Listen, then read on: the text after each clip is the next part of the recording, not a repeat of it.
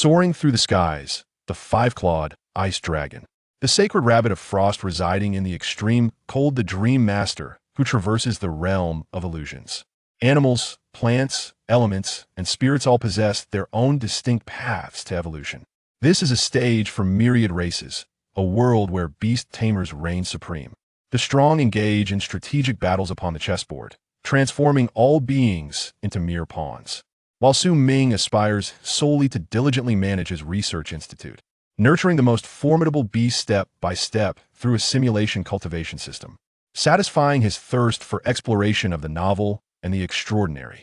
The tale begins with the youngest ice-type cultivation master. Chapter 1. No one understands the polar rabbit better than I do. Su Xiaoya, stand up. What on earth did you write for your senior high entrance exam? When asked about the three major hobbies of the polar rabbit, look at what you've pinned: sunbathing, belly rubs, and performing radio calisthenics. Such unheard-of nonsense. This answer is enough to infuriate me. Were you even paying attention in class? What are you all staring at? Did I forget to mention you? Raise your heads. Look at these abysmal grades. How do you expect to become beast tamers in the future? You are undoubtedly the worst class I have ever taught. A middle-aged woman, her words flowing like a torrent, evenly splattered the students seated at the front and the entrance with her fervent reprimand. As she paced, her tirade continued until she reached the podium, where she abruptly slammed the exam paper down, producing a resounding thud. In an instant, the students below transformed into obedient children, too terrified to utter a sound, burying their heads, fearful that the teacher's ire might soon be directed at them. Did our homeroom teacher consume gunpowder today? Why is her temper so explosive? I've heard she's reached menopause, and the glacier wolf failed to secure a cultivation qualification. It's only natural for her to be irritable. Uninformed students whispered among themselves, yet they dared only to exchange hushed murmurs, knowing that being caught by the proverbial powder keg would spell disaster. Where has Su Xiaoya gone? Did I not just call for her to stand? Where is she? After her vigorous tirade, the homeroom teacher realized that the reprimanded Su Xiaoya had not stood at all. She had seemingly vanished. A sense of doubt crept in her mind. Could it be that this perennial underachiever has simply skipped school today? Have I wasted my breath? Lately, nothing seems to go right. Even chastising a student has turned into a blunder.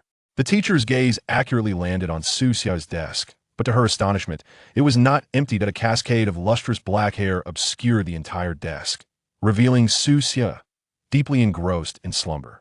At this sight, the teacher's fury surged, nearly overwhelming her. With a renewed roar, she bellowed, "Su Xiao, you! The preparatory bell has rung for 3 minutes, and you dare to sleep?" Her voice, akin to the roar of a lion, jolted Su Xiaoya awake, propelling her upright from her chair. Teacher, I wasn't asleep. I was simulating the precautions for beast taming in my mind," Su Xiaoya blurted out, astonishing her desk mate and confidant, who gaped in disbelief. Was this fabricated excuse truly spontaneous? After all, the faint sound of snoring had been audible moments before. I care not whether you were asleep or engaged in other pursuits. Now tell me, why on earth are the polar rabbit's 3 major hobbies sunbathing, belly rubs, and performing radio calisthenics? Upon encountering this answer, the teacher had found herself both incredulous and amused, yet upon seeing the name Su Xiaoya on the paper, it seemed all too plausible. After all, this perennial underachiever had previously submitted even more absurd answers in past examinations. "Oh, teacher, you were speaking of the polar rabbit. When it comes to rabbits, I am absolutely wide awake. No one here understands the polar rabbit better than I do," Su Xiaoya exclaimed, utterly oblivious to the teacher's darkening countenance and the surrounding silence of her classmates. In that moment, she was ensnared in her own world, wearing a confident smile. Despite her frequent naps during class, occasional interruptions to her desk mate's studies, and her habitual early departures, she was fortunate to have an exceptionally skilled cultivation master for a brother. Her answers regarding the 3 major hobbies of the polar rabbit were derived from her brother's own performance, representing the optimal response. There could be no mistake if there were. The fault would surely lie with the question itself. The city of Hantian experiences no seasons, only an unending winter, with temperatures plummeting below -10 degrees. It is often beset by heavy snowfall, with only rare moments of basking in warm sunlight. Today, however, the sun shone brightly, presenting the perfect opportunity to soak in its rays. 8th set of bunny radio calisthenics, commencing now. First movement, jump in place. 1, 2, 3, 4, 5, 6, 7, 8. A large cultivation base situated on the outskirts of Hantian.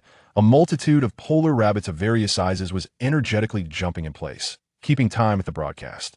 This establishment, known as Ming Research Institute, is operated by Su Xiaoya's brother, Su Ming, who specializes in the cultivation of ice-type beasts. The polar rabbit, in fact, stands as one of the primary subjects of cultivation at Ming Research Institute, within the private sanctuary of the inner zone of the institute. Get moving. Any rabbit caught slacking will be barred from basking in the sun. Linlang, keep an eye on your kin. I must go feed the glacier wolf pups, and after that, I need to observe the developmental conditions of the little foxes. I also need to further monitor Queek's growth. Why does my day seem to be so busy? Dressed casually, Su Ming bent down to pat Linlang's little head before turning to lift 4 large buckets filled with meat, heading towards the glacier wolf's living area. Bunny. Linlang hopped in place, waving its paw in the direction Su Ming had departed, signaling that it would take care of everything here. Ming Research Institute is divided into 2 areas. The outer zone, which caters to visitors and sells beasts, showcasing the institute's various achievements, and the inner zone, which houses the entrance to the sanctuary and stores various precise cultivation instruments, alongside a garden of no small size. Most of the cultivated beasts reside within the sanctuary, occasionally allowed to frolic outside, though only within the confines of the garden in the inner zone. Currently, Su Ming predominantly cultivates the polar rabbit, glacier wolf, ice spirit fox, and the little ice sparrow. In addition to these 4 primary ice-type species, he has also cultivated other ice-type beasts, albeit in smaller populations. Human energy is ultimately finite, with Su Ming being the sole beast tamer at the entire institute. Managing such a diverse array of species is already quite commendable. 8th movement. Knead the bunny's ears and grass the ground with your toes. 1, 2, 3, 4, 5, 6, 7, 8. Having completed his tasks, Su Ming returned to the polar rabbit's living area just as the 8th set of bunny radio calisthenics was concluding. Before him, the polar rabbits skillfully formed circles of various sizes, with the rabbits at the back tugging the ears of those in front, creating a chain that connected them all. This rather peculiar 8th set of bunny radio calisthenics was a proud creation of Su Ming, effectively enhancing the rabbit's physical fitness and allowing the elemental energy of ice to circulate more smoothly within their bodies. Due to his unconventional methods of cultivation, he had, in the early days of his career, been labeled as an oddity and was seen as a representative of the misfit offspring of beast tamers. Yet history would prove that his cultivation methods were sound, ultimately leading him to become the youngest ice-type cultivation master on record. Bunny. After the polar rabbits completed their morning exercises, they eagerly gathered around Su Ming, hopping and chattering animatedly. All right, I understand. I will take you outside to bask in the sun, but remember to behave and not wander off, he assured them. The rabbits nodded vigorously, as if their enthusiasm could shake their very brains loose, clearly conveying their desire to soak up the sunlight. Observing the adorable rabbits surrounding him, a smile graced Su Ming's face as he led this delightful group towards the realm beyond. As a transmigrator, even without a system, I find myself living quite well. Su Ming mused to himself. Indeed, he was a reincarnated soul who had spent 24 years in this enchanting world of beast taming. During this time, through relentless effort and a meager inheritance left by his parents, he successfully provided for his younger sister and emerged as one of the foremost ice-type cultivation masters of his era. The myriad challenges he faced along the way were known only to him. Upon first realizing his transmigration, he had eagerly awaited the arrival of his own system, envisioning himself effortlessly becoming the strongest beast master and standing atop the world.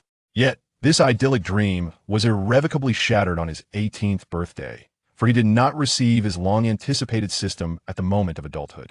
Thus, he embarked on a distinctly different yet safer path, leveraging the vast knowledge he had accumulated from both his past and present lives to become a cultivation master. Detection indicates the host cultivation has reached a bottleneck, activating the simulation cultivation system. What on earth? I am already an ice-type cultivation master, and you present me with a simulation cultivation system. Are you jesting with me? Were you all this time?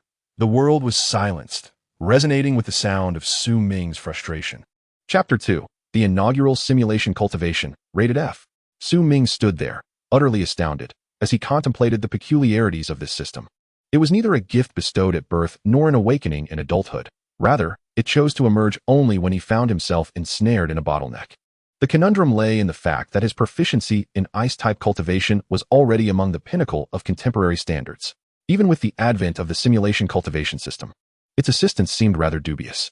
Truly, the whims of fate are unpredictable, like a sausage wrapped in a sausage. I am eager to discern how this simulation cultivation system is to be utilized. Ming, confident in his impeccable cultivation skills, maintained a playful attitude and resolved to experiment with the newly unveiled system. After all, it would be a waste to possess such a golden opportunity yet refrain from utilizing it. System, reveal your functions to me. 1 second, 2 seconds, 3 seconds. The simulation cultivation system remained eerily silent, as if it had merely exchanged pleasantries with Ming before vanishing again. How could it not even possess the semblance of intelligence? Was this simulation cultivation truly reliable? Doubts once more swirled in Ming's mind as he lingered at the entrance of the secret realm, manually examining the system. Rabbits. Observing his sudden halt, the polar rabbits behind him were perplexed, unable to fathom why the cultivator had ceased his advance. Linlang, please take them out to play. I shall join shortly. Rabbits. Linlang nodded in understanding, leading the 1,000 polar rabbits in an orderly fashion through the secret realm's entrance and into the garden of the research institute. With the rabbits gone, Ming continued to delve into the simulation cultivation system and swiftly discerned its functions. So that is how it works. The simulation cultivation system, as its name suggests, was designed for simulating cultivation. Simulations could be conducted an unlimited number of times daily, yet they would consume mental energy based on the intensity of the simulation. The weaker the strength of the cultivated beast, the lesser the mental energy consumed. The strength of the beast was not the sole determinant of mental energy expenditure. Various peculiar circumstances occurring during the simulation would also augment the consumption. This meant that if he wished to experiment with the simulation cultivation system, he first needed to procure a cultivated beast. Returning to reality, Ming promptly stepped out of the secret realm, pondering who could serve as a better experimental subject than the delightful polar rabbits outside. He effortlessly reclined on his designated lounge chair, casually snatching up one of the polar rabbits and placing it upon his abdomen, gently stroking its soft belly. I shall use you, my fortunate little companion, for this experiment. Simulation cultivation system, activate. With a mere thought, Ming found himself transported to an unfamiliar space, surrounded by an all-encompassing void. Before his rising panic could fully manifest, a luminous screen materialized before him. Phew, you startled me. I thought my consciousness had been exiled to the abyss. How could I play like that? After a cursory examination of his physical condition, which revealed no issues, Ming turned his gaze to the shimmering screen. Species, polar rabbit. Attribute, ice. Growth stage, juvenile. Level, dim light, intermediate. Quality, elite. Racial skills, impact, low tier, proficient. Powerful kick, low tier, mastered. Ice spike, low tier, mastered. Oh. The screen displays the fundamental information of the polar rabbit. It appears this little creature is quite diligent, having achieved mastery in 2 low-tier skills. Ming nodded to himself, seemingly affirming his cultivation results. Any juvenile polar rabbit cultivated in the Research Institute would exhibit such proficiency, undoubtedly the hallmark of a true ice-type cultivation master, devoid of any exaggeration. Please confirm the duration of this simulation cultivation, as well as the required scene, resources, and training methods. Just as Ming reveled in his delight, the simulation cultivation system prompted him to proceed to the next step. Such a high degree of freedom? I could simply transpose the polar rabbit's cultivation methods from reality. After all, this was merely the first trial, and the primary objective was to familiarize himself with the system's functionalities. Ming began by probing the limits of the simulation time, discovering that he could simulate for a maximum of 3 years. Host simulation rating is insufficient. A certain rating must be achieved before extending the simulation duration. Does this contraption have a rating system? As the foremost ice-type cultivation master, I shall undoubtedly exceed your expectations. With unwavering confidence, Ming suspected that the simulation cultivation system had arrived late. This scenario resembled a formidable boss mistakenly wandering into a novice village, rampaging uncontrollably. He promptly set the time to its maximum, 3 years, while meticulously replicating the environmental conditions, resources, and cultivation methods from his real-life practices. Once all settings were in place, Ming decisively initiated the simulation. It must be acknowledged that effectively utilizing the simulation cultivation system necessitates a solid foundation of knowledge. Merely selecting the required resources demands that one either input the names or vividly imagine the resources and their general functions. This task poses formidable challenges for novice cultivators, or even apprentice cultivators, who may not recognize such a plethora of resources, let alone wield them with finesse. From this perspective, Su Ming concluded that the simulation cultivation system had not indeed arrived late. After all, entrusting such a system to someone lacking in knowledge would render at least half of its potential ineffectual. As the simulation commenced, the surroundings began to materialize into the described scene, a continuous range of snow-capped mountains. He found himself like an observer, his essence floating beside the polar rabbit, witnessing every step of its growth within the simulation. What a novel sensation. It appears this system is far from simplistic. I had misjudged it previously. Su Ming was immediately captivated by this unique experience, his observing essence drifting alongside the polar rabbit, thoroughly enjoying the spectacle. After some time, he did not forget the ultimate goal of the simulation and redirected his focus back to the polar rabbit. This adorable creature was progressing methodically according to the plan he had provided. Upon confirming that each step mirrored the cultivation he had conducted in reality, Su Ming decisively chose to accelerate the simulation. The novelty of this simulation experience was only captivating at first. Now that the initial excitement had waned, he could not possibly allow his essence to linger here for 3 years, could he? The simulation cultivation system clearly took this into account, as it allowed Su Ming to hasten the flow of time or decelerate it at specific moments for more detailed observation. In the blink of an eye, 3 years elapsed.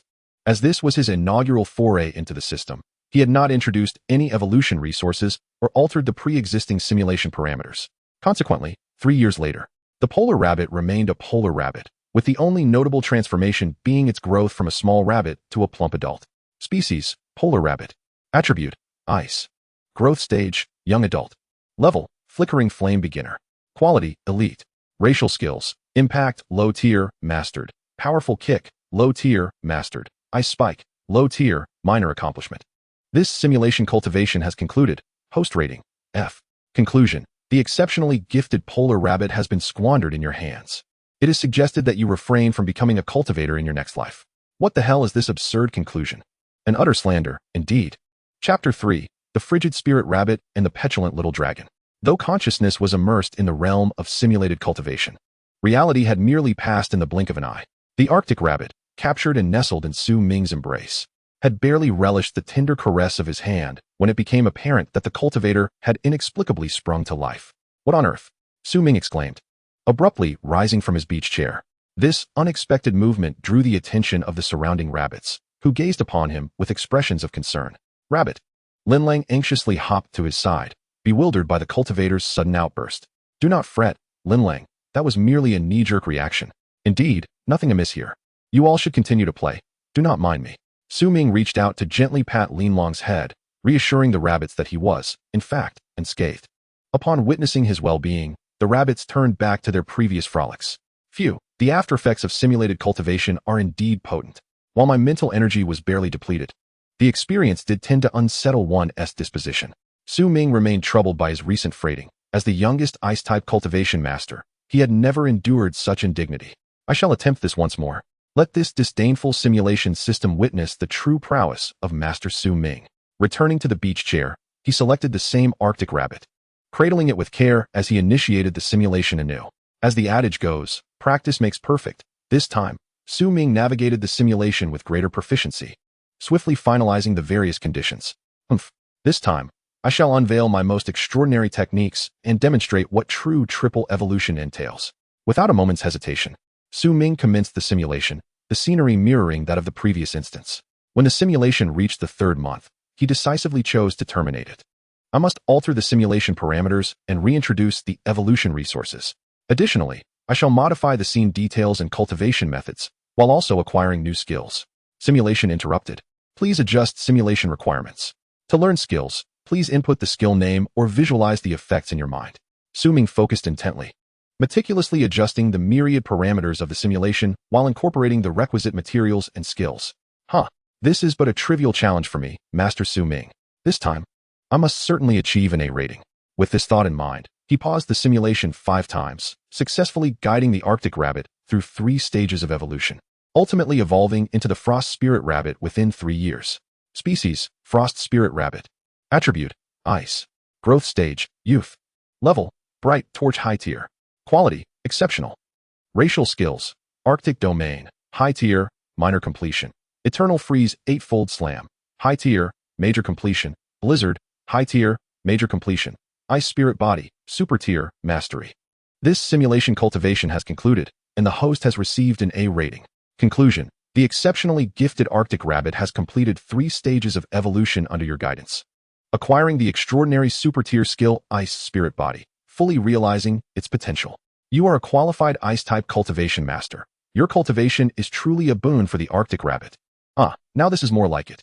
A radiant smile graced Su Ming's face as he wholeheartedly agreed with the system's affirmative conclusion, feeling an overwhelming sense of satisfaction. Achieving an A rating with such ease merely reaffirmed the simulation system's limitations. Su Ming felt himself buoyed by elation, both literally and figuratively. As he slowly opened his eyes, he found the surrounding rabbits gazing at him in horror, not at him, but rather at the creature tugging at his collar. Ming, put me down. Have you gone and floated off again?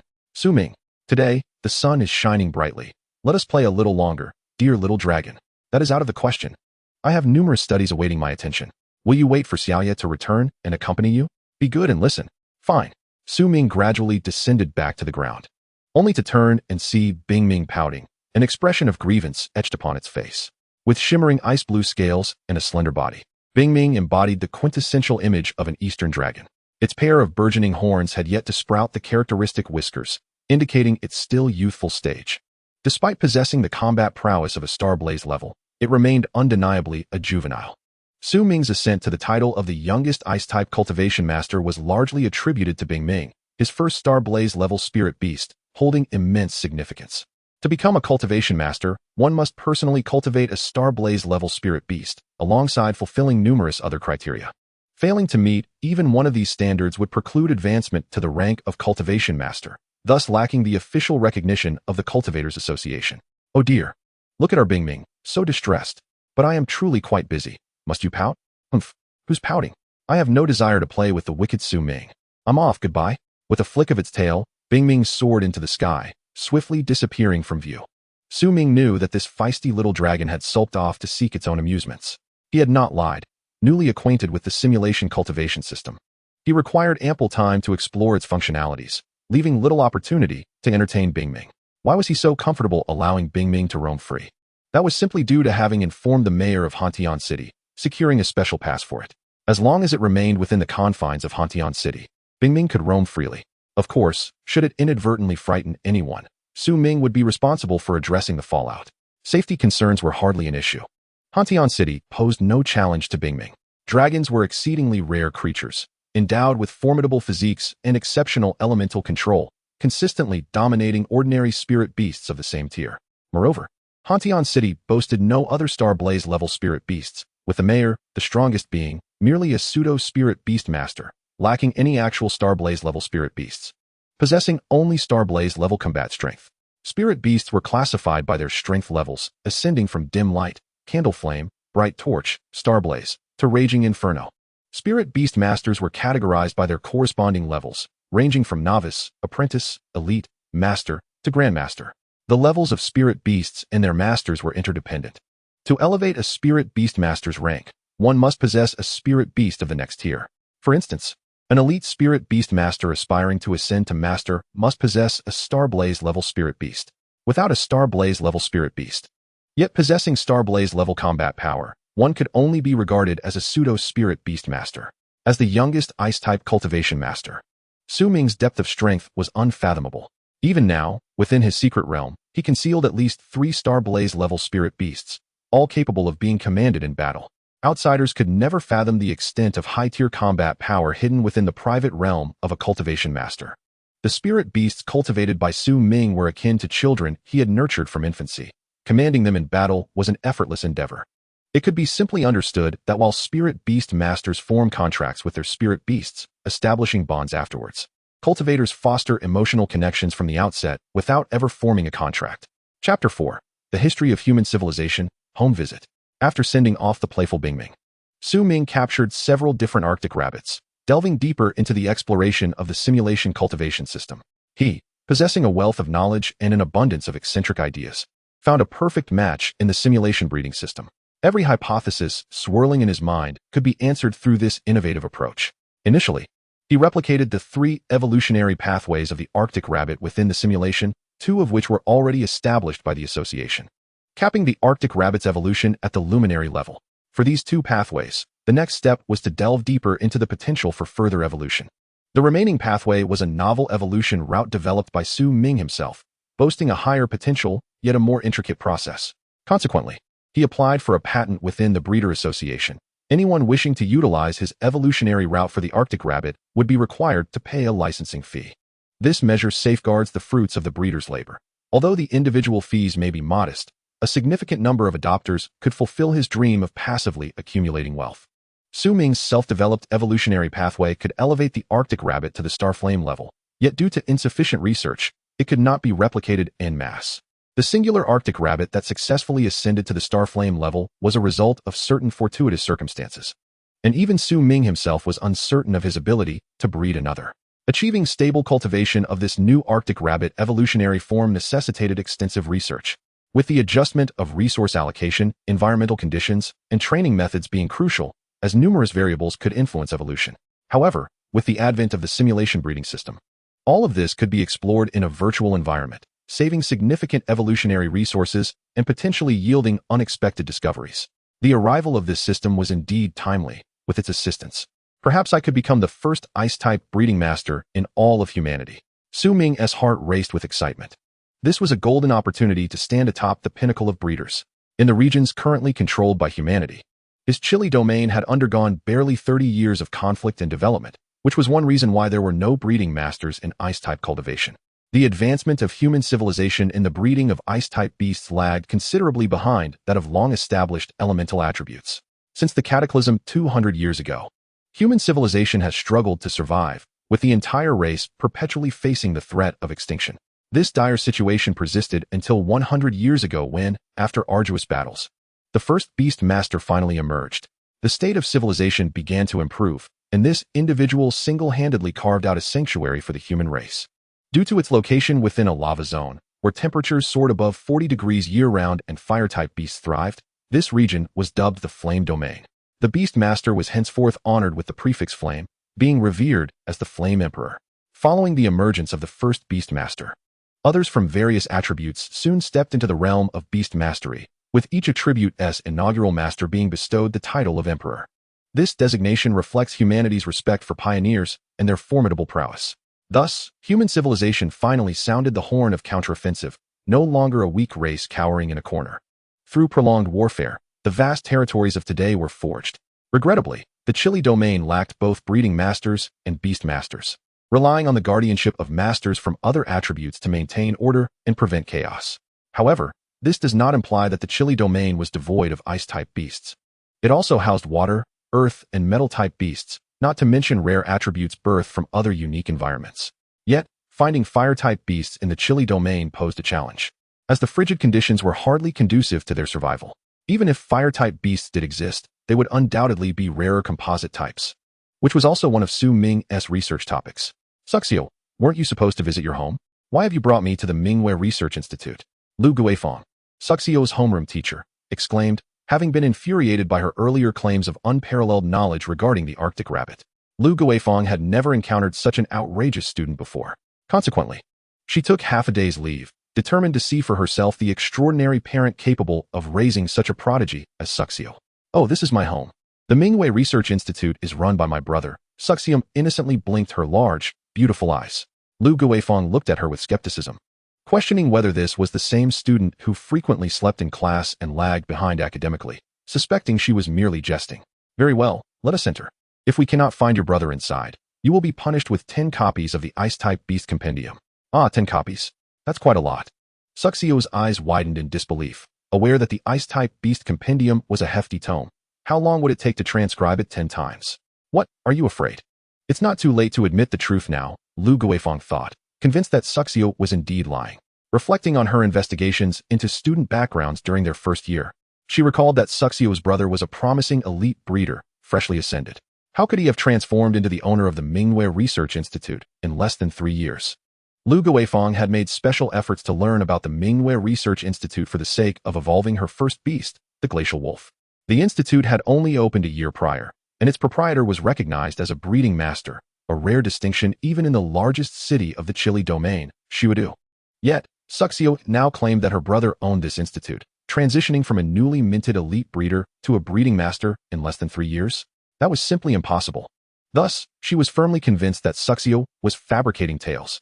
Her previous statements were merely to give the girl a chance to save face. In ancient times, it was said that recognizing one's mistakes and amending them is of great value. As long as Suxio could acknowledge her error, she would still be a salvageable child. Listening to her homeroom teacher's words, Suxio quickly grasped the implication. Lu Guifeng was clearly doubting her honesty. But her home truly was the Mingwei Research Institute. She was being perfectly sincere. Just as Suxio pondered how to respond to Lu Guifeng's skepticism, a joyous dragon roar resonated in their ears. What is happening? That deep, penetrating voice, could it be a dragon's roar? How could there be a dragon in Hantian City? Lu Guifeng was taken aback, hastily summoning her 3 beasts to protect Suxio and herself. Suxio, quickly run to the Mingwei Research Institute for help. The owner of that dragon roar is far stronger than I am. I cannot hold out for long. In the face of an unknown dragon's assault, Lu Guifeng reacted swiftly, urging Suxio toward the direction of the Research Institute. The owner of the Mingwei Research Institute was undoubtedly a genuine breeding master, implying that there was at least Starflame-level combat power within. As long as Suxio could reach the Institute safely, her chances of survival would significantly increase. As for Lu Guifeng, her chances of survival were nearly non-existent, facing an unknown dragon that could likely reduce her and her 3 beasts to mere fragments in mere seconds. Chapter 5. A Misunderstanding. Shocked from start to finish, Lu Guifeng, fully aware of her inability to combat the threat, nonetheless positioned herself in front of Suxio, fulfilling her duty as a teacher. Even though Suxio's academic performance was poor, frequently dozing off, and occasionally skipping class, she was still the quintessential model of a troublesome student. Yet, regardless of how poor the student might be, her instinct as a teacher was to prioritize the protection of her students when faced with danger. Students are the blossoms of the human race, embodying the hope for the resurgence of our entire species. Their futures are replete with boundless possibilities. Ming, have you come out specifically to greet me? Hurry down, hurry down. You've startled my homeroom teacher during her home visit. Upon hearing that familiar dragon's roar, Su Xiaoya needed no further deduction to ascertain it was emanating from Ming. Lu Guifeng, taken aback by Su Xiaoya's words, momentarily froze, her mind swirling in confusion. What on earth? Ming? Could it be that Su Xiaoya is acquainted with this unknown dragon clan? Roar. Another dragon's roar echoed, though this time it was significantly softer. Shortly thereafter, a small dragon with ice-blue scales and 4 feet appeared before them. Ming leapt into Su Xiaoya's embrace, its comparatively diminutive frame yet towering over humans, wrapping around her as its head affectionately nuzzled her face. Xiaoya, you finally returned. That big bad Su Ming wouldn't he come out to play with me? He has consumed all day with his research. Ming began to voice its grievances about Su Ming, resembling a little wife eager to complain, its demeanor adorably naive. As Su Xiaoya, what on earth is happening here? Lu Guifeng, still in shock, remained wide-eyed, staring blankly at the intimate exchange between the girl and dragon, utterly perplexed. Dear teacher, I assure you I am not deceiving you. My brother is indeed the proprietor of the Mingwei Research Institute. This dragon is named Ming, an ice-type beast cultivated by my brother. Ming, come greet my homeroom teacher. Homeroom teacher? What an intriguing title. Sounds quite amusing. Su Xiaoya explained to Lu Guifeng, while Ming, intrigued by the term homeroom teacher, scrutinized Lu Guifeng with its enormous dragon eyes. Lu Guifeng shivered slightly under Ming's unabashed gaze, feeling a twinge of fear, particularly due to the starfire-level aura radiating from Ming, causing her 3 contracted beasts to grow restless. With her beasts only at the initial level of Mingju, facing the formidable Ming, she felt utterly devoid of any fighting spirit. Given the current situation, she had previously been overly optimistic. If Ming truly wished to confront her, it would require no more than 3 seconds before she and her beasts would be reduced to mere fragments. This was the absolute combat prowess of the Dragon Clan combined with Starfire, an insurmountable force. Does that mean the Mingwei Research Institute truly belongs to your family? Of course. That is precisely why I said no one understands the Arctic rabbit better than I do. Ultimately, Lu Guifeng followed Su Xiaoya into the Mingwei Research Institute, as she was curious to see how a master cultivator raised the Arctic rabbits. Upon entering the outer section of the institute, she was greeted by numerous screens showcasing the ice-type beasts cultivated there. The most popular among them were the Arctic rabbit, ice spirit fox, and glacier wolf, prominently occupying the center stage. If your brother is indeed a master cultivator, does that mean the absurd answers you submitted earlier were all from his actual operations? Lu Guifeng suddenly recalled something, looking at Su Xiaoya in astonishment. Of course, I am my brother's diligent assistant. All this knowledge has been imparted to me by him. Much of what is written in textbooks is erroneous, so I simply choose to nap daily to conserve my energy. Lu Guifeng was left speechless. It turned out this little girl wasn't paying attention in class because the textbooks were flawed, which was utterly ridiculous. Could it be that the textbooks were truly erroneous? But they were co-authored by the three master cultivators of Shuadu. How could there be mistakes? If one knowledge point were incorrect, it might be acceptable. But from Su Xiaoya's implication, it seemed at least half the content was erroneous. Lu Guifeng found herself in a state of confusion, beginning to doubt whether she had inadvertently led her students into an abyss from the very start. Little did she know, the issue did not lie with the textbooks, but rather with Su Ming, the anomalous master cultivator. Some of his cultivation methods were beyond the comprehension of even the three renowned cultivators of Shuadu. Thus, in a daze, she followed Su Xiaoya into the intersection of the institute. As soon as they opened the door to that area, Lu Guifeng beheld a vast expanse of Arctic rabbits frolicking or basking in the sun. At that moment, her remaining shred of hope shattered completely. They truly were basking in the sun. The Arctic rabbits genuinely enjoyed sunbathing. Lu Guifeng murmured to herself, yet Su Xiaoya seemed oblivious to her words, directly scooping up a sunbathing Arctic rabbit from the grass and comfortably scratching its belly. Rabbit, rabbit. The Arctic rabbit displayed a blissful expression, emitting cheerful sounds of delight. It truly relished belly rubs, yet the textbook clearly stated that Arctic rabbits were not fond of humans and preferred to avoid close contact. Lu Guifeng felt overwhelmed. She now yearned to witness what that absurd radio gymnastics routine entailed. Su Xiaoya, upon your return, remember to lead the rabbits in performing the 8th set of rabbit radio gymnastics for 2 hours. I'm tied up in the research room, and dinner is up to you and Ming to sort out. A broadcast resonated throughout the intersection.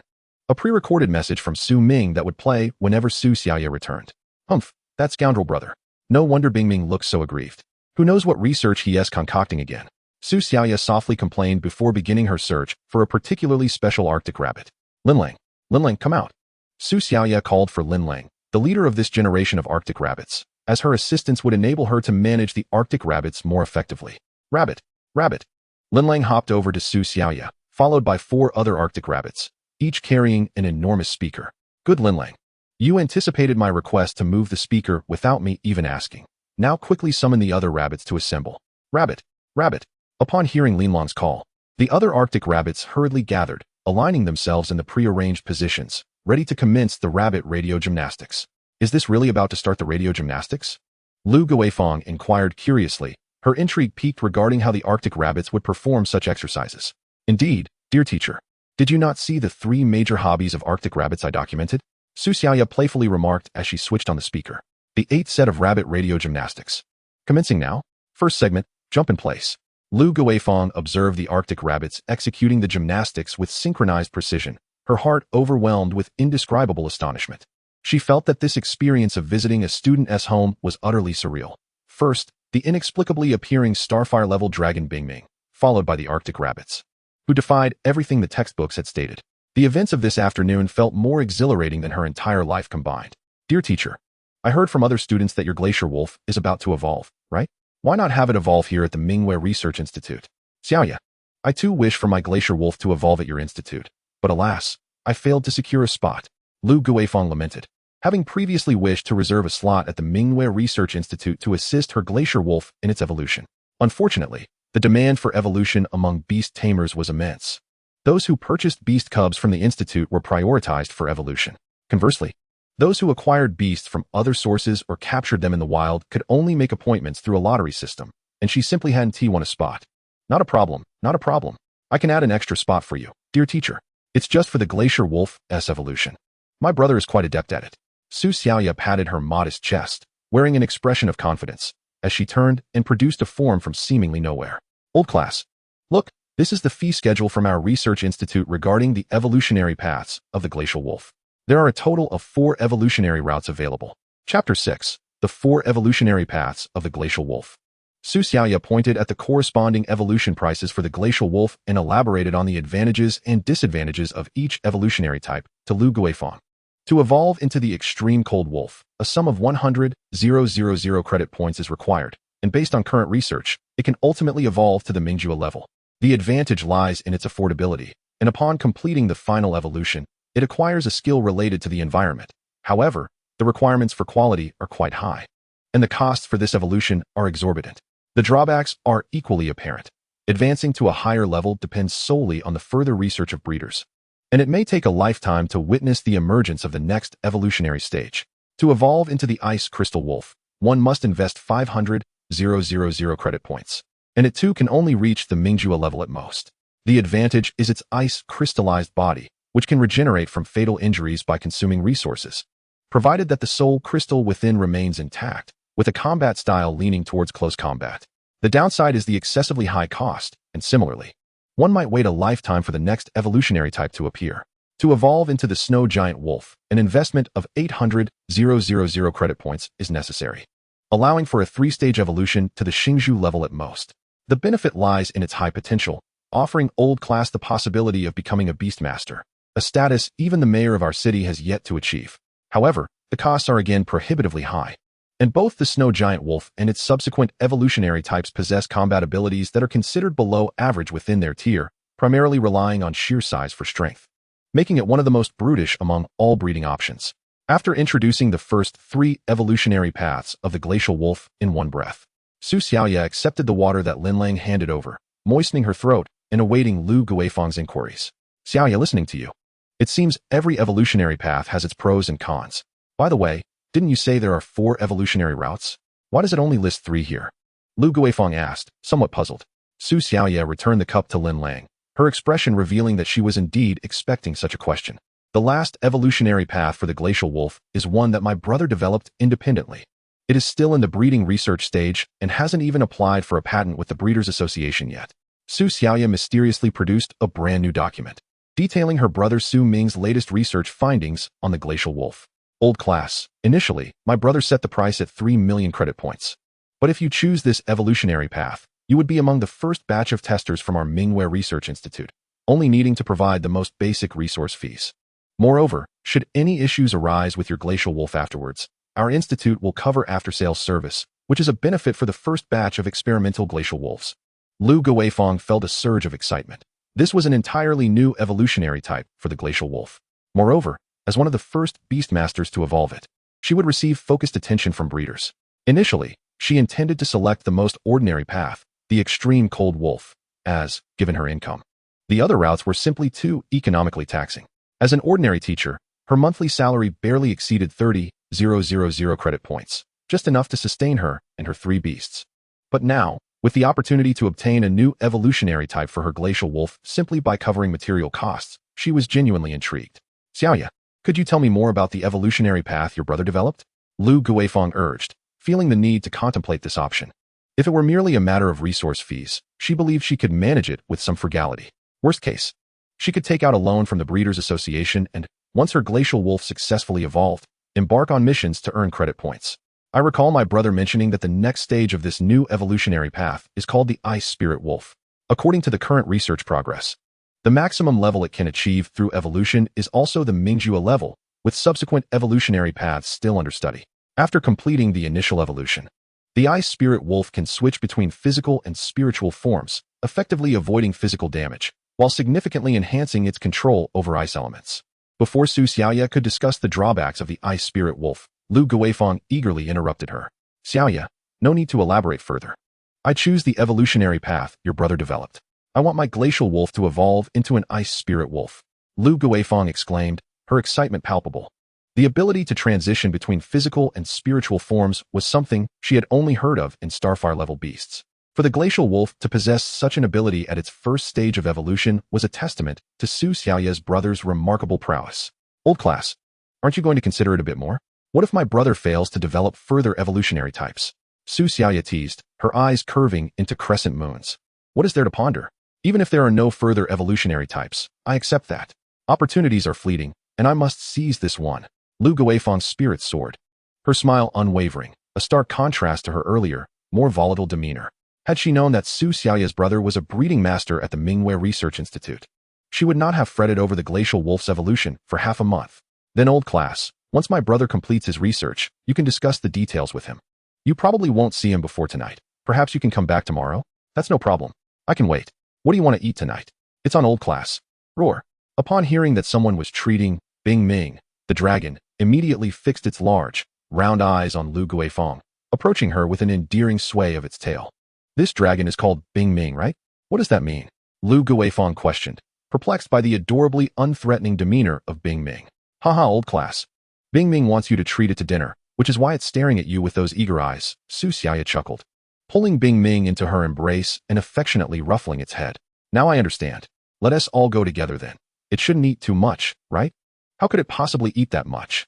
As the night unfolded under a canopy of twinkling stars in a modest restaurant, Lu Guifeng emitted a piercing shriek. Gazing at the over 50 empty plates before Bing Ming, she felt her wallet silently lamenting its emptiness. From this, she learned a valuable lesson, regardless of size. A dragon is still a dragon, and all dragons are voracious eaters. Hee hee, old class, this is just Bing Ming's regular appetite. At home, my brother feeds Bing Ming by pouring whole buckets at a time. Upon hearing this, Lu Guifeng was struck as if by lightning. Pouring buckets? Where does it go? Surely not into its mouth. If it continued to eat like this, she'd be bankrupted. No, this banquet must be terminated. Otherwise, all the funds for the glacial wolf's evolution would be consumed by this dragon, rendering evolution a distant dream. At that moment, she realized just how financially draining it was to be a breeder, reflecting on how much more the Su family seemed to spend. Your brother should be leaving the research lab now, right? Let us hurry back to sign the contract and also arrange for the glacial wolf to be fostered at your research institute, Lu Guifeng urged, her anxiety apparent. Just as she spoke, Bing Ming showcased 3 more servings of high-end beast food, extending its plump tongue to lick around its lips. Su Xiaoya understood Lu Guifeng's intentions immediately, wrapping her arms around Bing Ming's head while gently speaking. All right, my gluttonous dragon, no more eating. If you keep this up, my homeroom teacher will be bankrupted. Once we return, I'll have my brother feed you something nice, okay? Bankrupted? What does that mean? Does it mean that if you go bankrupt, there will be nothing to eat? Well, if you interpret it that way, it makes sense. In any case, we cannot let the homeroom teacher go bankrupt. Very well, then. Bing Ming shall return to indulge a bit more, perhaps showcasing 5 grand barrels. Su Xiaoya and Bing Ming reached an agreement not to bankrupt their mentor, and thus, the duo, along with the dragon, made their way back to the Mingware Research Institute. Chapter 7. My polar rabbit is just an exception. Today, Su Ming spent the afternoon in the laboratory, diligently researching simulated cultivation. By altering the scenarios, resources, and training modalities, he gradually explored the evolutionary pathway of the polar rabbit. Achieving an A rating elevated his simulation time limit to 30 years. However, the longer the simulation, the greater the mental energy required. With his current mental prowess rivaling that of a beast master, even a 30-year simulation necessitated a few minutes of rest. This did not even account for particularly complex scenarios, resources, or additional skills, leading him to feel somewhat drained. As Su Ming scratched his head, he realized that the more intricate the simulation, the more mental energy it consumed, leaving him feeling a bit lightheaded after simulating for an entire day. He resolved to temper his zeal in future simulations. For the polar rabbit, he ought to limit the simulation time to around 5 years, coinciding with the rabbit's transition into adulthood. According to the wisdom of predecessors, once a beast reaches adulthood, the path to evolution becomes significantly more arduous, demanding greater resources and energy. As a cultivation master, maximizing resource utilization is imperative. Through today's research, Su Ming laid the groundwork for future simulations and began to summarize the insights he had gained throughout the day. His relentless simulations yielded new advancements in the evolutionary pathway he had devised for the polar rabbit. After countless simulations rated D, he discerned that to reliably facilitate the evolution of the extreme cold spirit rabbit to the next stage, a crucial primary resource was still lacking. The scenarios, resources, and cultivation methods remained unchanged, and no special skills had been introduced. Thus, the remaining option became the answer to the conundrum. Based on his prior cultivation experiences and the meticulous control of variables in his simulations, he was certain that an essential opportunity was lacking to propel the extreme cold spirit rabbit to its next evolutionary stage. He reflected upon the polar rabbit Xiaobai, which had unexpectedly evolved to the next stage, possessing stargrade power. What distinguished Xiaobai from other polar rabbits? Xiaobai was a rare specimen from many generations of Linlang, one of the few polar rabbits that Su Ming had chosen to retain and not sell. The motivations behind a beast master retaining their beasts can generally be categorized into 2 types. One is to maintain the breeding pairs necessary for the continuation of the species, as selling them all would hinder the production of eggs. The other type consists of individuals that are notably exceptional, displaying clear differences from their kin, warranting further investigation by the beast master. Xiaobai belonged to the latter category. Merely contemplating the matter was insufficient. It would be prudent to inquire directly with Xiaobai in the secret realm. Once a beast reaches the stargrade, it gains the ability to communicate with humans, which is a significant characteristic of stargrade beasts. Prior to achieving this level, they can only vaguely comprehend human speech, making communication rather cumbersome. If one encounters a beast with high intelligence, it is manageable. However, if one were to meet a less intelligent beast, akin to a simpleton, communication could become quite challenging, leading to potential misunderstandings. Often, if instructed to go east, they might venture west, or if asked to close a door, they might let the chickens out. Upon exiting his dedicated research room, Su Ming opened the door to find Su Xiaoya, Bing Ming, and their homeroom teacher, Lu Guifeng. Before he could inquire about the situation, Su Xiaoya eagerly interjected, "Brother, you've finally completed your research. This is my homeroom teacher, Ms. Lu. She was supposed to visit this afternoon, but we didn't want to disturb you while you were engrossed in your studies." "A home visit? Did you get into some trouble at school?" Su Ming replied, his first instinct being that Su Xiaoya had caused a ruckus, considering that although the school had never conducted a home visit in 3 years, they had certainly made plenty of phone calls. 9 out of 10 calls were complaints, and the remaining one was about homework not being submitted. He had been quite anxious as an older brother. "I didn't cause any trouble. It was Ms. Lu who insisted on a home visit to see our polar rabbit's 3 great hobbies." No, Mr. Su Ming has misunderstood. Xiaoya has been very well behaved at school lately. It's just that there might have been an error in her answer to a question on the entrance test. And I'm here to verify it, Lu Guifeng clarified. The consecutive statements from Su Xiaoya and Lu Guifeng left Su Ming even more perplexed.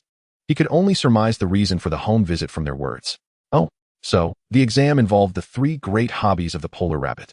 And you're here to verify them? Is this what you're testing on nowadays?" Su Ming turned his gaze to Su Xiaoya, his eyes betraying a hint of confusion, unable to comprehend the merit of such an examination. Back in his novice days as a beast master, he had memorized every known ice resource and commonly encountered ice beasts.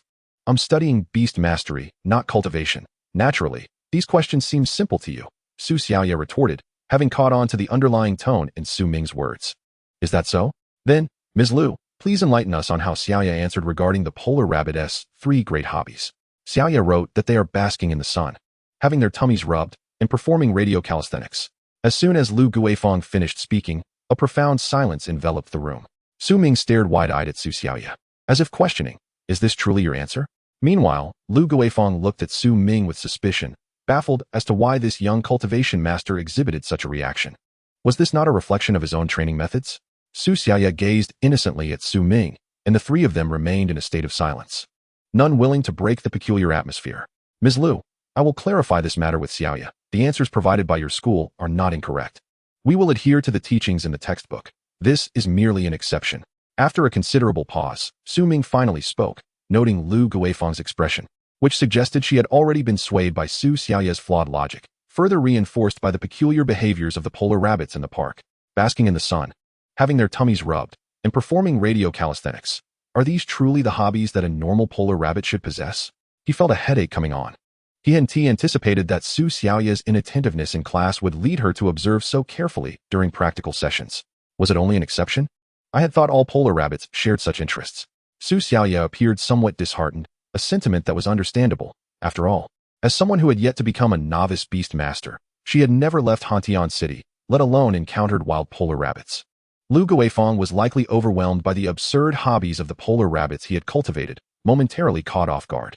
In truth, Lu Guifeng became utterly captivated by the new evolutionary pathway of the glacial wolf, and the question of the polar rabbit's preferences soon faded into oblivion. "By the way, brother, besides the home visit, Ms. Lu also intends to evolve her glacial wolf using the new evolutionary pathway you devised." After a brief moment of disappointment, Su Xiaoya swiftly redirected the conversation to discuss the evolution of the glacial wolf. "Are you referring to the ice spirit wolf's evolutionary pathway? I am on the verge of recruiting the first batch of test subjects to study the stability of evolution, and it is indeed splendid that Teacher Lu is willing to participate." Mr. Su Ming, gracious as ever, is overjoyed to have a master cultivator personally assisting in the evolution of the glacier wolf. Lu Guifeng, momentarily roused from her reverie about the polar rabbits, promptly responded to Su Ming, expressing her willingness to partake in the experiment of the new evolutionary pathway. "Very well, I shall prepare the contract. For the time being, the glacier wolf will be entrusted to my care, and I will engage in some preliminary nurturing," Su Ming stated. After approximately half an hour of deliberation, Su Ming and Lu Guifeng finalized the experimental contract, which primarily consisted of disclaimers and cautioned about the risks of failure in the evolutionary process. Lu Guifeng harbored no objections. She had unwavering faith in the skill of a master cultivator. Chapter 8. The Ethereal Ice-Breaking Rabbit, the Revival of the Bloodline. Once Lu Guifeng departed, the research facility welcomed the presence of a glacier wolf. Little wolf, your master has entrusted you to my care. Let Xiaoyu guide you in the secret realm to meet some new friends. I trust you shall coexist harmoniously, Su Ming said with a smile, gently stroking the glacier wolf's head to soothe its underlying anxiety. In this unfamiliar environment, the absence of its master inevitably stirred feelings of unease within the creature. I leave the glacier wolf in your capable hands, Xiaoyu. I must venture deeper into the habitat of the polar rabbits to converse with Xiaobai. I may return quite late, so remember to retire early. Understood, brother. Just be sure not to neglect your health in the pursuit of research. You too should rest. Xiaoyu replied. The sibling pair bade farewell within the secret realm, each heading towards the respective living areas of the glacier wolf and the polar rabbits. Earlier, the polar rabbits that had basked in the sun outside the realm had long since been escorted back by Lin Lang at sunset. At this hour, the majority of the polar rabbits nestled comfortably in their burrows, with only a few nocturnal creatures peeking their adorable little heads out to observe Su Ming as he ventured deeper. What are you little ones staring at? Hurry back to your burrows and get some good sleep. Upon hearing Su Ming's call, the inquisitive polar rabbits promptly retreated, transforming into obedient little ones. As Su Ming traversed deeper into the polar rabbit habitat, he encountered the ancestral generation of the younger polar rabbits.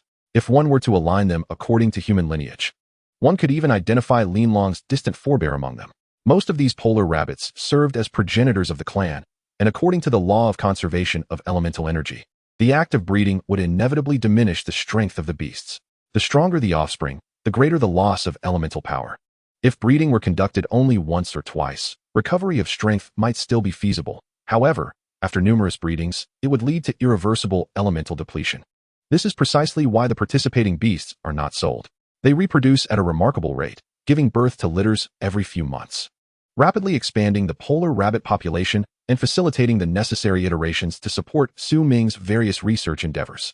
It is this accelerated breeding rate that enables him to cultivate polar rabbits of elite quality from their very inception, ensuring a stable yield, an achievement nearly impossible for wild beast populations and a significant reason for the esteemed status of cultivators in human society. After a sustained period of breeding, when further reproduction begins to compromise the quality of the offspring, it is time for this batch of polar rabbits to retire.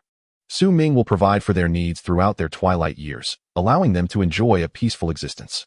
In addition to the breeding polar rabbits, there also reside special individuals akin to Xiaobai, albeit in far fewer numbers, no more than 10 in total. Xiaobai, I require your assistance, Su Ming called out, confident that with Xiaobai's stellar-level strength, it would surely hear his summons. As anticipated, shortly thereafter, a rabbit with a pale blue hue, somewhat larger than the average polar rabbit, bounded toward him and leaped into his embrace. Oh, take care. Are you not afraid of knocking me to pieces? I am controlling my strength. Even if you were to fall apart, it would merely reflect your own poor health, not mine, Xiaobai retorted affectionately, nuzzling against Su Ming's face, its sapphire-like eyes shimmering with excitement, the crystal-like pendants dangling from its ears swaying gently. You truly have no regard for my well-being. I came to inquire whether you consumed any special resources prior to your unexpected evolution. After a short play session, Su Ming transitioned to the matter at hand. Xiaobai fell into contemplation, uncertainly responding, special resources? Everything I eat has been prepared by you. I don't recall consuming anything else. Is that so? Could it be that the catalyst for your evolution is not attributed to special resources, but rather to the distinctive coloration present at your birth? Reflecting on Xiaobai's birth, Su Ming recalled that while all other polar rabbits in the same litter were pure white, Xiaobai bore a hint of pale blue. This unique coloration immediately captured Su Ming's attention, and subsequent tests with various precision instruments revealed that it indeed possessed subtle differences from the other polar rabbits.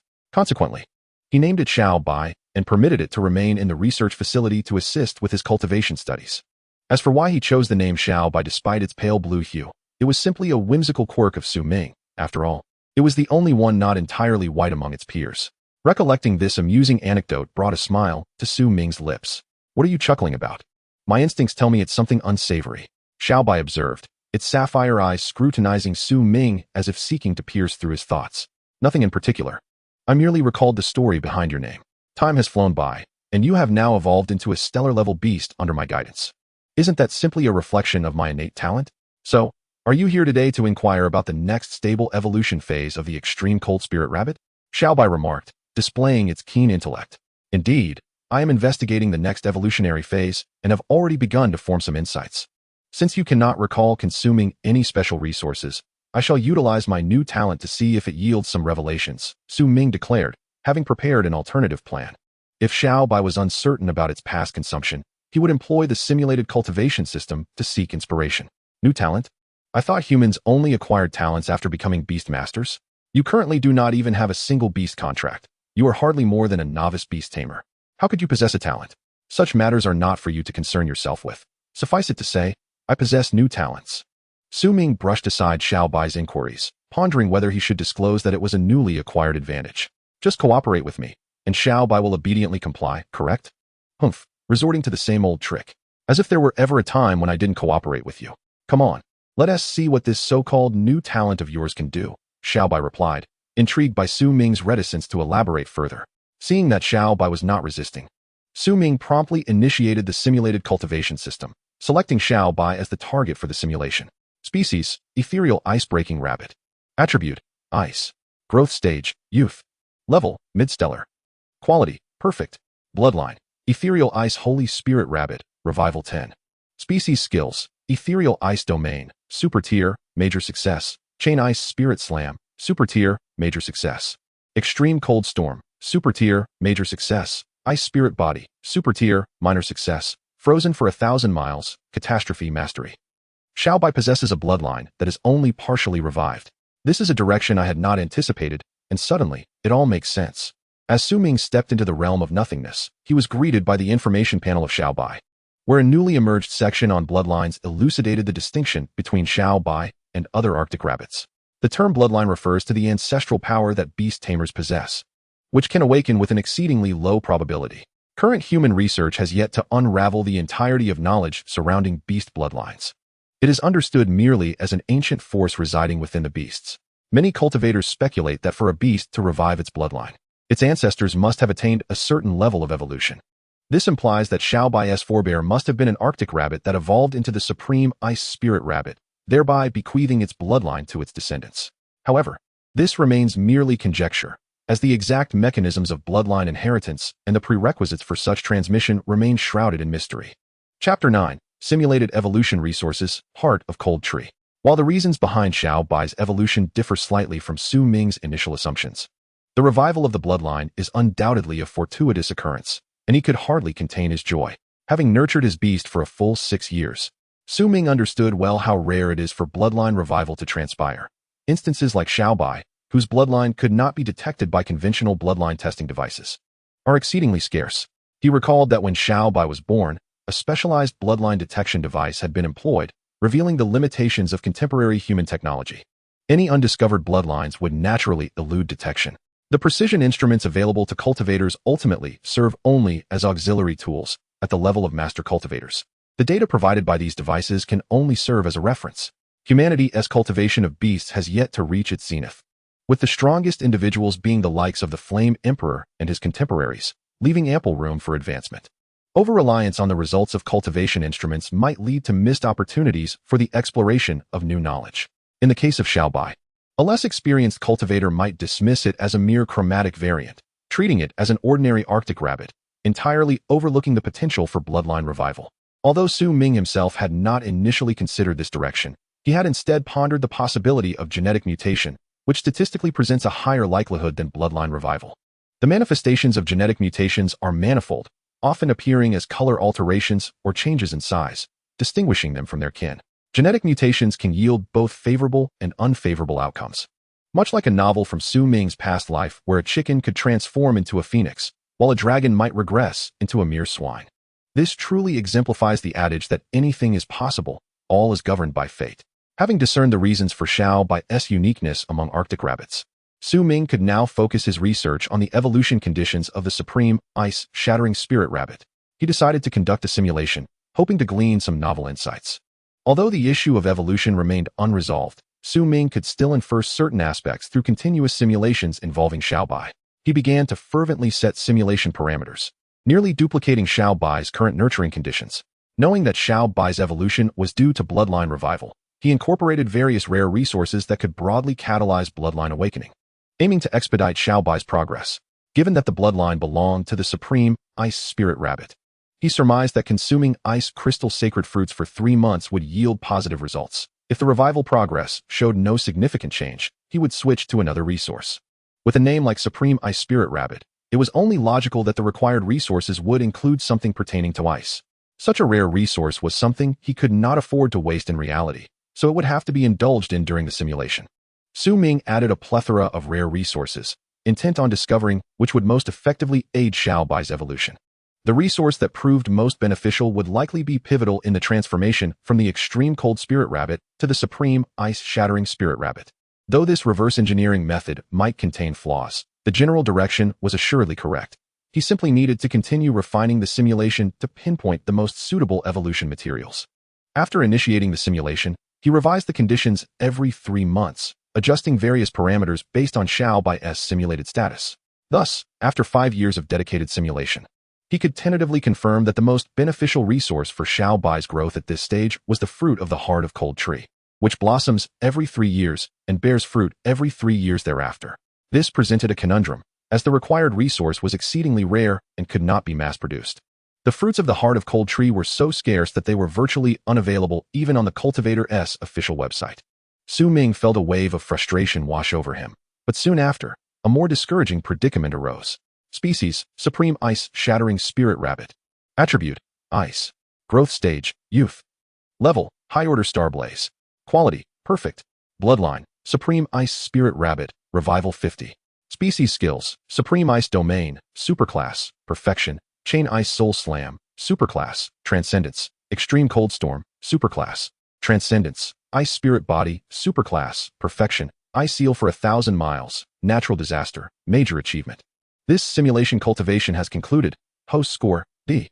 Conclusion: a perfectly quality beast has been squandered into this state by your hands. Truly unprecedented. In your next life, accumulate some virtue and refrain from becoming a beast tamer. Alas, the infuriating system still vexed him. Ming, already perturbed, found himself further disheartened by the simulation cultivation system's evaluation. Learning that the fruit of the Heart of Cold tree was difficult to obtain had already irked him, and now the system's conclusion served only to exacerbate his frustration. Taking a deep breath to regulate his tumultuous emotions, his unusual demeanor immediately attracted Xiaobai's concern. Ming, what troubles you? Weren't you supposed to use your new talent on me? Why the long face? Xiaobai's voice emerged from his embrace, soothing Ming's vexation somewhat. Always gentle with the beast he had nurtured himself, Ming replied, I have already employed my new talent on you. The results are simply a bit complex. But I'm fine. As he explained, he affectionately ruffled Xiaobai's head, the cool sensation dissipating all his negative emotions. After all, there would be ample opportunities for simulation. The issue with the Heart of Cold tree could be addressed in due course. Why wear a frown in front of his adorable companion? Ming's inherently easygoing nature resurfaced, and once he grasped these thoughts, his previous trivial concerns evaporated. As long as you're all right, Xiaobai will always cooperate with you in exploring the evolution path. Knowing Xiaobai was the most understanding, he added, I might be staying here tonight. So I'll need your cooperation. No problem. With the physique akin to a master beast tamer, Ming could endure 3 days and nights without sleep, let alone a mere late night. As for the frigid conditions deep within the Arctic rabbit habitat, there was no need for concern. His resistance to cold was nearly at its maximum. Constant interaction with ice-type beasts had honed his endurance to the chill. Finding a comfortable spot, the duo settled down, and Ming proceeded to conduct another simulation cultivation with Xiaobai, this time, having identified the optimal nurturing resource. He sought to determine how long it would take for Xiaobai's bloodline to fully revive and evolve to the next stage under rigorous cultivation. Simultaneously, he needed to test whether other materials from the Heart of Cold tree could substitute for the fruit, effectively researching a lower-tier alternative to the Heart of Cold tree fruit. This night was destined to be sleepless. Having undergone numerous simulations, Ming felt no weariness, but rather an exhilarating excitement. I've finally found it. The best alternative to the Heart of Cold tree fruit is the juice of the Heart of Cold tree. Thus, all I need to do is cultivate a grove of frost heart trees within the secret realm, and I shall simultaneously address the evolutionary needs of the frigid spirit rabbits and the revival of the little white's bloodline. A twofold benefit indeed, Ming exclaimed with excitement, his jubilant laughter quickly capturing the attention of the other elderly polar rabbits who had just awakened. They hopped over to surround Ming, eager to share in the moment's joy. Dear rabbits, I intend to transform this place by planting a vast expanse of frost heart trees. You have no objections, do you? Rabbit. Rabbit. The polar rabbits shook their heads in unison, as Ming, their caretaker who provided for all their needs. They were more than willing to accept his plans as long as his requests were not excessive. Once the frost heart trees are transported to the secret realm, you will all assist in the planting, just to get your bodies moving a bit. After arranging matters with the elderly polar rabbits, Su Ming promptly departed the secret realm with Little White. As soon as he emerged from the realm's gateway, he encountered Su Xiaoya, who was just waking up and preparing to wash up. Good morning, brother. You weren't in the secret realm all night again, were you? Even if you are a master cultivator, you shouldn't neglect your health like that, Su Xiaoya said, her eyes still heavy with sleep. Suddenly wide awake as she chastised Su Ming for his sleepless endeavors. Oh dear, I lost track of time while researching. Xiaoya, I promise to rest on time tonight. It happens to be the weekend, and I have matters to attend to outside. Please take care of the adorable creatures in the secret realm. You know how to look after them. Su Ming chuckled, assigning a heap of tasks to his sister, who finally had a rare day off. Brother, you are incorrigible. Why is it that every time I manage to rest at home, you have to go out? With so many beasts in the secret realm, can't you hire someone? Why must you burden your sister with everything? I am in the process of hiring someone, all right? Just wait until I return. I'll bring you a small gift. Be sure not to let the creatures in the secret realm go hungry. Before he could finish his sentence, they had already arrived at the entrance of the research institute. He swiftly grabbed Ice Ming, who was dozing on a branch, shaking him awake to prepare for a trip to the Breeder Association. Wake up, wake up. As a powerful dragon, how can you sleep the day away? Take me to the Breeder Association, directly to the Snow City branch. You rascal, Su Ming. I'm still not fully awake. I'll treat you to a lavish feast of exquisite beast delicacies from Snow City, and all-you-can-eat affair. We must depart at once. Ice Ming, now fully alert, felt invigorated as if filled with boundless energy. Su Ming sighed, covering his face in exasperation. This mischievous dragon was driven by two passions, play and food. Nothing could motivate him like a grand feast, and if that wasn't sufficient, two would certainly do the trick. Skillfully mounting Ice Ming, they soared into the sky. Despite his diminutive appearance, this little creature was merely in a shrunken state. Ice Ming's true size reached an impressive 20 meters, his form already resembling that of a celestial dragon, and this was just in his juvenile stage. One could scarcely imagine how imposing he would become upon reaching maturity. Then he would truly embody the essence of a divine dragon. Each type of beast experiences different lifespans and growth periods. The juvenile stage of the polar rabbit lasts but a fleeting 3 months, while Ice Ming, a dragon, has been under Su Ming's care for a full 4 years and remains in his juvenile phase. Based on the growth of beasts, they can be categorized from young to adult, and finally to their complete forms. Some beasts can undergo a transformation from adult to complete form through the evolution facilitated by their breeders, though not all beasts possess a complete form. The key to achieving a complete form lies in a further leap in the level of life, a challenge that even Su Ming cannot surmount. This remains a subject of study for the master breeders. Once a beast surpasses the adult or complete stages, they inevitably enter a phase of decline, referred to as the elderly or twilight stage. A beast's strength gradually diminishes with the passage of time, ultimately leading to the finality of death, marking the end of a long yet ephemeral life.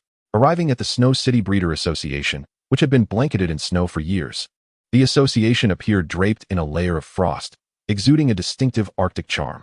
Upon entering, the reception staff, noticing Su Ming's youth, conjectured that he must be there to participate in the breeder's examination. Good day, sir. Are you here to take the novice breeder's examination? Please submit your application form so I can verify your identity. Typically, there are 2 types of individuals who visit the Breeder Association: those aspiring to become officially recognized breeders by taking the examination, and high-level breeders seeking to exchange for rare resources exclusive to the association. Common resources are easily purchasable online and can be delivered to various locations within the Arctic realm within 2 days, making a visit to the association unnecessary. Only exceptionally rare and high-quality resources, designated for association use, require breeders to collect them in person. The receptionist, judging by Su Ming's age, quickly dismissed the latter possibility. How could such a young individual possibly be a distinguished breeder? Su Ming's expression remained composed, clearly accustomed to being misjudged due to his youth. I'm here to speak with President Zhang. He should be at the association, correct? Looking for the president? Please hold on a moment while I contact him. The receptionist, taken aback, swiftly used internal communication to inquire if the president was present at the association. He could hardly fathom that such a young man would know the association's president, a venerable master breeder renowned for his dual-type breeding expertise. I'm terribly sorry, sir, but President Zhang is currently in his exclusive research lab. You should be aware that breeders are generally not to be disturbed while conducting research. After a few minutes of communication, the receptionist regretfully conveyed to Su Ming that President Zhang was engaged in his studies. I'm well aware. I have clearance to access my teacher's research lab. Su Ming replied nonchalantly, making his way toward the president's designated research area with ease. Teacher? He is actually President Zhang's student and possesses clearance to the president's exclusive research lab. The receptionist thought in astonishment, realizing that this young man was indeed a new student of the president. Although he had not heard of any recent students being accepted, Su Ming's familiarity made it awkward to pursue further inquiries. However, the receptionist was mistaken. Su Ming was not a new student, but rather a graduate. Navigating the winding paths of the Breeder Association, Su Ming finally arrived at the familiar entrance of the laboratory. With practiced ease, he entered the password and underwent several identity verifications, finally opening the technologically advanced door. After traversing a long disinfecting corridor, he successfully arrived within the confines of the research lab. Teacher, I've come to see you. As Su Ming stepped through the door, he was greeted by the sight of his mentor, Zhang Cheng, engrossed in data analysis. Clad in a pristine white lab coat, with hair streaked with gray and adorned with round black spectacles, he exuded the aura of a seasoned scholar. Zhang Cheng had already ceased his research upon hearing the commotion at the entrance, and, slightly taken aback by Su Ming's voice, lifted his gaze. Ah, it's you, Su Ming. What brings you here today? Or do you have ulterior motives? Zhang Cheng jested, his scholarly demeanor belied by the playful banter he had often shared with Su Ming over the past year of knowledge cultivation. Well, it's hard to hide anything from you, esteemed teacher. I've come primarily to check on your well-being. Additionally, I am in need of a batch of Hanshin trees, preferably those that have already matured, as starting from scratch would be rather time-consuming. Su Ming cleverly masked his ulterior motive of acquiring the rare resources from his mentor under the guise of a visit. I suspected your intentions were not entirely pure, Zhang Cheng retorted, his expression shifting to one of mild disdain. Speak plainly. What do you need these Hanshin trees for? Chapter 11. The Teacher's Gift. Planting the Hanshin trees. Setting aside his research, Zhang Cheng maneuvered his intelligent chair closer to Su Ming, his face reflecting a touch of reluctance. This is not the evolutionary route I devised for the polar rabbit, is it? Do you have the requisite materials? I couldn't find any on the breeder's official website. Upon learning that Su Ming's request stemmed from a desire to investigate the evolution of the polar rabbit, Zhang Cheng's demeanor softened, and he paused in contemplation. Well, I do have some, albeit in limited quantity, just over 30 trees. Some have already flowered, but you'll have to wait at least a year for them to bear fruit. You'll have to make do. That's more than sufficient. I knew you were hoarding treasures. Old Zhang, Su Ming exclaimed, rushing over to give Zhang Cheng a shoulder massage, embodying the image of a dutiful pupil. Get away with that. Before the matter is settled, you call me teacher, and once it's done, you switch to old Zhang? You truly don't even pretend. Zhang Cheng chided playfully. Every time you come here, it's just to mooch off me, and you don't even bring a basket of fruit. You're infuriating. The former teacher and student bantered for over 2 hours in the research room, with intermittent laughter and playful scuffles reflecting their amicable relationship. All right, I'll take my leave now, old Zhang. The elite quality polar rabbits will be ready for sale next month. I'll bring you a couple for breeding research. Scram. You say you'll bring me a couple for research, but truth be told, you just want me to work for free on your rabbits. Look at how many you've already taken. This isn't a rabbit breeding ground. Agreed. I promise to bring you the most obedient too. With that, Su Ming vanished in an instant, unilaterally thrusting a brand new breeding task upon Zhang Cheng. Humph, that rascal, Zhang Cheng muttered under his breath. Yet a smile betrayed his amusement. Among all the students he had taught, Su Ming was the brightest and most promising. In less than a year, he had ascended from an elite breeder to a breeding master. This accomplishment filled Zhang Cheng with pride. The new evolutionary path for the polar rabbit, if successfully unveiled, would be a significant boon for the realm of cold domain. After procuring the 30-odd Hanshin trees from Zhang Cheng, Su Ming fulfilled his agreement with Ming by treating it to a lavish feast. How was the meal? Are you satisfied? Absolutely. Su Ming is so kind to me. If only you could spend more time playing with me. That would be even better, Ming replied, its mouth full, words garbled. Don't get greedy. You devoured 500,000 credit points in one meal. I just squeezed some resources out of my teacher, and now you want to drain me too. It's painful. It's not painful. Ming didn't bite your flesh, so how could it hurt? Go back to enjoying your meal. After thoroughly satisfying Ming, the duo set off home, with the Hanshin trees secured within Su Ming's storage ring, alongside a request for additional materials. It could be said that aside from Ming's meal expense, this trip was quite profitable. Upon returning to the Mingwei Research Institute at 2 in the afternoon, Su Xiaoya, huffing and puffing alongside the ice wolf, was in the midst of transporting food. Upon spotting Su Ming, she appeared as if she had seen a savior. Brother, you're finally back. We still need to feed the ice wolves. They eat so much I can't carry it all. I've let them out to help carry it. Aru, the little wolf cubs eagerly nodded, each strapping a bucket of meat to their backs while munching on chunks as they walked. their wobbly gait making them adorably endearing. You've worked hard. Now that I'm back, you should take a break. I'll handle the rest. Su Ming took over Su Xiaoya's duties and enlisted Bing Ming's assistance. With its help, the task progressed smoothly. After some time, he finally completed the feeding of the beast cubs from the secret realm and prepared to embark on the monumental task of transplanting the Hanshin trees. It was indeed becoming a bit overwhelming. Hiring help was becoming imperative. Managing 4 types of beast breeding simultaneously was quite taxing. Previously, Su Ming had only juggled 2 species at a time, but with his students nearing their final year of high school, he aimed to supply the market with more high-quality beasts, leading to this predicament. Simultaneously breeding 4 species was exhausting. Merely tending to the basic needs of the cubs was a significant undertaking. Each species had its own feeding standards, requiring adjustments based on the individual needs of the cubs to ensure that each beast was presented in optimal condition by the time they reached maturity. To purchase beasts from a breeder, merely possessing credit points was insufficient. The beasts themselves needed to consent, implying mutual compatibility. Wild beast cubs could be subdued through force and gradually cultivated over time, but those offered by breeders were of superior quality, with higher intelligence than their wild counterparts. Forcing a cub to sign a contract with a human was detrimental to both parties. Historically, there have been instances where powerful beasts have unilaterally broken contracts, enduring the backlash of such actions in order to escape their former masters. While such occurrences are extreme, to prevent them, the Breeders' Association has established a rule that contracts must be mutually agreed upon. To humans, beasts should be akin to family or comrades, rather than mere instruments of slaughter on the battlefield. Once a beast reaches a certain level of growth, its intelligence can rival that of humans, with emotions no less rich. Beasts that have begun to awaken their wisdom, like Bing Ming, can discern human thoughts and better comprehend human intentions. The next level of intelligence, represented by Bing Ming, allows for articulate speech and distinct personalities and emotions.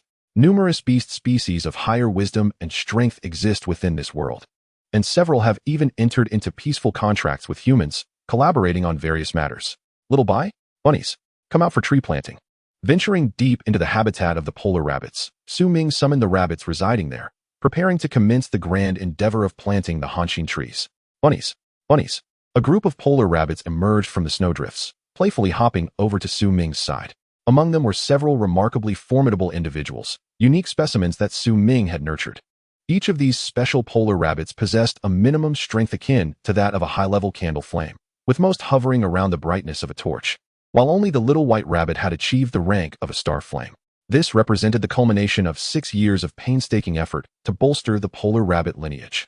And undoubtedly, it was also a testament to his prowess as a master breeder. Long time no see, big fellow. Have you been slacking off again, missing a tooth? I can see your strength hasn't improved much, Su Ming mused, calling each special polar rabbit by name. Though some of the names were rather hastily conceived, the rabbits bore no objections, and thus he continued to address them as such. With everyone gathered, it was time to commence the tree planting endeavor. After engaging with each little rabbit, Su Ming retrieved a storage ring, presenting over 30 Frostheart trees before them, marking the beginning of the planting project. In little more than an hour, with the assistance of the polar rabbits, he successfully transplanted all 30 Frostheart trees. As he surveyed the landscape, the once pristine expanse of snow had transformed into a flourishing grove, the branches and leaves of the trees emanating a soft azure glow. Phew, finally done. That was quite a laborious task, but thanks to your help, tonight I shall treat you all to a sumptuous feast of premium frost grass. The rabbits' eyes sparkled with golden light, a manifestation of their delight at both Su Ming's praise and the forthcoming banquet. Can my simulation breeding system be applied to the Frostheart trees? It seems unlikely, as they do not belong to the category of beast-controlling plants, but rather fall under the realm of rare materials. Yet, it wouldn't hurt to try. After all, what if it could simulate? Chapter 12. Is it not merely feeding them excrement? Su Ming cast his gaze towards the towering tree at his back, filled with a fervent desire for research. If the Frostheart tree could indeed be successfully simulated, would that not imply that such trees possess the potential to evolve into beast-controlling entities? The thought ignited a spark of inspiration within him, and he reached out to touch the Frostheart tree, silently activating the simulation breeding system in his mind. To his astonishment, he found himself transported once again to that void-like space, a clear indication that the Frostheart tree was indeed capable of simulation. What a monumental discovery! Did this mean that numerous rare materials hold the potential for evolution into beast-controlling entities? Su Ming was astounded by his own hypothesis. The quality classification of rare materials paralleled that of beast-controlling entities, from ordinary to exceptional, elite to transcendent, and ultimately perfect. As for even higher qualities, they remained uncharted territories for humanity, yet Su Ming was convinced that they existed. If rare materials could evolve into beast-controlling entities, it would undoubtedly be a groundbreaking revelation that would astonish the entire human race. Practical knowledge is born from experience. Since the simulation breeding system could simulate the Frostheart tree, he resolved to proceed boldly. After all, simulations do not deplete resources, allowing him the freedom to experiment without restraint. However, he must be cautious not to venture too far from the realm of plausibility. Otherwise, the system's scathing critiques and low ratings would leave him utterly disheartened. He began to mentally outline the cultivation process for the Frostheart tree, determining which resources would be necessary for its transformation into a sentient beast-controlling entity. Considering the tree's perspective, he aimed to discern its requirements. Lost in contemplation, Su Ming noted that the simulation breeding system placed no pressure on him. He could linger in this void for as long as he wished. However, there was a cost. As time passed, it would gradually deplete his mental energy. Should his mental reserves be completely exhausted, he would be forced to exit the simulation, regardless of whether he had completed the task. He had learned this lesson through experience from a previous simulation. After briefly reviewing the fundamental principles of tree cultivation, he decisively began setting the conditions for this simulation. First, the environment. If the Frostheart tree were to evolve into a beast-controlling entity, it would undoubtedly be linked to ice attributes. Moreover, as it was derived from trees, wood attributes would also be integral. Therefore, if the Frostheart tree were indeed cultivated into a beast-controlling entity, it was highly probable that it would possess dual attributes. Su Ming paused, contemplating what kind of environment could simultaneously satisfy the requirements of both ice and wood attributes. It is widely acknowledged that wood attributes thrive in lush, verdant forests characterized by vibrant greenery. Conversely, ice attributes necessitate temperatures below 0 degrees. Otherwise, how could one create ice? Temperatures above 0 would shift to another attribute, water. From this perspective, it appeared that ice and wood attributes were inherently at odds, making it seemingly impossible to harmonize them. How peculiar it was that he had stumbled upon the conundrum of dual attributes. He had yet to fully grasp the intricacies of a single attribute. And now he was tasked with exploring the complexities of dual attributes. The simulation breeding system was indeed pushing him beyond his limits. Feeling a slight headache, Su Ming understood that recognizing the difficulty did not warrant abandoning the endeavor. Had he not acquired the simulation breeding system, he would undoubtedly have chosen to forego this challenge. After all, wasting rare resources would be a disgraceful act. Without a solid theoretical foundation, breeders typically refrain from pursuing fanciful imaginings. Yet now, with the simulation breeding system at his disposal, he need not worry about resource wastage, allowing him to plunge ahead with audacity. Even if he erred, it was no great matter. He could simply simulate again. For the first time, he experienced the immense power of the simulation breeding system. While other breeders without such advantages toiled away in theoretical study, he had already conducted countless practical experiments through simulation. Undoubtedly, the gap between him and other breeders would only widen, ultimately leading to a dramatic advantage. However, he could not act recklessly. He would first make slight adjustments to the environmental parameters to seek a balance between the ice and wood attributes. He aimed to reduce the ice energy present in the snowy environment while introducing elements more conducive to tree growth. After several minutes of meticulous adjustments, Su Ming finally perfected the simulated environment. Next, it was time to consider the cultivation resources. For trees to flourish, they require nourishment. Beast-controlling plants and most wood-based life forms grow by absorbing nutrients from the earth. Thus, the selection of fertilizer was of utmost importance. After all, trees do not possess mouths and cannot consume spiritual fruits or meat to supplement their growth. They must rely solely on fertilizers and liquid nutrients. Su Ming recalled the various materials related to wood-based beast-controlling entities. Although he was an ice attribute breeding master, he had engaged with the foundational theories of other common attributes. He now sought a fertilizer that could simultaneously replenish both wood and ice energies, achieving a harmonious duality. In future simulations, he could use this endeavor as a control group, conducting multiple trials to ascertain the specific balance required by the Frostheart tree between ice and wood attributes. I must venture out to gather more information. My knowledge of fertilizers is woefully lacking. If he could not find what he needed through research, he would have to rely on his network of contacts. With that, Su Ming exited the simulation, a newfound discovery from his previous simulation being that he could exit the simulation state at any time, whether before or during the process. Upon re-entering, he would resume right where he left off, a remarkably user-friendly feature. Little White, please take good care of these Frostheart trees. I need to step out to gather some information and will return shortly. After exchanging pleasantries with Little White, he swiftly departed the secret realm, making his way to his dedicated research room. where he accessed the breeding network to search for relevant information. The breeding network served as an internal communication platform for the Breeder Association, accessible solely to certified breeders who had undergone identity verification. Even upon successfully entering the breeding network, access to cutting-edge content required specific permissions. As a master cultivator, Ming evidently harbored no worries concerning permissions. He possessed the privilege to peruse all contents available on the cultivation network. The association's intention behind establishing a hierarchy of access was to prevent certain overambitious young cultivators from delving into cutting-edge research without first grasping the fundamental knowledge. For instance, a novice cultivator attempting to study composite attributes would likely produce nonsensical results. Thus, the Cultivators Association devised a system of hierarchical permissions, categorizing those who had yet to even step through the door of knowledge, novices and self-proclaimed seasoned practitioners, alongside true masters of cultivation into distinct stages. This ensured that cultivators remained focused on tasks appropriate to their level, sparing themselves the folly of pursuing advanced topics that could waste precious time. Oh, so that is the case. The fertilizer required for wood-type beasts primarily consists of the excrement of other beasts combined with rapidly growing plants. To create a suitable fertilizer that would delight wood-type beasts, one must blend the excrement with high-energy value plants, allowing the mixture to ferment in a sealed environment, thus completing the fertilizer. If one could eliminate the inherent odor of fresh fertilizer, the beasts would surely appreciate it even more. Upon reading the method of fertilizer preparation, Ming felt a slight discomfort, an indescribable sensation gnawing at him. He had a penchant for discerning the essence beneath the surface. After all, fertilizing plants or wood-type beasts essentially meant feeding them excrement, didn't it? This notion might not pose an issue for ordinary plants. But considering that these beasts possessed sentience and intelligence, was it truly appropriate to make them consume excrement? Or did plants and wood-type beasts indeed relish such fare? Chapter 13. The correct method of fertilizer production, encounter with F. Having discerned the underlying essence, Ming found himself unable to confront either the plants or the wood-type beasts, feeling an unsettling anxiety within. However, the urgent need to simulate the heart-chilling tree compelled him to persist in his research on fertilizers, a truly torturous process. Moreover, I scarcely wish to even mention the final step in fertilizer production. Who on earth would want their wise beings to endure such a foul stench while eating or living? Utterly nonsensical. The more Ming delved into this information, the more he felt compelled to voice his grievances. Would such practices cultivate a harmonious relationship with plants or wood-type beasts?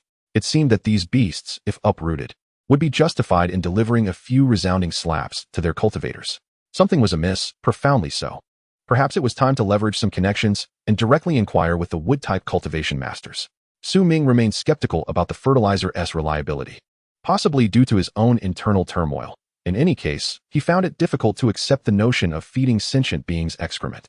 He picked up his phone and dialed a somewhat unfamiliar number. After a series of melodious rings, a magnetic male voice resonated in Ming's ear. Hello. This is the Qingmu Research Institute. I am Master Lin Qingmu. May I ask who is calling? Greetings, Master Qingmu. I am Ming, a student of Master Zhangcheng. I am calling to inquire about several matters concerning wood-type beasts. Ah, a student of that rascal Zhangcheng? I have heard him mention you. Are you the youngest, newly minted master cultivator from the cold domain? Just fortunate, really. I stumbled into becoming a master cultivator after a lengthy conversation with Lin Qingmu, during which Ming acquired the answers he sought. They concluded their call on amicable terms. I knew something was amiss. Any wood-type beast with a high level of sentience would certainly disdain fertilizer laced with excrement. Ming rolled his eyes dramatically, wishing to leave a negative review for the post's author, as this was a mere waste of time for the adept.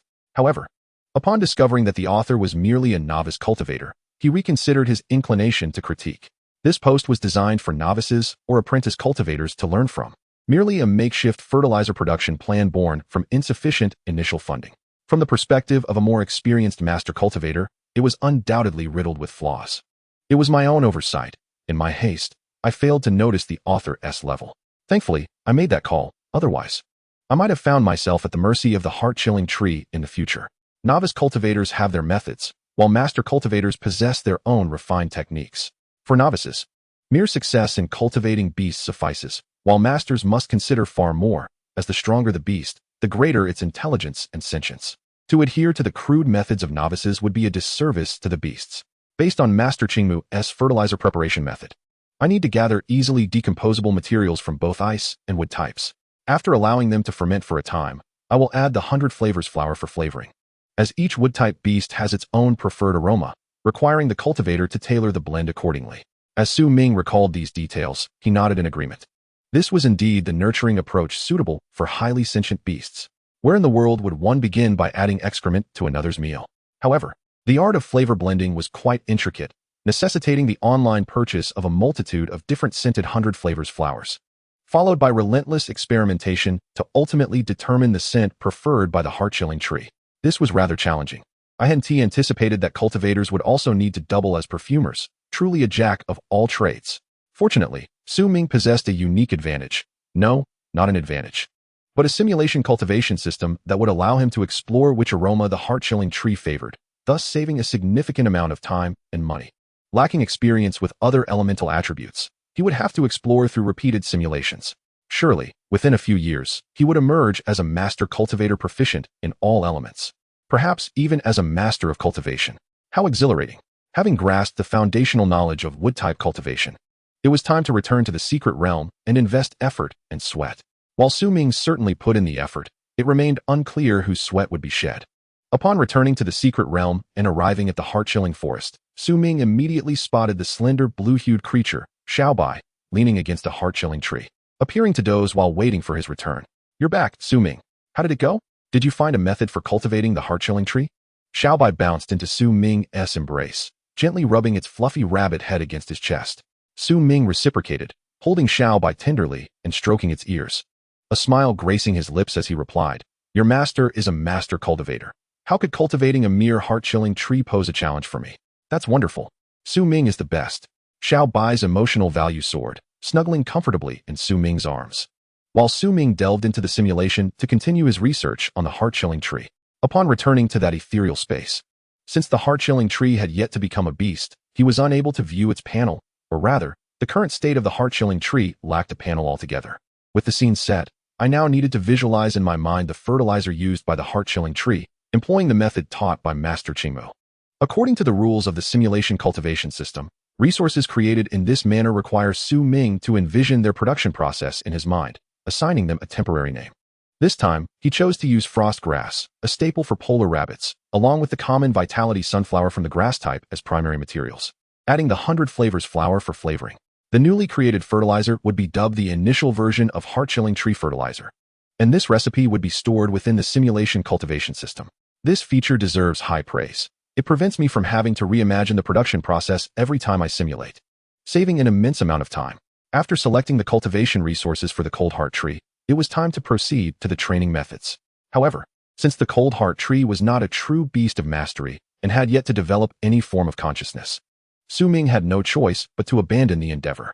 The only training he could undertake was to allow it to grow wild and untamed. Finally, after selecting the simulation duration, he was able to observe the results of the first simulation. Su Ming opted for a conservative time frame, mirroring the initial simulation of the Arctic rabbit, setting the limit to 3 years. Choosing a longer duration would not only increase the consumption of mental energy, but also extend the time required for subsequent experiments. He planned to wait until the preliminary cultivation scheme matured before embarking on a longer simulation. Upon initiating the simulation, Su Ming transformed into a spectral entity, hovering around the cold heart tree, allowing him to monitor its growth continuously. In the first half year, the cold heart tree exhibited no significant changes. However, it did grow taller by 3 meters. Although this outcome was not what he had hoped for, he decided against altering the simulation conditions midway, considering it was the tree's first simulation. No matter, failure is the mother of success. He intended to summarize the gains from this simulation and strive for improvement in the next round.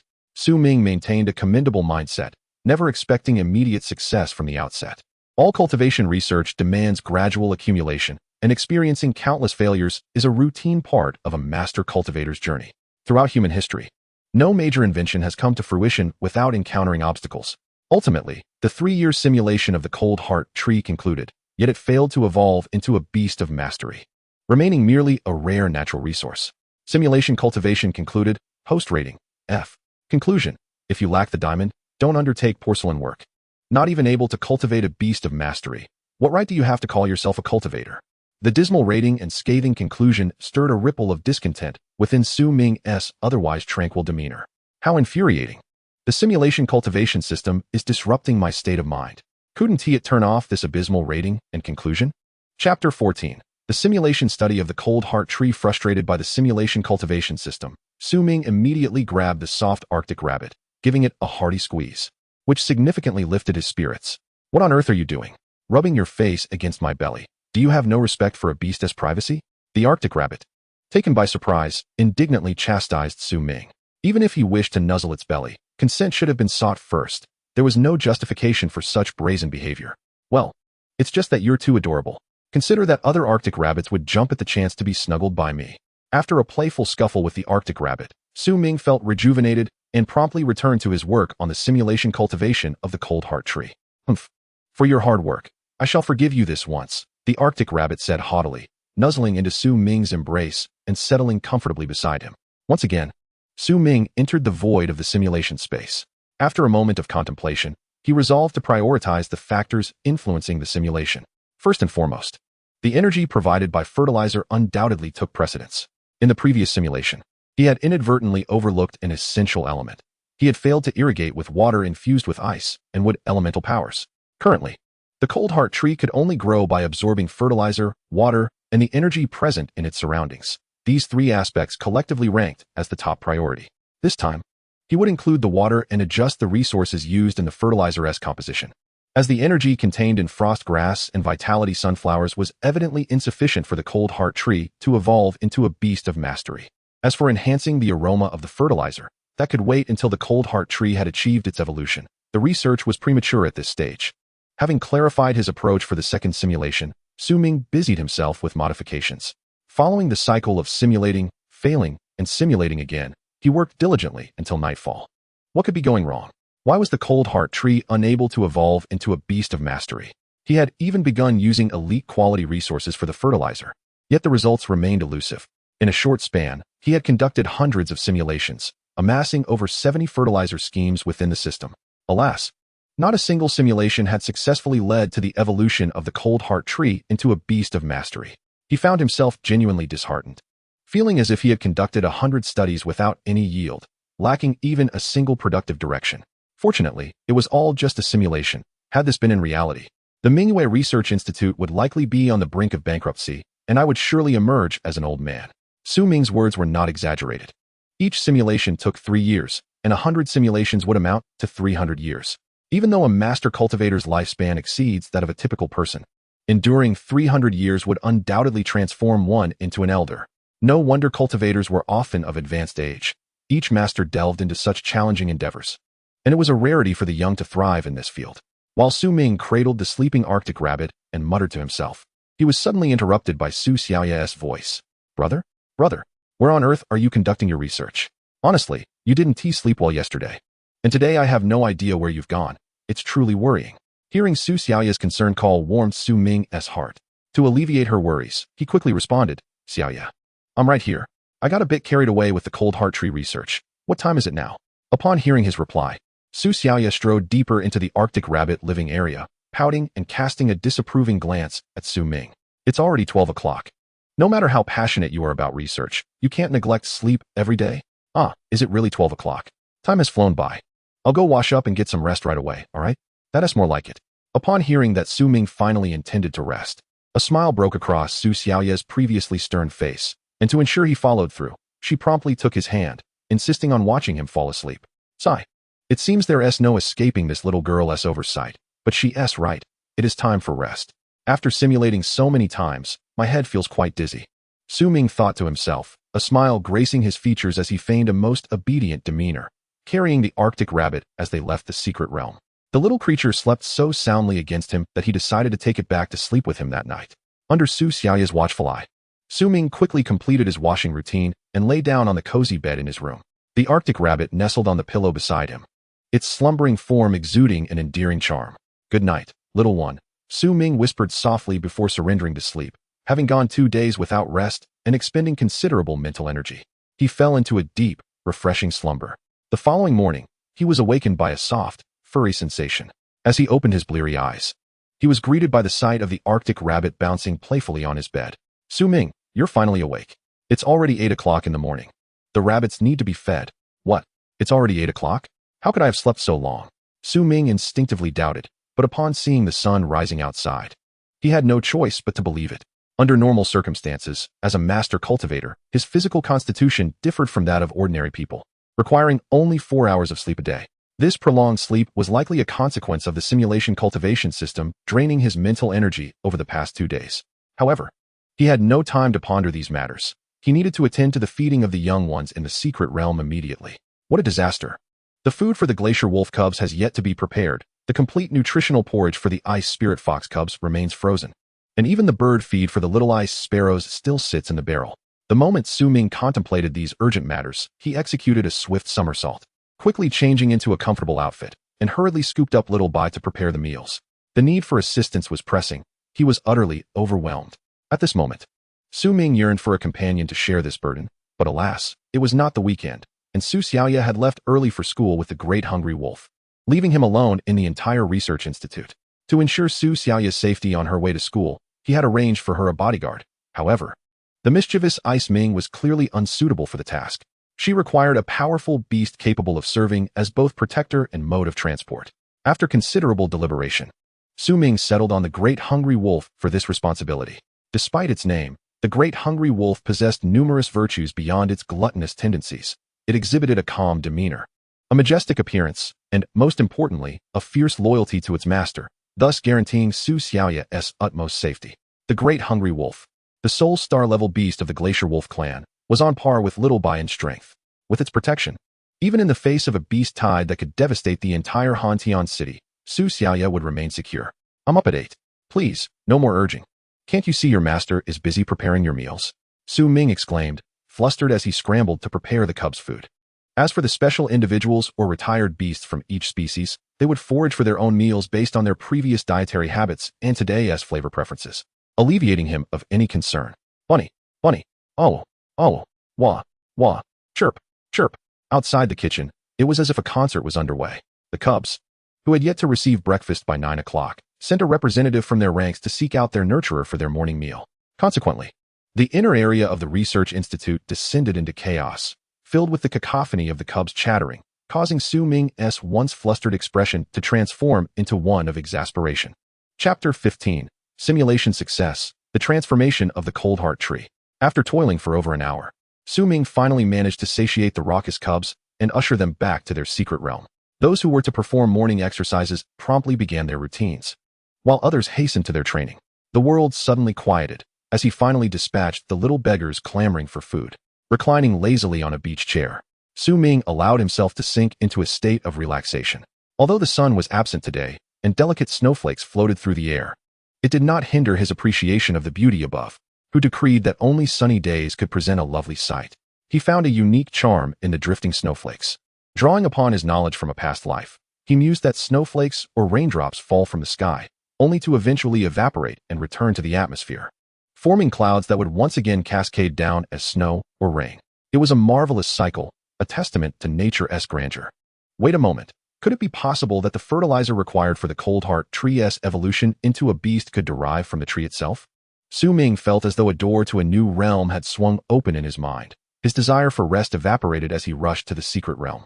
Eager to validate this hypothesis, he sprinted deep into the habitat of the polar rabbits, where the Cold Heart trees were cultivated, to find the elderly polar rabbits digging beneath the trees, attempting to excavate a new burrow. Little Bai and some special individuals were similarly engaged. Digging and burrowing was instinctual for rabbits, a habit retained even when their abilities exceeded those of ordinary rabbits. Su Ming, why are you here again? Are you starting your research on the Cold Heart tree once more? Indeed, Little Bai. I just had a brilliant new idea and need to test it immediately. Results will come swiftly. Then good luck, Su Ming. After exchanging greetings, Little Bai returned to the task of digging. Although Su Ming's bed was indeed more comfortable, it was not feasible for her to visit daily. She needed a home in the woods. Disregarding Little Bai and the others digging, Su Ming reached out to touch one of the Cold Heart trees and decisively entered a simulation state. The familiar void space welcomed him. After numerous simulations, it felt as if he were returning home, imbued with a sense of gentle nostalgia. Let us begin with the fertilizer. Among the 70-plus samples currently under experimentation, the most effective was the Cold Heart Tree Fertilizer, version 66. By simply adding some fruits from the Cold Heart Tree to this fertilizer, he could commence this round of simulated cultivation. Su Ming adeptly adjusted various simulation parameters. After a full afternoon and night of practice yesterday, he had become quite proficient in the process of simulating the cultivation of the Cold Heart Tree. Once everything was set, he decisively initiated the simulation, transforming into his soul form to observe this iteration of the cold heart tree. May it bring me joy and, at the very least, affirm that my direction is correct. Su Ming silently prayed. As long as the cold heart tree could take that crucial first step from being a lifeless resource to evolving into a sentient beast, the remaining cultivation would be significantly simpler. 3 months later, after incorporating the cold heart tree fruits into the fertilizer, the results exceeded expectations. The once medium-sized cold heart tree had now soared to over 20 meters in height, its trunk becoming sturdier, and the ice-blue buds on its branches appeared increasingly vibrant. Success seemed within reach. Even in failure, this would at least confirm that this direction was undoubtedly correct. Su Ming's heart raced with excitement. This was a result finally achieved after countless simulations. How could he not feel elated? As a master deeply invested in cultivation, every significant discovery in his research filled him with immense joy. The exhilaration of overcoming numerous obstacles to ultimately reap the fruits of victory served as motivation for every cultivator to persevere. In the ensuing months, he paused the simulations every month to ascertain how long it would take for the cold heart tree to transform into a beast. Su Ming focused intently. In the moments preceding the harvest of victory, meticulousness and patience were paramount. Finally, in the 5th month of simulation, the cold heart tree underwent a transformation. Its roots and branches seemed to reach a critical threshold, erupting into vigorous growth. The tree, once over 20 meters tall, now shot up to over 30 meters, and the surrounding soil began to tremble slightly, signaling the frenetic growth of its roots. Leaves cascaded from the branches, yet new buds swiftly emerged, faintly glowing with a soft blue light. It succeeded. It transformed within 5 months. I truly evolved a lifeless resource into a sentient beast. At this moment, Su Ming was extraordinarily elated. Even in his soul form, his exuberance was palpable as he bounced around in delight. A smile stretched across his face, seemingly etched into his cheeks as he danced about like a jubilant monkey. Calm down, maintain your composure, he reminded himself, recalling the last time he had been so exhilarated. What he needed to do now was examine the cold heart tree panel. After a good while of exuberance, he finally managed to temper his excitement enough to summon the exclusive beast panel and check the basic information of the cold heart tree. Species, cold heart tree. Attributes, ice. Wood, germination stage, juvenile. Level, glimmer initial stage. Quality, exceptional. Race skills, savage growth, low tier, proficient. Ice vine, low tier, novice. Efficient extraction, low tier, novice. Rapid fruition, mid tier, novice. Upon thoroughly examining the information panel of the cold heart tree, Su Ming found it difficult to suppress his excitement once again. Firstly, considering the skills, savage growth, efficient extraction, and rapid fruition all serve to accelerate the cold heart tree's growth and resource production. From this, one could deduce that even upon evolving into a beast master, the cold heart tree would belong to a supportive or logistical type of beast species. This revelation was hardly surprising to the master breeder, as he had anticipated such an outcome during his cultivation. However, what astonished him was the cold heart tree's quality, which had reached the level of excellence. Could it be that rare materials, upon evolving into beasts, retain their inherent quality? This indeed represents a significant discovery. It is well known that high-quality rare materials are far easier to find than high-quality beasts. Yet, it is not to say that high-quality rare materials are commonplace. Rather, high-quality beasts are exceedingly scarce. Although his little white is of perfect quality, it is but a singular exception among countless generations of polar rabbits. The effort required to identify this unique specimen from the vast population of polar rabbits demands immense dedication from a breeder. Not to mention the astronomical resources consumed throughout the training of the entire polar rabbit lineage. Should he master the technique of evolving rare materials into beasts, it would signify his ability to produce high-quality beasts in bulk. This would greatly elevate humanity's overall strength, akin to the achievements of the Flame Emperor, deserving a place in the annals of history. He chuckled to himself, envisioning a grand statue erected in the cold domain, where all of humanity would revere him. Su Ming began to daydream, imagining the saga of his successful mastery of this technology, becoming the savior of humanity. No, he chided himself. He should not become lost in fantasies. Studying the cold heart tree is the true priority at hand. The evolution of rare materials into beasts involves a degree of randomness and chance, and it is quite likely that not all rare materials can evolve into beasts. Su Ming dispelled his own illusions. He did not believe that such a straightforward breeding logic had eluded other seasoned breeders. It is best to remain grounded and diligently cultivate both the cold heart tree and the polar rabbit. If he could stabilize the evolution of the extreme cold spirit rabbit into the ice-shattering spirit rabbit, it would also stir up a significant commotion in the breeding community. Chapter 16 seems to have withered, recruiting chosen workers. The evolution of beasts becomes increasingly capricious as one progresses. Depending on the individual, the stronger the creature, the more challenging the evolution becomes. Especially at the juncture from Mingzhu to Xingzhu, achieving stable cultivation is exceedingly difficult, even for a master breeder. Considerable effort is required to successfully nurture a batch. The prowess of a master breeder lies in their ability to evolve a Xingzhu-level beast into a Liao Yuan-level beast. This enables humanity to produce more beast masters. However, the stable cultivation of mass-producing Xingzhu-level beasts and the evolution into Yuan-level beasts are fundamentally divergent paths. Thus, it is not that master breeders lack skill, rather, their research focuses differ. After gaining the system, Su Ming envisioned a developmental trajectory that encompasses both objectives.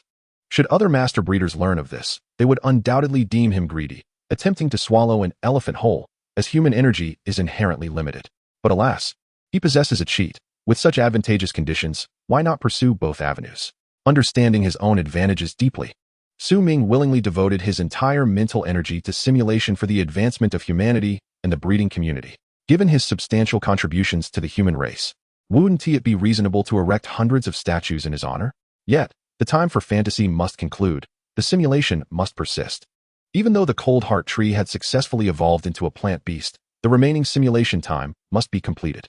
Su Ming opted for a fast-forward this time, as he had not yet determined how to cultivate the cold heart tree post-evolution. His current focus remains on the process of the cold heart tree's evolution into a beast. Now that he knows the correct method, he must expedite this process. This simulation lasted 5 months. Could it be possible to shorten this time by adjusting the resources in the fertilizer or modifying the parameters of the environment? This would be the focal point of his subsequent simulations. As he fast-forwarded through the 3 years of simulation, the cold heart tree ultimately failed to evolve again despite employing existing cultivation methods. Simulation cultivation concluded. Host rating B. Conclusion. An ordinary breeder with inspiration and intellect successfully evolved a non-beast life form into a beast, but the later stages of cultivation appeared lackluster, seemingly withered. What the hell? You're the one that's withered. Your entire family is withered. Damn this simulation cultivation system. Su Ming's previously buoyant mood was shattered by the system's verdict. How dare it declare him withered when he was merely 24 years old? Is the system even courteous? He cursed vehemently as he exited the simulation, only to open his eyes and find Little White gazing at him with concern. Su Ming, you're finally awake. Just now, your expression was contorted, and you were mumbling something incoherent, cursing quite harshly. I was worried you might be in trouble. It's all right if the research on the cold heart tree didn't go well. We can take our time. Little White hopped onto Su Ming's shoulder, gently stroking his head with its soft rabbit paw, reminiscent of how Su Ming used to pet it. In Little White's heart, being petted this way was very comforting, and it wanted to alleviate Su Ming's disheartened mood. I'm fine, Little White. This research was quite successful. I'm confident I can evolve the cold heart tree into a beast. Su Ming cradled Little White in his arms, rubbing its little rabbit head, and his spirits lifted considerably. But what was with your expression just now? You look quite unhappy. That was an accident. Little White, see? I'm perfectly fine now. He half reassured, half deceived Little White to dispel its worries, thinking to himself that even if he felt displeased with the system next time, he must try to control his emotions. After all, he didn't want the beasts waiting for him outside to be concerned. They merely needed to live healthily and steadily improve their strength, while he would shoulder the burdensome matters. To him, after spending so much time with these beasts, he had come to regard them as family. Whether it be the mischievous Ice Ming, the obedient and understanding Little White, or the big wolf who escorted Su Xiaoye to and from school, they were all his children, nurtured since childhood. This exemplifies the bond created between a breeder and a beast master, two distinct forms of interaction with beasts that yield similar ties. Regardless of the path chosen, the emotional connection or bond with the beasts remains paramount. It is precisely this nurturing from childhood and the accumulation of feelings over time that allows breeders to unleash combat power far exceeding that of beastmasters during crucial moments. After all, no matter how strong a beastmaster may be, they can only contract one beast per level increase, while breeders can directly unlock secret realms. In the secret realms of veteran breeders and master breeders, there are countless high-level beasts, and the sudden addition of so many high-tier combatants to the battlefield can only be imagined in terms of its destructive potential. It can be said that both paths have their advantages. Beastmasters cultivate with greater finesse, focusing more on enhancing individual combat power. Breeders, however, tend to distribute their efforts across various beast species, often spending a period dedicated to one species, followed by another. After resolving the cultivation of one species, their focus shifts to the cultivation of the next. Let us take him as an example. During this period, his primary focus has been on the evolutionary trajectory of the polar rabbit, while cultivating the frostheart tree serves the purpose of perfecting the evolution of the glacial spirit rabbit. Once he completes the theoretical underpinnings of this research, he will hasten to the next species to embark on a brand new research endeavor. According to his plan, after addressing matters concerning the glacial spirit rabbit and the frostheart tree, his next research objective will be the self-driven evolutionary path of the glacier wolf. As for the ice spirit fox and the little ice sparrow, they will have to be set aside for the time being. Truly, he is quite busy. By the way, has anyone applied for the recruitment information I posted on the Cultivation Network? Once I delegate the feeding and basic training of these little creatures, I will have more time to engage in simulated cultivation. After successfully simulating the evolution of the frostheart tree into a beastmaster, Su Ming departed the secret realm with Little Bai, turned on the computer in the laboratory, and checked the progress of his recruitment efforts. Why not continue simulating the frostheart tree in one go? Su Ming expressed that he needed some time to reflect, for excess can be as detrimental as deficiency. To put it simply, he required a mental respite. Perhaps engaging in other activities would inspire greater creativity. Li Hu, 29 years old, novice cultivator, doesn't seem promising. Next. Su Waner, 32 years old, novice cultivator, even less suitable. Next. Wang Matzi, 30 years old, apprentice cultivator. That name is rather unappealing. Next. Su Ming sat at the computer with Little Bai in his arms, selecting candidates from the applications list as if he were an ancient emperor choosing a consort. Regrettably, he found himself dissatisfied with each candidate. Either they were too old or their cultivation skills were subpar. Could it be that my standards are too high? Is this truly the overall level of human cultivators? Am I simply ahead of my time? After scrutinizing numerous applications, he finally discovered one that barely caught his discerning eye.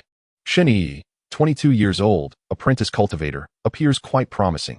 Youthful and full of potential, her cultivation skills are commendable, and importantly, her demeanor is gentle, ensuring she wouldn't frighten the young beasts. Su Ming decisively clicked on this application to review the candidate's expectations. She requested room and board, the opportunity to learn cultivation knowledge from her employer, a salary of 10,000 credit points per month, and an internship certificate from the cultivation department of Snow City University after a 3-month probation period.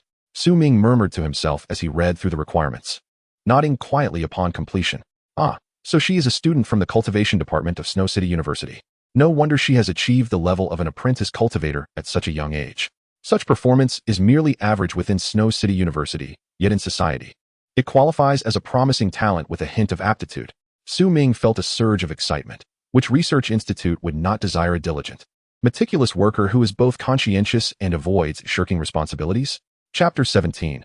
Inspecting the Secret Realm, the Evolution Plan for the Frostheart Tree. Su Ming had previously visited the cultivation department of Snow City University and even delivered a lecture a few months ago, imparting highly enriching knowledge to these blooming flowers of human civilization. In his view, even the least competent students at Snow City University are bound to possess a quality that surpasses that of those in their 30s who are still novice cultivators in the social sphere. Gaining admission to Snow City University is no less challenging than entering the prestigious 985 institutions of Su Ming's previous life, perhaps even more so. For freshly graduated students, his cultivation institute is more than welcoming. Then, it is decided. He promptly sent a recruitment message along with an electronic employment contract. With a few clicks on the computer, all that remained was to await Shen Yi's response. After completing the recruitment, he took Little Bai to explore the depths of the glacier wolf's habitat, primarily to observe whether the glacier wolf entrusted to Lu Guifeng was adapting well and forming bonds with the other elderly wolves. Glacier wolves typically operate in packs. In the wild, they hunt and thrive under the leadership of an alpha. However, with their leader, the Great Hunger Wolf, dispatched to protect Su Xiaoya, the pack lacked direction. Resembling a soulless entity, all sprawled on the snow as if in a stupor. What is this? With the Great Hunger Wolf absent, you all appear so lethargic? Get up and stretch those limbs. Lingering in the snow for too long may lead to chills. Su Ming remarked half-jokingly, giving a gentle nudge to the rear of the glacier wolves, encouraging them to rise and move about. Oh well. The wolf that received the nudge let out a couple of disgruntled howls, but dared not act further, reluctantly standing to stretch its limbs. How are you feeling? Has this group been bullying you? Su Ming soon located the glacier wolf that Lu Guifeng had fostered. He reached out to caress its head, his voice deep and soothing. Oh well. This glacier wolf clearly had not been mistreated. Otherwise, it would not display such an exuberant desire to wag its tail, instead of cowering with drooping ears and tail. It seems you are quite content here. Next, I will arrange training for you, aiming for a swift evolution so that you can reunite with your master sooner. Oh well? The glacier wolf nodded vigorously, evidently earnest about its evolution. As a master cultivator, he could indeed facilitate the glacier wolf's evolution immediately, without the need for additional training. Yet, adhering to a responsible approach, he wished for each beastmaster to undergo evolution in the best possible condition. Although there is no definitive research indicating that an individual's state affects evolution, he remained committed to training the beasts beforehand to ensure they are optimally prepared for the transition. Caution begets no great errors.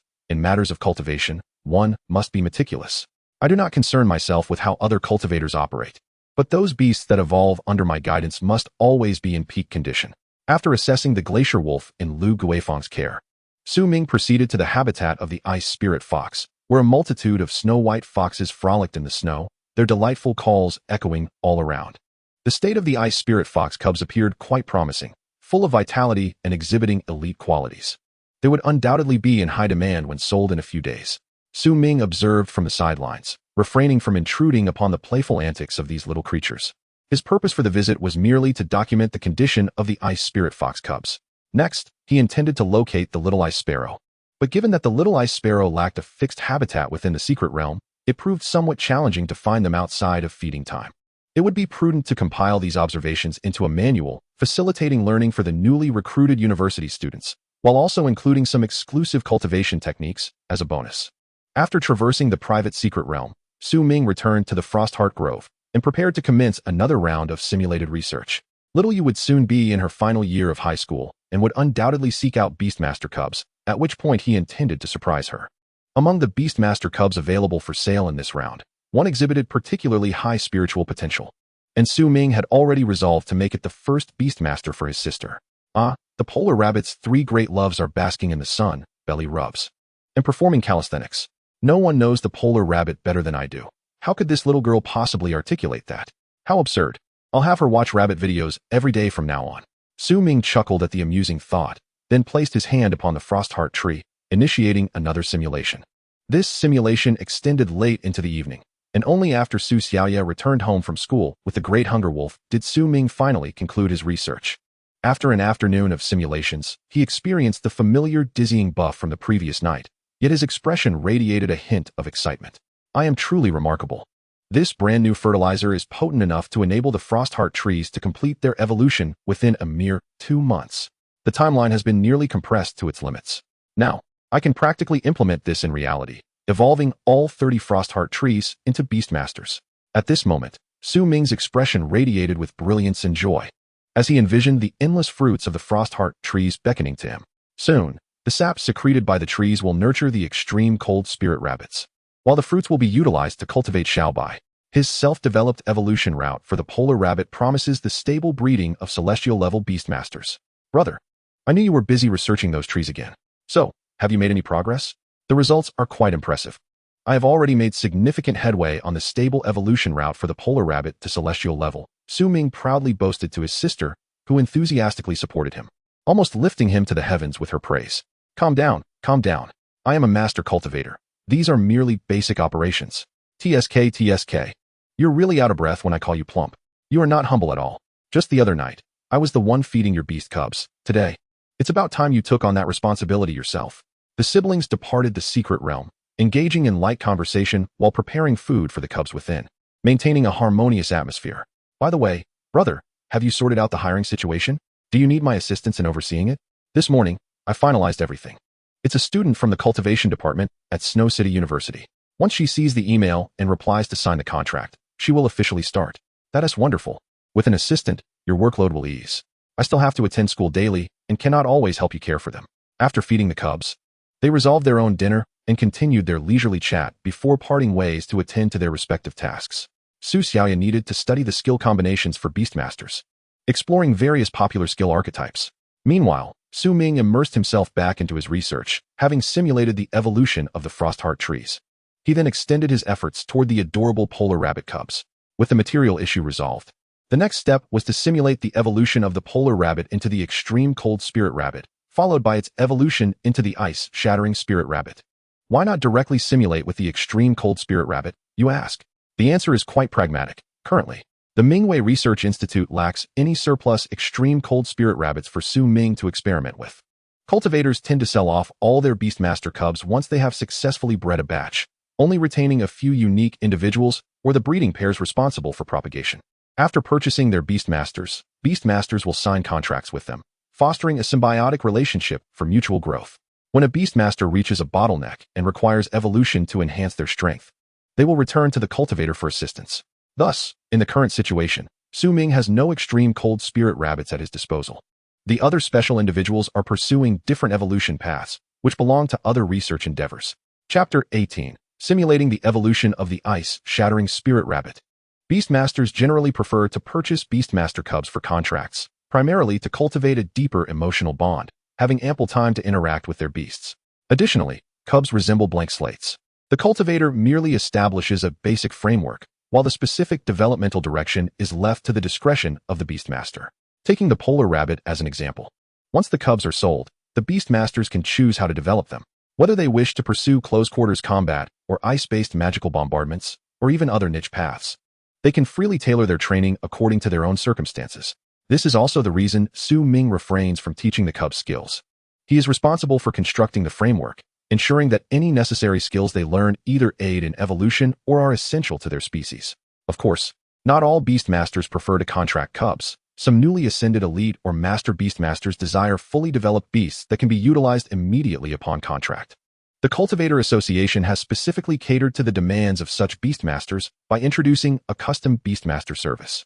In simpler terms, this entails the cultivator caring for the Beastmaster, managing their nourishment, evolution, and training. The Beastmaster merely needs to visit the Research Institute periodically to interact with their beast, thereby enhancing their bond, at the very least. The beast must recognize them as their owner. Conversely, the cost of custom Beastmasters is exorbitantly high, accessible only to those of considerable status or those living on the edge of survival. Upon reaching the habitat of the polar rabbits, Su Ming began selecting tonight's lucky cub, who would receive a luxurious 8-hour bed experience.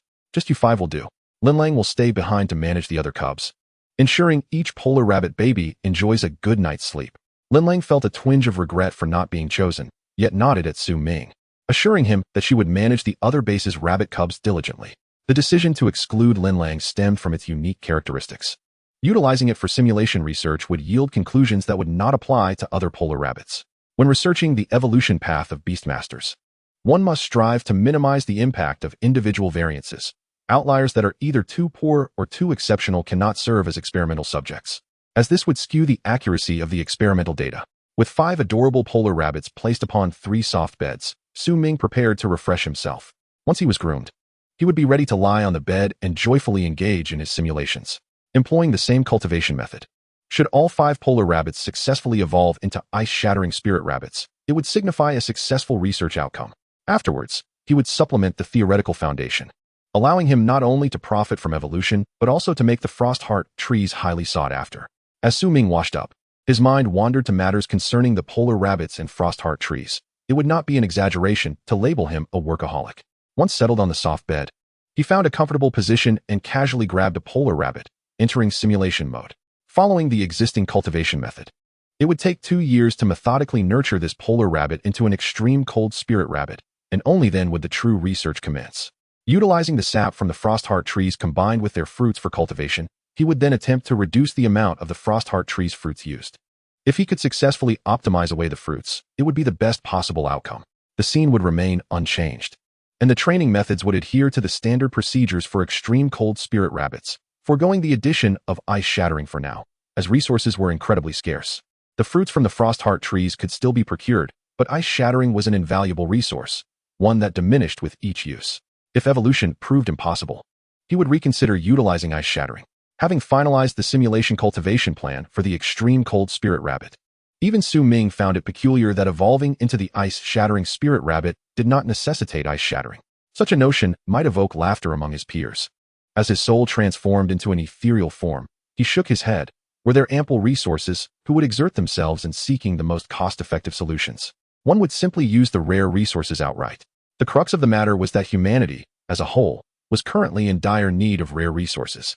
Merely evolving a small number of ice-shattering spirit rabbits was feasible within the Mingwei Research Institute, yet he envisioned mass breeding of these rabbits. which would render the available ice shattering entirely insufficient. To acquire more ice shattering, one would need to depart the frost domain and venture into the vast, boundless snow mountains. Setting aside the question of whether one could find it, the mere existence of wild beastmaster populations outside the frost domain would pose enough challenges for those seeking treasures to contend with. No one truly knows the extent of the formidable and terrifying entities that lurk beyond the veil. Before attaining the Starfire-level beastmaster, venturing beyond the sanctified land carved out by humanity is nothing short of a foolhardy endeavor. The extreme cold spirit rabbit has methodically matured over 3 years in simulation. Coupled with the 2 years expended on its evolution into the extreme cold spirit rabbit, marking a total of 5 years in this simulation cultivation. Regrettably, lacking the ZH-NBing for nurturing, the extreme cold spirit rabbit has ultimately been unable to take that crucial leap, not even grazing the threshold of evolution. It was clear that the path would not be so straightforward. A shift in strategy was required. Setting aside concerns about resource consumption, the immediate goal would be to evolve the ZH-NBing PLT. Ming promptly adjusted his mindset. After all, the simulation cultivation system does not genuinely deplete resources.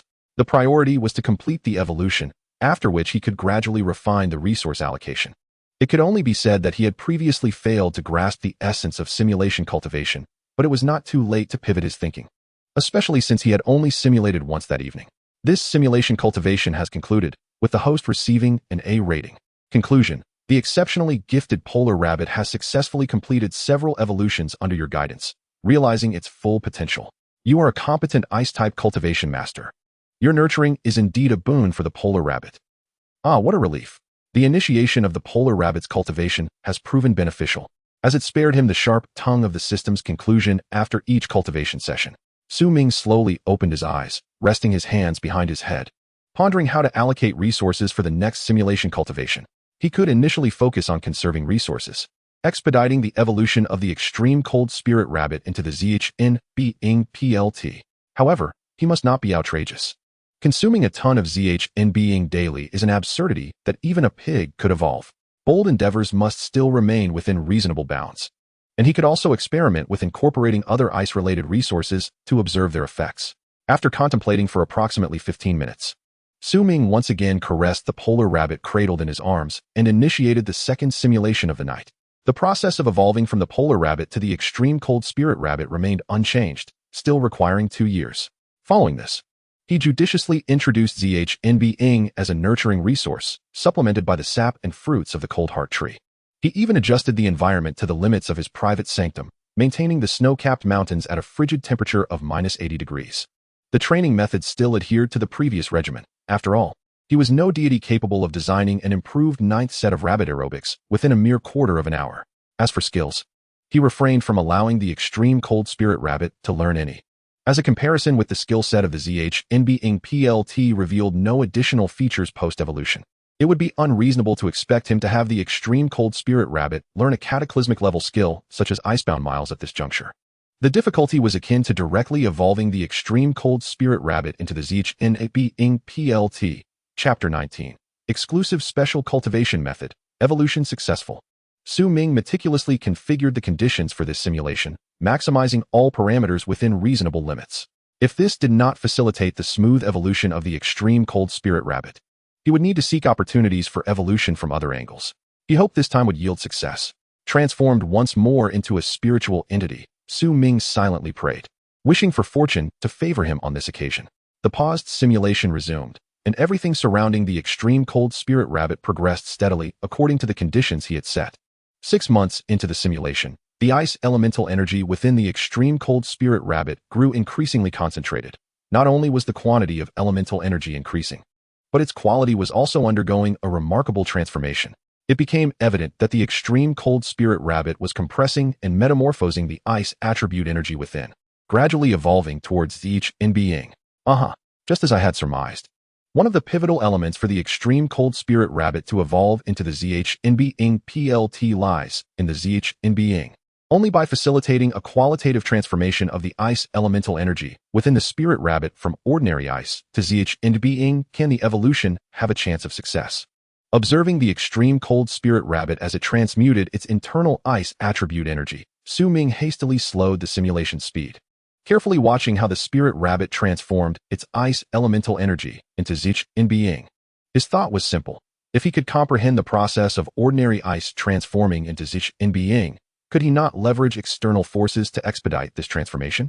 Much like the 8th set of rabbit aerobics he developed, which effectively assisted the polar rabbit in completing the circulation of elemental energy within its body to achieve physical enhancement and expand its internal ice elemental energy.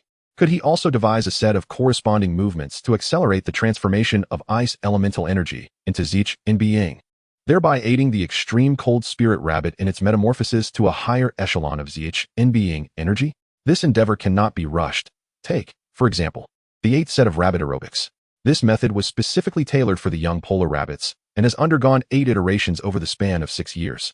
The training methodology aimed at expediting the transformation of the extreme cold spirit rabbits in being energy would undoubtedly be even more challenging, requiring more time. One must not underestimate the rabbit aerobics Ming has crafted.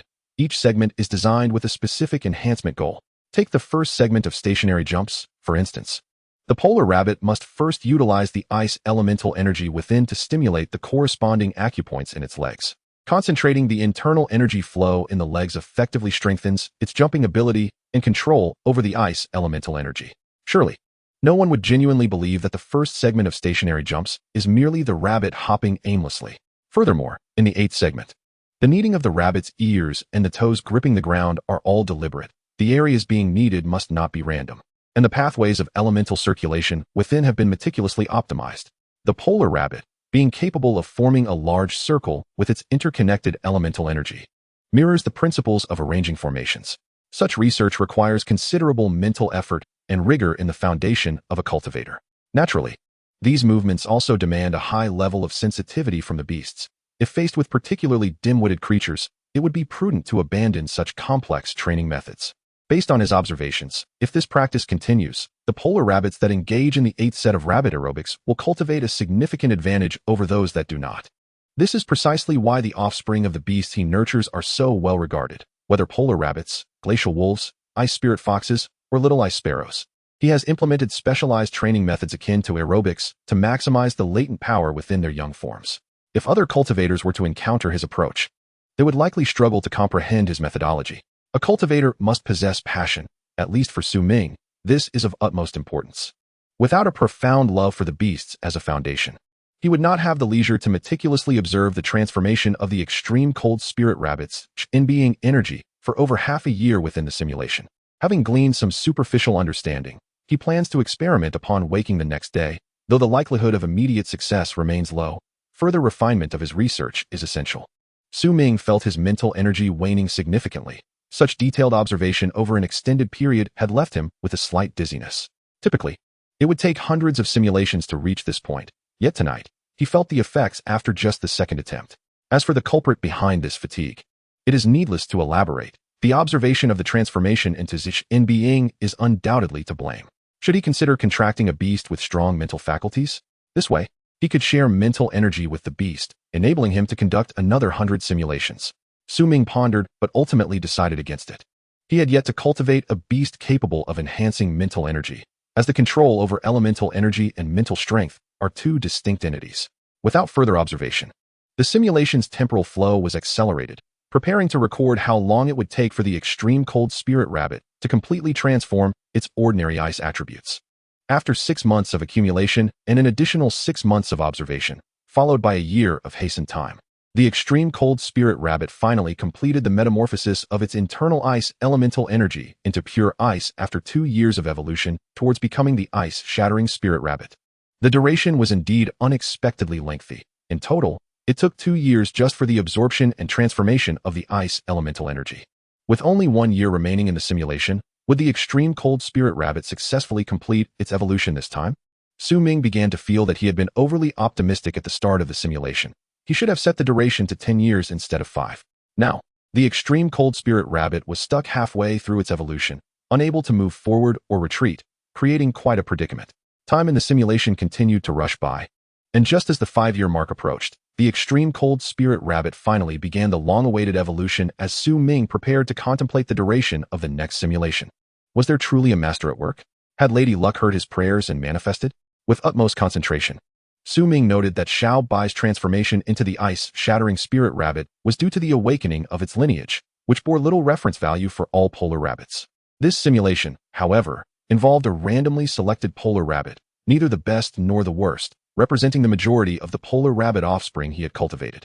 A soft blue halo, symbolizing the ice attribute, enveloped his soul, making him feel as though he was submerged in a tranquil blue ocean of ice. Thankfully, during the simulation cultivation, the host remained unaffected by the anomalies occurring within, or else he might have been turned into a popsicle. While possessing a robust physique and a strong resistance to cold, being frozen solid would inevitably spell doom for any human, unless one could ascend to Beast Master or master a unique human-animal fusion technique. It was wise to keep a safe distance during such times. As the soft blue halo faded, the extreme cold spirit rabbit successfully evolved into the ice-shattering spirit rabbit. This newly evolved rabbit differed from Xiaobai. While Xiaobai was entirely light blue throughout its evolution, the freshly evolved ice-shattering spirit rabbit retained its original white fur, with only the tips of its ears adorned with two small, crystal-like blue pendants. This was the appearance befitting a typical ice-shattering spirit rabbit. Xiaobai's unique coloration was solely a result of its bloodline awakening. Perhaps only after ordinary polar rabbits evolved into sacred ice spirit rabbits would their fur take on a light blue hue. Ming could not help but speculate. But before he could delve further into this gossip, the simulation cultivation system mercilessly ejected him. This simulation cultivation has concluded. Host rating, S. Conclusion. The exceptionally talented polar rabbit successfully evolved into the ice-shattering spirit rabbit at the final moment of the simulation, fully realizing its potential. Burnout. You have initially acquired advanced cultivation techniques. The polar rabbit you cultivated has indeed enjoyed a lifetime of fortune. Upon seeing this delightful conclusion and achieving a new height of S rating, Ming's heart soared with joy, with the rating reaching a new level. The duration for his simulation cultivation had also increased to 100 years. Chapter 20. The assistant's arrival surprised Shenyi. Good fortune uplifts the spirit. When Ming opened his eyes, although his mind felt somewhat hazy, the smile on his face indicated his excellent mood. Through the second simulation of the night, he successfully evolved the extreme cold spirit rabbit into the ice-shattering spirit rabbit amidst abundant rare resources. Simultaneously, he set a new record for the simulation cultivation system, unlocking the S rating and extending the simulation duration to 100 years. Having conducted ample research for the night, he decided to enjoy a good night's sleep with his adorable little companions. As for further research, he could always catch 6 more polar rabbits to reap great rewards tomorrow. Though Ming was a workaholic who often lost himself in research, he understood the importance of rest when his body signaled serious exhaustion. He recognized the value of work-life balance, and with his mental energy depleted, he urgently needed rest or sleep to replenish it. While certain resources could help humans recover mental energy, he preferred the simplicity of sleep. With only a single night to gather insights, it was wiser to conserve his mental energy resources and rejuvenate. After a restful night, the fluffy touch of the rabbits and the rumbling of their bellies awakened him. Rabbits!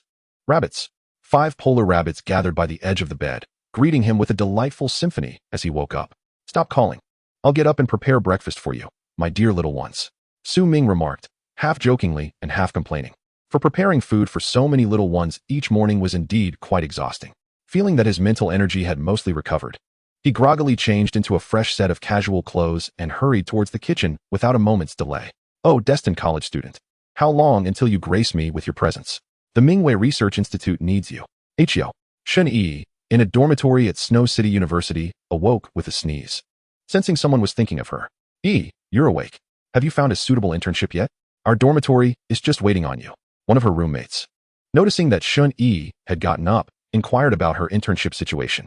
I submitted several resumes yesterday, but Haven T had the chance to check if I was selected. Did you know? When I submitted my resumes yesterday, I discovered there's actually a research institute in Hantian City, and the boss is an ice cultivation master. Shen Yi excitedly shared her discovery with her roommate. Generally, cultivation masters do not recruit assistants online. They typically prefer to take in students to handle menial tasks. However, Ming clearly did not intend to recruit students. He simply wanted to hire someone diligent for the research institute. Of course, the laborer must possess a certain level of expertise. Otherwise, they wouldn't even qualify to be his assistant. An ice cultivation master? And they aren't even located in Snow City? That is certainly an unconventional choice for a research institute. Quickly check if that cultivation master has reviewed your resume. If you can intern at that Master Research Institute, you're bound to gain invaluable experience. Upon hearing this, Shenyi promptly took out her phone and saw several messages indicating that her resumes had been accepted for interviews. One message immediately caught her eye. Wow, The cultivation master really accepted my resume. Not only did he agree to all my requests, but he also encouraged me to come to the research institute as soon as possible. I told you your luck has always been quite good. Though you can intern at the Teacher-S Research Institute, going to another cultivation master-S place might allow you to learn some of that master-S cultivation tips. By the way, when do you plan to set off? Since that cultivation master wants you to arrive as soon as possible, why not head out today? That's exactly what I was thinking. So, goodbye for now, dear roommate. I want to be seeing you for at least 3 months. The two girls embraced affectionately, whispering sweet nothings to each other. After spending over 10 minutes packing their bags, Shen-Yi set off for the Mingwei Research Institute. According to the address in the text message, the Mingwei Research Institute is right here. Come on, Shen-Yi, it's your first day meeting the master breeder. You must present your best self. Shen-Yi encouraged herself internally, urging herself not to be afraid. After all, it's just an internship. As long as she is willing to work hard, she will surely learn the exclusive breeding techniques of a master breeder. Gathering her courage, she stepped into the pinnacle of ice-type breeding. As soon as she entered the outer area of the research institute, she was captivated by the introduction of the beast tamers displayed on the wall. Wow, this master breeder is truly remarkable, having specialized in breeding 4 different species, along with a self-developed evolution path for the polar bunny at the starlight level. Although it states that evolution involves a degree of chance, it at least proves that this master breeder has the confidence to refine the evolutionary path. This is a starlight level beast. How wonderful it would be if I could breed one too. The more she looked, the more mesmerized she became. Indulging in the illustrious achievements of Su Ming from the past, a faint sense of admiration rising within her. It is human nature to admire the strong, especially for a young girl just entering society. When encountering a master whose level is vastly superior, it is inevitable that a subtle admiration stirs within. Particularly when she discovered that this master breeder was a mere 24 years old this year. Her surprise and admiration peaked. So young? This master breeder is only 2 years older than me. I had always thought that master breeders were typically elderly. Shen-Yi's thoughts were not unfounded. They reflect the common stereotype of master breeders. After all, those who are immersed in research day in and day out, achieving results, are often older individuals, are they not? Master breeders frequently exhibit signs of balding or premature aging. Even if they possess a lifespan of 200 years, they cannot escape the ravages of time. As the demands of serious research take their toll, Shen-Yi found herself increasingly entranced, to the point where even the intelligent robot responsible for welcoming guests could not help but inquire. Esteemed guest, may I ask what business brings you to the Mingwei Research Institute? For an appointment to purchase a beast, please press 1. For an appointment to evolve a beast, please press 2. For custom beast requests, please press 3. For a date with the master breeder, please press 4. Is there something bizarre mixed in here? Artificial intelligence. Get out of my research institute. Before Shen-Yi could respond, a snow-white polar bunny was thrown out, heading straight for the floating intelligent robot. Damn it. This thing really needs a tune-up. How unprofessional. Setting aside this absurd appointment model, what on earth is this date with the master breeder? I don't recall setting up anything like that. Su Ming picked up the thrown polar bunny, gently stroking its head, then kicked the intelligent robot, sending it soaring directly into the trash can. Trash belongs in the trash can. After completing this, Su Ming turned his gaze towards Shen-Yi, the guest in the hall, and spoke with a gentle tone. I am the owner and master breeder of this institute. What business do you wish to conduct? For purchases and evolutions of beasts, please register over there. If you wish to discuss custom breeds, we can have a conversation. Hello, master. I am Shen-Yi, the breeding assistant you hired. Chapter 21, Job Assignments, the Silent Master of Ice. Upon learning that the newcomer was Shen-Yi, Su Ming's expression brightened beyond that of a customer seeking a custom beast. Finally, the chosen worker has arrived. She resembles her photo and possesses a certain charm. I believe the little ones will surely take to her. Su Ming's eyes sparkled with excitement, devoid of any personal desires, filled only with joy at the prospect of shedding burdensome tasks. Ah, it's you, Shen-Yi. Come in quickly. I'll introduce you to the basic structure of the institute and then arrange your daily tasks. Shen-Yi sensed that this master breeder was overly enthusiastic, even feeling a hint of excitement radiating from him. How could Su Ming not be excited? He was about to free up his lunch and dinner preparation time to focus solely on research. For him, this is indeed a momentous occasion. Shen-Yi somewhat shyly followed behind Su Ming, who first provided a simple introduction to the structure of the institute. Then, upon entering the inner area, focused on the kitchen and the various food ratios for the beasts. Typically, a polar bunny requires 3 handfuls of frost grass per meal, given your hand size. It should have 3.5. Additionally, you must mix in some palate-enhancing plants and stir it with the special icy sauce for bunnies over there. But be careful not to give too much. as it may lead to an accumulation of ice element energy. This is the food for the glacial wolf, made from high-quality fatty pig meat, paired with ordinary ice crystal fruit as a post-meal snack. You must be cautious, as some greedy wolves may sneak a bite. If you catch them, just give them a light swat on the rear. Rest assured, those fellows won't dare to bite you. Should they so much as show a tooth, I have my methods of providing them with a lesson in tough love. The Ice Spirit Fox. Su Ming rambled on about the various food requirements for the beasts, inundating Xin Yi, a student from the breeding department of Shuada University, with a deluge of breeding knowledge that nearly overwhelmed her mind. Oh dear, what do polar bunnies eat? Why do I have to swat the glacial wolf? So much unfamiliar knowledge is invading my brain. Su Ming observed Xin Yi, who sat in silence, her eyes seemingly swirling with stars, and silently sighed within. I knew it would be like this. Expecting her to absorb all this knowledge at once is too much to ask. Fortunately, I had prepared a care manual in advance. Su Ming thought to himself, and after explaining everything about the kitchen, he turned to Xin Yi and asked, "Did you manage to remember everything?" Su Ming, with a mischievous glint, inquired, fully aware that Xin Yi's mind was likely a jumbled mess, yet he enjoyed teasing her. Master Su Ming, I think I only remembered a little bit." Xin Yi's cheeks flushed slightly, and a wave of shame welled up within her, as if failing to grasp all this knowledge was a significant error. Recalling the stern demeanor of her professors at university, she feared that Su Ming might be displeased, judging her as a subpar breeder and thereby jeopardizing her precious internship opportunity. Seeing Xin Yi in this state, Su Ming understood that the poor girl had been subjected to the rigors of academic pressure. When he first became Zhang Cheng's student, old Zhang had also put him through similar trials. Su Ming had genuinely absorbed the essence of breeding, and the teacher-student bond between them was seamlessly intertwined. I know you Haven Tea retained it all. Here, take this. It contains all the breeding information I just explained, including some insights into my breeding philosophy. It should be very helpful to you. Su Ming gently patted Xin Yi on the shoulder and handed her the manual, mirroring the warm smile that Zhang Cheng had once bestowed upon him. Oh, thank you, Master Su Ming. I will definitely study the contents of the manual diligently. Xin Yi nodded gratefully, surprised that Su Ming not only refrained from reprimanding her, but also prepared a manual containing the master breeder's unique breeding insights. Such treatment is not something an ordinary intern would receive. Typically, only prodigies recognized by master breeders are afforded the opportunity to access the master's exclusive breeding philosophies. It seems the master has long realized that I didn't comprehend much at all. He feels entirely different from the stern master breeders at school. Xin Yi thought to herself and silently set a goal to study diligently during her upcoming internship, striving to earn the master's recognition as soon as possible. Being a student in the breeding department of Shuada University signifies that Xin Yi is not lacking in intelligence and is more diligent than the average person.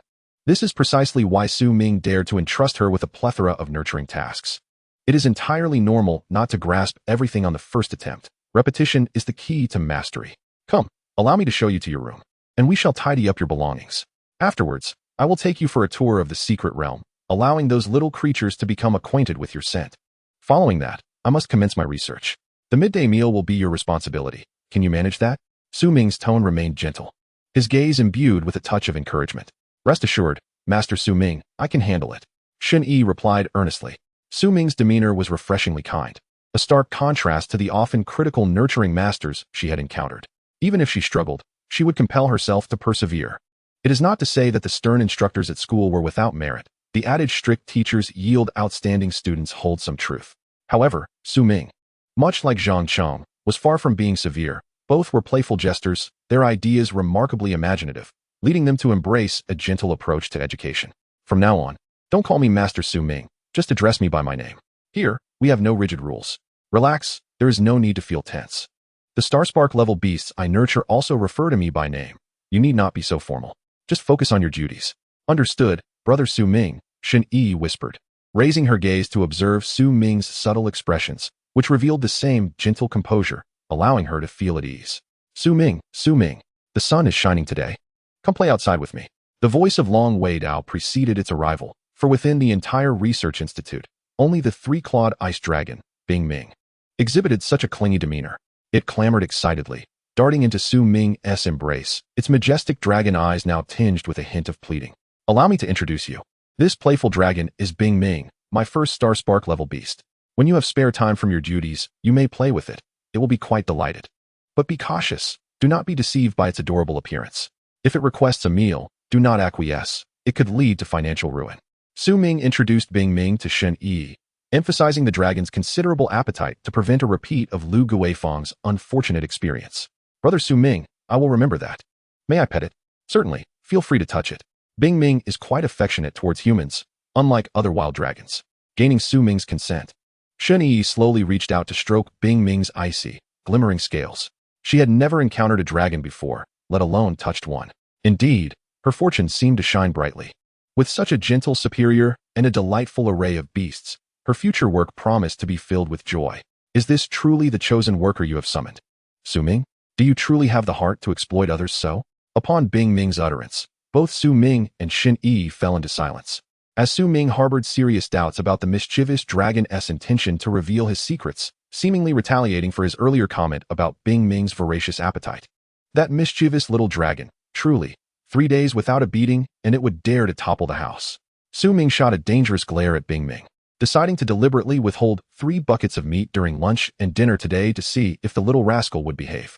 Chapter 22. The origins of the secret realm. The silence eventually dissipated after Shen Yi settled her luggage and successfully moved into the Mingwei Research Institute. Su Ming planned to take her to the secret realm, allowing her to familiarize herself with the cubs she would soon be nurturing. Although Shen Yi had visited secret realms before, this was her first time entering a private realm reserved for nurturing masters. Secret realms can be categorized into 2 types, the first being naturally occurring, which emerged continuously in this world post-cataclysm. The reasons behind the emergence of such natural realms remain an enigma to humanity. Once these natural secret realms appear, it is not long before the beasts within can enter this world. If the emerging beasts belong to weaker species and their locations are suitable, they will be managed by humans. Access is restricted based on rank, with limitations placed on both high and low-level beast masters. Such measures aim to ensure balanced development and prolong the usage cycle of the secret realms. If a group of powerful individuals far surpasses the level of beasts within a secret realm, they could easily deplete it in one fell swoop. Long-term development must be considered. Secret realms also require gradual accumulation. Qualified beast masters can gain entry by paying a nominal fee.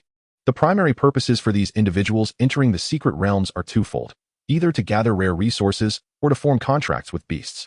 This not only hones the combat skills of young beast masters amidst life and death challenges, but also provides a pathway for those from less fortunate backgrounds to acquire beasts. In addition to naturally occurring realms, through extensive human research and under the leadership of the Sky Emperor, artificial secret realms have come into existence. Artificial secret realms are those crafted by humans using various rare spatial materials, produced through intricate processes. Due to the scarcity of spatial materials and the complexity of their creation, the number of artificial secret realms is exceedingly limited. Currently, the only way to acquire ownership of an artificial secret realm is to become a nurturing master. Upon achieving this status, the Beast Master Association grants a newly minted nurturing master a brand new artificial secret realm, serving as their private domain. This is the origin of Su Ming's private secret realm. As for why nurturing masters are awarded private realms, it is, of course, to facilitate their better nurturing and research of beasts. Every nurturing master is a potential savior of a city in times of crisis.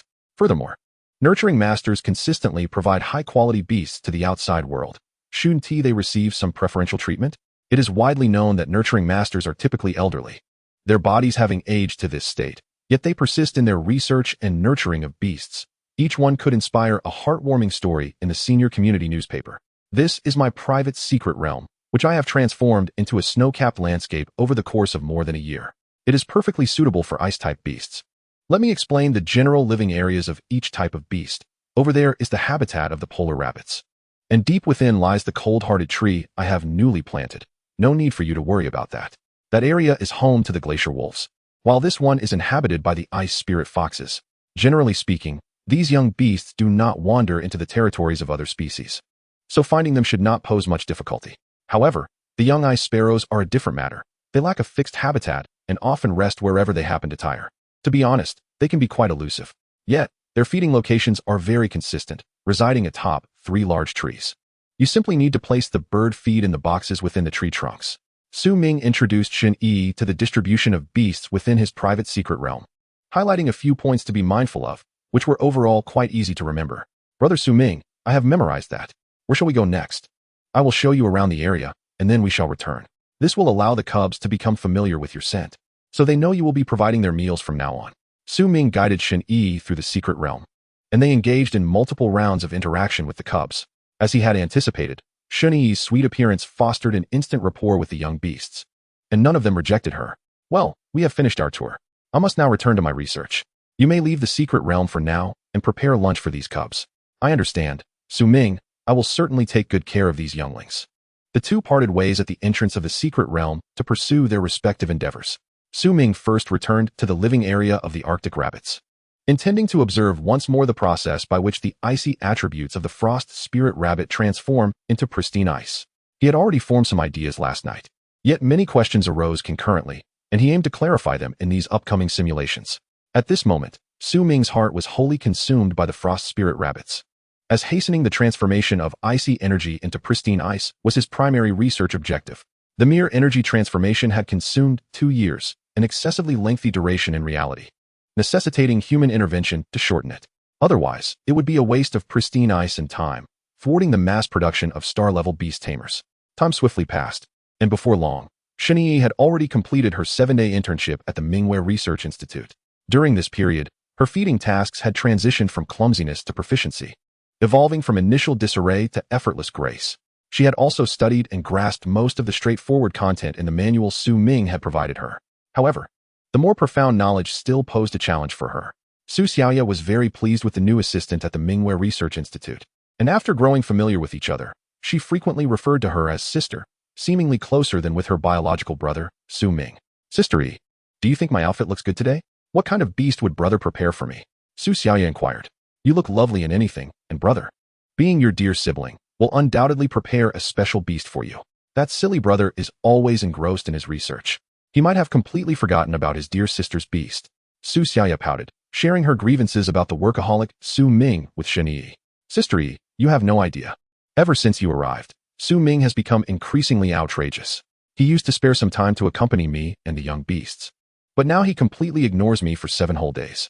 The elusive Ming suddenly emerged from a corner, skillfully joining the conversation about Ming's shortcomings.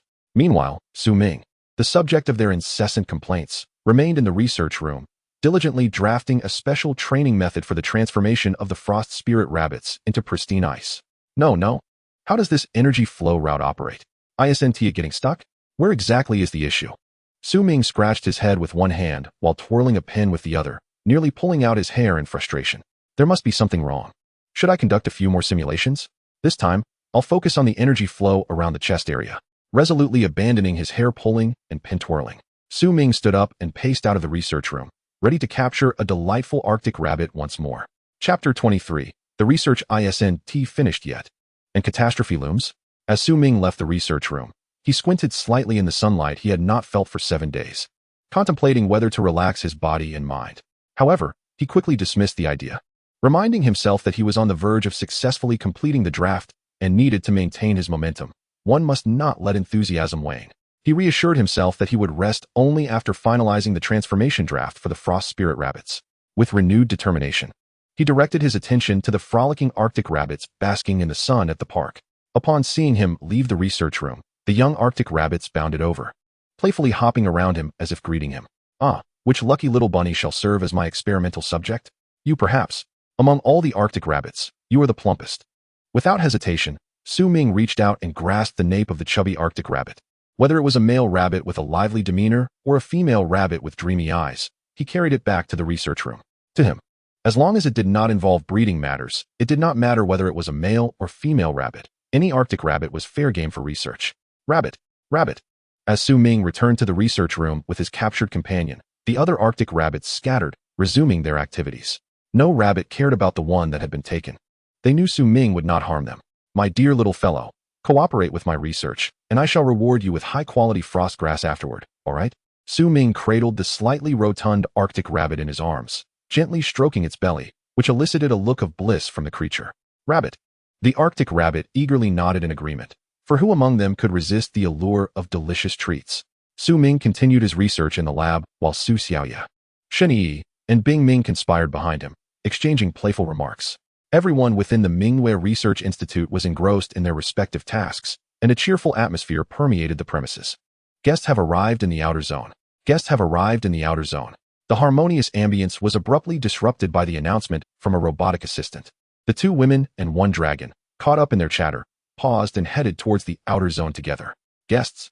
Typically, the robotic assistants do not notify us of appointments for purchasing or evolving beasts. They simply guide the guests to sign in.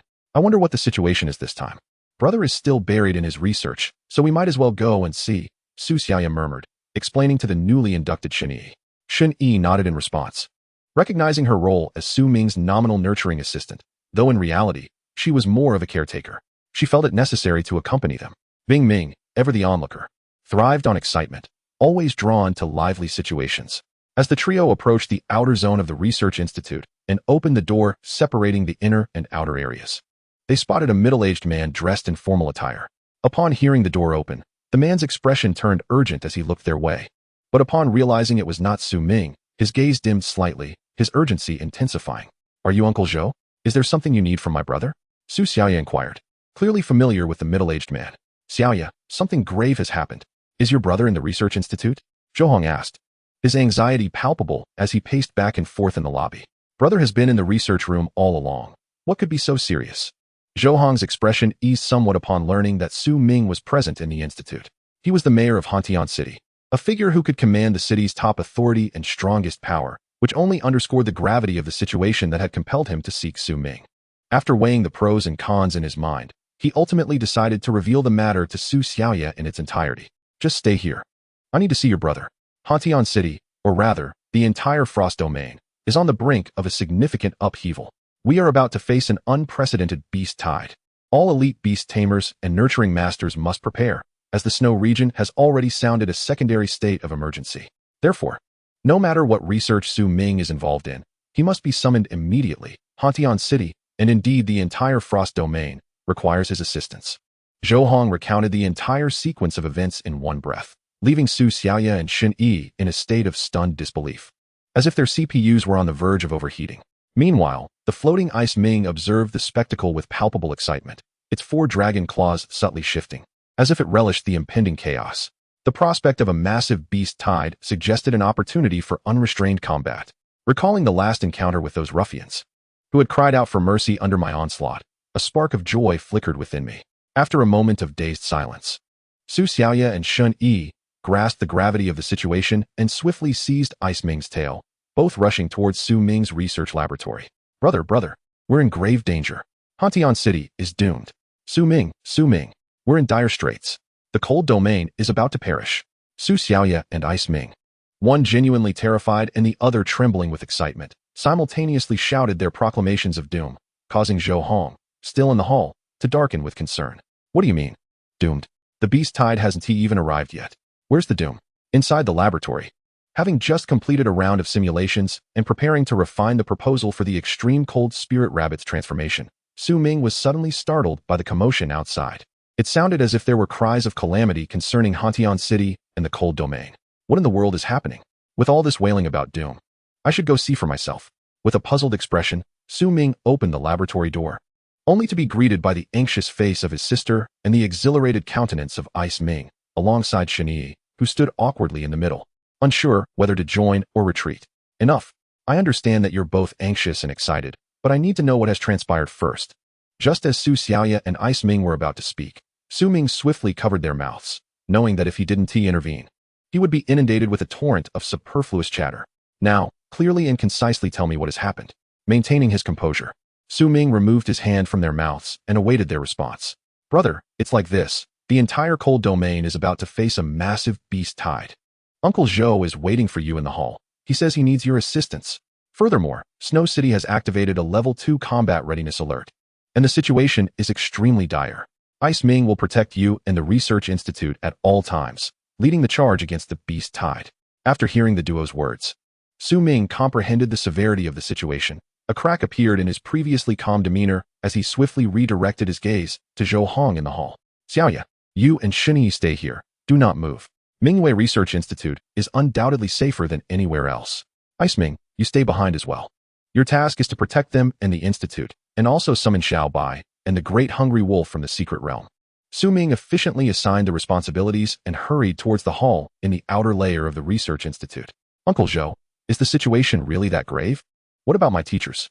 "Indeed, it may be worse than you imagine. Your teacher was among the first to receive the news, He indicated that you should support Snow City. I understand. Thank you, Uncle Zhou. If I head to Snow City and Hantian City is also besieged by an unstoppable beast tide, we must concentrate the civilians and living forces near the research institute. I will leave Ice Ming behind. It can handle anything short of a conflagration-level threat. The mask of calm on Su Ming's face shattered completely. While he was uncertain about the strength of the impending beast tide, he was acutely aware of his teacher, Zhangcheng. As the dual-element breeding master and president of the Breeder Association's Snow City branch, Zhangcheng would not send him to Snow City unless absolutely necessary. Chapter 24. A dire situation, the beast tide crisis. During the time Su Ming conversed with Zhou Hong, the three-clawed ice dragon, Ice Ming, reluctantly summoned Xiao Bai and the great hungry wolf from the secret realm. Damn it, Su Ming, making me guard the home front. I want to fight. Ice Ming grumbled in dissatisfaction, yet in this critical moment, it recognized the seriousness of the situation and refrained from bothering Su Ming. What is going on? Why did Su Ming suddenly call us out? Is there trouble afoot? Given the current atmosphere, it was evident that trouble was unavoidable. With Ice Ming, the three top-tier combatants of the Research Institute were now summoned by Su Ming. Surely, this wasn't a good omen.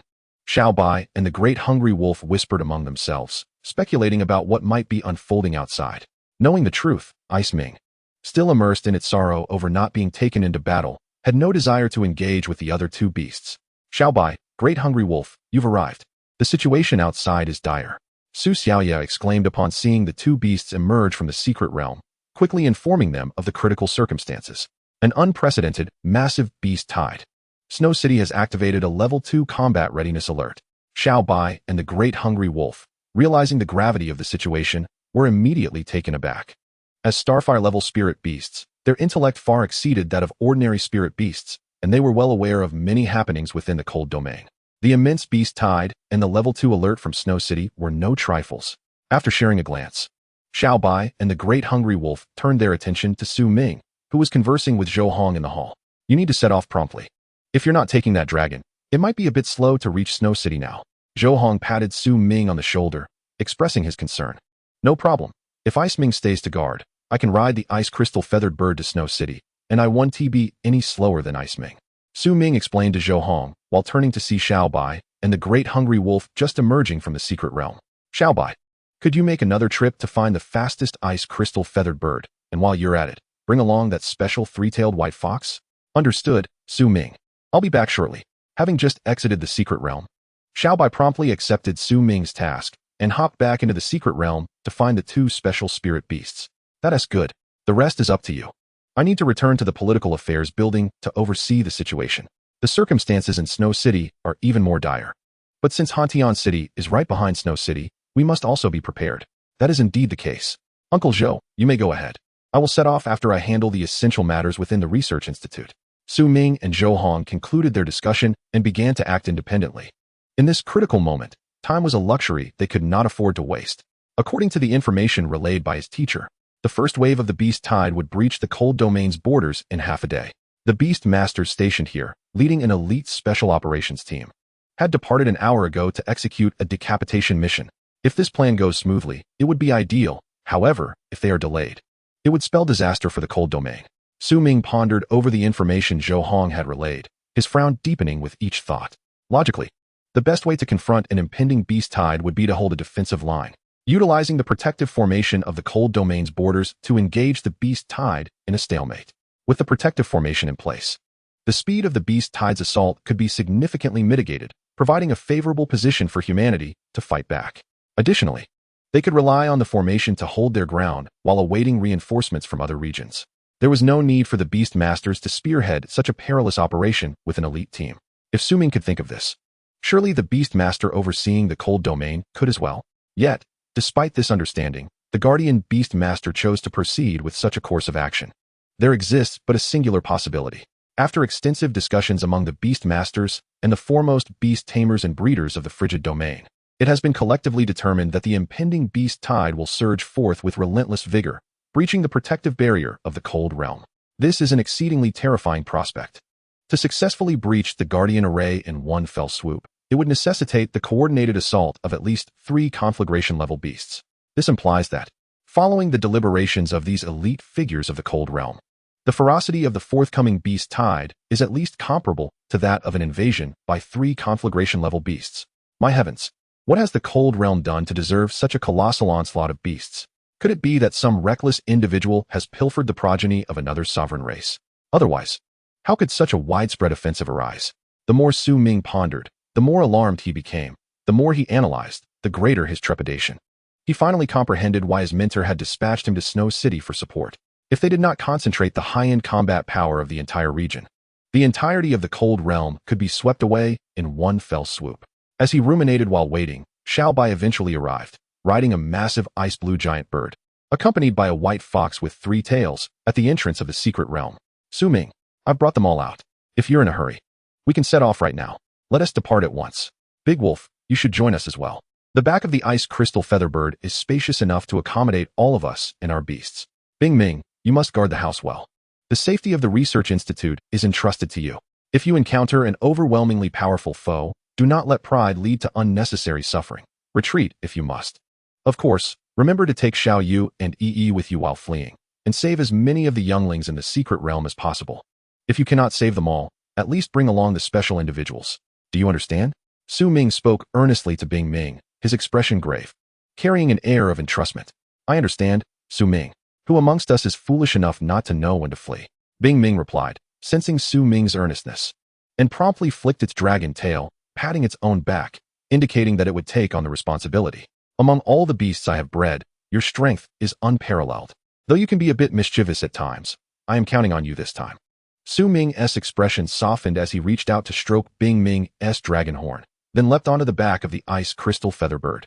As the giant bird spread its wings, Su Ming and several beasts soared into the sky, heading straight for Snow City. I hope my brother returns safely. With every beast he took with him intact, Xiao Yu clasped her hands together, silently praying for Su Ming, her eyes betraying her deep concern.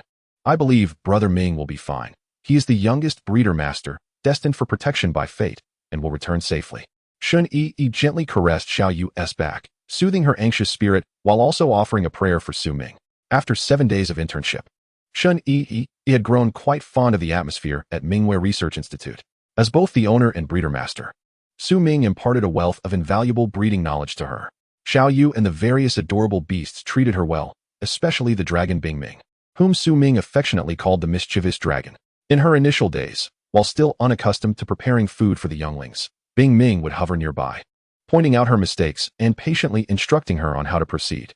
In such a warm and joyful environment, she quickly came to love this place and the diverse array of distinctive beasts. You're right, Yi. Brother will surely return safely. A faint smile graced Xiao Yu's lips, and just as the two girls conversed, Bing Ming suddenly declared loudly, since Su Ming has left, I am now the supreme leader of Mingwei Research Institute. First, we need to close the doors of the institute to prevent any unforeseen incidents. And we must arrange for the necessary transfer of the younglings, so that we can swiftly take them with us when we flee. Xiao Yu and Shun Yi exchanged glances, speechless. The beast tide had yet to arrive, yet this timid and cautious dragon had already organized an escape plan. Apparently, there was no need for Su Ming to give any instructions before he departed. Bing Ming would proactively ensure the Institute's assets were safeguarded in the face of danger. Chapter 25. Arrival at Snow City and Division of Defensive Zones. After several minutes of rapid flight, Su Ming and his entourage of beasts successfully reached Snow City. As they were about to enter the city, they were halted by the Snow City Patrol. Beast Tamer on the ice-blue giant bird, please halt for inspection. Snow City is currently under a Level 2 combat readiness alert, and all outsiders must verify their identities. Su Ming obediently slowed the ice crystal feather bird and refrained from clashing with the diligent members of the patrol. In exceptional times, special regulations must be enforced. Certain powerful or uniquely capable beasts can assume human forms through various extraordinary means. Allowing such beings entry into the city would pose a catastrophic risk to the ordinary citizens, even if the beast tide were successfully repelled. Consequently, upon the activation of the Level 2 Combat Readiness Alert, the military of the Cold Realm rapidly established patrol units to conduct identity screenings in every human settlement. Most members of the Snow City Patrol are elite beast tamers, representing the backbone of their respective regions. In contrast, the patrols of smaller cities are coordinated by the council building, arranged according to the quality of the beast tamers in that city. This ensures no wastage of personnel. Those selected possess sufficient strength to confront potential lurking threats. Anyone with dubious identities must be contained, and after the identity screening is completed for the entire city, some patrol personnel will be assigned to guard them. preventing any disguised beasts from revealing their true forms and wreaking havoc during the beast tide. Here is my identification, and this is my breeder association medal. If a different individual were to be stopped, the identity verification process would be somewhat convoluted. However, for a breeder master, it suffices to present their identification and the exclusive medal of the breeder association. At Su Ming's level, if he could be replaced by a beast in human guise, it could only be said that the Cold Realm, despite its struggles, was destined for downfall. Esteemed breeder master Su Ming, thank you for coming to aid Snow City. Upon confirming Su Ming's identity, a member of the patrol promptly rendered a standard military salute as a gesture of respect for the breeder master. Your efforts are commendable. The Cold Realm needs talented individuals like you. Su Ming reciprocated with a slight nod, acknowledging their hard work, though he was not a member of the military. He also encouraged the patrol members, though it felt somewhat incongruous coming from someone so young at the age of 24. Referring to individuals in their 30s as the new generation. Having navigated the brief identity check, he guided the Ice Crystal Featherbird not towards the Breeder Association, but directly to the Council Building in Snow City. My mentor is likely not at the association. He is probably at the Council Building, discussing strategies with other beast tamers or breeders regarding the impending beast tide. Su Ming mused, speculating on Zhang Cheng's whereabouts. His intuition proved correct. For as he maneuvered the Ice Crystal Featherbird to the Council Building, he spotted the furrowed brow of Zhang Cheng at the entrance. Old Zhang, why are you waiting at the entrance? Were you specifically waiting for me? Su Ming jested, lacking any semblance of traditional respect for his mentor. You rascal, I knew you would arrive soon. Hurry inside. The situation is quite complex. Zhang Cheng refrained from further commentary, leading Su Ming directly into the grand conference room of the legislative building. Su Ming understood that this was not the time for levity. He promptly summoned the Ice Crystal Featherbird to shrink down into its diminutive avian form, accompanied by his 4 spirit beasts. Trailing behind Zhang Cheng as they entered the conference room, both Xiao Bai and the Great Hungry Wolf were undoubtedly of stellar flame tier combat prowess, whereas the Ice Crystal Featherbird and the 3-tailed White Fox lagged slightly behind due to insufficient cultivation time and research, currently only achieving bright torch high tier. However, one should not underestimate these 2 little creatures. It is worth noting that there are only 5 cultivation masters within the entire cold domain, 3 of whom remain in the snow capital, while Su Ming and another master reside in various smaller towns. The total number of spirit beast masters is barely over 40, including those who are injured, elderly, or diminished in strength, with only 30 of them maintaining peak combat capabilities. Among these elite combatants, the majority are merely at the initial stage of stellar flame, and only a handful possess 2 stellar flame spirit beasts. This situation can be attributed to the cold domain being a newly established human sanctuary, resulting in a lack of depth among spirit beast masters. In contrast, in other established regions, the disparity between spirit beast masters and cultivation masters would not be as pronounced. From this information, one could infer that Su Ming's actual combat strength ranks at least within the top 10 among this group. Most spirit beast masters are inferior to him, yet the 4 esteemed cultivation masters, seasoned veterans in their own right, are not figures a mere year-advanced cultivation master like him could hope to rival. The longer a cultivation master has been practicing, the greater the number of offspring they have nurtured, and consequently, the stronger their own foundation. Take his mentor, Zhang Cheng. For instance, within his private sanctuary, there are at least a dozen stellar flame spirit beasts enjoying their retirement. The disparity in time is akin to comparing him to an egg. Upon entering the grand conference room, Su Ming was immediately enveloped by the cacophony of discussions. At the front of the room stood the other 3 cultivation masters along with several senior spirit beast masters. Zhang Cheng, your pupil has finally arrived. How formidable is this young man? One white-haired elder inquired upon seeing Zhang Cheng enter with Su Ming.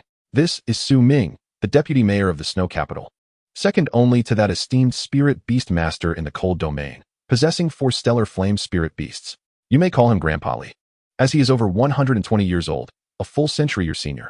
Su Ming's eyelid twitched at this, internally chiding his mentor for his lack of decorum, who refers to age in terms of a century.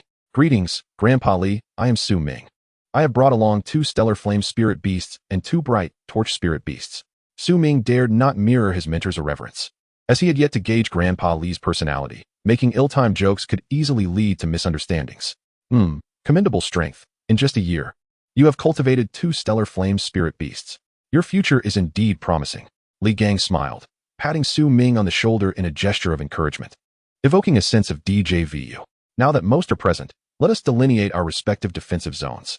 Zhang Cheng, you and Su Ming will defend the northwest flank, while Li Gang methodically assigned their defensive areas. producing several signal flares to instruct everyone that should they find themselves unable to hold their ground, they must fire the flares, and those with the capacity to assist would come to their aid.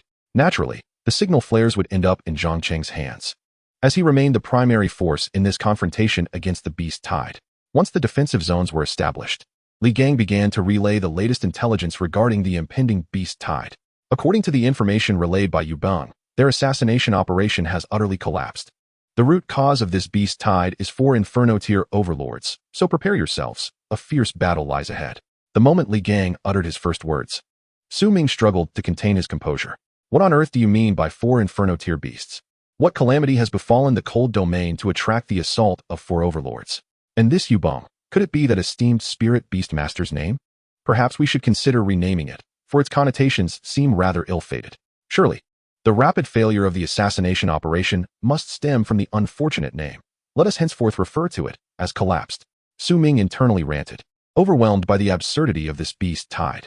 Chapter 26, The Fall of Yu Mountain, The Collapsing Mountain Fist.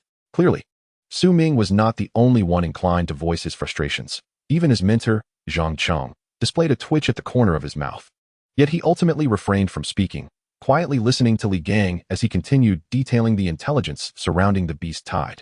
These 4 Inferno tier overlords hailed from the Ice Spirit, Snow Mountain Moth, Long-Haired Ape, and Plump Pig species. Su Ming's expression grew increasingly perplexed. Was there not something amiss? Grandpa Li, are you certain that one of these Inferno tier overlords is from the Plump Pig species? It was evident that everyone found the inquiry ludicrous, casting curious glances at Li Gang. When I received this information, I too was baffled. However, it was transmitted directly by Master Yubang, so there must indeed be an Inferno tier Plump Pig overlord. Astonishingly, every individual present exhibited sheer shock, particularly the 5 cultivation masters. The Plump Pig, a herbivorous spirit beast generally amicable to all elements, is typically raised by humans as sustenance for carnivorous spirit beasts due to its inherently weak combat capabilities and slow growth rate. Given its elemental affinity, if one were to feed it ice attribute grass, it would yield ice attribute meat. Unlike other species, the Plump Pig grows meat at an astonishingly rapid rate. Virtually whatever feed is provided results in an equivalent output of meat. It is truly the dream pig for cultivators and carnivorous spirit beasts alike. Yet now, Li Gang informed them that a Plump Pig species had birthed an Inferno tier overlord. This was nothing short of impossible. How absurd. In this day and age, even pigs can become Inferno tier overlords. The world has truly transformed beyond recognition. Su Ming scoffed internally, knowing full well he would never have believed it had it not come from the lips of Li Gang, the deputy mayor of the snow capital. Ahem. Let us temporarily set aside the Plump Pig matter. Next, we shall view some battle footage of the Inferno tier encounters relayed by Master Yubang. This will enable you to assess the combat capabilities of these 4 Inferno tier overlords. After viewing, each of you can proceed to your designated defensive zones. Li Gang activated the large screen in the conference room, showcasing the battle footage of Master Yubang against the 4 Inferno tier overlords. However, Su Ming preferred to refer to it as the CG of the assassination operation as failure. The footage commenced with Master Yubang as the first combatant. No, wait. The target of the ambush was a moth with large, flapping wings. It was evident without contemplation that Master Yubang had chosen the Snow Mountain Moth's Inferno tier overlord as his initial target. There were no flamboyant ambush tactics. Instead, a massive mountain appeared above the head of the Inferno tier Snow Mountain Moth. Concurrently, the sound of Master Yubang resonated through the air. Yu Mountain Falls. Master Yubang evidently intended to seize the initiative, employing the Earth Element Energy technique, Yu Mountain Falls, in an attempt to crush this Snow Mountain Moth overlord. How astonishing. Was combat at the Inferno tier always so unembellished? Just as this thought flickered in Su Ming's mind, it was abruptly shattered by the Snow Mountain Moth overlord's counterattack. As the mountain collided with the crystalline wings of the Snow Mountain Moth overlord, the surrounding ice elemental energy trembled, conjuring a tempestuous snowstorm reminiscent of the end of the world. This Snow Mountain Moth overlord seemed to be the sovereign of ice and snow, the sole ruler of this realm. The subsequent developments were all too predictable. The unfortunate Master Yubang found himself under relentless attack from the Snow Mountain Moth sovereign. Aside from his ambush, the Yu Mountain Fall, he spent the remainder of the encounter in a state of passive defense, ultimately captured in a moment of hasty, disheveled escape. This situation is indeed difficult to assess.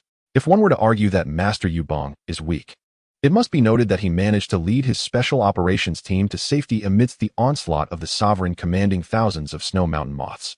Conversely, if one were to claim that he is strong, it is hard to overlook the fact that he could not even succeed in a surprise attack. Thus, he hardly embodies strength. This contradiction renders him, in Su Ming's eyes, akin to Schr Dinger's cat from a previous life, existing in a superposition of both strong and weak states. The atmosphere was palpably tense, and while the sentiments of others remained unclear, Su Ming's emotions were undoubtedly intricate.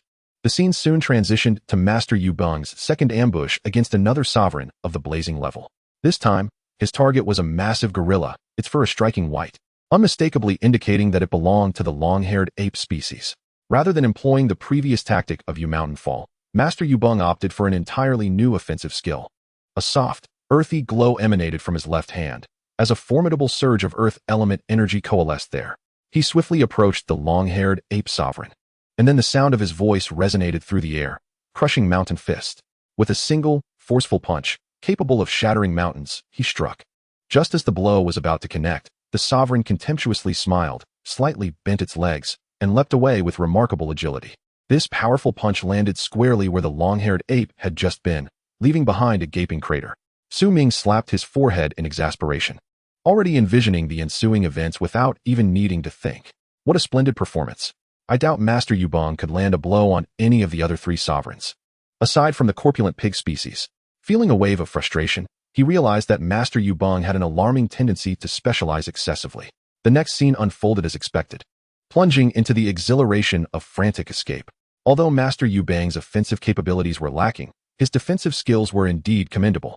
The footage concluded with him and his special operations team once again evading capture. While the process differed slightly from the first ambush, the outcome remained unchanged. As anticipated, this master exhibited an extraordinary level of specialization. One could hardly believe he focused solely on defense at the expense of offense. The subsequent two ambushes confirmed Su Ming's suspicions, leading him to a conclusion even more outrageous than merely neglecting offense. Bravo, Master Yu Beng. Your only offensive skills are Yu Mountain Fall and crushing Mountain Fist. Well done in your cultivation. Those present who had never witnessed Master Yu Beng before were left utterly astonished, while those familiar with him found such behavior all too typical. This was a master of earth element beast taming who, theoretically, could defend the cold domain in conjunction with the protective formations against the assaults of four blazing level sovereigns. If that were the case, why then establish a special operations team to undertake this seemingly futile assassination endeavor? The answer lay in the final ambush, where Master Yu Beng engaged the corpulent pig sovereign of the blazing level. In this encounter, he again initiated with Yu Mountain Fall, only to be pursued relentlessly by the corpulent pig sovereign. The footage depicted the pig's actions, and if one were to strip away the dazzling ice blue effects, it resembled nothing more than a domesticated pig, dissatisfied after a meal, attacking its keeper. Even at the blazing level, the pig could not shed the innate instincts ingrained in its genetics. Su Ming surmised that this corpulent pig species must have encountered some extraordinary fortune to reach such heights. Given that the corpulent pig sovereign's assault style was neither exceptional nor particularly formidable, why then was the answer to the assassination endeavor found within this battle? As the corpulent pig sovereign, in a frenzy, concentrated ice element energy through its tusks, it became apparent that the previously unscathed Master Yu Beng was injured by the pig's onslaught. Something was amiss. The pig itself posed no threat, and its lackluster attack method was also not to blame. The issue must lie within the ice element energy that the corpulent pig sovereign was harnessing. This was not ordinary ice element energy. Su Ming scrutinized the ice element energy emitted by the corpulent pig sovereign, finding it increasingly familiar. Suddenly enlightened, he turned to his teacher, Zhang Cheng. As their eyes met, Zhang Cheng mirrored Su Ming's astonishment, for they were both intimately acquainted with this unique ice element energy. Chapter 27. The corpulent pig species with the power of supreme ice. Exchanging a glance with Zhang Cheng, both directed their attention toward the innocent-looking Xiaobai below. Xiaobai glanced between Su Ming and Zhang Cheng, its small head brimming with questions. Why are you both looking at me with such peculiar expressions? Is there something on me? The intensity of their gazes made Xiaobai feel uneasy, confused as to why they suddenly focused on it. Xiaobai, does the ice element energy being utilized by the corpulent pig in the video share a source with your supreme ice? Su Ming crouched down, cradling Xiaobai, and pointed toward the footage where Master Yu Beng was being relentlessly pursued by the corpulent pig sovereign. Does it share a source with my supreme ice? It indeed seems to. However, this pig appeared woefully inept, its application of energy far too rudimentary. Resorting to head-butting in battle? No wonder it was a pig. Xiaobai freely criticized the corpulent pig sovereign, believing its possession of supreme ice was purely a stroke of luck. With Xiaobai's affirmation, Su Ming and Zhang Cheng were confident that the unique ice element energy wielded by the blazing-level corpulent pig sovereign was, in fact, supreme ice. Old Zhang is in trouble now. The strength of ordinary ice element energy and that of transformed supreme ice are not even on the same level. Su Ming recounted his recent research on supreme ice, emphasizing its formidable nature and the precious asset possessed by the corpulent pig sovereign. That's why Master Yubong is so intent on executing the assassination operation. If he can successfully eliminate a blazing-level sovereign, it would be optimal. If not, at least he could ascertain the strengths of the four sovereigns. Have Xiaobai examine the surroundings, not just fixate on the corpulent pig sovereign. I suspect the entire species of corpulent pigs may be on the verge of transforming their ice element energy into supreme ice. Are you joking, Su Ming? How could that possibly be? Su Ming's first reaction was disbelief. Even if the corpulent pig sovereign were exceptionally fortunate, it seemed implausible for the entire pig population to simultaneously undergo such a transformation. Disbelief aside, the meticulous nature of a master cultivator compelled him to scrutinize the other corpulent pigs featured in the video, leading to a shocking revelation.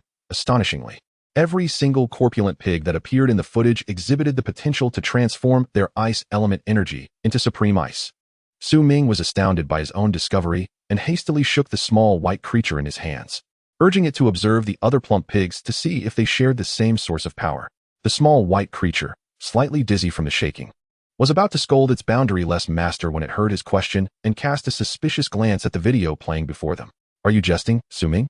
The transformation of ice elemental energy into pure ice cannot be so commonplace. Wait, how is it that every single pig possesses a power derived from the same source as mine? Even the small white creature, which possessed the attributes of pure ice, was taken aback. It quickly redirected its internal pure ice energy and discovered that it was indeed identical to that of the pigs depicted in the video. Not to say they were merely similar, they were exactly the same.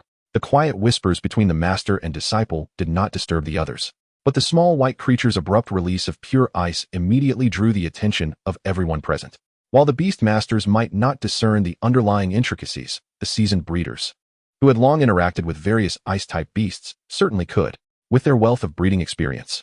It didn't take long for them to observe that the ice element utilized by the dominant plump pig in the video was somewhat different from the conventional ice elements. Just as they were pondering this, the small white creature suddenly displayed its prowess, akin to someone revealing the answer to a complex problem you were contemplating. In an instant, all eyes in the room were fixed upon Su Ming and the small white creature nestled in his arms. The breeders and several veteran beast masters grasped the significance of the moment, even as the fleeing scene on the screen abruptly halted, indicating that Master Yu had successfully escaped. The conference room fell into a momentary silence, all awaiting an explanation from either Su Ming or Zhang Cheng. Since you all have witnessed it, allow me to briefly introduce.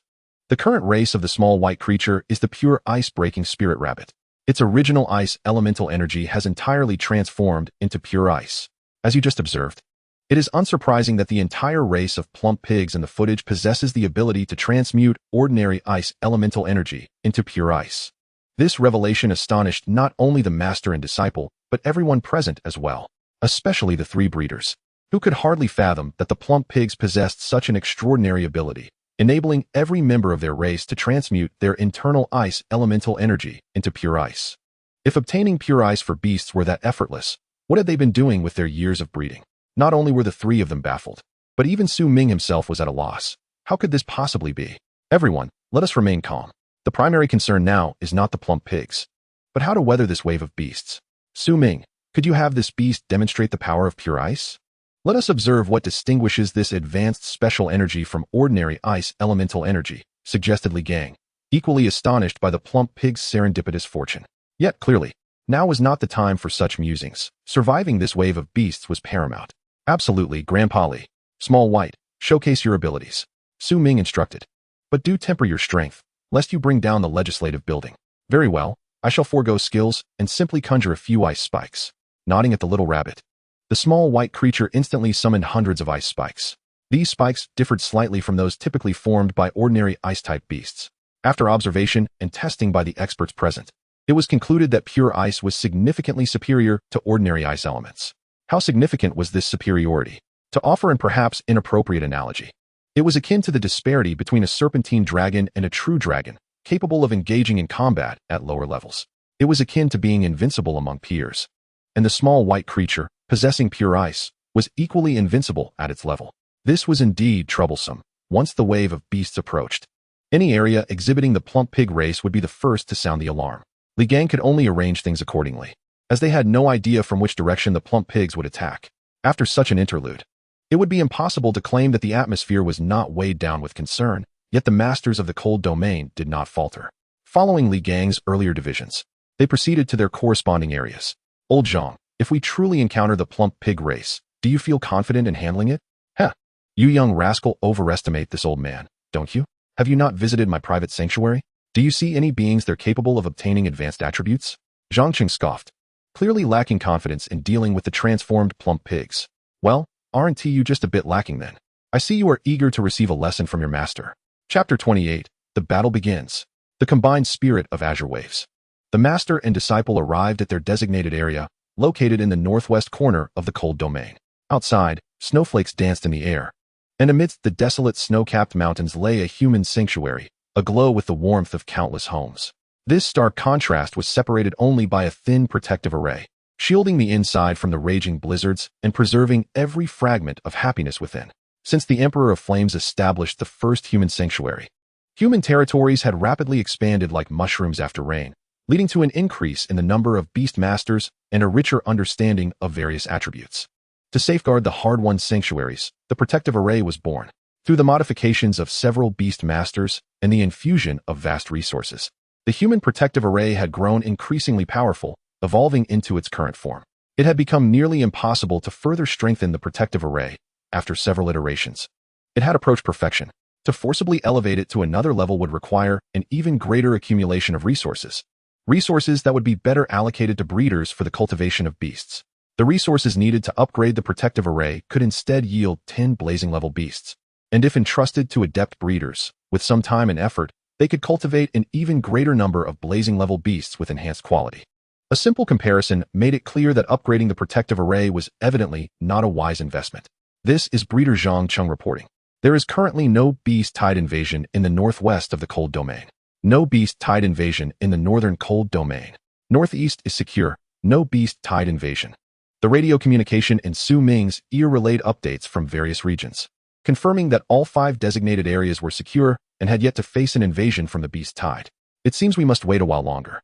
Old Zhang, how about a game of Go? You cheeky rascal, you're far too relaxed. Focus on scouting the situation outside. What nonsense is this about playing Go? If you keep this up, I'll have to turn you into a piece on the board. Hey, I'm just trying to lighten the mood. After Su Ming's playful banter, the previously tense atmosphere around them eased considerably, even eliciting smiles from the other beast masters assigned to the northwest. Boom. Suddenly, a resounding roar echoed from the distant snow-capped mountains, as if a massive horde of colossal beings was charging toward them. Simultaneously, Su Ming's radio crackled with reports from other regions. The northern front is currently under assault by a beast tide.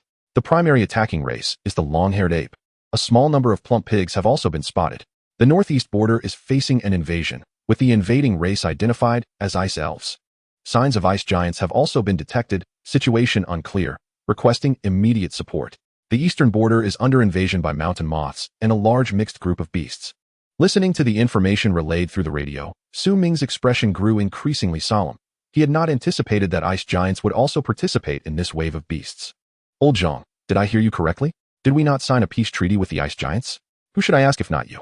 Do you really expect your teacher to be an encyclopedia?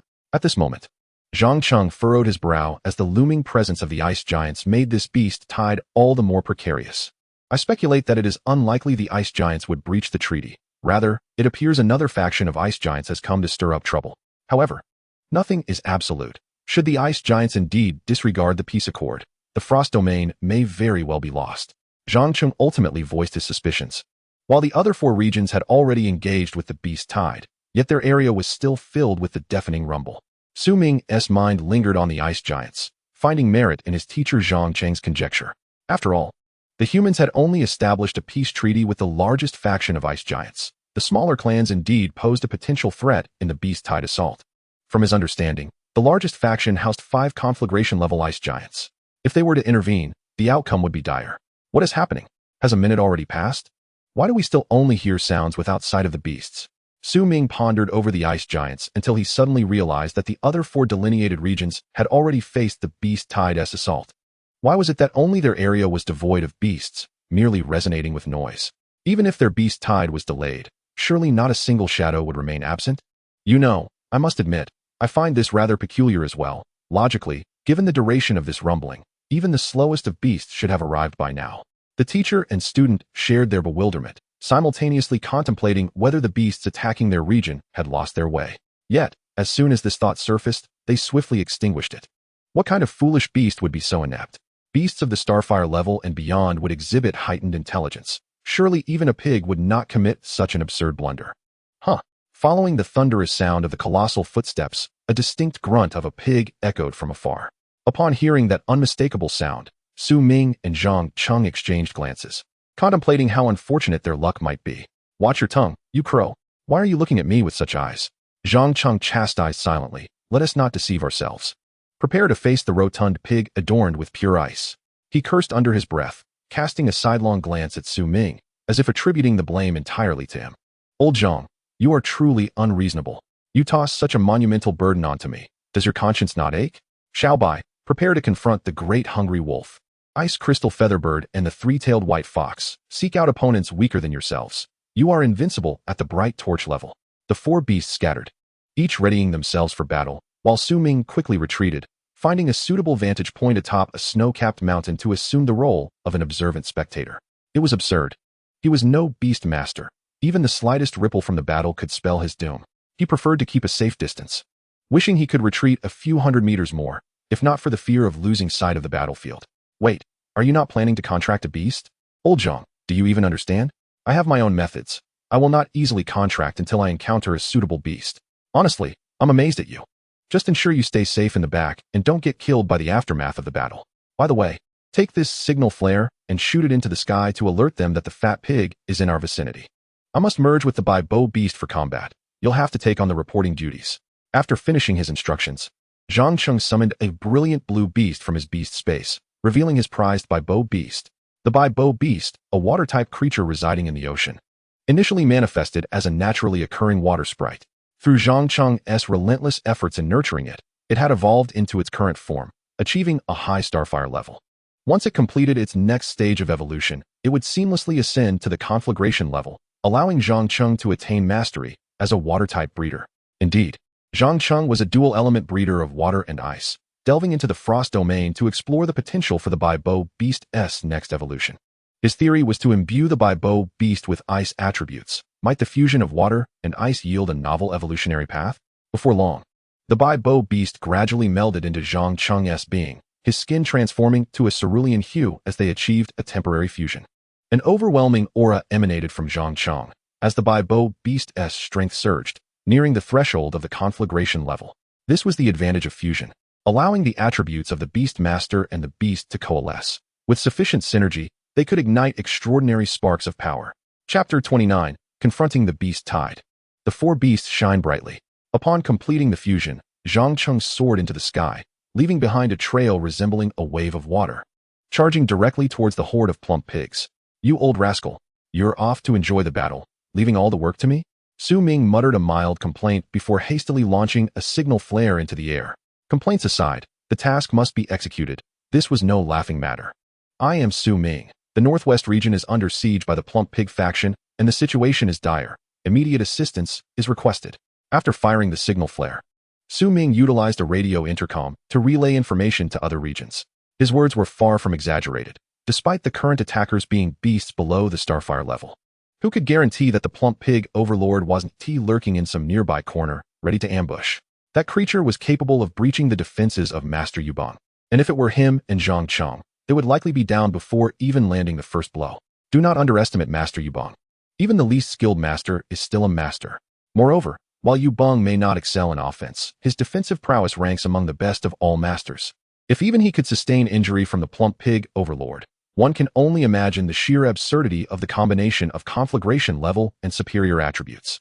According to existing research, each attribute can be subdivided into ordinary attributes and superior attributes.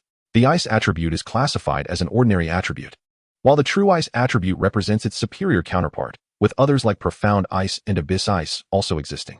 This classification differs from special attributes, which are exceedingly rare, such as those of dragons, space, time, and dimensions. These special attributes are not only rare, but also exhibit extraordinarily powerful combat capabilities, exemplified by Ice Ming.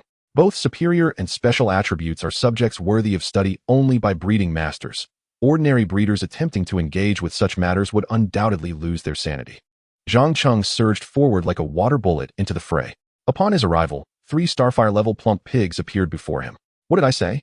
Do not underestimate this group of bumbling pigs. While they may get lost, to presume them unintelligent would be a grave miscalculation.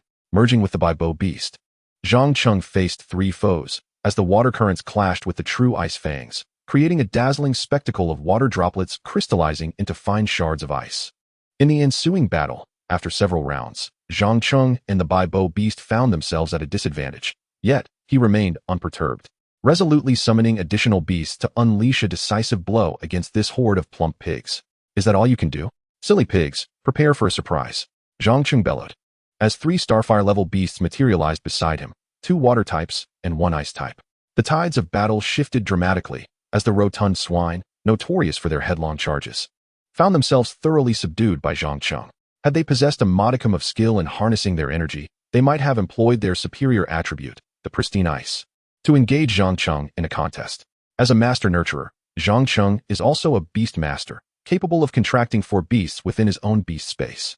This band of plump pigs, known for their penchant for overwhelming foes with numbers, now faced the formidable prospect of Zhang Cheng summoning 3 additional allies. How would these corpulent swine respond? Zhang Cheng seems to have mastered the art of ambush, emulating the cunning of Master Yubong. Su Ming, observing the riveting clash from the rear, was thoroughly captivated. The dazzling array of techniques collided with the mundane charges of the pigs, creating a surreal sense of absurdity. Shifting his gaze to the ordinary battlefield, he beheld the elite beast masters engaged in combat with the luminous level swine. Not only do humans instinctively seek advantage while avoiding harm, but so too do beasts, even those of limited intelligence like the pigs. The vicinity surrounding Zhang Cheng and the other stellar-level battlegrounds had seemingly transformed into a vacuum, as the pigs recoiled in fear from the residual waves of combat emanating from the stellar-level clashes. The notion of soldier against soldier and commander against commander rings true. Even the most unscrupulous of generals, who breach the codes of warfare to slaughter opposing troops, will inevitably encounter resistance from equally formidable or even superior forces. Indeed, this unscrupulous figure is none other than Zhang Cheng, who was immediately besieged by 3 stellar-level pigs upon entering the fray. In the ordinary battlefield, the ice crystal-feathered bird let out a resounding call. The high-tier might of the luminous level erupted, scattering ice shards like a torrential downpour, as it single-handedly took on dozens of pigs of matching rank. The 3-tailed white fox, refusing to lag behind, was enveloped in several pale blue ice elemental orbs, its 3 tails deftly manipulating and conjuring these ice formations. Each orb crashed into the pig ranks, sending the swine soaring as they experienced the sensation of flight for the first time. Su Ming's 2 beasts significantly alleviated the pressure on the ordinary battlefield, akin to 2 mobile bombers, ensuring that wherever they ventured, misfortune befell the pigs. Truly, they were exquisite specimens, a testament to Su Ming's nurturing prowess. He beamed with satisfaction, having chosen these 2 for their exceptional synergy in group combat to counter the beast tide. While the ordinary battlefield seemed manageable for the moment, the stellar-level skirmishes appeared increasingly perilous. The unscrupulous Zhang Cheng, after summoning 3 beastly allies, found himself besieged by yet another trio of stellar-level pigs. With the original trio, he now faced a daunting 4 against 6. His prowess as a warrior was unmistakable, though his disheveled retreat rivaled that of Master Yubong. Other ordinary beast masters fared little better. Those with merely a single initial stellar-level beast struggled immensely against even one of the same rank. They either found themselves pursued by the pigs, or were on the verge of being overrun. The only ones able to contend directly with the stellar-level pigs and gain the upper hand appeared to be his little white fox and the great hungry wolf. With its own superior attribute of pristine ice, the little white fox was undeterred by the pigs. Harnessing near-perfect energy manipulation, the little white fox emerged as the sovereign of ice and snow, a veritable war god amidst the beast tide. It faced 3 pigs head-on, unleashing combat prowess far exceeding that of Zhang Cheng. Meanwhile, the great hungry wolf had entered a complete state, transitioning from quadruped to bipedal stature, its muscles rapidly swelling, resembling a maxed-out werewolf. Following the evolutionary path of the ice and snow giant wolf, its unique characteristics rendered it slightly weaker than the little white fox, contrary to the typical expectations of its evolutionary line. Under normal circumstances, an evolved ice and snow giant wolf at stellar level would remain quadrupedal, adhering to the wolf's archetype. Yet the great hungry wolf defied convention, opting for a bipedal transformation, growing increasingly formidable even in the face of injury. Almost as if it had entered a state of frenzy. The reasons for this divergence could be explored when nurturing the glacial wolf in the future. For now, the focus was on the battle. With a howl, the great hungry wolf, now in its werewolf form, its eyes glowing crimson, unleashed a thunderous roar. As its muscles fully expanded, its bipedal claws became lethal weapons. It seized a hefty pig by the tusks, disregarding the backlash of the pristine ice energy, and hoisted the entire massive swine aloft. The sound of the great hungry wolf crafting handmade pork meatballs echoed ominously, as the unfortunate pig was lifted and hurled against its comrades, serving as an improvised weapon, in stark contrast to the elegant and regal little white fox. The great hungry wolf resembled a merciless butcher, inflicting both physical and psychological torment upon the pigs. From the perspective of stellar-level combat, it seemed that aside from Ming, none other had gained a significant advantage. Of course, Zhangcheng's contributions were substantial, despite being in a state of retreat. He had at least managed to divert the attention of 6 stellar-level pigs. The question loomed, how many stellar-level entities could this pig race possibly possess? Their leader had yet to reveal itself, yet the defensive line felt perilously close to collapse. Chapter 30. 8,000 Miles Frozen. Whether it was divine mischief or the curse of Ming's ill-fated predictions, he had scarcely finished murmuring to himself when over a dozen stellar-level pigs suddenly emerged from the herd. Oh no, Ming took flight. For the potential collapse of the defensive line was of little concern now. His immediate priority was to escape with his life. Here in the northwestern region, he faced an onslaught of dozens of stellar-level pigs. There was no stopping them, truly no stopping them. Ming, abandoning all concern for his dignity, shouted urgently into the radio communicator. Where's the support? If they don't arrive soon, it'll be too late. He cursed inwardly, lamenting the uncanny accuracy of his ill-fated predictions. He had spoken of encountering the pigs, and now they had indeed appeared. He had foretold the collapse of the line, and it was manifesting before his very eyes. Just as Zhang Cheng had suggested, silence would have been the better course. Just as he sprinted a few hundred meters, he suddenly spotted several icy blue figures soaring through the sky. Leading them was none other than Li Gang, the esteemed elder. So support had arrived. There was no need to flee now. He would return to witness the unfolding drama. Ming promptly turned back, retracing his steps to his previous observation point, smiling and waving at Li Gang and his entourage in the sky. Grandpa Li, you finally made it. Your timing is impeccable. In a mere instant, he transformed from a figure of exasperation demanding support to a beacon of gratitude. Truly, he was remarkable.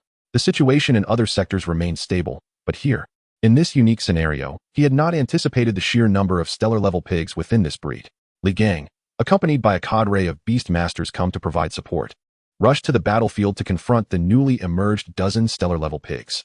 The battle once again teetered into a peculiar equilibrium. As for why Zhang Cheng did not summon the dozens of stellar-level beasts from his private realm during such a critical moment, please, those were reserved for confronting the blazing-level overlord. If he were to deploy them now, what would happen when the overlord launched its assault? Would they merely stand by helplessly?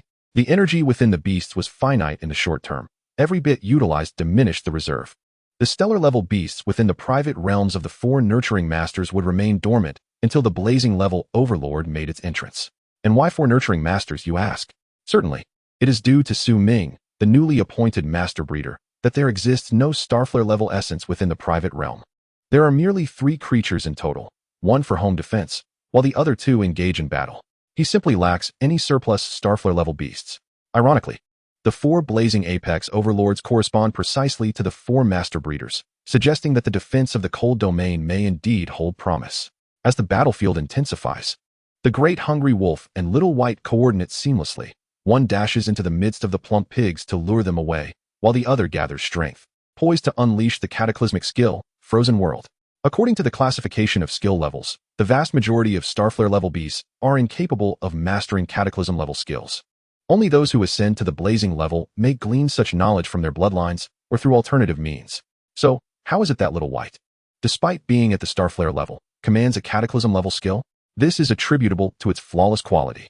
Flawless quality serves as a shortcut to reaching the blazing level. Provided there are no unforeseen circumstances along the way, and with a modest absorption of rare resources, it can ascend directly to the blazing level. It is not that beasts lacking flawless quality cannot reach the blazing level. Rather, those endowed with flawless quality find the ascent exceptionally effortless. Even if Su Ming does not particularly nurture Little White, it would eventually attain the blazing level through the accumulation of time. Conversely, only those beasts of exceptional quality, such as the Great Hungry Wolf, Zhongcheng's Azure Wave Beast, and the exquisitely bred ice-breaking Spirit Rabbit, require substantial effort and rare resources from the breeders to upgrade to the blazing level. At this juncture, novice breeders may inquire whether elite quality beasts can ascend to the blazing level. Theoretically, it is feasible. However, in practice, pursuing this path would be an egregious waste of rare resources. With those same resources, one could breed 10 blazing level beasts, rendering the attempt akin to upgrading a guardian formation as utterly unworthy. Su Ming, evidently perceiving the intentions of Little White and the Great Hungry Wolf, promptly communicated via radio to Zhang Chong. Old Zhang, lead the 6 plump pigs that are pursuing you right to Little White. Have you lost your wits up there in the snowy mountains? Or has something gone awry in your head? Bringing them all to Little White. Are you trying to get it killed? Zhang Chong, already feeling quite vexed, erupted upon hearing Su Ming's seemingly reckless demand. Having been simmering with frustration, he finally found an outlet for his ire. Hold on, Old Zhang. Little White possesses cataclysm-level skills and can instantaneously eliminate all surrounding plump pigs. Su Ming laid all his cards on the table. While Little White's cataclysm-level skill may not hold much chance against blazing-level overlords, it is more than sufficient to deal with fellow Starflare-level plump pigs. What? You've been hiding such a treasure? Inform Grandpa Li and the others who came to assist, so we may catch this entire batch of plump pigs in one fell swoop. Those 6 pigs have been pestering me all the way. Turning them into ice sculptures would be a mercy. Zhang Qing's expression was one of exasperation as he dodged the charges of the plump pigs, feeling that this particular wave of beasts in the cold domain was the most frustrating battle he had ever fought. After several minutes of preparation and guidance, the most arduous task fell upon the Great Hungry Wolf, whose body bore the marks of the pigs' assaults. The residual energy of the pure ice lingered within it, leaving it in a state of severe injury. Yet, relying on its unique trait of growing stronger when wounded, its combat prowess not only remained intact, but actually surged to a new level. Upon receiving Su Ming's directive, as the Great Hungry Wolf hurled the last of the Starflare-level plump pigs, and Zhang Cheng and Li Gang led the remaining pigs into the designated area, a formidable aura emanated from Little White. An extreme chill enveloped the battlefield, even reaching Su Ming, who was a distance away. He trembled uncontrollably, his entire being turning a crimson hue akin to a boiled shrimp. Indeed, it was a cataclysm. The intensity was unparalleled. Su Ming shivered in his assessment, feeling that even donning 100 layers of cotton would not suffice against such cold. Little White's aura continued to escalate. The rabbit transformed from a pale blue to a deep ice blue, with certain parts of its body beginning to crystallize. The frozen world began to reveal its might, as the intense cold abruptly expanded. Coupled with the amplification from the elevated attribute of pure ice, this attack possessed the strength to injure even blazing-level overlords. In an instant, Su Ming beheld the world before him transformed into an ice-blue expanse, the heavy snowfall outside morphing into massive hailstones under the influence of this frigid aura. The pristine white mountains were draped in a shimmering ice-blue cloak, while all the plump pigs before Little White were reduced to solid ice sculptures. The rabbit has burned out. Little White closed its eyes, softly murmuring.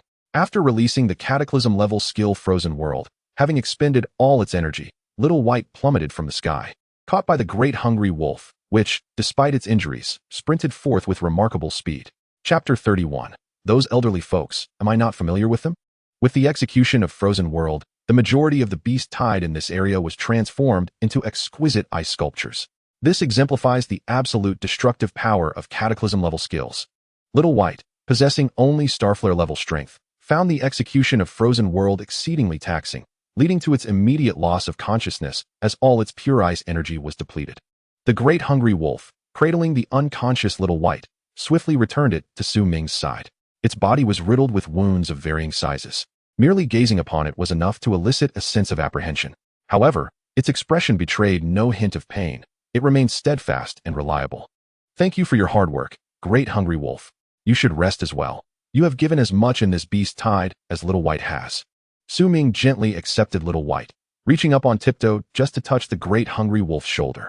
Observing the multitude of injuries on its body and the pure ice energy embedded within, Su Ming couldn't help but suck in a sharp breath, feeling a pang of sympathy.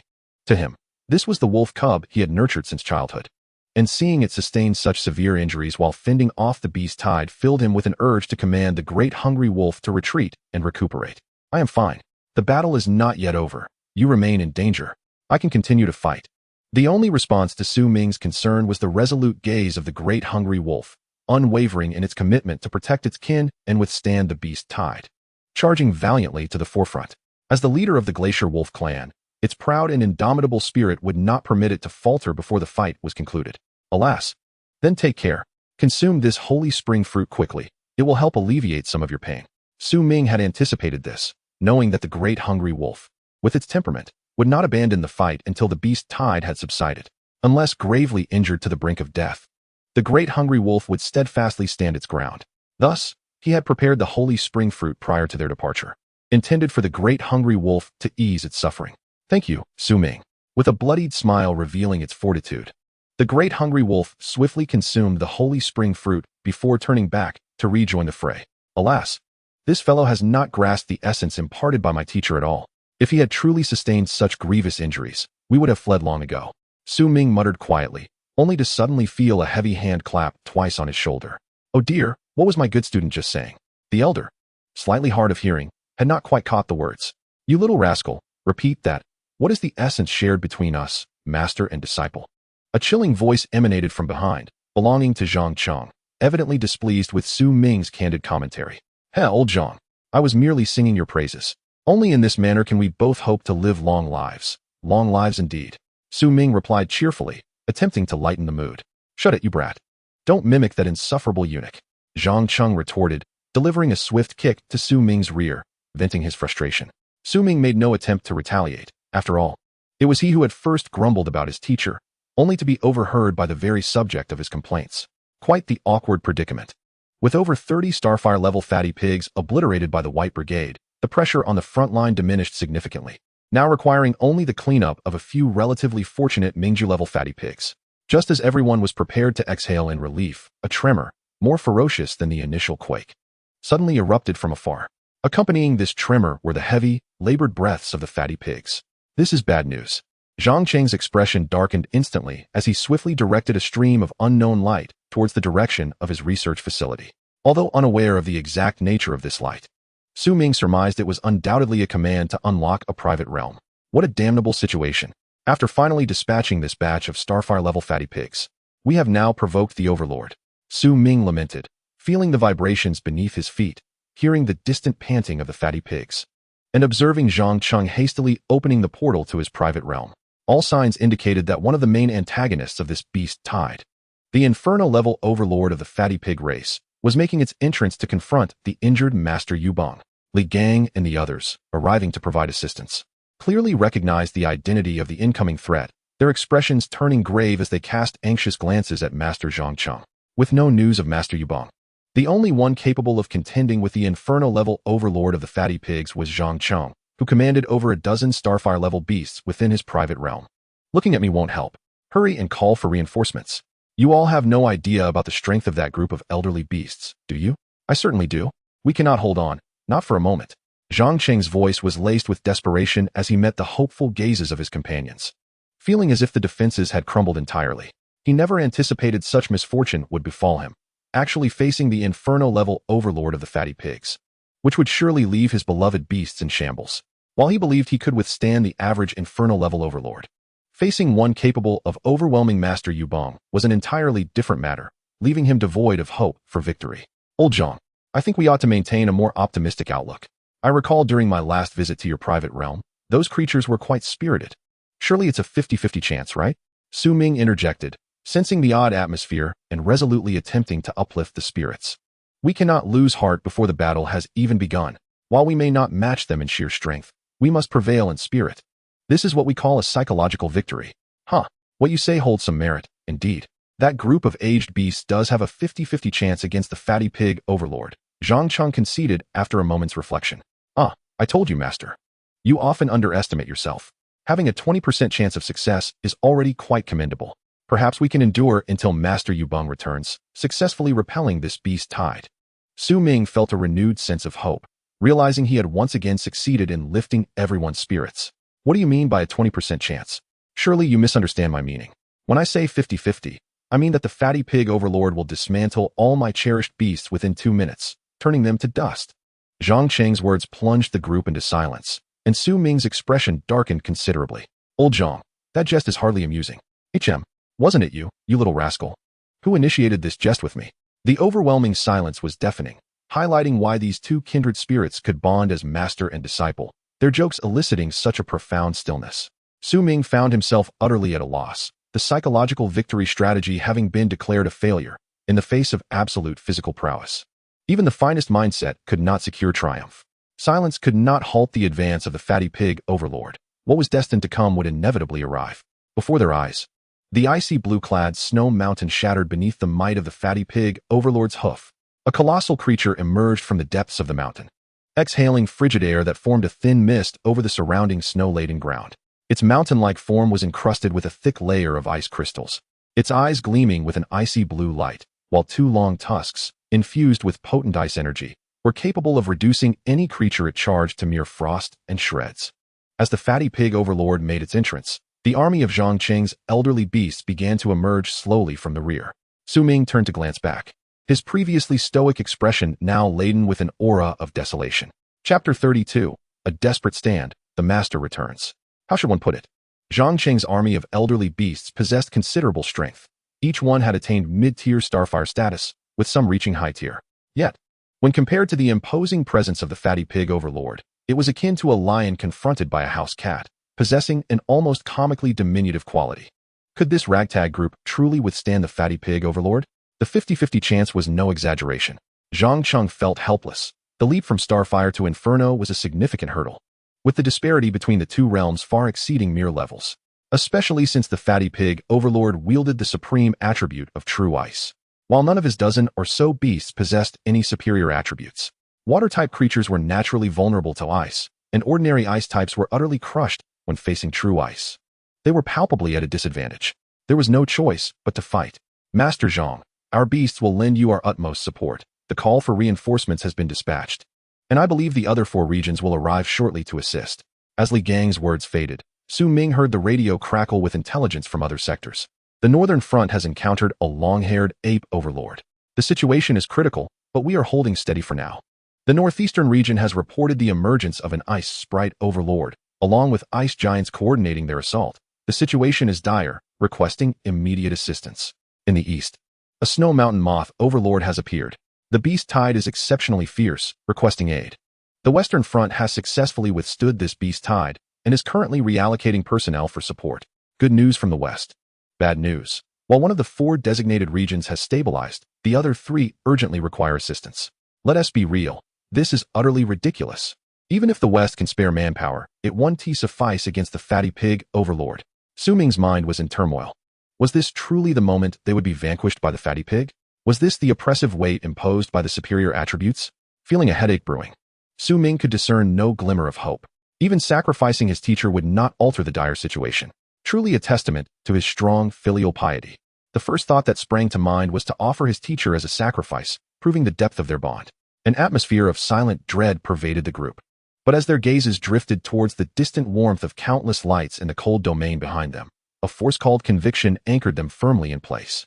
Even with the knowledge that they stand little chance of victory, they are resolute in their determination to fight for the peaceful and harmonious lives that lie behind them. Li Gang possesses this awareness, as do the other beast masters, yet only Su Ming and Zhang Qing, 2 like-minded individuals, exhibit a fleeting desire to flee.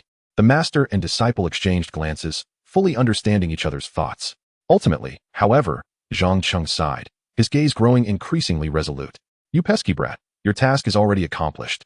The icebound 1,000 miles technique executed by Xiao Bai has far exceeded your expectations.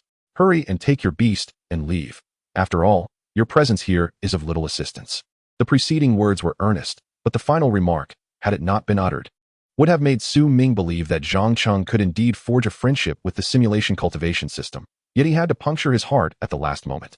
Hey, Lao Zhang, do you really see me as that kind of person? I shall not retreat a single step before the defense collapses. And what after the defense has fallen?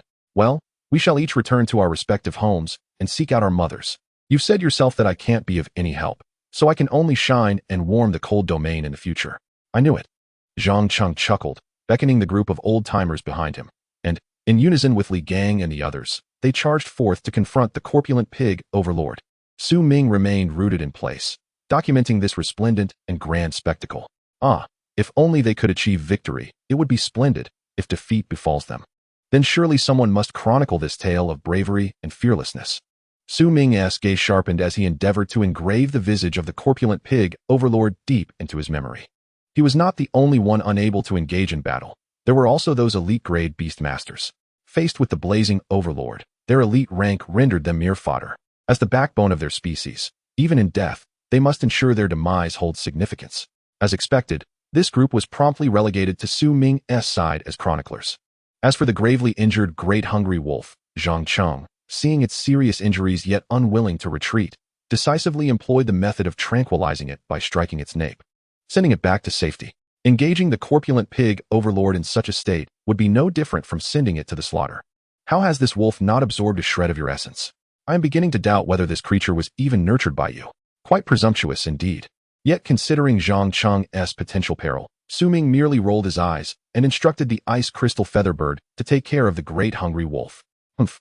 The corpulent pig overlord began to grunt impatiently, its hind hooves digging into the snowy mountain.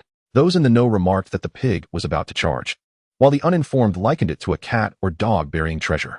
As the corpulent pig overlord gathered its momentum, Li Gang and the others were not idle, urging their beasts to prepare for the impending assault from the blazing overlord. Zhang Cheng, at the forefront, waved his hand, directing 10-star-level beasts to ready their defenses. Among them, the ice phoenix unfurled its plumage, its tail feathers refracting crystalline light to erect a barrier of icy blue. The frigid giant bear swiftly extracted a block of solid ice from below, transforming it into a shield under the influence of ice elemental energy. The heavy armored water crab rippled with water waves, its shell enveloped by a gentle flow, enhancing its hardness. Each beast exerted its utmost effort, demonstrating their unique talents as they prepared for the challenge. A moment's carelessness could see their defense line, composed of 20 to 30-star-level beasts, shattered by the corpulent pig overlord, and the situation appeared dire. After a brief moment of gathering strength, the corpulent pig overlord charged forward, its sharp tusks swinging up and down as it ran, reminiscent of a domestic pig rooting about. The resounding grunts of the pig reverberated across the battlefield, mingled with discernible words that left the onlookers in bewilderment. Why does it seem as though the corpulent pig overlord lacks a certain intelligence? Logically speaking, a blazing-grade beast should be capable of communicating effectively with humans, so what could be the issue? While Zhang Cheng and the others were preoccupied with their defenses, they had little capacity to ponder the meaning behind the corpulent pig overlord's utterances. However, Su Ming, observing from the rear, had ample opportunity to contemplate this question. Even the most unintelligent beasts, upon reaching the blazing grade, should be able to express their intentions clearly to other species. Where, then, lies the problem? Before Su Ming could ascertain the answer, the corpulent pig overlord collided with the 20 to 30-star-level beasts. The tremendous noise abruptly shattered his train of thought, compelling him to refocus on the defensive line. The tusks of the corpulent pig overlord were held at bay by the united defenses of the beasts, prevented from advancing even an inch. Yet, one should not assume their defenses were invulnerable. Subtle cracks began to appear across the merged barrier. Furthermore, the corpulent pig overlord's ice energy surged into the barrier, exacerbating the already precarious state of the defenses. Disastrous.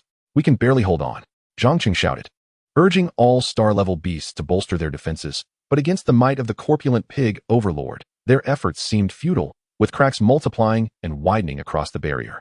Just as they neared the brink of collapse, with Zhang Cheng and the other beast masters mentally preparing their last wills, a resonant voice descended from the heavens, akin to a celestial melody. Immovable King. Absolute Protection. Chapter 33. The Embarrassment of Master Yubong, the abstract beast cultivator Su Ming. After countless struggles by the beast masters and cultivation masters of the cold domain, executing decapitation operations since the onset of the beast tide, Master Yubong, who had vanished without a trace, finally returned at a critical juncture.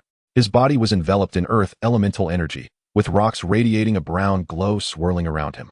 His chestnut-brown hair exuded an air of stability, and the ethereal manifestation of his earth-type beast behind him provided an aura of safety. This somewhat mature-looking, yet remarkably wrinkle-free handsome middle-aged man was none other than the elusive Master Yubong. Wow, what impeccable timing. Those unaware would say he arrived just in time, while those in the know would question why he has only just shown up now. Su Ming harbored serious suspicions that this master had appeared at the most critical moment merely to show off, intending to catch his allies off guard and gather their admiration. Unfortunately, This ploy was ineffective on Su Ming, for from the video footage played by Li Gang, it was evident that Master Yu Bang's final ambush was directed at the corpulent pig overlord. Yet, the outcome was that even the not-so-intelligent corpulent pig overlord, which could mistake its path, had reached the battlefield before he did. Could it be that Master Yu Bang's movements were slower than those of the corpulent pig overlord? That makes no sense. There must be something amiss. With a mind devoid of clarity, Su Ming launched into a whirlwind of conspiracy theories, scrutinizing the floating figure of Master Yu Bang. Had Master Yu Bang been privy to Su Ming's current thoughts, he would undoubtedly cry foul.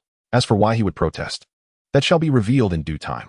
With Master Yu Bang's arrival on the battlefield, the scales of victory began to tilt once more, seemingly favoring the cold domain. Yet, this was a facade. After all, Master Yu Bang was being pursued by 4 overlords, leaving his actual combat prowess in question. Dare to trespass upon my cold domain's beasts, and you shall face retribution, no matter the distance. Corpulent pig overlord. Are you truly prepared to confront the wrath of humanity? The venerable Master Yu Bang proclaimed with grandiosity, his tone imbued with an unusual authority. In that moment, it seemed as though a radiant light emanated from him, the glimmer of hope destined to rescue the frozen domain. Humph. The corpulent pig overlord remained silent, persistently nudging with its head, showing no inclination to engage in conversation with the humans, even though it was clear that it could not breach Master Yu Bang's formidable defenses in the short term. Consequently, no one dared respond to Master Yu Bang's words, causing the nascent hope to dim somewhat, creating an awkward atmosphere. It must be said that Master Yu Bang possessed an impressive resilience, even in such an embarrassing scenario. He maintained his composure and continued to bellow at the plump pig overlord. How stubbornly deluded. Once my fellow masters arrive, this very day next year shall mark your demise. You few tyrants. Master Yu Bang thundered, attempting to intimidate the pig overlord with his fierce declarations, but unfortunately, it proved to be an exercise in futility. Yielding little to no effect, the pig overlord, as if lacking in intellect, continued to nudge insistently, entirely disregarding Master Yu Bang's words. Being ignored once might be acceptable, but to be disregarded twice suggested a lack of understanding of beastly manners. Even with a thick skin like Master Yu Bang's, his mental state began to crack slightly. While he remained physically unscathed, a fissure had formed within his spirit. As for why he did not retaliate directly, those who pondered such a question clearly did not grasp the essence of Master Yu Bang. If he struggled to evade the pig overlord's pursuit during a one-on-one ambush, would the presence of an additional 20 or 30 Starfire-level beast tamers deter the pig overlord's relentless pursuit? The answer was evident. Should a counterattack occur, the scene would shift from one individual being chased to a multitude of humans and beasts alike being pursued. This would only serve to indulge the pig overlord even further. Master Yu Bang, with his high defense and low offense, could do little more than engage in verbal sparring from the skies, awaiting the arrival of his fellow human masters. This was the unfortunate consequence of being overly specialized, which not only placed him in an awkward position but also risked tarnishing his reputation in front of his compatriots. Suddenly, it seemed as though Master Yu Bang was not intentionally trying to appear cool. How could such an awkward situation be associated with coolness? The conspiracy theories swirling in Su Ming's mind dissipated, leaving only sympathy for the master and a twinge of embarrassment on his behalf. Unable to fight back and communicating felt akin to playing a lute to a pig. He found himself helplessly suspended in the air, unable to depart or remain. Was there anything more dismal than this?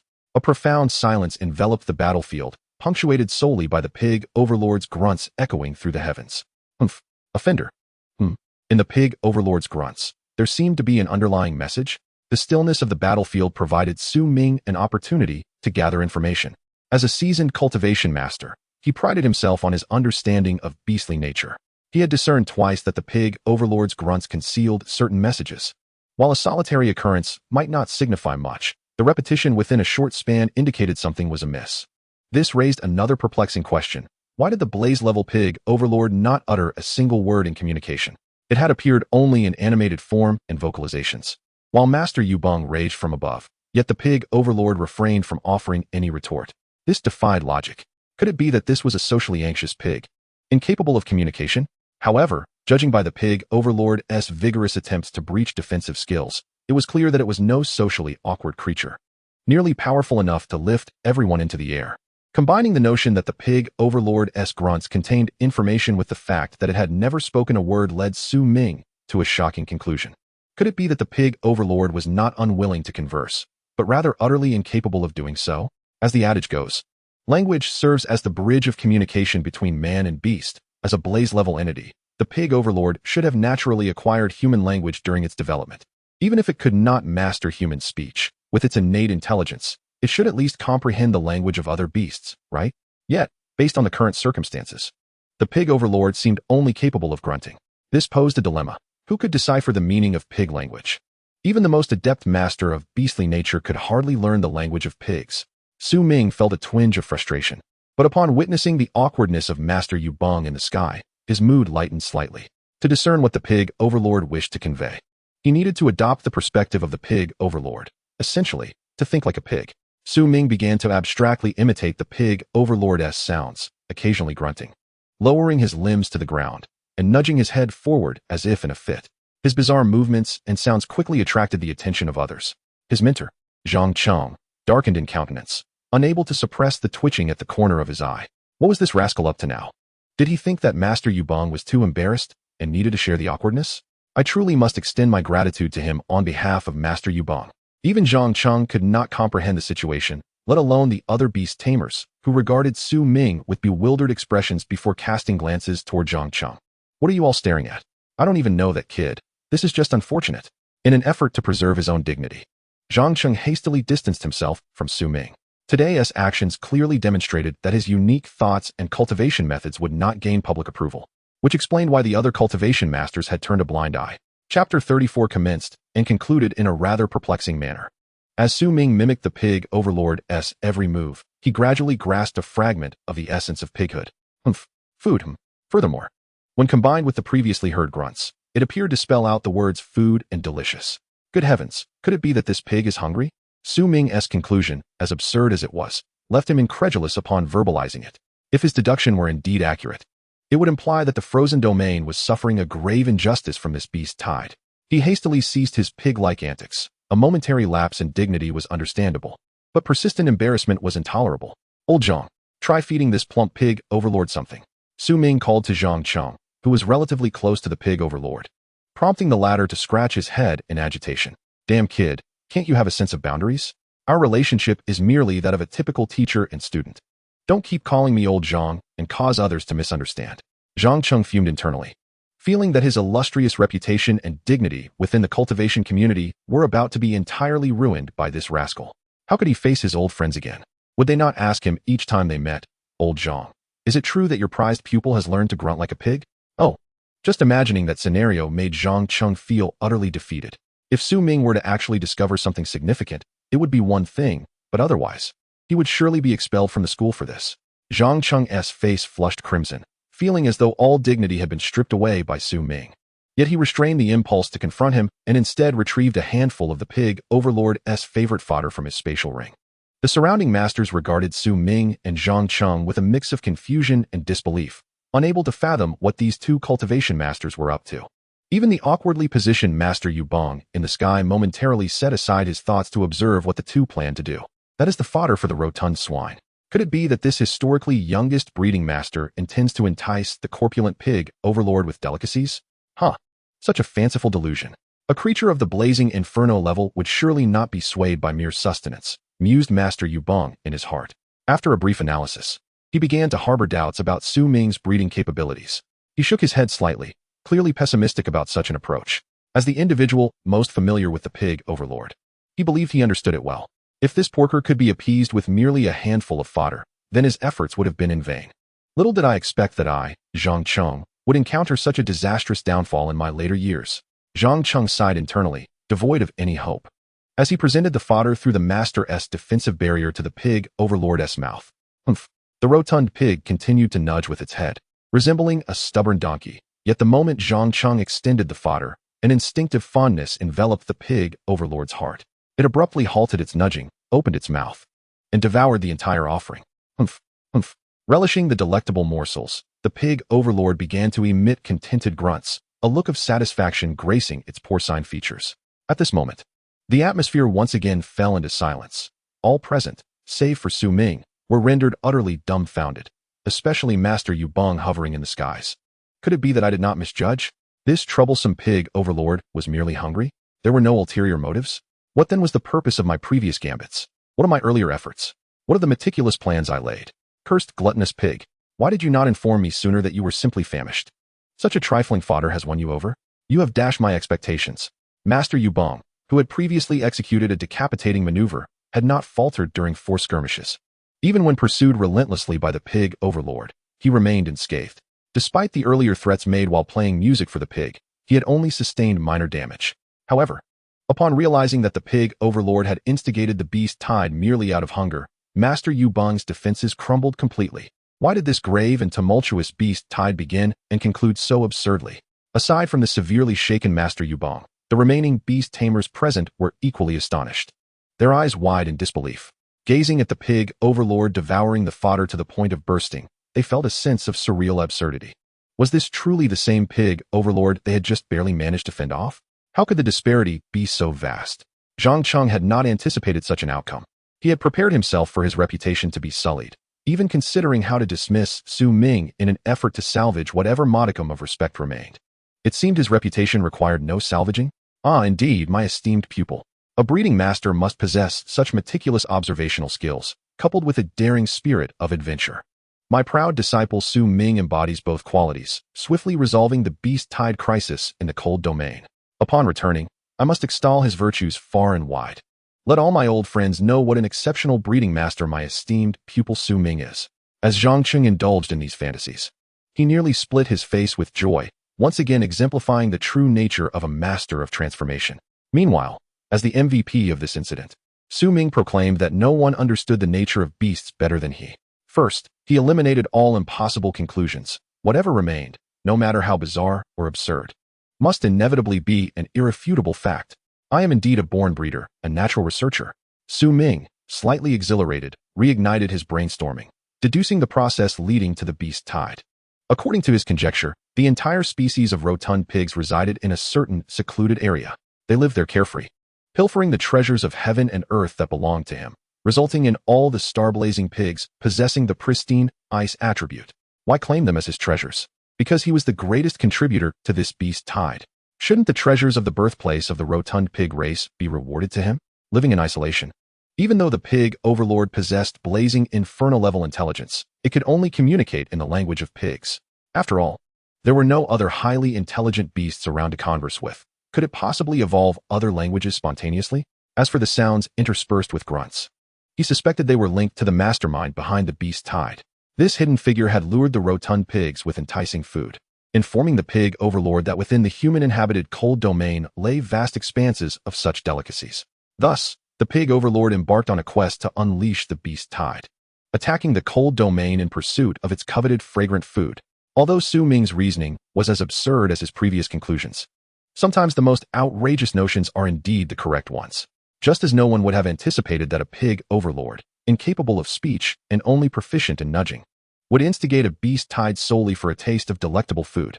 Likewise, bringing his pushdown process into the equation only seemed reasonable, regardless of how the process unfolded. The outcome was already predetermined. Inherently, the rotund pig was not an inherently aggressive species, and upon realizing that food could be obtained without needing to nudge humans, why would it continue to do so? Thus, Su Ming resolved the primary crisis of the beast tide in an exceedingly ludicrous manner: the rotund pig overlord. The remaining rotund pigs, witnessing their overlord capitulate to the allure of the delicious fodder, naturally lost any intent to continue their assault, even gathering around Zhang Cheng, gazing at him with eager eyes. Chapter 35. The Peace Treaty, A Bountiful Harvest. The hungry rotund pigs quietly encircled Zhang Cheng, their bright, yet somewhat wise eyes brimming solely with a yearning for food. Devoid of any inclination for battle, Zhang Cheng transformed into the master pig feeder, evenly distributing the fodder among the greedy rotund pigs, his expression gradually shifting to one of helplessness. He had not anticipated that such a formidable beast tide would resolve in this manner. Devoid of any intricate entanglements of interests, only the rotund pig's craving for delectable food remained. Thus, the most formidable beast tide encountered since the establishment of the cold domain was resolved in such a bewildering manner by a handful of fodder. It was a pity that the 20 or so star-blazing pigs, frozen into ice sculptures by Xiao Bai's icy grip, could not be revived.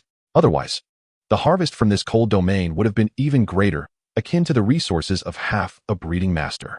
Even though these rotund pigs wielded their energy in a rather crude manner, with systematic training, they could undoubtedly unleash their inherent pristine ice powers. Alas, those 20 or so star-blazing pigs should have been mine. Now, I can only begrudgingly claim a single blazing infernal-level pig overlord. With the greatest threat to the rotund pig race vanquished, this area posed no danger to Su Ming. Thus, he mounted the crystalline feathered bird and soared directly between his teacher Zhang Cheng and the pig overlord. I have even more delicious fodder here. If you come with me, I shall provide you with such delicacies every day. Su Ming bypassed Zhang Cheng and began to persuade the pig overlord. How could he resist? This was a veritable blazing infernal-level beast. Even if it was not bred by him, it would still bolster his resources and serve as an excellent companion for research. While watching the video footage in the Parliament building, he had already cast a covetous eye on the corpulent pigfolk. If he could amass the entire population of these plump creatures, it would greatly aid his research into the transformation of ice attributes into perfected ice. In his perspective, the research value of the pigfolk overlord far surpassed its combat potential. It was practically a natural specimen for experimentation. Hey, you don't intend to abscond with this herd of pigfolk, do you? According to the regulations jointly established by the major regions, all captured fiery-level beast overlords must be confiscated. Zhang Cheng could easily discern Su Ming's intentions. He was clearly scheming to spirit away the entire pigfolk species. Ah, come now, how could the pigfolk overlord be considered captured? It is rather that I have fulfilled the demands of the pigfolk overlord, and both parties have mutually benefited, thus achieving a peace contract between humanity and the pigfolk. Su Ming had already prepared his argument. The pigfolk required delectable fodder, while he needed them for research. Wasn't that a perfect contractual arrangement? Humph. Whether the pigfolk overlord understood or not, upon hearing Su Ming's proposal for a peace contract, it nodded in a remarkably human-like manner. Ah, now that's more like it. With the pigfolk overlord agreeing to the peace treaty, our human race has gained yet another reliable ally. Zhang Cheng found himself at a loss for words in response to the harmonious exchange between Su Ming and the pigfolk overlord.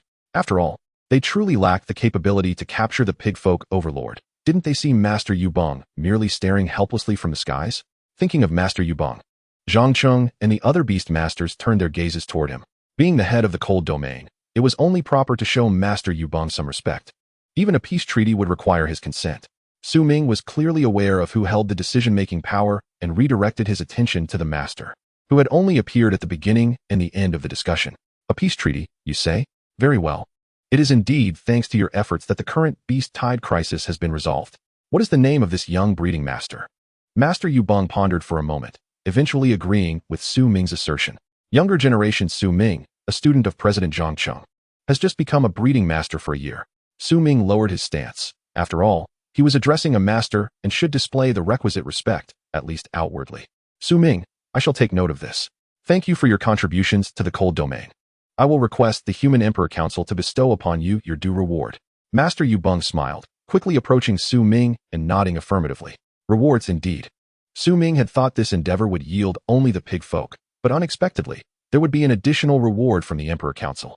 His eyes sparkled with anticipation. The Human Emperor Council, established by the current 8 human emperors, served as the highest authority for maintaining the fundamental order of human society and resolving diplomatic matters. It could be said that the smooth operation of human society was largely thanks to the Human Emperor Council. The thought of a reward from them thrilled Su Ming. Anything dispensed from that council was either exceedingly rare or of exceptionally high quality. There were no trivial items. Thank you for your recognition, Master Yubong. Born and raised in the cold domain, I shall not hesitate to go through fire and water for its sake. Su Ming could still articulate flattering words. Whether they were sincere or not remained to be seen, but the appreciative smile on Master Yubong's face was undoubtedly genuine.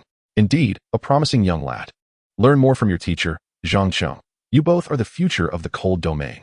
After a brief exchange of pleasantries, Master Yubong departed.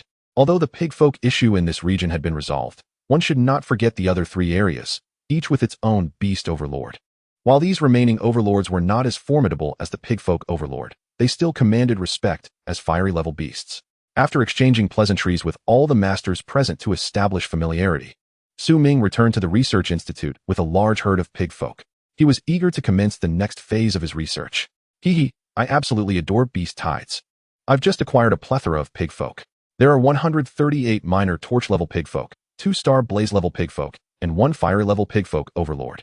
Sitting atop the ice crystal featherbird, Su Ming tallied his spoils from this support mission. With each count, he felt his fortune had multiplied.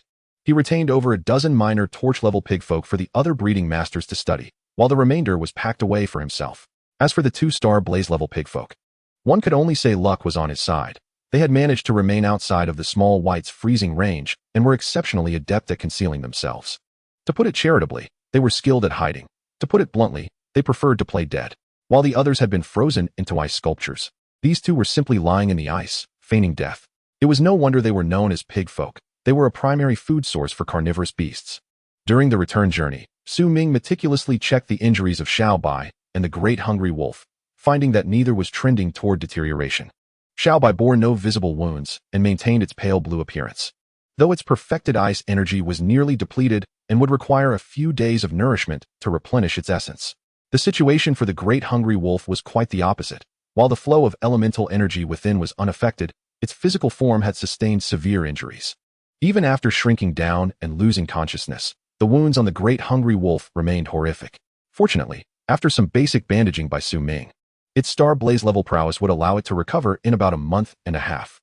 Rushing back to the Mingwei Research Institute, the ice crystal featherbird and the three-tailed white fox dove into the private sanctuary with Xiao Bai and the great hungry wolf, while Su Ming, burdened with a multitude of pigfolk, startled Su Xiaoya and Shen Yi. "Brother, you've returned safely. What on earth is this horde of pigs trailing behind you?" They resemble pigfolk, but their aura is on an entirely different level. Upon spotting Su Ming among the throng of pigfolk, Su Xiaoya's initial worry dissipated, replaced by joy at her brother's safe return. After a brief moment of elation, her expression shifted to one of confusion as she pointed at the scattering pigfolk, unable to comprehend what they were. "Brother Ming, these must be a new evolutionary form of the pigfolk, right? But weren't you supposed to be fighting against the beast tide? Where did you acquire such a massive herd of pigs?" Relying on her knowledge as an apprentice beastmaster, Shen Yi identified the group as the evolved form of pigfolk.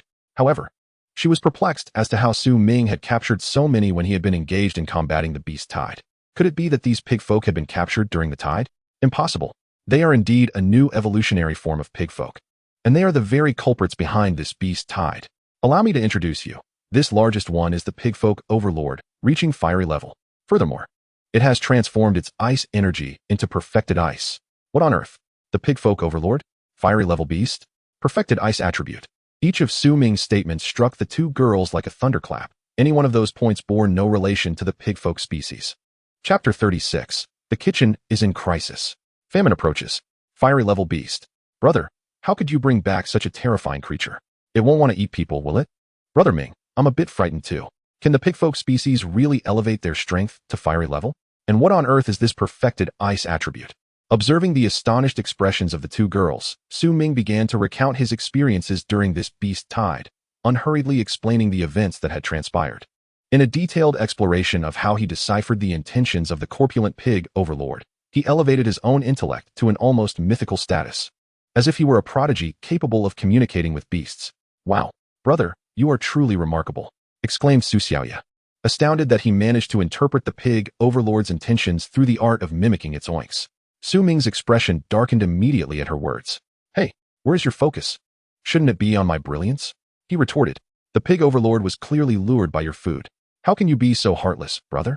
You used such cheap fodder to win over a creature of such immense stature. What nonsense. How have I been heartless?" The pig overlord willingly accompanied me to the research facility. The siblings soon found themselves embroiled in a debate over whether Su Ming was indeed heartless, while Shen Yi and Bing Ming watched, shaking their heads in disbelief. "Humph, I'm hungry, it's time to eat." In the midst of their bickering, the ever-hungry pig overlord nudged Su Ming with its nose, opening its mouth wide. Upon learning that the pig posed no threat and received Su Ming's consent, Su Xiaoya eagerly approached with a bundle of high-quality frost grass to feed the pig. "Poor little piggy, come and taste some truly delicious food. What brother has been feeding you are merely the cheapest fodders. Remember my kindness." Observing his sister's actions and the pig's seemingly acquiescent demeanor, Su Ming felt a growing sense of dread. "Silly sister, do you have any idea how precious that high-quality frostgrass is? It's a delicacy that even the polar rabbits cannot indulge in every day. If you're going to waste it, I can't even bear to think about my pig overlord being swayed." Inwardly lamenting, Su Ming attempted to halt Su Xiaoya's feeding, for he too was curious to see how the pig overlord would react to such superior fodder. The pig sniffed the grass, its eyes sparkling as it began to voraciously chew the high-quality frost grass. Delicious. So good. On their journey back, Su Ming conducted a brief language training session with the pig overlord, and under the influence of its high intelligence and the allure of inferior fodder, it managed to utter a few simple words. "Want to eat every day? You really are something." Ming protested, expressing that while occasional indulgence was manageable, daily feasting would bankrupt the research facility. With the gluttonous Ming already consuming copious amounts, adding another insatiable creature would spell disaster. He instinctively glanced at Ming, whose keen perception immediately caught his unusual movement. Ming, I sensed your nefarious thoughts. Your glance was quite suspicious." Ming's 4 claws secured him in place, its serpentine body coiling around him, its dragon-like eyes fixated on him. "Oh, how could that be? My dear Ming must have misinterpreted. I would never think of you in such a manner." "Ah, you just admitted it." The research facility erupted into chaos as Ming pursued Ming for clarification, while the pig overlord grunted contentedly, feasting on its lavish dinner of polar rabbit, whilst the other pigs scattered as if patrolling their pen. "Xiaoya, why does it feel so chaotic here?" asked Yi. "Oh, don't worry. This is merely brothers beasts enjoying themselves. A little chaos is perfectly normal."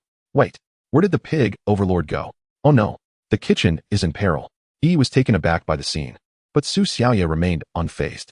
However, upon realizing the pig overlord was missing, both girls exchanged wide-eyed glances and dashed towards the kitchen. Moments later, Ming arrived, aghast at the devastation before him. Was this truly the kitchen he knew? Ingredients lay strewn about, while the 2 girls were desperately tugging at the pig overlord's tusks, imploring it to stop its rampage. What on earth happened here? Is this still a kitchen? One might think it was a landfill. All the polar rabbit's frost grass had been consumed, and the nutritious porridge meant for the ice spirit fox pups was devoured like an ice pop, bits of frost clinging to its mouth. Even the little sparrow's feed fell victim, with the pig devouring half a bag, and it seemed to forget its own species, engaging in a macabre display of cannibalism. The ice attribute meat meant for the ice wolf was also nearly entirely consumed. What in the world, pig overlord? How ravenous are you? Did you not find anything to eat in the wild?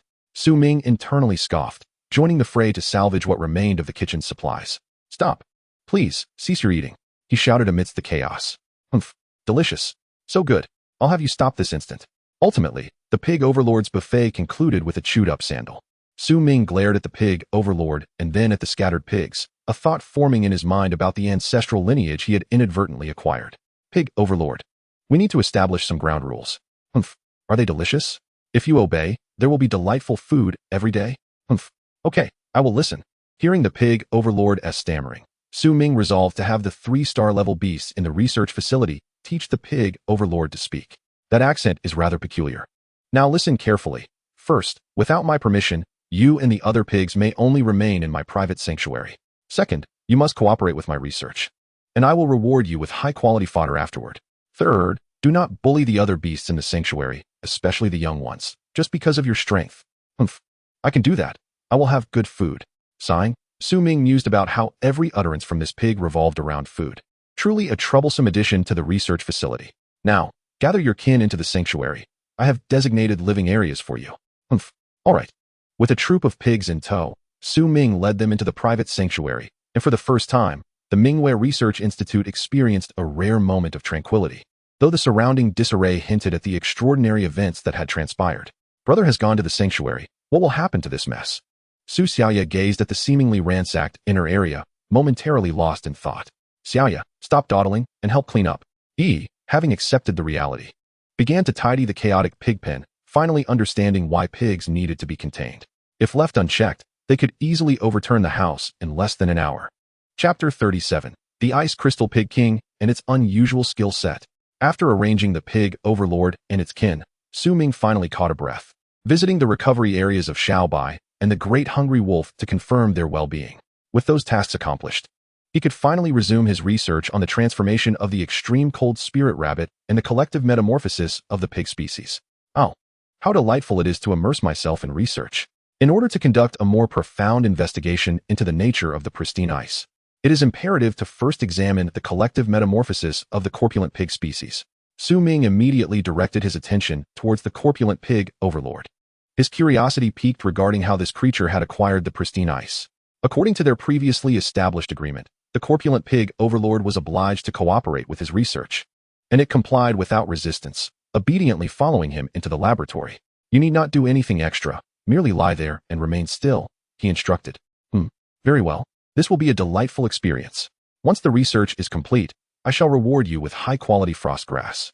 Ming firmly pressed the corpulent pig overlord down beside him as he settled into a wheeled chair, extending a hand to stroke the creature's surface. Initiating simulated cultivation. He was once again enveloped in the familiar void. Having not engaged in simulated cultivation for half a day, he was nostalgic for this sensation. After a few deep breaths, he focused his attention on the information panel of the corpulent pig overlord before him. Species: pristine ice crystal pig king. Attribute: ice. Growth stage: juvenile. Level: initial stage of conflagration. Quality: exceptional. Racial skills: pristine ice crystallization, super tier, entry level. Tusker charge, low tier, mastery. Homogeneous domain, super tier, entry level. Wild boar charge, low tier, mastery. Elemental assimilation, super tier, proficient. Indeed, one could not help but notice that this panel appeared quite comparable to that of the Frostheart tree.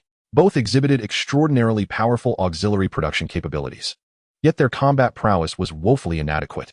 Ming offered a candid evaluation, pondering that had he merely exchanged for a combat-savvy beast, possessing the superior attribute of pristine ice, it would not have ended up in such a state during the previous beast tide. He categorized the skills of the corpulent pig overlord, or the pristine ice crystal pig king, into two segments. The first category consisted of lackluster combat skills, namely Tusker charge and wild boar charge, both of which were common low-tier abilities. Even with mastery, they would remain ineffectual. The previous battle scenes served as ample testament to this notion. The second category encompassed the extraordinary auxiliary skills. This included pristine ice crystallization, homogeneous domain, and elemental assimilation. Upon examining the detailed effects of these three skills, Ming found himself momentarily stunned, at a loss for words to articulate his current emotions. Pristine ice crystallization, as the name suggests, indicated that the surface of the corpulent pig overlord would periodically generate pristine ice. This layer of pristine ice could not only serve as a defensive measure, but could also be consumed by the corpulent pig overlord or other beasts, indistinguishable from naturally occurring pristine ice. In essence, with the corpulent pig overlord, Ming had access to an inexhaustible supply of pristine ice.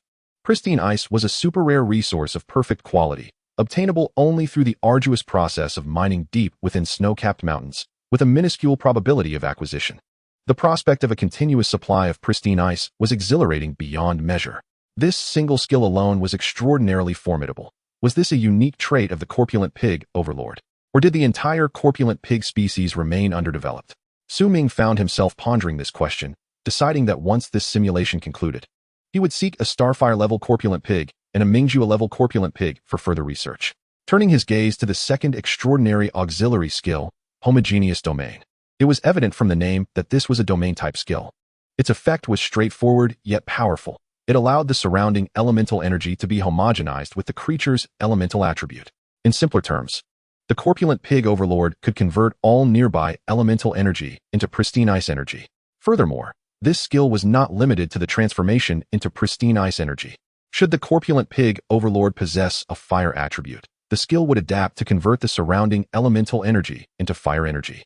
The implications of this were astonishing, as not only was this a pig capable of autonomously producing pristine ice, but it could also alter its environment to facilitate the natural generation of pristine ice.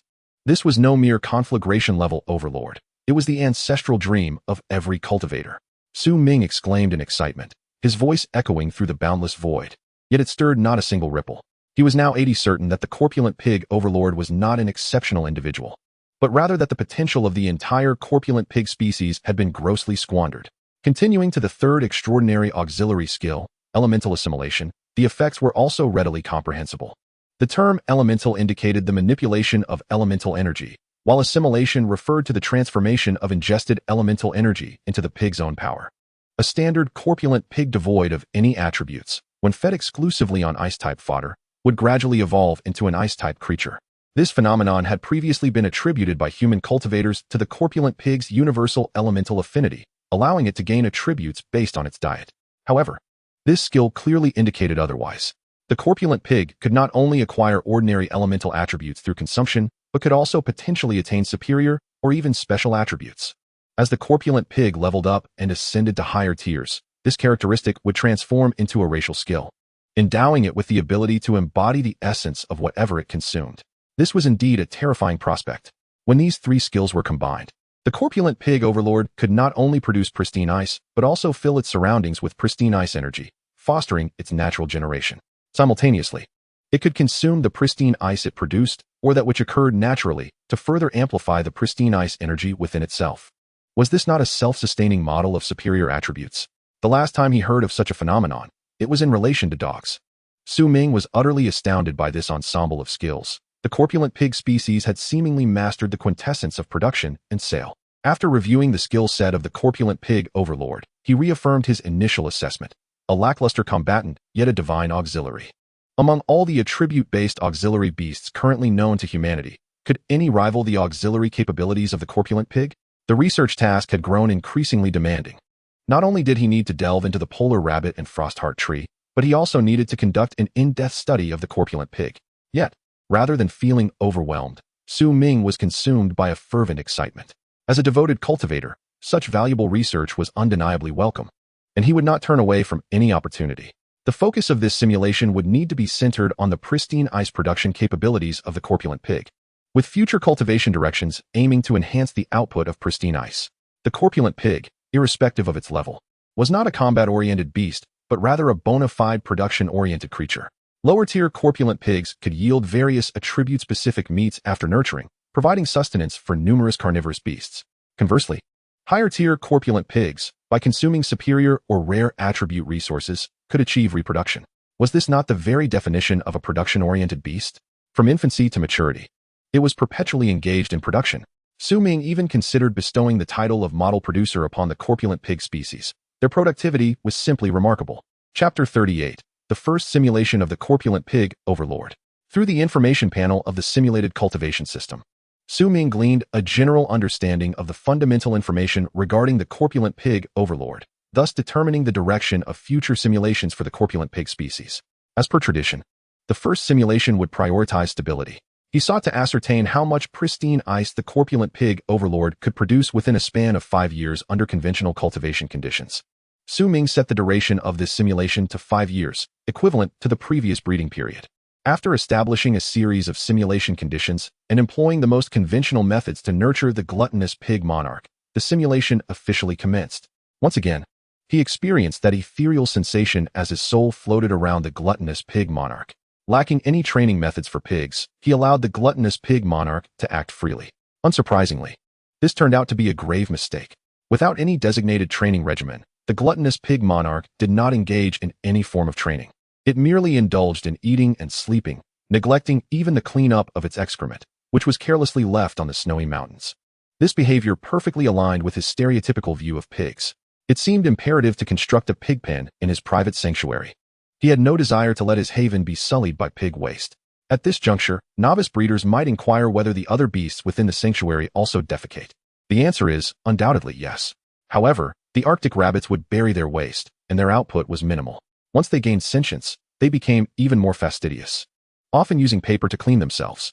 Although the glacial wolves produced a larger quantity, their intelligence allowed them to utilize a restroom, as any sentient beast would prefer not to live in filth.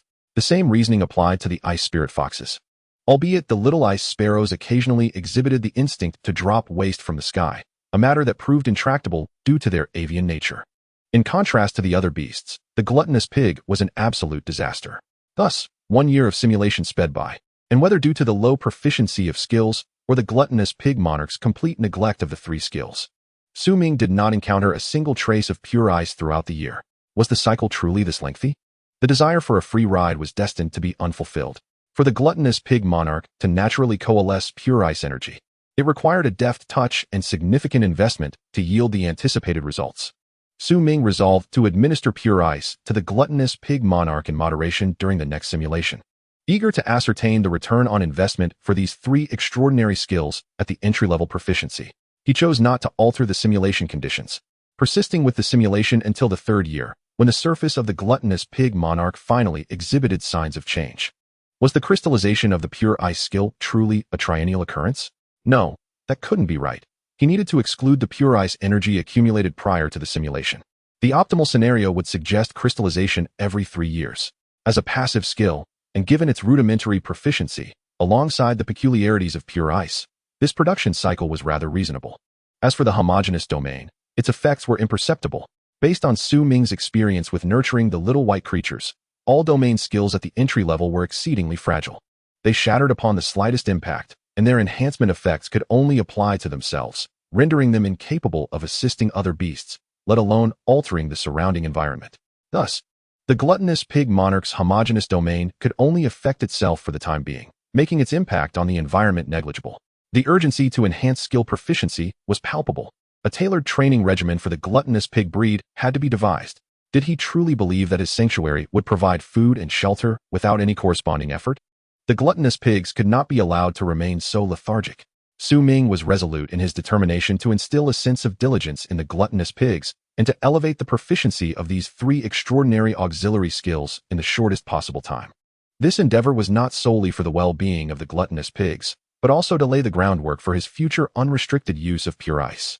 Despite the lengthy crystallization period, the quality of the pure ice that materialized on the pig's surface left him thoroughly satisfied. His spirit hovered around the gluttonous pig monarch, examining and caressing it. Although he could not physically touch it, the sheen of its exterior was undeniably that of high-quality pure ice, judged by the exceedingly rare resource units. This specimen likely harbored around 20 units of pure ice. His inventory barely exceeded 100 units, and the luster of this crystallized form surpassed anything in his collection. The more he observed, the more he felt he was one step closer to realizing his dream of unfettered access to pure ice. Grateful for the gluttonous pig's bounty, he declared his affection for nurturing these creatures. In that moment, the significance of the Arctic Spirit Rabbit's Pure Ice Project, the research on the Cold Heart Tree, and the forthcoming evolution of the Glacial Wolf's self-research route paled in comparison to the gluttonous pig's pure ice production plan in Ming's mind. He gazed at the magnificent display of pure ice with excitement and decisively chose to accelerate the simulation.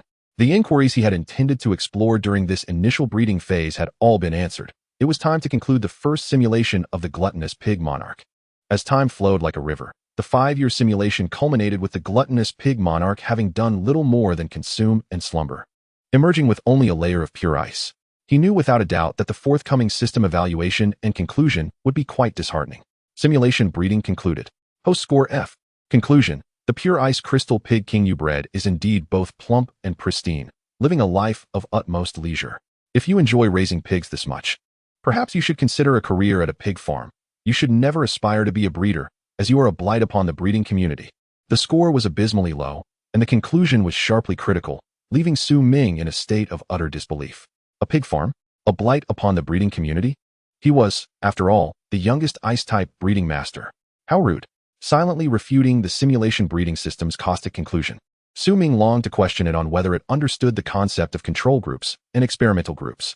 Without this most rudimentary simulation as a control, how could it possibly assess the quality of his breeding skills in other experimental groups? Clearly, the simulation breeding system had not paid attention in school, much like Su Xiaoya. Hastily jumping to conclusions, this warranted a poor review. Muttering under his breath as he exited the simulation, Ming promptly retrieved paper and pen, accompanied by his computer, and began furiously documenting the findings from the initial simulation of the gluttonous pig monarch. Ming possessed a particular trait. Once he entered a state of research, he would lose all sense of time and neglect his own needs. Since returning to the research facility that afternoon to study the gluttonous pig monarch, over 5 hours had elapsed, and the night had fully descended. Time for a meal.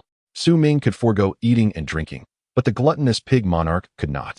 It felt as though it might faint from hunger, having not even nibbled on snow during those 5 hours. Just a moment, once I finish writing my final notes, I will take you to eat. How had 5 hours slipped by so swiftly? Indeed, time flies when you are engrossed in research. Ming hastened his writing, briefly summarizing the findings from the last simulation before swiveling his chair to pat the gluttonous pig monarch's head. Let us go. It's time for dinner. Hooray. Time for a meal. Chapter 39. Selling off offspring. Contract Linling. After successfully satiating the gluttonous pig monarch with over 30 bundles of ordinary fodder, Ming felt that the funding at Mingwei Research Institute might be somewhat lacking. Let me calculate. Raising over 100 gluttonous pigs consumes daily food and resources equivalent to twice that of the other 4 types of beasts combined. That's an astonishing amount of consumption. Who can afford to sustain such a horde of hefty pigs? The crux of the matter is that to accelerate the gluttonous pig monarch's production of pure ice, one cannot rely on the most basic resources for nourishment. Goodness gracious, this group of pigs still requires fine bran. Ming, increasingly troubled by the calculations in his mind, glanced at the plump pig lord beside him, rolling in satisfaction, and contemplated the urgent need for a profitable endeavor at the research institute. Fortunately, The cultivation of this batch of novice beast tamers offspring was nearing completion, and they would soon be ready for sale. The funds from breeding these younglings would alleviate the expenses of the plump pigs in the short term. With this thought, Su Ming hurried to seek out Shen Yi to announce on the Research Institute's official website that the sale of the beast tamer offspring would commence in 3 days. This batch of younglings had been bred specifically in alignment with the new senior high school semester, aimed at supplying high-quality beasts to novice beast tamers in Hantian City. And indeed, the entire Hanyu region. Each offspring he cultivated was of elite quality, be it the polar rabbit, glacier wolf, ice spirit fox, or little ice sparrow, all achieving elite status. Elite quality signifies that, as long as these younglings evolve smoothly along their established paths, their levels are destined to rise to the Mingju tier. However, attaining the Xingzue tier presents a formidable challenge, achievable only through a quality enhancement during a specific evolution stage or through extraordinary encounters for the beasts themselves. Otherwise, the likelihood remains exceedingly low. Elite quality represents the current pinnacle attainable by all research institutes for beast offspring. While it is not impossible to enhance quality further at birth, doing so on a mass scale is unfeasible. Additionally, special individuals emerging during bulk cultivation, such as the little white and the great hungry wolf, are typically retained by breeders for research or selected by affluent and high-ranking beast tamers for custom beasts. In summary, unless fortune shines exceedingly brightly, the chances of stumbling upon such rare opportunities are minimal. Breeding masters are hardly oblivious. The younglings require at least 3 months to pass through their infancy. If, during this considerable time frame, no special individuals are identified, one might as well accept the conclusion of the simulated breeding system and abandon aspirations of becoming a breeding master.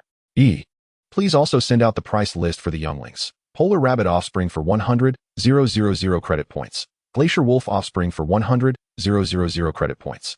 Ice spirit fox offspring for 80,000 credit points. And little ice sparrow offspring for 80,000 credit points. Additionally, include a supplementary note stating that if a certain unfortunate buyer acquires a youngling but finds none from that species to be chosen, they may exchange it for another youngling of equivalent value from a different species. Should this ill-fated individual encounter misfortune twice, the fees will be refunded, allowing them to seek other opportunities. It is indeed a rare occurrence for a human to be simultaneously despised by so many younglings. Shen Yi was diligently entering this information on the computer when she turned to Su Ming, perplexed. Brother Ming, do you really think such unfortunate humans exist? I've never encountered one myself, but similar situations have arisen in other research institutes. It's rather absurd. Once the precise timing for the sale and the number of younglings was confirmed, the next step was to patiently await the arrival of the sale day. According to human research, the ideal age for forming a contract with a beast is 18. Accordingly, students prior to their senior year primarily focus on theoretical knowledge, while those who contract beasts upon entering their senior year shift their focus to practical lessons. Of course, there are also those who opt not to contract beasts, instead pursuing knowledge in breeding or other management fields. At the age of 18, upon discovering there was no golden finger to aid him, Su Ming decisively chose the safer path of becoming a breeder, excluding a smidgen of fear for his own safety. His passion for breeding research played a significant role in his decision. Presently, Su Xiaoya's situation starkly contrasted with his own, even in terms of theoretical performance. It was evident that she could never become a breeder. Although his breeding concepts were innovative, even eccentric at times, his foundational knowledge was remarkably solid. Only with a robust theoretical foundation can one establish a basis for various abstract and curious breeding ideas. Otherwise, such fanciful notions would amount to mere chaos. Dear brother, have you forgotten something? After feeding the plump pig lord and finalizing the arrangements for the sale of the younglings, Su Ming was about to return to the research room to continue his simulations when he was intercepted by Su Xiaoya. Oh, what have I forgotten? Su Ming feigned ignorance, pretending to be oblivious to her hints. Ugh, I'm ignoring you. Su Xiaoya pouted, displaying a visibly annoyed expression. I've prepared everything for you. Come with me into the secret realm. Thank you, brother. Su Ming smiled warmly, leading the equally adept at changing expressions Su Xiaoya into the secret realm. What youngling have you prepared for me, brother? Is it the most special and exceptional one among this batch? You really do talk too much. Since you are so familiar with the polar rabbit, why not contract one? Su Ming expertly extracted linlang from a nest of rabbits. The little creature stared back with innocent, round eyes, observing its surroundings with keen curiosity. What, brother, you actually intend for me to contract a polar rabbit? What, are you abandoning the polar rabbit because it's too weak in the early stages? Didn't you say at school that you understood polar rabbits best? Oh, that was just a joke. Su Xiaoya felt a bit conflicted. She didn't dislike polar rabbits, but having dealt with them her entire life, She felt a twinge of disappointment upon realizing that the beast Su Ming had prepared for her was, in fact, a familiar polar rabbit. This perhaps illustrates the age-old adage, what is unattainable is cherished more, while that which comes easily is oft disregarded. Su Ming fully comprehended Su Xiaoya's emotions at that moment. Gently nudging Lin Lang into her embrace, knowing that no further words were needed, she would soon change her mind. Bunny, Lin Lang, nestled in Su Xiaoya's arms, blinked its innocent eyes and softly called out, its irresistibly adorable demeanor instantly melting her heart. The polar rabbit isn't so bad after all, Lin Lang. Would you like to be my first beast partner? As Su Ming had anticipated, it took but a slight gesture from Lin Lang to utterly captivate the heart of Su Xiaoya, the cute creature enthusiast. Bunny, Lin Lang joyfully nodded, its intelligence far surpassing that of its peers, having already sensed that Su Ming would not continue to cultivate them. However, becoming Su Xiaoya's beast would mean it could remain in the warm embrace of Mingwei Research Institute. Moreover, Su Xiaoya treated it well, and Lin Lang rather enjoyed her presence. Thus, it came to pass seamlessly. After a radiant display of contract light, Lin Lang successfully became Su Xiaoya's first beast. Bunny, Lin Lang's expression was one of excitement. And after signing the beast contract, the bond naturally grew closer. It nuzzled its small head against Su Xiaoya's cheek, eliciting a cascade of melodious laughter from her. Oh dear. With a new owner, you've forgotten your breeder. Su Ming remarked somewhat sourly from the side. The clever Lin Lang immediately grasped his meaning and leapt back into Su Ming's arms, nuzzling him in gratitude. All right, from now on, Lin Lang will train diligently with Xiaoya. Su Ming patted Lin Lang's little head before returning it to Su Xiaoya and heading back toward the research room. One could easily envision yet another sleepless night for a research fanatic. Chapter 40. The Research Achievements of the Plump Pig Species.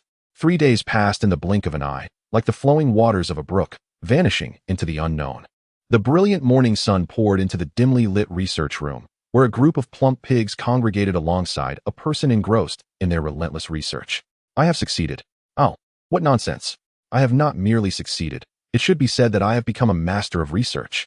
Su Ming meticulously organized the documents on his computer and the materials in his hands, which represented the entirety of his findings over the past 3 days regarding the production of the rare ice from the chubby pig species. Through countless simulations, he categorized this group of chubby pigs into 4 distinct forms based on the information panel of the breeding simulation system. The first form is the most primitive, the ordinary chubby pig bred by humans, devoid of any remarkable skills. Its only advantage lies in its prodigious appetite and remarkable meat production capabilities. Typically, they are destined to be slaughtered for their flesh, serving as a staple food source for carnivorous beastmasters. The vast majority of chubby pigs never manage to evolve during their lifetimes, leaving their exceptional production potential undiscovered by human breeders. After being fed food infused with a trace of elemental energy, these chubby pigs convert that energy into flesh, imbuing the meat produced with elemental qualities. For instance, a particular breeding farm that supplies meat for the glacial wolves has long fed its chubby pigs with ice element grass, resulting in all their chubby pig meat bearing ice attributes. Years ago, a breeder dedicated to pig husbandry envisaged the possibility of feeding chubby pigs higher quality elemental resources to explore avenues for their evolution. His diligence bore fruit. He succeeded. Yet, in terms of practical value, he faced failure. The next evolution of the chubby pig would result in the ice crystal pig, if nourished with fire element resources. It would become the fire crystal pig, and similarly for wood element resources. Upon successfully evolving the chubby pig into a fire crystal pig, this breeder discovered that the resources expended during the evolution were disproportionately high compared to the rewards yielded by the fire crystal pig. Consequently, human breeders ceased their studies on chubby pigs, relegating them to mere livestock beasts, useful only for fattening and slaughter. Even if some skeptical breeders wished to continue their research on the chubby pig species, the outcome would inevitably be failure. To enable the chubby pig to evolve into its third form, it is essential to incorporate extremely rare resources akin to the rare ice. Surely, no master breeder would squander such precious resources on pigs, and for lower-tier breeders, the likelihood of obtaining such rare resources is virtually non-existent.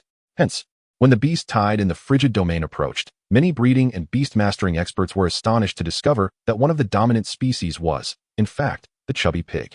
They were utterly unprepared for the revelation that chubby pigs could ascend to the blazing level. This indeed transcended the realms of human exploration. Returning to the third evolutionary form of the chubby pig, let us take the ice crystal pig, which has completed its evolution through the consumption of ice element resources. As an example, for the ice crystal pig to evolve once more, it must absorb ultra-rare resources of equal quality to the rare ice. Naturally, it cannot be a constant diet. Even a master breeder would find that unsustainable. According to his simulations, a small amount incorporated into each meal suffices. The prerequisite is that aside from the rare ice, every other resource consumed must be rich in ice elements, and given the chubby pig's prodigious appetite, this expense is certainly not less than that of the rare ice. If one possesses ample resources, they might opt to feed rare ice at every meal, significantly accelerating the evolution of the ice crystal pig, albeit at a considerable financial cost. Following this meticulous feeding regimen, the ice crystal pig can smoothly evolve into its next form, the rare ice crystal pig. Should the ultra-rare resource consumed be the profound ice, it would evolve into the profound ice crystal pig, with other evolutionary forms following suit. Only when the chubby pig evolves into the rare ice crystal pig does it possess the potential to ascend to the stellar level. This realization deepens his regret over the 2 or 3 dozen rare ice crystal pigs that Xiao Bai had used the ice seal to freeze into ice sculptures. What was once a renewable resource has now become irretrievable, resulting in a significant loss. The evolution of the chubby pig into the rare ice crystal pig reveals its extraordinary production potential. The 3 extraordinary auxiliary skills of the chubby pig ruler are mirrored in the rare ice crystal pig, albeit in a reduced capacity, yet the characteristics remain unchanged. Thus, the transformation from ice crystal pig to rare ice crystal pig represents an unprecedented metamorphosis. It elevates the chubby pig from a mere livestock beast to a producer of ultra-rare resources. This groundbreaking discovery directly addresses the impending scarcity of ultra-rare resources for humanity. As time progresses, the 3rd evolutionary forms of the bred chubby pigs will multiply, making the independent, high-yield production of ultra-rare resources a tangible reality. A modest initial investment will yield substantial returns in due course, a truly lucrative venture. As for how to facilitate the final evolution of the rare ice crystal pig into the rare ice crystal pig king, akin to the chubby pig ruler, that relies on the accumulation of ultra-rare resources. One can only imagine how much rare ice the chubby pig ruler consumed in its secluded, desolate abode. These past 3 days have been immensely fruitful. At last, he has unraveled the logic of the chubby pig species evolution and established a general direction for breeding. Unsurprisingly, this is yet another revelation poised to send shockwaves through the breeding community. Ming stretched luxuriously and exited the research room, fully aware of the significance of today's date. While others in the research institute might be absent, he could not afford to be. Stepping out of the research room and into his private sanctuary, he found Su Xiaoya and Shun Yi already engaged in the transfer of the 4 types of beast cubs to the display platforms in the outer area. Oh, brother, you finally decided to leave the research room? I thought you might forget today is the big day for selling the cubs. Ming is sure to remember. Just look at how much these little cubs adore you. Upon seeing Su Ming, the previously tranquil cubs flocked to him, exhibiting affectionate gestures in accordance with their respective species habits. How could I possibly forget such matters? Today marks the beginning of a new chapter for these little ones, and I must bid them farewell. Su Ming gently stroked each cub, having nurtured them for over 3 months. The thought of parting with these adorable beings tugged at his heartstrings. All right, little ones. Do not keep your future masters waiting. I trust you will all find excellent beast masters. Not lingering further with the cubs, he began assisting Su Xiaoya and Xin Yi in transferring the cubs. They categorized them into 4 large display areas, ensuring all preparations for the sale were complete. We can let the first wave of customers in now. You'll handle the front desk and guide the guests to their reserved display areas. Okay, Ming, I will do my best. Xin Yi motivated herself, fully immersing in her role at Mingware Research Institute, dedicating herself to every task. Xiaoya, do you wish to assist at the front desk, or would you prefer to stay and observe the beast cubs? Brother, I will help you. It's her first time at the front desk, and I'll keep an eye on her. Then you two go together. Just call me if you need anything. As the first wave of customers entered the cub display area for mutual selection, the sale of the cubs at Mingware Research Institute officially commenced. Chapter 41, Large-Scale Cub Contracting Event. Daddy, don't worry. I will definitely contract a glacial wolf. Child, do your best. The cubs from Mingware Research Institute are of excellent quality and possess high spiritual affinity. You must exude kindness to attract more cubs. Son, rabbits love carrots. Quietly bring this in, and the polar rabbit will surely appreciate it. Grandma, this is a beast of mastery, not merely a pet. Where on earth would a polar rabbit prefer ordinary carrots? Be it a pet or a beast of mastery, aren't they all just rabbits? Rabbits surely delight in carrots. Oh dear, Grandma, I cannot seem to articulate my point clearly. Never mind, I shall head inside first. My dear grandson. Truly the folly of youth leads one to misfortune. The selection process for novice beast masters choosing their young companions is indeed quite captivating. and it happens to be Su Ming's favorite part. Each time he witnesses some absurd newcomers alongside equally eccentric elders, he cannot help but chuckle. Sigh. Is this the essence of youth? Alas, my youthful days seem to have slipped away. Wait, no, it appears my youth is still very much alive. Observing the vibrant and spirited youths as they select their little companions, Su Ming, as a paternal figure, feels a flicker of satisfaction within. Little rabbit, do you wish to become my partner? A somewhat timid boy inquired of a polar rabbit cub. He was evidently nervous. And the polar rabbit cub he chose appeared equally anxious. Both were somewhat reticent, frozen in place. These two might just be a perfect match. Should I lend a hand? Two introverted souls, one human and one beast, are bound to share numerous commonalities. Su Ming stealthily approached this bashful duo and inadvertently nudged the polar rabbit's rear with his foot, sending the already shy creature into a greater state of fluster. Rabbit. The little polar rabbit seemed to complain softly, its trepidation palpable. Oh dear, I accidentally nudged you. My sincerest apologies. With that, Su Ming scooped up the bashful polar rabbit, cradling it in his arms for a gentle stroke, before casting an encouraging glance at the stunned boy. The shy polar rabbit squirmed in Su Ming's embrace, displaying an endearing familiarity. I can only assist you to this extent. How much you grasp of this moment depends entirely on your own perceptiveness. After a brief cuddle, Su Ming returned the bashful polar rabbit to the boy and offered him an encouraging smile. The spectacle was about to commence. Su Ming quickly withdrew from the scene, retreating into the shadows to continue observing this timid pairing. Why hasn't this little boy made a move yet? Was my earlier hint not sufficiently clear? When dealing with an introverted child, one must take the initiative to embrace them. If they're unwilling, they will naturally struggle and leap away. If they remain still, then that is a victory. Su Ming pondered silently, realizing that the young lad's perceptiveness was rather lacking. Just when he anticipated that this duo would remain ensconced in silence, the boy's actions took him by surprise. Cautiously, he crept behind the bashful polar rabbit and, emulating Su Ming's earlier actions, gently nudged the rabbit's rear. Oh dear, I didn't mean to nudge you. Would you consider being my beast partner? Su Ming's mind went blank. He fell into a lengthy silence. Was this truly what I intended? I meant for you to embrace it directly, not to imitate my nudge of the polar rabbit. What on earth are you thinking? This trajectory is absurdly abstract. Now, it was Su Ming who felt bashful, as a single act of assistance resulted in a lifetime of introversion. How perplexing. Rabbit. The polar rabbit cub was introverted, not foolish. Subjected to such clumsy imitation, its demeanor faltered. The bashful boy then mimicked Su Ming again, reaching out to cradle the shy polar rabbit in his arms. The rabbit retaliated playfully, thumping the boy's chest a few times before opting not to struggle further. Though the process was somewhat abstract, the outcome remained favorable. Undoubtedly, these two would share many delightful moments together. Su Ming mused that for the foreseeable future, he would refrain from intervening in any pairings between young beasts and novice masters. He needed a respite. Once you have made your selection, proceed with your partner to the contract room over there. After concluding the contract, simply register at the front desk before departing. Upholding the principle of out of sight, out of mind, Su Ming promptly ushered the bashful duo toward the contract room to prevent them from concocting any further abstract silent antics. Having exited the polar rabbit exhibition area, he leisurely strolled through the display zones of the glacial wolf, ice spirit fox, and little ice sparrow. One could say he was inspecting the pairing status of the young companions, while in truth, it was merely an idle stroll, nothing more than a leisurely pastime for the old gentleman.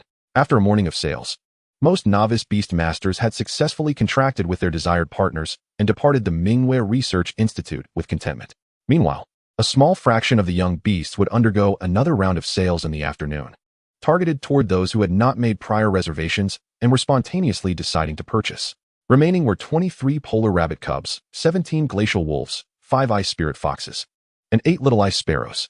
Indeed, among equally qualified options, the one priced 20,000 credits lower proved to be more popular. After all, not every novice beast master prioritizes the potential evolution of their chosen young companions.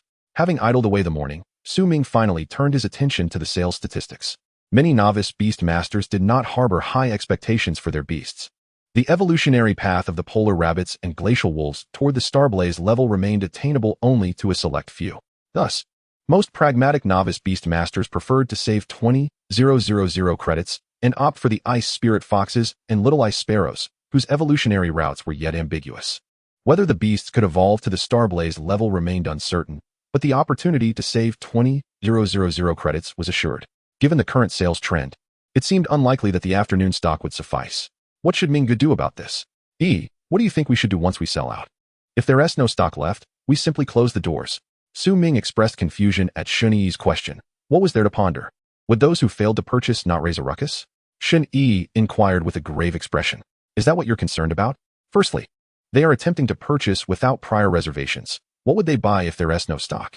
Even if a reserved beast sells out, they shall still be granted priority for the next batch of beasts.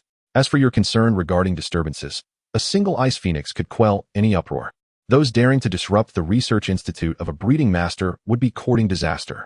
At last, Su Ming comprehended that Shun Yi had not grasped the essence of the Mingwei Research Institute's standing. This is a breeding master's institute. Should any unreasonable uproar arise, it would be a grave mistake indeed. I understand now, Minggu. After hearing Su Ming's explanation, Shun Yi recognized the absurdity of her earlier inquiry. What beast master would possess the audacity to disturb a breeding master's institute? According to the regulations set forth by the Human Sovereign Assembly, every high school senior who has just turned 18 is granted the privilege of prioritizing reservations to select young beasts, a support for the blossoming future. Following them are the other beast masters who made reservations to purchase, and finally, those who wish to buy without reservations.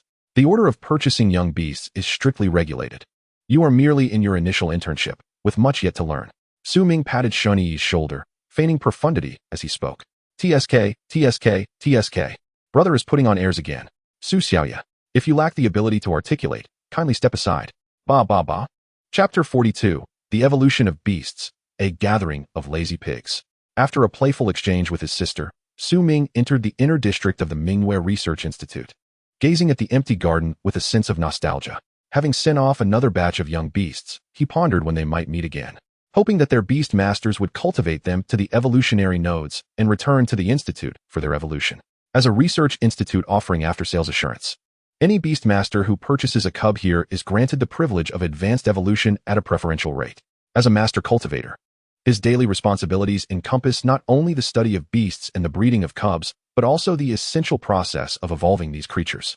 Whenever a new round of cub breeding commences, the institute temporarily halts its evolution services and dedicates itself to nurturing the latest batch of offspring.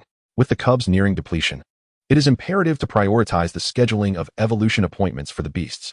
While beasts may opt to evolve independently rather than coming to the institute, the costs and time associated with self-evolution make the institute's services the most suitable choice for those who have purchased cubs. The most critical aspect of evolving a beast is the availability of evolution resources. Should a beast master choose to evolve their creature, they must invest in procuring resources online and familiarizing themselves with the nuances of the evolution process. In contrast, entrusting the evolution to the institute requires only the payment of adequate credit points, relieving the beast master of any concerns and allowing them to leave the evolution entirely in the hands of the cultivators. Each research institute is equipped with essential evolution materials, and the costs for evolution services here are generally lower than purchasing materials online. Moreover, the evolution experience of the cultivators is undoubtedly more extensive. After all, they have devised the very evolution pathways themselves. Considering these points, it is evident that entrusting the evolution of a beast to the purchasing institute not only incurs lower expenses, but also alleviates worries about sourcing evolution materials, with the potential for superior evolutionary outcomes compared to self-evolution. Of course, the aforementioned conditions do not apply universally to all beasts sold. Should a beast master feed their creature unfamiliar high-quality rare resources, resulting in a beneficial mutation, or encounter other more complex situations, the fees for consulting a cultivator would differ significantly. The costs associated with such circumstances would be akin to those for customized beasts, as the cultivators themselves have not encountered the creature before, and researching its subsequent evolutionary forms is an endeavor that demands considerable effort. Not every cultivator possesses a simulation system that allows for trial and error without consequence. Typically, without rigorous theoretical support, cultivators refrain from proceeding with evolution. After selling out the cubs, it is prudent to take a day of rest before resuming beast evolution the following day, adhering to the customary practice of evolving from weaker to stronger in batches. Initial online notifications should be sent out to prepare the beast masters of the polar rabbits for the upcoming evolutions. The work at the institute is straightforward and monotonous, consisting solely of nurturing cubs or evolving beasts, with no real idle time in between. In the afternoon, Su Ming decides not to participate in the sales, leaving the task to Su Xiaoya and Shun Yi, as he must return to the laboratory to simulate the evolution of the chubby pig species. Chubby pig monarch. Hurry to the lab. Your cooperation in the research is needed, and I'll treat you to a meal once we finish. Su Ming shouts at the entrance of the private realm, confident that the chubby pig monarch with its keen hearing will respond. Humph. Su Ming, is there something delicious again? I want to eat high-quality frost grass. What nonsense. You can't have high-quality frost grass. It's too expensive. The most I can offer is premium fodder. You stingy creature. With such rough feeding, be careful you don't grow into a subpar ice variant. The chubby pig monarch pouts.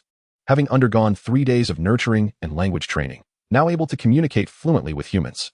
Not only can it articulate its desires with precision, but it also exhibits subtle emotions. Pouting does little good. Do you really think money is easy to come by? Once you have all earned a single premium ice, we can discuss improving your diet. Speaking of which, calling you chubby pig monarch isn't quite fitting. Would you allow me to give you a new name? Whatever. Will a name come with better food? The chubby pig monarch, fixated on food and flaunting its formidable physique, clearly possesses an insatiable appetite. Very well. I'll treat you to some extra fodder. You really are something else. Based on your species name and your enormous size, I shall call you Pig King. How does that sound?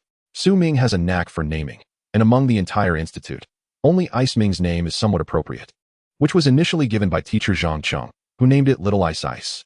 Pig King? That sounds delicious. From now on, I'll be called Pig King. Thus, with the chubby pig monarch's consent, Su Ming's naming journey transitioned from Little White and Big Hungry Wolf to Pig King, an undeniable step down, with no prospect of elevation. Let us go, Pig King. Once I discover the most suitable cultivation method for you, you won't be able to lounge around as you do now. Where's the lounging? Eating and sleeping is simply the natural order of things. It occupies my time to the extent that even bathroom breaks are a squeeze. The Pig King articulates the lifestyle of its entire chubby pig race, leaving Su Ming increasingly exasperated, realizing they are a collective of lazy beasts. So, using the restroom is considered a waste of time in your eyes? How absurd. It seems the laziness is indeed an instinct of the chubby pig species, akin to the polar rabbits burrowing and the glacier wolves hunting in packs led by the alpha. Oh. Altering the inherent laziness of the chubby pigs is as challenging as slaying them. It appears that any training methods must intertwine with their eating and sleeping habits. Su Ming muses, yet the task of crafting a specialized training regimen suited to the chubby pigs while incorporating their feeding or slumber is an onerous challenge indeed. Alas, the laziness of the pigs brings sorrow to the cultivators. With a hearty critique, Su Ming playfully smacks the Pig King on its behind. Is it permissible to tap a pig's rear when one cannot touch a tigress? The Pig King protests, but alas, its objections fall on deaf ears as Su Ming delivers another playful smack. How presumptuous of you, Su Ming. Were it not for the premium fodder, I'd show you what it means to soar. Having arrived at the private realm, it would be remiss not to visit the valiant yet injured Little White and Big Hungry Wolf. Guiding the Pig King to the polar rabbit habitat, Little White is seen peacefully resting in its burrow, evidently recovering well under the nourishing dietary regimen. Next, they arrive at the glacier wolf habitat, where Big Hungry Wolf is proudly displaying its battle scars to the other glacier wolves. My kin, behold the scar that runs across my arm, an honor bestowed by the fangs of a wild boar. In that moment, thousands of wild boars surged towards me, and I executed a stunning throw. Bam! Sent hundreds flying. Bam! Another wave. Then I seized one of the wild boar's fangs for a magnificent Thomas spin. Big Hungry Wolf is animatedly recounting its exploits to the surrounding 20 to 30 glacier wolves, fully immersed in its tale. This is no exaggeration, it's sheer fabrication. What nonsense, sending hundreds of pigs flying with a single strike. And a Thomas spin? What a ridiculous boast. Where is the majestic, composed wolf we know? So, the alpha wolf is merely a braggart? Even wolves are now indulging in such contrasts? I apologize for interrupting your grandstanding, Big Hungry Wolf, but I must conduct a routine examination of your wounds. Afterward, I shall take my leave, and you may continue regaling this pack with your heroic tales. Su Ming was reluctant to say much, for it was the first time he had discovered that the great hungry wolf actually enjoyed boasting in front of its kin. As if mere boasting was not enough, it had to be so outrageous. Did it not fear the backlash? Chapter 43. Now, this is the wisdom of humanity. I shall make you soar. Having confirmed that both Xiao Bai and the great hungry wolf had regained their health after 3 days of recuperation, a weight lifted from Su Ming's heart. The wounds still required medication, and he reminded them not to come into contact with anything dirty, lest they face a second infection just when recovery seemed imminent. Understood? Su Ming assured him he understood. He had never been careless regarding such matters. The great hungry wolf had resumed its composed and formidable demeanor, exuding a sense of security with just a glance. Whatever, if the child enjoyed playing with contrasts, let him do so. Who among us lacks a bit of unique character? After inspecting Xiao Bai and the great hungry wolf, Su Ming made his way to the laboratory with the Pig King, eager to commence the simulation cultivation. The research conducted over the past 3 days had established the evolutionary trajectory of the fat pig and the approximate time required for the production of Jinbing. The next research objective was to achieve maximum efficiency with minimal resource investment. In simpler terms, it was about accomplishing the greatest outcomes with the least expenditure, striving for the utmost cost-effectiveness. While ordinary cultivators could only optimize the process gradually through daily cultivation, he possessed a simulation cultivation system and an extensive accumulation of knowledge, allowing him to commence at the pinnacle. The fat pig favored forage resources, and judging by the Pig King's behavior since its arrival at the research institute, it could also consume meat resources. Moreover, the fact that the fat pig could absorb Jinbing suggested that it could even digest stone-like resources. Su Ming glanced at the Pig King and pondered, why could this creature eat anything? Pig King, is there anything the fat pig won't eat? Anything I want to eat? Let me think. Grass is the tastiest. The meat is quite good too. Though the stones feel hard, they can be ingested with some effort. It seems there's nothing I wouldn't eat. Having listened to this rambling, Su Ming noted that the fat pig's race could consume anything.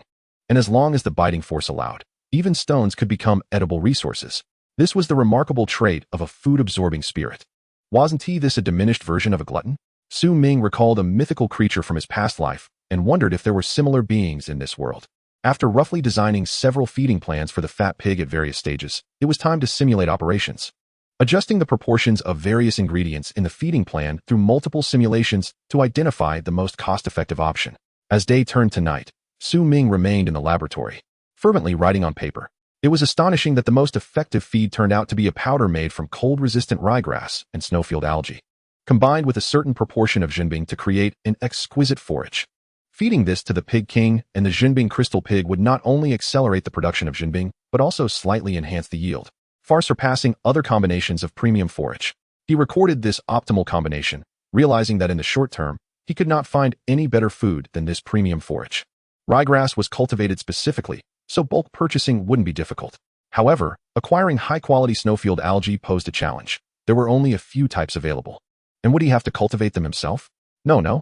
If everything had to be cultivated by himself, when would it ever end? He should just ask old John. Perhaps he could even get it for free. A rhythmic snoring abruptly interrupted Su Ming's thoughts. It was the Pig King, already asleep beside him. After all, lying there could be tiring, and in a pig's mind, being tired meant it was time to sleep. What is wrong with taking a nap while lying down? Damn it. Here I am, toiling away in research, while you, this gluttonous pig, are snoring away beside me. With a resigned shake of his head, Su Ming managed to wake the Pig King with a flurry of slaps, and his gloomy mood was finally lifted. Get up and eat. I'll fetch you the premium forage I promised. Afterward, you can roll back to the secret realm for your beauty sleep. All right, another day of eat, sleep, eat. Being fed is truly delightful. No more hiding in a cave munching on those hard, icy blocks. The Pig King was truly living in blissful ignorance. As the ultra-rare resource Jinbing was merely hard, icy blocks to him, he had no appreciation for the finer things. By the way, Pig King, do you still have those hard icy blocks in the cave where you used to live? A sudden thought struck Su Ming.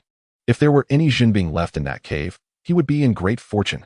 He could feasibly raise the Pig King to the blazing level. Just imagine how much Jinbing must be in that cave. Su Ming, why don't you think before you speak? If there were still hard icy blocks in that cave, do you think we fat pigs would have left it? Su Ming hadn't expected to be mocked by a pig, and what was worse, he had no retort. Really? Forget it. Arguing with a pig only makes me seem less human. Su Ming was on the verge of unleashing a beautiful tirade of traditional culture when he restrained himself. After all, quarreling over trivial matters with a pig did not reflect well on his character. Tomorrow, your rations will be halved. You better eat a lot tonight. Cursing a pig would only diminish Su Ming's dignity. As the saying goes, if you wish to attack, strike at the pain points of others. Clearly, for the Pig King, a day of insults could not compare to a reduction in food, for that was the essence of human wisdom. Su Ming, you're not human. You're abusing pigs. We signed a peace treaty. True enough, but I recall the peace treaty only stipulated that I must care for you. It did not specify how much food I must provide. Su Ming wore a mischievous grin, relishing the Pig King's expression of helplessness. This is much more satisfying. You dare call me thoughtless? Now, put that pig brain of yours to work. The Pig King wore a look as if its CPU had overheated. Completely engulfed in the agony of halved rations for the next day, Su Ming left the laboratory in high spirits, followed by a sullen Pig King. The contrast between them was stark. When it came to shamelessness, humanity ultimately reigned supreme. Why so glum, Pig King? Come and enjoy the premium forage. How infuriating. Su Ming, you're pushing it too far. Su Ming aimed to continue teasing the Pig King, but little did he know, the Pig King wasn't in the mood for games. In a swift motion, it hooked Su Ming's clothing with its tusks and tossed him upwards. Hey, are you serious? I was just joking. Humph. That's the price of bullying a pig. The Pig King didn't truly launch Su Ming into the air. It only tossed him about 3 meters high, lacking any real force. If the Pig King genuinely intended to toss someone into the air, given its non-beast master physique, it could likely send him soaring high enough to fly alongside eagles. Moreover, if it miscalculated its strength, Su Ming might not even make it to the sky before becoming a pile of broken pieces. There was no doubt that any blazing-level beast possessed that power. In comparison to star-level beasts, they were on entirely different planes in terms of overall quality and skills. The blazing level could easily outstrip star level by a wide margin. Xiaobai has already stepped into the threshold of the blazing level, mastering a cataclysmic skill, a feat that is beyond the reach of any other star-level beast tamers. One can only imagine the vast chasm that exists between the true blazing level and the ordinary star level. Chapter 44. The Passionate Shen Yi and Self-Reflection. Su Ming was flung 3 meters high by the King of Pigs, who, in a moment of magnanimity, graciously served as a cushion to prevent the caretaker from meeting a disastrous fate. He felt a soft, bouncy sensation in his rear as he was propelled back into the air, repeating this cycle 3 times before finally returning to the embrace of the earth. Phew, that nearly scared me to death. I thought my life was in jeopardy. Su Ming plopped down on the ground, attempting to calm his racing heart. Casting a particularly mournful glance at the King of Pigs, he truly did not anticipate that the king would react in such a vexed manner, catching him completely off guard. Why are you looking at me like that? Did I not catch you? The king seemed to say with a bemused expression. I even gave you an impromptu trampoline experience, and I haven't even charged you for it. The absurdity of having been treated to a trampoline experience without a fee left Su Ming utterly speechless, and he felt an overwhelming urge to unleash a torrent of frustration upon the King of Pigs. However, he ultimately restrained himself, not wishing to bear the disgrace of animal cruelty. Primarily out of fear that the king might become irate once more, he certainly did not want to endure a second trampoline experience. Go enjoy your premium fodder. After enduring so many sleepless nights, I shall take a moment to rest. He shooed the King of Pigs towards its gourmet feed, while he stretched languidly, the weariness from several nights of staying up late weighing heavily upon him, necessitating a timely replenishment of sleep. Though he was not a beast tamer, prolonged interaction with these creatures had inevitably altered his physical form, subtly reshaping it through the overwhelming elemental energies that surrounded him. Even if his physical prowess did not match that of a master beast tamer, in comparison to elite beast tamers, barring the use of special abilities, his capabilities were quite comparable. The gourmet fodder was simply delectable. He yearned to indulge in it at every meal. No sooner had the King of Pigs taken its first bite than it sank deeply into the bliss of dining, a grin plastered on its face. Utterly engrossed in the feed.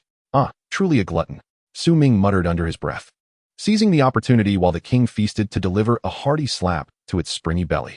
Such a bouncy pig, it would be a pity not to cook it. Yet this slight act of reprisal was completely disregarded by the king, consumed as it was by the singular joy of eating. In the eyes of a pig, the greatest joys were food and, secondarily, sleep. How dull. Not wishing to engage in further self-amusement, Su Ming made his way to the washroom, intending to freshen up before heading to bed. The afternoon sale of the cubs had been exceedingly successful. Since neither Su Xiaoya nor Shen Yi had come to inform him otherwise, it meant that all had been sold. For the time being, both he and Shen Yi would be spared the early morning ritual of preparing food for the cubs, as the seasoned beasts accustomed to life in the research facility would forage for themselves. The absence of the need to rise early for cubs did not imply an escape from early mornings altogether. The beasts temporarily housed at the research institute that required evolution could not simply be neglected. The change was merely from preparing food for cubs to preparing sustenance for evolving beasts. One could not escape the fate of early mornings. The following morning, Shen Yi knocked on Su Ming's door, announcing that all the cubs had been sold, and the evolving beasts had yet to be received from Mingwei Research Institute. She had come to learn the new responsibilities of her role, as preparing food for evolving beasts was undoubtedly more complex than that for cubs. The dietary needs of cubs were relatively straightforward within a broad framework, while the requirements for evolving beasts varied significantly across different branches. For instance, the adorable polar rabbits had 3 distinct evolutionary pathways, and each type required a different diet in the days leading up to their evolution. One could say that preparing food for evolving beasts was an endeavor tenfold more intricate than that for cubs. The art of nurturing beasts is indeed complex. Even in terms of their diet, breeders must invest considerable effort. It is precisely due to the specialized knowledge and extensive expertise required that the number of breeders remains exceedingly scarce. And those who manage to achieve notable results are even fewer. E is truly enthusiastic about her work. I have already prepared the food manual for evolving beasts. You may peruse it today, and tomorrow morning, I will guide you through the preparation process. Even if you don't master it on your first try, it's alright. That little dragon, Ming, usually has little to do and knows the dietary needs of each evolving beast. You can consult it if you have any questions.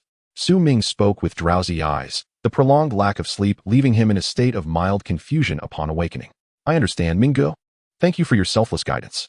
It's no trouble at all. Who knows? I might even grow accustomed to it and wish to employ you for life. After all, managing such a vast research institute alone is quite the challenge. Ultimately, Su Xiaoya would venture out into the world.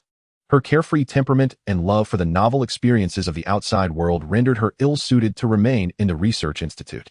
Before becoming a breeder, Ming had harbored similar thoughts, believing himself to be the chosen one destined to reach the pinnacle of beast taming. Collecting rare beasts from every region and confronting the undercurrents of crisis like a protagonist in a novel, embarking on a grand adventure. But were these truly his innermost desires? Or were they merely unrealistic fantasies born from reading too many novels in his past life? It was only after becoming a breeder that he gained clarity. Reaching the pinnacle of beast taming and experiencing grand adventures was indeed appealing, yet nurturing these intriguing little creatures, conducting research, was the path he truly longed for. He was not a hero, driven by fervor to save the world or humanity. Rather, he wished to dwell in his own realm, nurturing a cadre of adorable beasts. Quietly engaging in research day after day, year after year, uncovering the profound mysteries lying deep within the beasts. Whether it was nurturing that extinguished his fervor or whether he had always yearned for a life of research, he could not definitively say. But why dwell on it? For now, research brought him joy, fulfillment, and happiness. Wasn't he that sufficient? At that moment, Ming's mind was entirely clear, reflecting on numerous thoughts without realizing that Shun Yi had already departed. Having decided to take a break today, he resolved to clear his mind as well. Research could not yield results overnight, and taking occasional breaks might inspire more creative ideas. Entering the inner garden of the breeding facility, he found it had once been a playground for many cubs, but now only Ming was frolicking about, seemingly chasing its own tail. Ming, you're up. Are you going to research again? Xiaoya has gone to school, and Yi said she would diligently study the evolving beast food manual, striving to avoid mistakes tomorrow. Ming, how about I play with you today? I only wait alone in the garden. What did you say, Ming? You're actually not doing research today and want to play with me? Ming had initially intended to express its grievances about everyone being busy with their own affairs and leaving it alone, but before it could finish, it was met with Ming's delightful surprise. Occasionally taking a day off, what do you want to do today? I'll play with you to my heart's content. As soon as Ming's words fell, Ming immediately entwined himself around him, his once imposing dragon eyes now shimmering with excitement. To draw an imperfect analogy, he resembled the husky from his previous life. Let us go. And don't forget to bring along Xiao Bai and Yi Lang. It has indeed been quite a while since we frolicked under the radiant sun for an entire day. Chapter 45. The Polar Rabbits in Need of Evolution. Ming spent a delightful day playing with the beasts within the Research Institute, relishing this rare opportunity for unrestrained enjoyment. A suitable degree of relaxation is beneficial for better research and nurturing of the beasts, even though researching and cultivating them is his passion. One must occasionally strike a balance between work and leisure. The following morning, upon receiving a notification from the Mingwei Research Institute, the beast masters in need of evolving their polar rabbits promptly returned their respective creatures to the institute, depending on the evolutionary direction and form of the polar rabbits. The necessary adjustment periods varied. Generally, the later the evolution stage, the longer the required adjustment time. Evolving ordinary polar rabbits necessitated merely a 3-day adjustment period, whereas evolving the extremely cold spirit rabbits demanded at least a fortnight. Most of these polar rabbits originated from the Mingwei Research Institute and were thus familiar with Master Ming and their surroundings. After all, this was their place of growth. Despite having their own beast masters now, they maintained an innate affinity for the institute. A few polar rabbits, however, did not hail from Mingwei. Some came from the wild beast habitats within the cold domain, while others were sourced from secret realms or even other smaller research institutes. Why would polar rabbits from other institutes seek Ming at Mingwei for evolution? Undoubtedly, it was in pursuit of his self-researched evolutionary pathway. However, it is worth noting that the credit points required for evolving certain polar rabbits from other institutes were typically higher than those for purchasing polar rabbits from the Mingwei Research Institute. This was due to the preferential pricing for purchasing beast cubs from the Institute. And another significant factor was that these few polar rabbits had to reacquaint themselves with unfamiliar environments and individuals, which naturally demanded more effort than those bred within their own institute. The additional costs incurred were essentially for the labor involved in their cultivation. Brother Ming. Thus far we have received 438 polar rabbits in need of evolution. Among them, 209 are in their original form, most opting for your self-researched evolutionary pathway. There are 157 polar rabbits that have undergone one evolution, with 139 of them being the second form, Frost Rabbit, from your pathway, while the rest belong to the second forms of 2 alternative evolutionary routes. Additionally, there are 72 polar rabbits that have completed 2 evolutions, with 58 being the third form, Ice Soul Rabbit, from your pathway. After attending to the guests seeking evolution for their beasts, Shen Yi hurried to report the situation to Su Ming. Observing the multitude of evolutionary pathways, she was acutely aware of the complexity inherent in the work of a master cultivator for the first time. Understood. The quantity of polar rabbits needing evolution is greater than last time, which is a positive sign, indicating that more beast masters are willing to contract with polar rabbits. As the first breed of beasts nurtured by Su Ming, both he and Su Xiaoya held a unique affection for the polar rabbits. Witnessing an increasing number of beast masters contracting and evolving them brought him genuine joy. Let us categorize all these polar rabbits into the private secret realm. A simple classification will suffice. I'll begin preparing the necessary evolutionary resources for the upcoming days and check on them in the secret realm later. He assigned Shen Yi new tasks as he began to assess the sufficiency of the evolutionary resources within the Institute based on the number of polar rabbits. Currently, he could only facilitate the evolution of beasts below the Mingju level, meaning he could evolve the polar rabbits, choosing the self-researched route, into extremely cold spirit rabbits. To evolve the extremely cold spirit rabbits into the supreme ice-shattering spirit rabbits, he would need to await the research results on the Hanshin tree and the supreme ice crystal pig. For the Hanshin tree, he had successfully reduced the time required to evolve this spiritless treasure into a beast to 2 months. Now, he merely awaited the fruits of the Hanshin tree. Having procured nearly all available fruits online, with the aim of creating a specialized fertilizer for this tree. However, transporting the fruits from various human regions would require time. Thus, the cultivation of the Hanshin tree would have to be temporarily set aside. Similarly, the cultivation of the supreme ice crystal pig was not a task that could be accomplished swiftly. It demanded a considerable amount of time for nurturing, with results expected only after at least half a year. Hence, at present, it was unrealistic to aim for the mass evolution of extremely cold spirit rabbits into supreme ice-shattering spirit rabbits. And the evolution pathway would only be open to a select few high-ranking humans stationed on the front lines.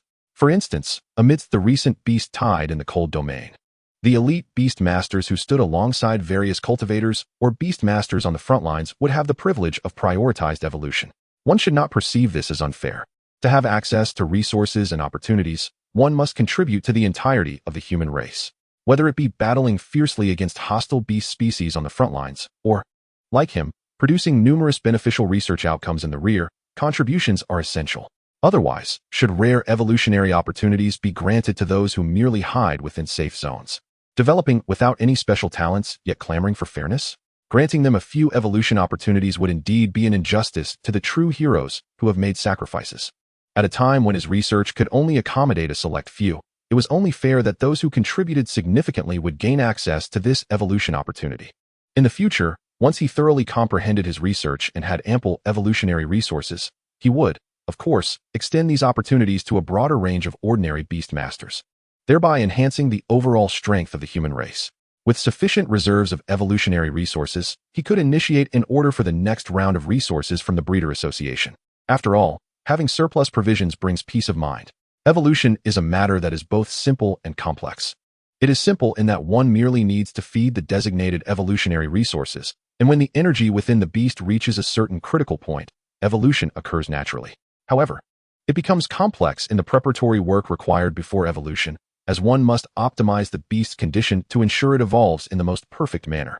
Furthermore, the exploration and research of evolutionary pathways are intricate. Without the pathways formulated by cultivators, how could beast masters even attempt evolution? Merely feeding a haphazard assortment of rare resources to achieve evolution would be akin to turning a pig into an evolved creature. Such an approach would lead to a massive waste of rare resources. In the decades following the onset of the Great Calamity, there was no alternative but to stack an abundance of rare resources to facilitate beast evolution. However, now that humanity has evolved for so long, Continuing to use such a haphazard method would be decidedly unwise. As Su Ming entered the private secret realm, he happened upon the newly arrived polar rabbits, busy digging holes and building nests in the snow. Bunnies. Most of these polar rabbits had been nurtured under his care and were naturally warm and affectionate towards him. This group of polar rabbits hopped around him excitedly, and he did not reject their enthusiasm, gently patting each of their heads in response. All right, little ones. You must replenish your energy well over the next few days. I will customize the resources for you, striving to ensure you evolve in the best possible condition. Su Ming spoke in a gentle tone, a faint smile adorning his face. Witnessing these little creatures reach higher levels of strength was a source of immense satisfaction for him. Now, let us not crowd around me. There are still some new polar rabbits who haven't met me yet.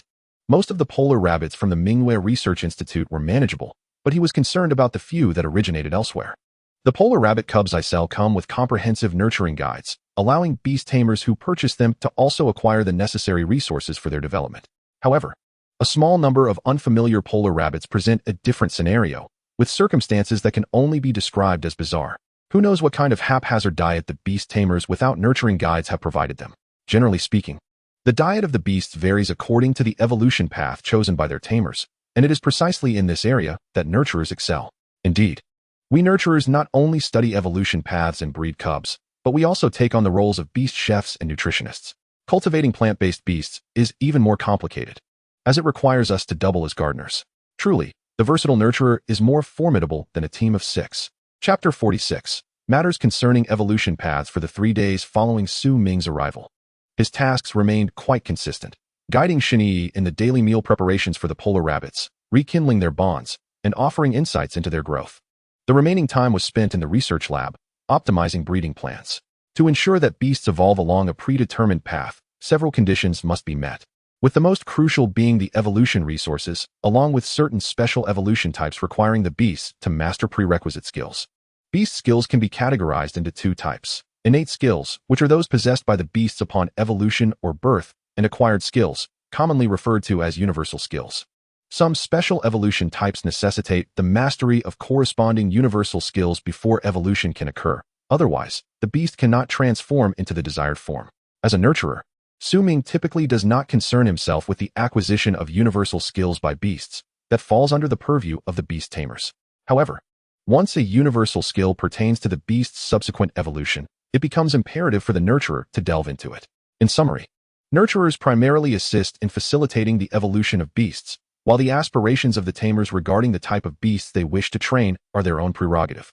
For instance, one of the conditions for the frost spirit rabbit to evolve into the supreme ice-breaking spirit rabbit is the mastery of the advanced skill, ice sealing technique. Upon completing its evolution, this advanced universal skill will transform into the racial skill of the supreme ice-breaking spirit rabbit, the super ice sealing domain. As for why it does not possess the disaster-level ice sealing technique like Xiao Bai, it is important to note that Xiao Bai's evolution was a passive effect stemming from its bloodline awakening, granting it combat strength comparable to that of a semi-legendary beast, far beyond the realm of the star-sparked level. If every supreme ice-breaking spirit rabbit emerged with disaster-level skills, it would render other beasts obsolete. In essence, the evolution process becomes increasingly intricate as one progresses to higher forms, with a multitude of complex conditions that are seldom explicitly stated, requiring the nurturer to embark on their own explorations. The initial state of the polar rabbits has been adequately adjusted, and Shunyi is set to initiate a unified evolution at 10 o'clock this morning, providing you the opportunity to observe and learn as much as possible. Early in the morning, Su Ming rose to inspect the state of the polar rabbits, with today's objective being their evolution into frost rabbits, which represents the second evolution in his self-developed path. Polar rabbit, frost rabbit, ice soul rabbit, frost spirit rabbit, supreme ice-breaking spirit rabbit. These are all the known evolution types within his self-research pathway. As for whether there is a further evolution path beyond the supreme ice-breaking spirit rabbit, he firmly believes there must be, considering Xiao Bai is a unique beast resulting from a bloodline awakening. It is entirely possible that the next evolution type for the supreme ice-breaking spirit rabbit could be the supreme ice holy spirit rabbit. Of course, the evolution paths of beasts are not set in stone. Transitioning from the polar rabbit's alternative evolution routes to his self-developed path is theoretically and practically feasible. To understand this issue, one must first grasp the essence of beast evolution. Evolution can be simplistically understood as assisting a beast in selecting a specialized direction for its development. Taking the glacial wolf as an example, Evolving into the extreme cold wolf emphasizes its frigid characteristics, and subsequent evolution types continue to refine this specialization. The ice crystal wolf specializes in transforming its physical form into a crystalline attribute, achieving a state where the soul crystal renders the beast immortal. The subsequent evolution paths predominantly relate to the ice crystal aspect, representing a rather unconventional evolution approach. The snow giant wolf focuses on physical prowess, enhancing overall combat strength by increasing its size. The great hungry wolf is a unique individual on this route, possessing the peculiar trait of growing stronger the more it is injured, truly suited for this evolution path. If it survives a single blow, one should prepare for a boss fight. The three evolution paths of the glacial wolf illustrate that the choice of each path essentially defines a specialized direction for nurturing the beast. But what if a beast wishes to specialize in two directions? That falls under the realm of customized nurturing. In essence, evolution paths were created for the mass evolution of beasts. Any member of the species can undergo evolution. Besides adhering to conventional evolution paths, exceptionally gifted beasts can also carve out entirely unknown paths. Regrettably, this is not Su Ming's area of expertise, as his current focus does not lie in special evolution routes. The simplest form of special evolution involves transforming a single attribute beast into one with composite attributes. For instance, if the glacial wolf aims to specialize in its extreme cold characteristics, it would conventionally evolve into the extreme cold wolf. However, if it acquires a water attribute due to its inherent talents or external influences, would it still evolve into the extreme cold wolf? Certainly not. The extreme cold wolf does not possess a water attribute. If it were to evolve into an extreme cold wolf, what would become of the other extreme cold wolves that lack this attribute? The newly evolved ice-water dual-type beast embodies the simplest form of special evolution. It retains the specialization of the glacial wolf's extreme cold characteristics while integrating the foreign water attribute. This encapsulates the uncertainty and diversity inherent in beast nurturing, and Su Ming finds himself utterly captivated by the exploration of such unknowns. Brother Ming, I will pay close attention. I will not disappoint your expectations, Shen Yi declared resolutely, her small head nodding fervently as she watched Su Ming arrange the unified evolution site, her eyes fixed on him, anxious not to miss any detail. To ensure that each polar rabbit evolves without interference, they are placed approximately 3 meters apart in all directions. This distance is just right, preventing the polar rabbits from feeling anxious while maintaining the spectacle of the unified evolution. The evolution of beasts generates an aura of evolution light. One can only imagine how stunning the scene will be when hundreds of icy blue evolution lights envelop the entire secret realm. This is also why Su Ming enjoys collective evolution. It is certainly not because evolving them one by one is too cumbersome. All right, let the adorable polar rabbits enter. After confirming that the evolution site was flawless, Su Ming and Shun Yi each held a rabbit and carefully placed them in their designated areas. No fidgeting now. The evolution is about to commence, so concentrate. Su Ming cautioned a few restless polar rabbits, giving one a gentle tap on the head. The rabbit, startled by the tap, covered its forehead with a look of grievance, as if questioning whether love had truly faded away. Once all the polar rabbits were settled, it was time for the most critical step, distributing the evolution resources to each polar rabbit. One rabbit, one portion. Do not act as a tyrant and seize the evolution resources from the neighboring polar rabbits. Once acquired, close your eyes and thoroughly absorb the elemental energy contained within these resources. I shall instruct you when to commence the absorption, and then we shall proceed collectively. The polar rabbits have displayed commendable obedience, nodding their heads in understanding. Su Ming's emphasis on these precautions for the polar rabbits is not without reason. After all, there was a previous incident where a bully did indeed pilfer the evolution resources of another rabbit, and had it not been for his timely intervention, both would have faced failure in their evolution. It must be said that peculiarities exist not only among humans, but also among beast tamers. During such a critical evolution phase, one must be wholly vigilant. Chapter 47, A Flawless Collective Evolution. To provide each polar rabbit with the requisite evolution resources necessary for their transformation into frost rabbits. 2 primary materials are essential: frost fruits and glacial crystals. Additionally, based on the unique characteristics of each polar rabbit, supplementary materials may be incorporated to enhance the likelihood of successful evolution. The polar rabbits cultivated at Su Ming's Mingwei Research Institute are of elite quality. To falter during the initial stage of evolution would require a certain level of incompetence. The probability of such a mishap is akin to being struck by a fortunate flowerpot while stepping outdoors, thus receiving a free pass for reincarnation in another world. Given their high quality, the success rate of evolution approaches an astounding 100, which is why he has not prepared any supplementary evolution materials for this batch of polar rabbits. As for the few that were not bred at the Ming Research Institute, their quality varies significantly. Those of superior quality require merely a few days of observation and targeted energy supplementation, without the need for additional evolution materials. Conversely, the lesser quality ones necessitate the use of supplementary materials, which explains the higher fees associated with these few polar rabbits. Beyond human labor, there are also resource costs involved. Do supplementary evolution materials come without expense? As for the specific supplementary materials required for each lesser quality polar rabbit, this is a profound subject indeed. Yet, how profound is it truly?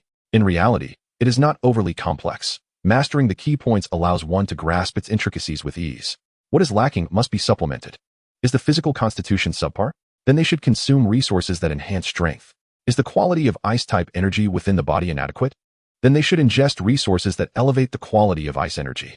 In summary, the principle is simple. Supplement what is lacking. The theory is established. Yet the practical application is far from straightforward. A minuscule number of absurd beast tamers, unaware of what they typically feed their polar rabbits, either inflate one value or diminish another, leaving ordinary cultivators in a state of exasperation. Why is it problematic if a particular stat is too high? Because it can lead to evolution along an unintended path. For instance, if a polar rabbit aims to evolve into a frost rabbit but possesses an overly robust physique, brimming with muscle, can it still evolve into a frost rabbit? Of course not. Such evolution would inevitably lead to the emergence of a muscle rabbit, which bears no resemblance to a frost rabbit whatsoever. Ultimately, the evolution path is fundamentally about enhancing a beast's specialization in a particular aspect. To evolve into a frost rabbit, adherence to the specific specializations required by frost rabbits is imperative. Cultivating a robust physique with an emphasis on muscle would hardly result in the evolution into a frost rabbit. Thus, while theory remains theory, practical execution is inherently complex. Cultivating beasts is an intricate endeavor that is challenging to initiate. However, just because the beginning is arduous does not imply that once on the path, it becomes simple. As one ascends to the level of elite cultivator and acquires greater knowledge, the intricacies of cultivation only intensify. This is a profession characterized by difficulties at the outset, challenges in the middle, and even greater hurdles in exploration. Without a genuine passion, persistence is unattainable. One would inevitably be driven to madness by an overwhelming amount of cheese. Perfect. All polar rabbits, commence. Activate. Activate. And you, Shen-Yi, stop daydreaming and pay attention. Oh, I understand now. Su Ming, with a humorous touch, gently reminds Shen-Yi not to zone out. It is entirely normal to feel dizzy and dazed after absorbing a wealth of knowledge. This is not her fault. A timely reminder is all that is needed to refocus her attention.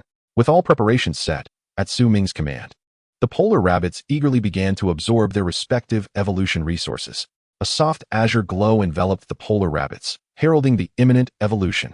Indeed, these exquisite polar rabbits, bred by me, are all performing flawlessly. Su Ming observed meticulously, nodding quietly to himself. At this moment, it is crucial for him to maintain focus. Should any polar rabbit display irregularities, he must be ready to respond swiftly. Wow, how beautiful! Is this the collective evolution of beasts? During my time at school, I only witnessed the evolution of solitary beasts. I have never encountered such a magnificent scene of multiple evolutions occurring simultaneously. Shen-Yi's excitement was palpable.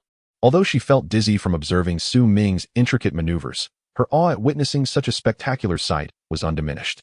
To become a high-level cultivator, one must possess not only extensive knowledge but also a genuine passion for cultivation. Gaining admission to the cultivation program at Snow City University indicates that Shen-Yi's foundational knowledge is solid. Her exclamation upon witnessing the collective evolution underscores her enthusiasm for cultivation. Focus and learn diligently. You will have ample opportunities to witness such scenes in the future.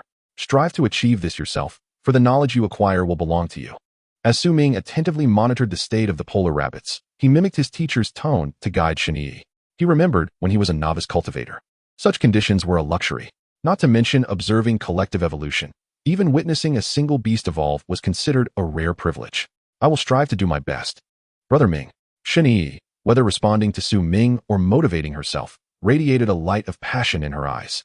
After several minutes of anticipation, beams of icy blue light soared skyward, signifying the successful evolution of the polar rabbits into frost rabbits.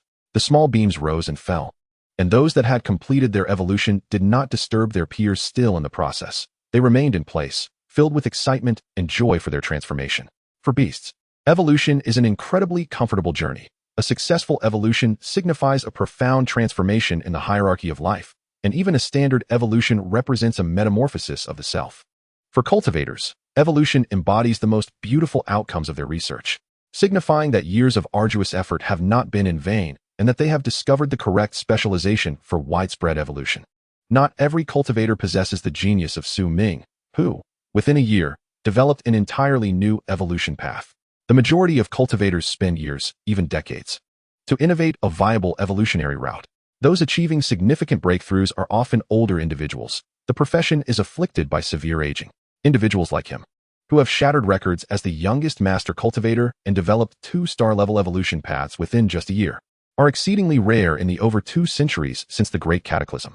There should be no errors. This is a flawless collective evolution, witnessing no disturbances. Ming's smile grew ever brighter, and as the last polar rabbit transformed into a frost rabbit, he joyously welcomed this new cohort of rabbits. Unsurprisingly, he was once again enveloped by the exuberance of the frost bunnies, who expressed their gratitude in their own unique manner. Oh dear, they have certainly gained weight after their evolution. Your master will soon arrive to take you home. Please inform these little creatures beastmasters, as they must be collected within 2 days. Otherwise, a boarding fee will be incurred for each day, calculated at a rate of 120 for daily sustenance. Originally, the Ming Research Institute had no set time limit for the retrieval of beasts, but due to a peculiar incident where a beastmaster left their creature in his care for an entire month, a new regulation was instituted. When it arrived, it was emaciated and malnourished, but by the time it departed, it was plump and invigorated, nearly consuming the entire evolution fee. Ultimately, under the pressure of the breeding master's authority, that crafty beastmaster reimbursed the sustenance costs, leading to the establishment of this new rule at the Ming Research Institute. Chapter 48, Tester of the Ice Spirit Wolf. After completing the day's evolution tasks and entrusting the subsequent care of the frost bunnies to Ming retreated into the research laboratory, immersing himself in his studies. Tomorrow, he would evolve another 2 polar bunnies, and next, he would need to notify the beastmasters who had reserved slots for the evolution of the glacier wolves, arranging for them to be sent to the institute. The evolution of beasts is an intricate endeavor. A maximum of 2 collective evolutions can be scheduled in a single day. Otherwise, too much variety in a short time may lead to avoidable minor errors. The breeding of beasts demands meticulousness. Even the slightest misstep increases the uncertainty of evolution. To ensure that each beast achieves its evolutionary potential, utmost care is required during the process. The subsequent evolutionary forms of the polar bunnies will require additional time for nurturing, ensuring that each beast is in optimal condition. After all, the higher the level, the more complex the conditions required for evolution. Extending the nurturing period can significantly enhance the success rate of evolution. Take, for instance, the evolution of the frost bunny into the ice spirit bunny. This phase necessitates that the frost bunny specializes in ice elemental energy and spirituality, allowing its soul to undergo a qualitative transformation post-evolution. This also lays the groundwork for the evolution of the ice spirit bunny into the extreme cold spirit bunny. With the name spirit bunny, it undoubtedly relates to spirituality or the soul. As one progresses further in evolution, the conditions become increasingly intricate. Any failure to meet even a single criterion may result in failure. However, there is no need to fear failure excessively. A single unsuccessful evolution does not preclude future attempts. The experience of failure will also integrate into the beast itself, becoming a source of energy within. This means that regardless of the outcome, the beast will gain something from the experience, albeit at the cost of some evolution materials. Due to the varying nurturing times required for each stage of evolution, Ming chose to conduct cross-evolution among different species of beasts. For example, today he would evolve the polar bunny into a frost bunny, and tomorrow he would evolve the glacier wolf into an extreme cold wolf. By staggering the nurturing times of the beasts, he maximizes efficiency without compromising their evolutionary states. There is no concern about mixing materials during multiple collective evolutions in quick succession, and it allows for more nurturing time for future evolutionary forms. It is a true maximization of efficiency. Tasks with minimal workload, Ming readily delegated to the chosen worker, handling the subsequent affairs of the frost bunnies, returning them to their beastmasters, and preparing for the arrival of the next batch of glacier wolves eager for evolution. All these responsibilities fell squarely on her shoulders. A bit of exploitation, perhaps? Yet, upon reflection, wasn't he the purpose of hiring a breeding assistant to avoid such trivial tasks? It suddenly seems quite reasonable. The self-developed evolutionary path of the glacier wolf, after preliminary experiments with a few glacier wolves at the Institute, was now ready to be tested in the market. Additionally, with Lu Guifang's glacier wolf being nurtured here, a few willing testers for the research would need to be found. Not every Beastmaster has the opportunity to become a tester. The most critical criterion is that the Glacier Wolf must align with the specialization direction of this self-developed path. Lu Guifeng's Glacier Wolf, being a favored one, had begun its nurturing under Su Ming's guidance well in advance.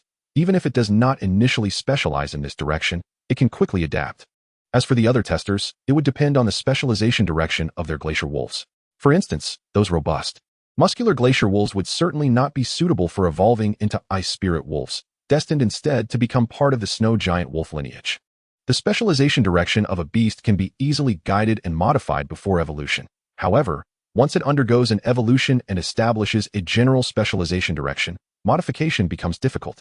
This is akin to a novice in an online game choosing an initial class of warrior, mage, or assassin.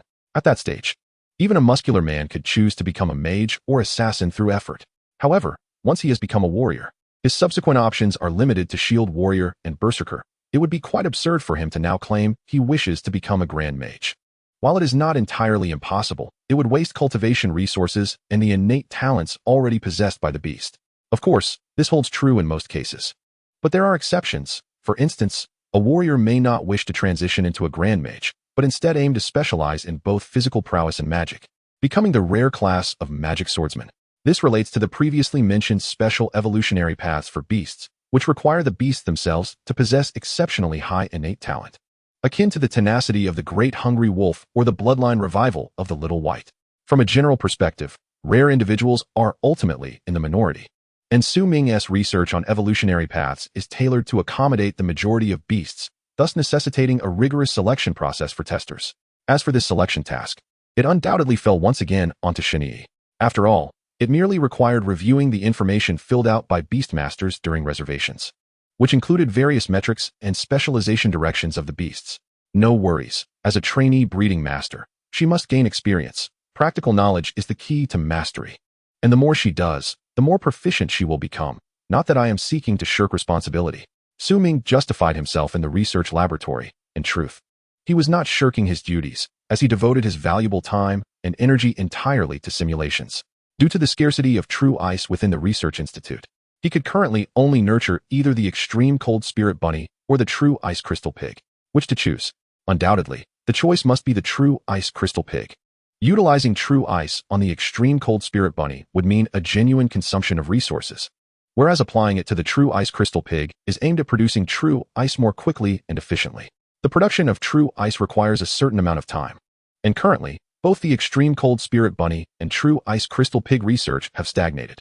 However, according to the delivery information, the heart of cold tree fruit that I ordered is on its way, expected to arrive within the next couple of days, which means I can resume my studies on the heart of cold tree, transitioning from a plant that produces rare materials to a beast that generates rare resources. Su Ming has thoroughly examined this stage of heart of cold tree research. As soon as the heart of cold tree fruit arrives, he can promptly create fertilizer for the heart of cold trees, ensuring that these 30 or so trees grow robustly, breaking through the limitations of their life stages and giving birth to a unique spirituality for the beasts. This will constitute another seismic event in the realm of breeding. A groundbreaking discovery. Those old masters will surely be astonished by my actions. I wouldn't be surprised if they plan to assign me a fire-level beast bodyguard again. Alas, what a pity. I already possess a fire-level bodyguard. Chapter 49. Protection for Su Ming. The assassination of the blazing Mane Lion. The old masters Su Ming referred to are among the few breeding masters in all of humanity. They are pioneers capable of cultivating fire-level beasts. As the youngest ice-type breeding master, or indeed the youngest breeding master in all of humanity, his identity was kept strictly confidential until 6 months ago. As for why it has been half a year, let us delve into his gradual recollections. In the early days of his ascent as a master breeder, these well-meaning elders wished to equip him with a blazing level beast as a bodyguard, a proposition he declined. At that time, having only recently attained the title of master breeder and under the protection of the human empire, he had not widely publicized his status. Thus, only a select few were privy to his existence. He, for his part, sought only to cultivate and research, harboring no desire for public recognition. As long as there were no traitors among the elite of humanity, he felt utterly secure. Consequently, he established the Ming Research Institute in the somewhat remote city of Hantian, the very place where he and his sister, Su Xiaoya, had grown up. With no intention of stepping into the limelight and a singular focus on breeding and researching beasts, He politely declined the elder's generous offer of a blazing-level beast for protection. He believed it unnecessary to allocate such formidable strength to safeguard someone who was already secure. What if, in the event of a war against hostile beast races, he found himself in need of just such a powerful ally? Each blazing-level beast possesses the potential to turn the tide of battle, and as a member of humanity, he could simply remain in the shadows to protect himself. This situation persisted until 6 months later, when he successfully bred new Starflame-level beasts, Xiaobai and the Great Hungry Wolf, coupled with the dragon race's Ming. It became nearly impossible for ordinary hostile beast races to assassinate him. The skies cleared, the rain ceased, and Ming felt invigorated, armed with newfound strength. He no longer needed to conduct his research discreetly. Thus, the reputation of master breeder Ming began to resonate throughout the cold domain. And it was then that people discovered that Hantian City harbored a research institute run by a master breeder. It was a case of silence preceding a remarkable revelation, leaving the beast masters of Hantian City astounded. The Mingwei Research Institute had been operational for half a year, and yet they remained oblivious to the fact that its breeder was a master. To speak of such ignorance would undoubtedly elicit laughter. Whenever a blazing-level sovereign appears in human territories, it triggers the protective Grand Formation, alerting the human empire. Even in the face of a blazing-level assassination attempt, the Great Hungry Wolf might be swiftly defeated, being the weakest among the 3 Starflame-level beasts. However, Ming stands as a genuine counterpart to blazing-level foes, while Xiaobai possesses the capability to inflict significant damage upon them. Provided that the invading sovereign is not excessively formidable, he can easily manage with his 3 powerful generals. Moreover, the delineated regions all belong to human sanctuaries. Should a blazing-level sovereign attempt a stealthy assassination within such sanctuaries, it would be akin to rubbing the faces of several human emperors into the dirt. Given their vengeful natures, those emperors would undoubtedly obliterate that sovereign and scatter its race to the winds. For this reason, even if other beast races contemplate assassination, they dare only to dispatch assassins of a level below blazing. Historical records indicate that a certain race that dared such a thing was utterly annihilated by several emperors, leaving no offspring behind. Alternatively, some young ones may have survived, becoming the exclusive beasts of a certain master breeder or even a grand master breeder, effectively transforming that race into human allies and contributing to the splendor of human civilization. Ming, what have I discovered now? Ming approached Ming, presenting the carcass of a flame-maned lion, slain with ease. The energy emanating from this creature indicated it was surely of high Starflame level. While others say, "Speak of the devil, and he shall appear," I think of the devil, and lo, he arrives. Just as I pondered an assassination, a stroke of fortune graced me. Although those adversaries would not risk sending a blazing-level sovereign to assassinate a human prodigy, dispatching a few high Starflame-level assassins to test their luck is indeed within the capabilities of those hostile beast races. As anticipated, the trouble stems from the corpulent pig sovereign, thus revealing their intentions. Even though Ming's reputation has soared in the cold domain over the past 6 months, he remains merely a younger master breeder in their eyes. Occasionally, human adversary races might send a low Starflame-level beast to attempt an assassination, which hardly warranted serious attention. However, the situation has now shifted. He has singularly forged a peace treaty with the blazing-level pig sovereign. This revelation has swiftly captured the attention of the upper echelons of those adversary races, recognizing him not as an ordinary genius, but as a target of significant concern. As for how the news leaked, he speculates it was the doing of the other 3 sovereigns amidst the beast tide. There exists a means of communication among beast races, and their heightened spiritual awareness enables them to communicate with minimal barriers. Just as the pig sovereign learned nearly the entirety of human language within 3 days of arriving at the research institute, even developing its unique manner of speaking and occasionally sharing lighthearted banter with him. This assassination attempt was merely a test, knowing the pig sovereign was present. It was sheer folly to send high Starflame-level beasts to assassinate him. A flame-maned lion, if memory serves, that should belong to the adversary beast race near the flame domain, quite a distance away. Ming's brow furrowed slightly. He recalled the possibility of being targeted by adversary beast races when he subdued the pig sovereign. Yet, he had not anticipated that the assassins would originate from the distant flame domain rather than the closer forest domain or the coastal waters. Given the speed of Starflame-level beasts, traversing from the flame domain would likely take several days.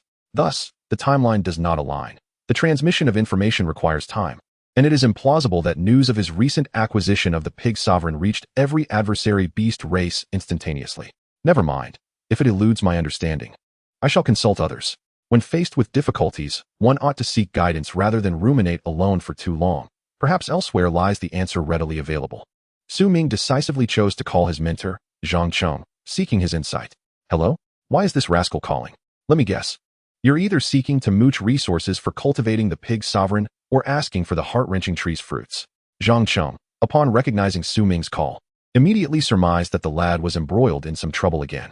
It was highly likely he sought to exploit his resources, with a slim chance it was for something else. And no chance it was merely to check in. One could only commend Su Ming's mentor, had it not been for this sudden assassination. Their exchange might have unfolded precisely as Zhang Cheng had predicted. Old Zhang, I haven't even spoken yet. This time, I'm neither asking for resources nor simply calling to check in. I've been attacked. It was a flame-maned lion from the flame domain. Oh, as expected. No one visits the temple without a reason. Only after being attacked would you think to contact your mentor. You truly honor your teacher. All right. I shall inquire on your behalf and let the Flame Emperor educate them. It seems they have grown too bold in their antics. I shall await your good news, teacher. Su Ming felt relieved, but undoubtedly, the flame-maned lions near the flame domain would soon face dire consequences. Chapter 50. All for the sake of the Junbing broken spirit rabbit. Su Ming felt a wave of relief wash over him, enabling his research to flow more smoothly. Humph. The flame-maned lions dare to assassinate me? They truly cannot discern the magnitude of their foes. Now, they shall face the repercussions. The troubles of assassination have vanished, and Su Ming feels invigorated in his research endeavors. Perhaps this is the influence of a cheerful disposition on his scholarly pursuits. Currently, he is preoccupied with 3 urgent research projects: the evolution of the Frostheart tree into a beast master, the transformation of the extreme cold spirit rabbit into the true ice rabbit, and finally, the production of the exceedingly rare resource, true ice, from the fat pig species. As for the latest evolutionary route for the glacier wolf, it must be set aside for now. He must first resolve these pressing research matters. In truth, these 3 projects are intricately linked. The research on the Frostheart tree and its evolution into a beast master aims to enhance its production of Frostheart fruits and the secretion of more potent sap. These fruits and sap are indispensable resources for the extreme cold spirit rabbit's evolution into the true ice rabbit. The study of the fat pig species production of true ice also serves the purpose of facilitating the mass evolution of the extreme cold spirit rabbit into the true ice rabbit. As true ice is a crucial resource for this stage of evolution. Viewed holistically, all 3 studies are ultimately aimed at the evolution of the extreme cold spirit rabbit into the true ice rabbit. Such a complex interrelated research endeavor is designed to ensure the stable cultivation of a stellar beast master. It is easy to imagine that if an ordinary cultivator without any enhancements were to undertake this, the time consumed by these 3 projects alone would leave them with gray hair. If the difficulty of evolving a single stellar beast master is rated as 1, then the challenge of mass evolving stellar beast masters escalates to a staggering 10,000. Evolving a single stellar beast master requires identifying the essential evolutionary resources and requisite universal skills, followed by a painstaking process of experimental trial and error, which may entail numerous failures before deducing a viable evolutionary path. Regardless of how many failures one endures, as long as there is a single successful evolution, it can be deemed a stroke of luck, and the association will recognize it as valid. This has been the evolutionary journey for most stellar beast masters. It is rare to achieve success on the first attempt. His initial stellar beast master, Ice Ming, also underwent dozens of failures before achieving evolution through accumulated experience.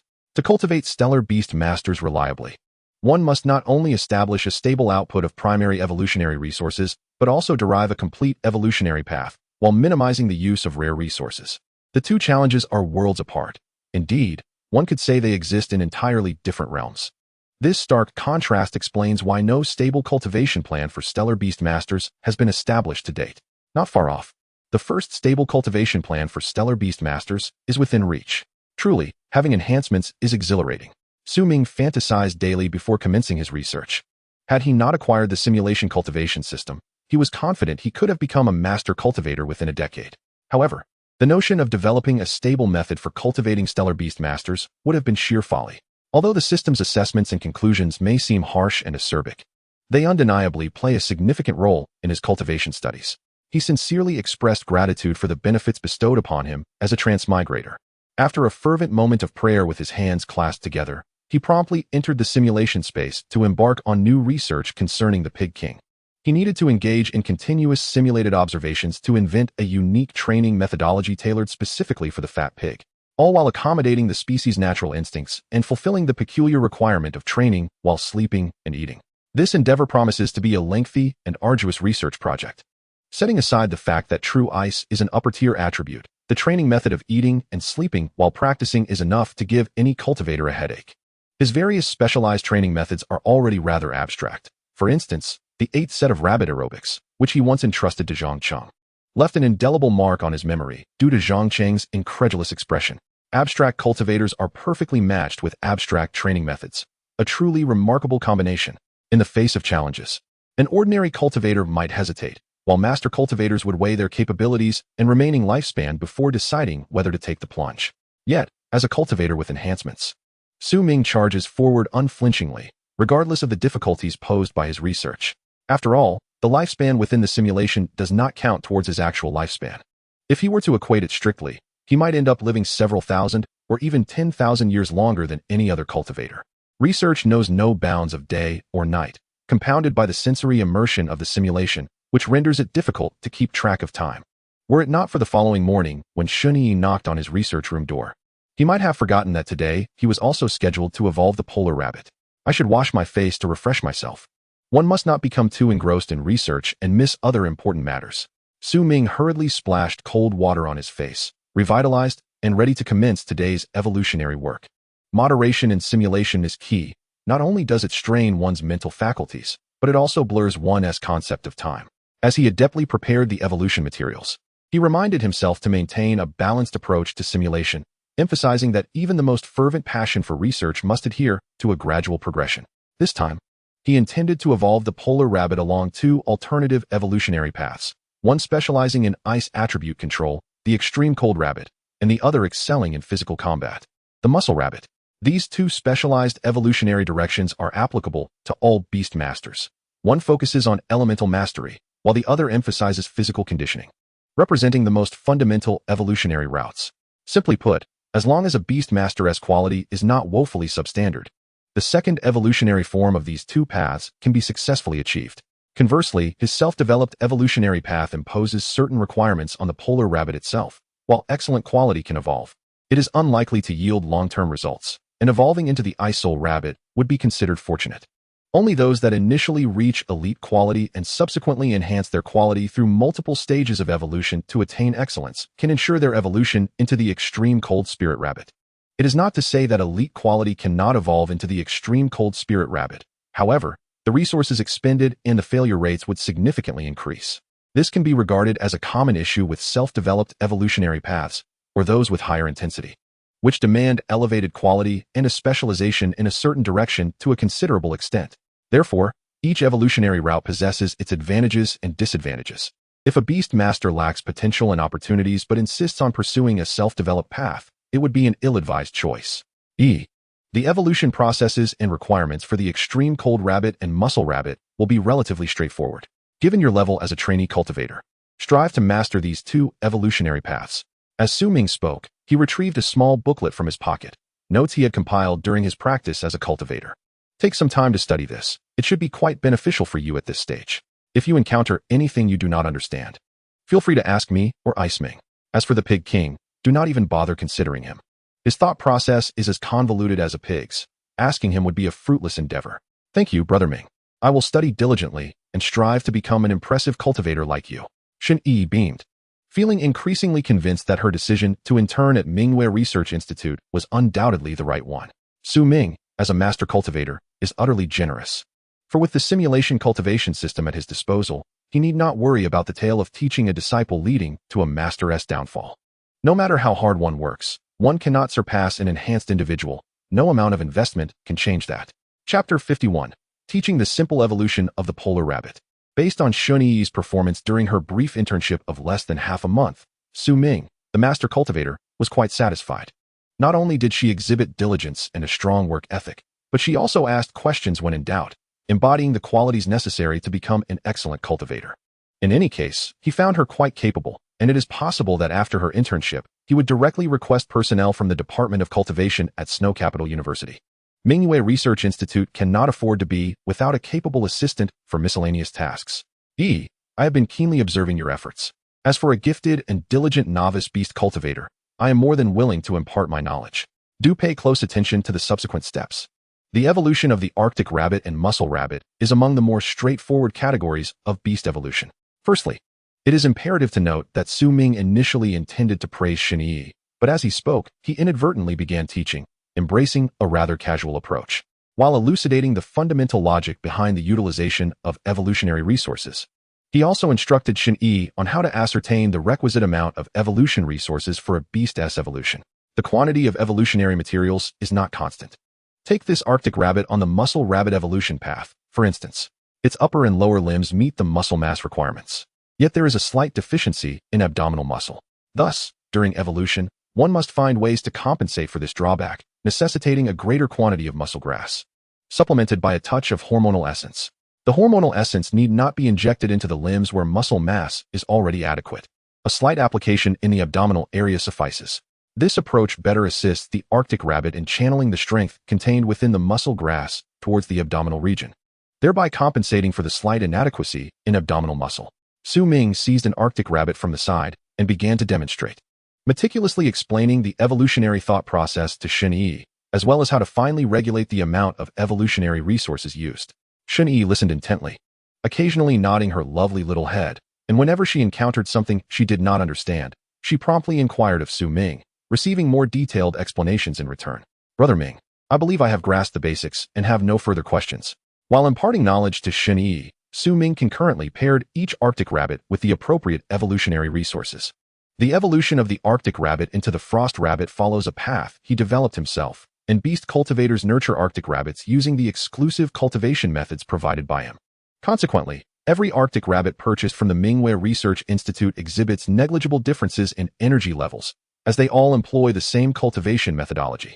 Most individuals do not vary significantly, which explains why the selection of evolutionary resources yesterday was relatively effortless. However, the Arctic rabbits destined to evolve into the extreme cold rabbit and muscle rabbit differ significantly. Since no specialized cultivation methods are provided here, the results vary widely among the beast cultivators' creations. Even among the initial stage Arctic rabbits, the individual differences are considerable. For instance, some rabbits have well-developed hind limbs, others boast strong forelimbs, while some possess particularly prominent abdominal muscles. This necessitates meticulous observation of each Arctic rabbit to appropriately match it with suitable evolutionary resources. Of course, one could bypass this intricate process and simply apply an excess of evolutionary resources, which would also yield success. However, this approach is rather crude and appears somewhat uncivilized. The most critical point is that the resources available to humanity are insufficient to support such excesses. A single beast's evolution requires a bit of resource conservation, and when a multitude of beasts evolve, the savings accumulate significantly. By practicing frugality, resources can be conserved, resulting in improved evolution outcomes for the beasts, albeit at the expense of the cultivator's cognitive strain. Having mastered the concepts, I shall casually select an Arctic rabbit for you. You need to determine which evolution path this Arctic rabbit will take and select the necessary evolutionary resources. Su Ming set forth a practical test as the sole standard for assessing results, encouraging her to apply what she had just learned, allowing him to promptly identify any shortcomings. Xinyi displayed an expression akin to that of a bewildered groundhog, as if questioning whether this task was indeed her responsibility and if the leap was too great. What are you waiting for? Quickly assess this Arctic rabbit. Oh, Su Ming firmly handed an Arctic rabbit to Xinyi, imbued with an air of gentle authority. Upon receiving the Arctic rabbit, Xinyi acknowledged that any objections would be futile, so she settled into her observation of the creature at hand. Noticing the absence of any training marks, she found its body to be rather soft, concluding that it was on the path to evolve into the extreme cold rabbit. Xinyi squeezed the Arctic rabbit, sensing the elemental energy within, and deduced that it sought to evolve into the extreme cold rabbit. Excellent, proceed. The internal flow of ice elemental energy was stable, yet the quality of the ice element seemed somewhat lacking. Thus, it would be necessary to increase the amount of cold powder during evolution to enhance the quality of the internal ice element. After completing her preliminary assessment, Xinyi glanced nervously at Su Ming, akin to a student awaiting their teacher's verdict, her gaze a blend of anticipation and anxiety. Very well. It appears your foundational knowledge from Snow Capital University is quite solid. Your judgment is impeccable, successfully evolving this Arctic rabbit into an extreme cold rabbit. Su Ming encouraged her with a pat on the shoulder, his eyes brimming with affirmation. Upon hearing his response, Xinyi's joy was palpable, her lips unconsciously curving upward, a swell of pride in beast evolution blossoming within her. Do not celebrate prematurely. The purpose of this exercise is to identify issues. Since you made no errors this time, we shall conduct several more. Su Ming fetched a few more Arctic rabbits from beside him, placing them before Shen Yi one by one for her to assess. Those unaware might describe Su Ming as a commendable teacher, diligently assisting his student with the evolution practice. Those in the know might remark that Su Ming was shamelessly shirking his responsibilities by offloading his work onto Shen Yi, and he continued to do so without restraint. Remarkable. Who knew your little mind could retain information so swiftly? Shen Yi accurately assessed the evolution paths of over 40 Arctic rabbits, with only 3 instances of minor errors in the resource quantities. If you continue to intern with me for a while longer, it won't be long before you can sit for the elite cultivator certification. Su Ming genuinely praised her, having expected numerous mistakes during Shen Yi's first practical evolution exercise, only to be pleasantly surprised by her minimal errors. This further solidified his desire to recruit Shen Yi from Snow Capital University. Individuals who can seamlessly integrate into his work are rare, and those as intelligent and industrious as she is are even rarer. Alas, I once thought Lao Zhang was my best assistant. Little did I realize Shen Yi is even more competent. Su Ming mused, inadvertently flipping the roles, transforming the teacher into an assistant. Were Zhang Cheng to discover his current thoughts, he would undoubtedly rush over, even with a cane, to interrupt this wayward disciple. Achoo! Achoo! Achoo! Oh dear, who is thinking of me, the old man? A series of 3 sneezes disrupted his train of thought, scattering his research ideas. Zhang Cheng wiped his nose with a couple of tissues, lamenting his advancing age and declining physical faculties. In truth, it was merely his diligent student Su Ming, silently reminiscing about their days working together as assistants. Chapter 52, A Unique Human Race, The Deep Sea Monstrosities. Su Ming and Shen Yi collaboratively completed the selection of evolutionary resources for this batch of Arctic rabbits. The types of resources were largely similar, but the allocation quantities were rather complex. Let us evolve the mussel rabbit. E should arrange the Arctic rabbits designated for this evolutionary path in fixed positions. Unlike the previous day's evolution of the frost rabbit, which required a 3-meter gap, about 1 meter apart, will suffice this time. The evolution of the mussel rabbit primarily focuses on developing physical potential, resulting in minimal overflow of elemental energy, thus having a negligible impact on the surrounding Arctic rabbits. As Su Ming transported the Arctic rabbits, he continued to elucidate the small details to Shen Yi that needed attention during the evolution process. Throughout the beast evolution, the cultivator must remain fully attentive to prevent any unforeseen circumstances from arising. In the event of an unforeseen circumstance, should you find yourself lacking the confidence to manage it, swiftly devise a means to extricate that anomalous beast.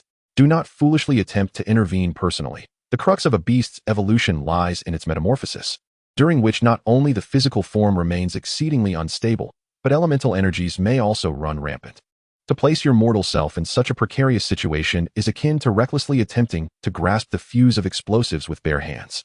Such matters ought to be entrusted to beasts of a superior level, for one of the paramount tenets of a beast master is to refrain from endangering oneself. Do you comprehend? Su Ming's teaching style is spontaneous, yet his emphatic warnings against direct intervention with a problematic evolving beast stem from hard-earned lessons of the past. That experience remains vividly etched in his memory, almost rendering him a living ice sculpture. I understand, Brother Ming. Even if a beast's evolution falters, one must not court danger without the means to rectify it. My life is of utmost importance. Well summarized. Keep this firmly lodged in your mind and never forget it throughout your life. Shen Yi absorbs every lesson from Su Ming. Everything imparted by the master cultivator is invaluable knowledge, even the minutiae. While foundational knowledge is taught at the Snow University's cultivation department, these practical tidbits are gleaned from knowledgeable instructors and the students' personal reflections. Thus, when evolving beasts, it is prudent to have a higher-tier beast on standby for security. Why didn't TI arrange for such protection during these 2 evolutions? You may ask. Because the levels of these Arctic rabbits are too low, merely at the glimmer stage. With my elite beast master physique, I can easily maintain control over the situation. Do not emulate me, even with a contracted beast. One's physical capabilities are limited to that of a trainee beast master. Should the beast erupt into a candlelight level power during evolution, it could pose a lethal threat. Understood. Brother Ming. Su Ming elucidates meticulously, even addressing why security beasts were not arranged for these 2 evolutions. In the absence of shared beast talents, humanity is inherently weaker than all beast species of the same level. Take Su Ming, for instance. Despite possessing the physique of an elite beast master, pitting him against a low-tier illuminating beast would be tantamount to inviting disaster. The stark reality of humanity's frailty transforms only upon contracting a starfire-level beast. Once a beast master establishes a bond with such a beast, they can share a portion of that beast's power through the contract. If Su Ming were to contract Xiaobai now, his physical prowess would surge to that of a beast master, and he would gain limited access to Xiaobai's pristine ice powers. With sufficient practice and synergy, he could even directly wield Xiaobai's skills. Eventually, as the rapport between man and beast reaches a certain threshold, they would achieve a state of unity in combat, akin to Zhang Cheng's fusion with the Azure Wave Beast during a beast tide, unleashing an elevated combat prowess. Humanity is a peculiar race. While they may be weak, they can still contract various beast species and command them in battle. Conversely, their physical attributes and combat capabilities are often as feeble as a stray dog, easily trampled by any beast of equal rank. Perhaps this is the divine irony. While a door is opened for humanity, a window is simultaneously closed. To grow stronger, the most straightforward method is to contract beasts, thereby linking two life forms and sharing the energies within the beast to enhance one's physical attributes. An alternative, albeit unconventional approach, involves prolonged contact with numerous beasts, allowing the body to naturally absorb the elemental energies that tend to dissipate into the environment. This is why Su Ming has managed to elevate his physical capabilities to that of an elite beast master without contracting a beast. Rather than suggesting that heaven has closed a window on humanity, it might be more accurate to say that two windows have been shut. One window reflects humanity's inherent weakness. Even when elevated to an appropriate level, they remain at the bottom tier among other beast species. The second window illustrates humanity's inability to independently absorb scattered elemental energies. They can only assimilate this energy through beasts, which serve as intermediaries, converting that energy into a usable form. Whether through beast contracts or extensive interaction with numerous beasts, the essence remains the same: absorption of filtered energies. This point has always perplexed Su Ming. Why can other species absorb directly while humanity must settle for secondhand energy? It seems quite unfair. Unable to discern the reason, he can only attribute it to divine whims, lamenting that heaven bears the blame. Fortunately, the evolution of the Arctic rabbits proceeded without incident, and with a 100% success rate, he and Shun Yi successfully transformed all the Arctic rabbits into muscular specimens. The once diminutive Arctic rabbits, upon evolving into muscular rabbits, experienced a dramatic height increase of half a meter. Their limbs and abdominal fur shed, revealing their bulging muscles. In summary, they have transformed from tiny creatures into robust ones. Wow, how astonishing! The difference before and after evolution is remarkable, Shin Yi exclaimed, her eyes shimmering with excitement. Whether her thrill stems from the wonder of evolution or the sheer display of muscles remains uncertain. This is nothing. When you learn about aberrant evolution in the future, that will be the time to marvel at the wonders of evolution. Aberrant evolution is a subcategory of evolution, encompassing any transformations that deviate from the norm. For instance, if a glacier wolf were to evolve and sprout a second head, becoming a two-headed ice wolf, that would be a quintessential example of aberrant evolution. Similarly, Su Ming's research focus does not include aberrant evolution. Perhaps he simply finds the resultant beasts unappealing. Creatures with 9 heads like the Hydra, 3-headed lions, or goats with 8 rears, all are products of aberrant evolution. Does anyone truly find such beings aesthetically pleasing? If so, it only reflects that humanity's appreciation for beauty is still underdeveloped. Oh, aberrant evolution. I recall a professor at the university mentioning a master cultivator of the waters, renowned for his expertise in aberrant evolution. Shin Yi briefly contemplated this and recalled certain incidents from school. You must be referring to the master cultivator who calls himself the sea monster, right? I doubt you would want to see the beasts he cultivates. Given your conventional standards of beauty, how could Su Ming be unaware? He knows him all too well. If he were to encounter this sea monster, he might even have to address him as a grandmaster. Indeed, the sea monster is Zhang Cheng's mentor, and Zhang Cheng, in turn, is Su Ming's teacher, thus meriting the title of grandmaster. Chapter 53, The Unforgettable Octopus, delivered. Although Su Ming has never ventured into the waters, or rather, he has never left the frozen domain, he has indeed encountered the beasts cultivated by the sea monster. Recollecting his time under Zhang Cheng's tutelage, he remembers an instance when Zhang Cheng whimsically requested a beast from his mentor. Indeed, the tradition of requesting from one's teacher is a legacy that persists.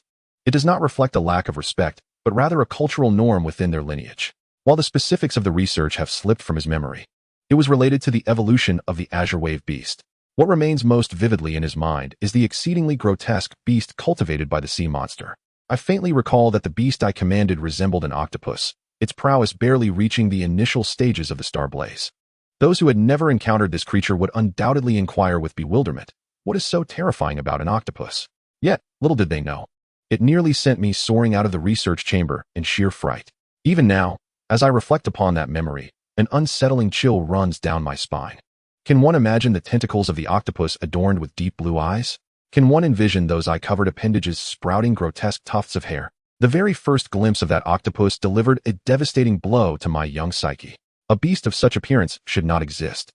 It may lack cuteness, but it must not verge on the grotesque.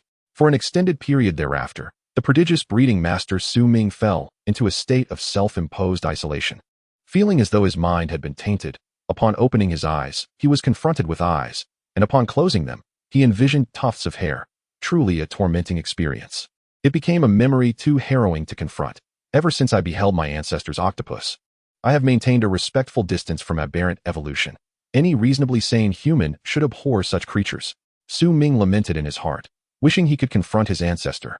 The deep-sea monstrosity, and demand, restore my expectations of aberrant evolution.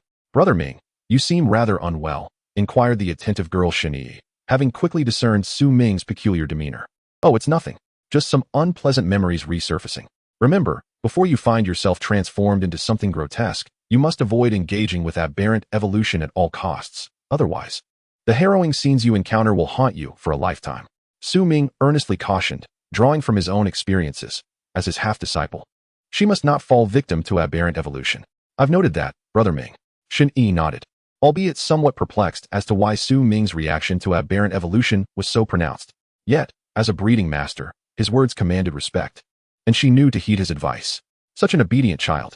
Now, please bring forth the remaining polar rabbits. We shall proceed with the evolution of the extreme cold rabbit. With great difficulty, Su Ming managed to dislodge that bizarre giant octopus from his thoughts. Merely contemplating it caused him a headache. He pondered what kind of person his ancestor was. Perhaps he had inadvertently wandered down the path of aberrant evolution, ultimately becoming ensnared in its grotesque depths. Oh, how dreadful. Of course, one cannot entirely dismiss the possibility that his ancestor was inherently abnormal, as the vast population of humanity ensures that a few peculiar individuals will inevitably emerge. Su Ming's reverence for his mentors intensified. He was now not only compelled to support his mentor, Zhang Cheng, from the shadows, but also to bear the weight of his ancestors' deep-sea aberrations. Such filial piety was commendable. The evolution of the extreme cold rabbits proceeded without incident. Each polar rabbit successfully transforming into an extreme cold rabbit, radiating an ethereal ice-blue glow, akin to a host of spirits amidst the frost. Time to wrap things up. You understand the next steps, right? If you're uncertain, consult Bing Ming. I must return to the research chamber. Brother Ming, you may rest assured. I will promptly inform the owners of these rabbits to collect them and manage the research institute diligently. Shen Yi waved goodbye to Su Ming's departing figure, understanding that the breeding master's research was of utmost importance, and she would handle the smaller matters within the institute. Oh, how fortunate I am to have such a capable assistant. With that, he initiated the simulation of breeding. As expected, today's chosen research subject was the king pig, who would remain a resident guest until the specialized training method for the fat pig species was developed. Accounting for the simulated time, he had spent over a millennium with the king pig, though he could only observe in a spiritual form. This prolonged one-sided companionship had fostered a unique bond, one not of romantic nature, but rather the profound connection between a human and their beast. It served as a bridge to achieve the harmonious union of man and beast post-contract, not the prelude to any grotesque amalgamation. Ah, what a splendid day it is. I can enjoy slumber in the research chamber and savor delightful snacks.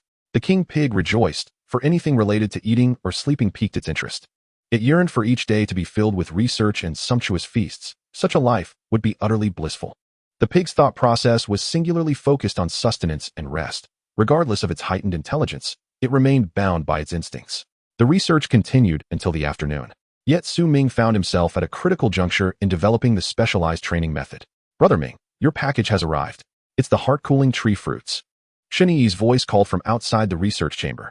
Su Ming had specifically instructed her to notify him immediately upon the arrival of the heart-cooling tree fruits. Oh, the heart-cooling tree fruits have arrived. King Pig, you may return to your clan for rest. I shall provide you with a snack tonight. He affectionately patted the king pig's plump rear to rouse it from slumber and ushered it out of the research chamber, embodying the archetype of a man who utilized others without accountability. Where are the heart-cooling tree fruits? Please assist me in transporting them to the private sanctuary. Brother Ming is over there. I had the delivery bird place the package at the entrance of the inner zone after I signed for it. In a world centered around beast taming, It seemed quite reasonable for the delivery personnel to be a large bird. These birds, capable of traversing great distances, typically possessed strength on par with high-ranking luminaries, and though they could not speak, their elevated intelligence allowed them to communicate through body language. For instance, to sign for a package, they would simply peck the designated area on the delivery slip, enabling even a pig to successfully receive the package. The cultivation of the heart-cooling tree was finally set to proceed. Let the birth of this new plant beast herald a positive beginning. As the saying goes, a smooth start leads to a smooth journey. Without a proper beginning, how could one muster the motivation to continue? 99 completion, a rarity. Ming opened each box of heart-cooling tree fruits for inspection, and overall, he was quite satisfied. They were all large, plump, and exquisite specimens. Chapter 54, Crafting Fertilizer. Trials in the Sanctuary. He transported the pristine heart-cooling tree fruits deep into the living area of the polar rabbits within his private sanctuary, where a grove of heart-cooling trees thrived. Please fetch these resources from the warehouse. They include. Ming listed several names of resources, which he had previously procured as primary materials for fertilizer. Based on countless simulations, he concluded that combining these resources with the heart-cooling tree fruits would yield the most effective fertilizer. Even if some sap from the heart-cooling tree were lacking, it would not significantly hinder the initial cultivation. His simulations indicated that the sap from a non-evolved heart-cooling tree had minimal effect prior to its transformation into a beast. However, once it successfully evolved, the energy contained within the sap would significantly enhance, serving as a superb regenerative resource for cultivating the extreme cold spirit rabbit. According to his simulations, the use of the heart-cooling tree sap for cultivating the extreme cold spirit rabbit would yield results second only to the fruits themselves. The extreme cold spirit rabbit can swiftly evolve into the exquisite ice-breaking spirit rabbit with the mere application of evolution resources. Ming felt that he had made significant progress towards the mass cultivation of exquisite ice-breaking spirit rabbits. The satisfaction derived from the results of his research could not be matched by any other endeavor. He set about creating cold heart tree fertilizer, meticulously blending various resources and allowing them to ferment for a period before finally adding the 100-flavor flour to alter the fertilizer's scent. During the laborious process of crafting the fertilizer by hand, he inevitably recalled the post about having wood-type beasts consume excrement, a smile of amusement unconsciously gracing his lips. It was fortunate that only plant-type beasts or certain wood-type beasts were incapable of vocalizing their discontent. Otherwise, the cultivator would certainly hear their sharp cries as he added excrement to the fertilizer. The mere thought of such a scene brought a chuckle to Ming. Indeed, the humor of humanity often revolves around excrement and flatulence. After nearly half an hour of diligent work, he finally completed enough fertilizer to sustain over 30 cold heart trees for 2 months. All that remained was to wait a few days for the fertilizer to naturally ferment before adding the 100-flavor flour, after which it would be ready for use. Done. He instructed Bai to keep an eye on the fermenting fertilizer, cautioning against any unwitting polar rabbits that might knock it over. He also decided to inform Bai to steer clear of this area for the time being. While the cold heart trees typically ignored their droppings, it would indeed be rather impolite for them to relieve themselves directly into the fertilizer. Ming's considerations were quite thorough. He recalled the numerous complaints he had received when he first began cultivating Bai. Some had lamented about those pesky birds, claiming they would defecate on their heads while they slept, while others complained about stepping into a puddle of bird droppings after just a few steps.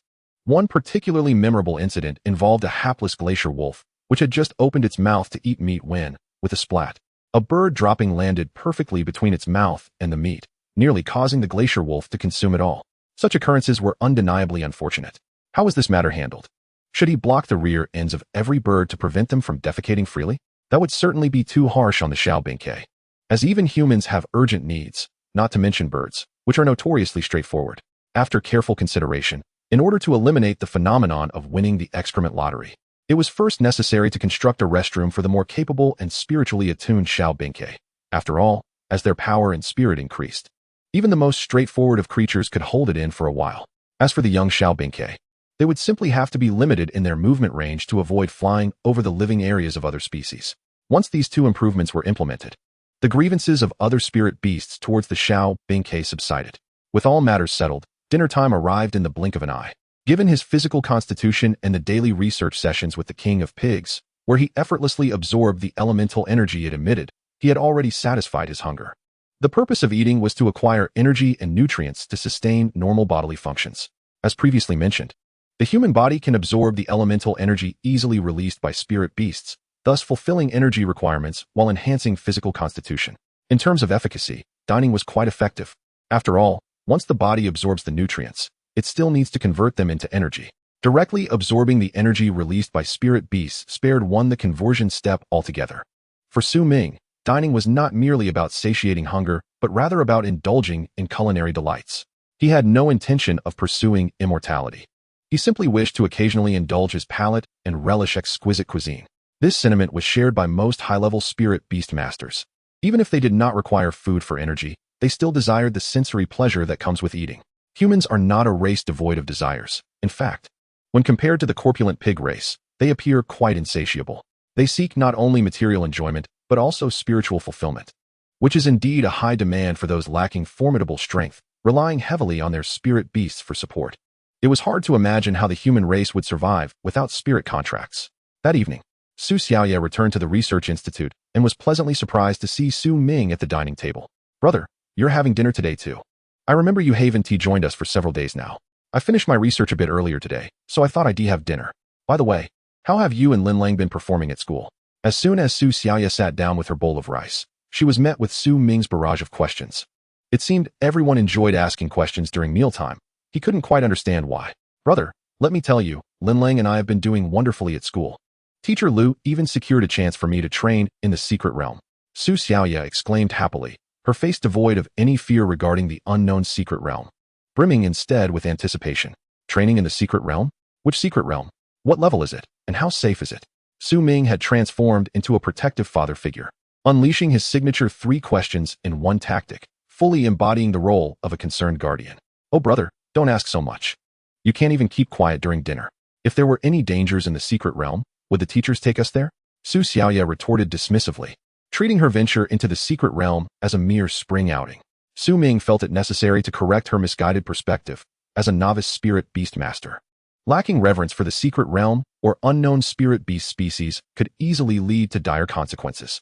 The school would surely only take students to naturally formed secret realms, typically of the lowest levels, which under normal circumstances could indeed be treated as a spring outing with teacher protection.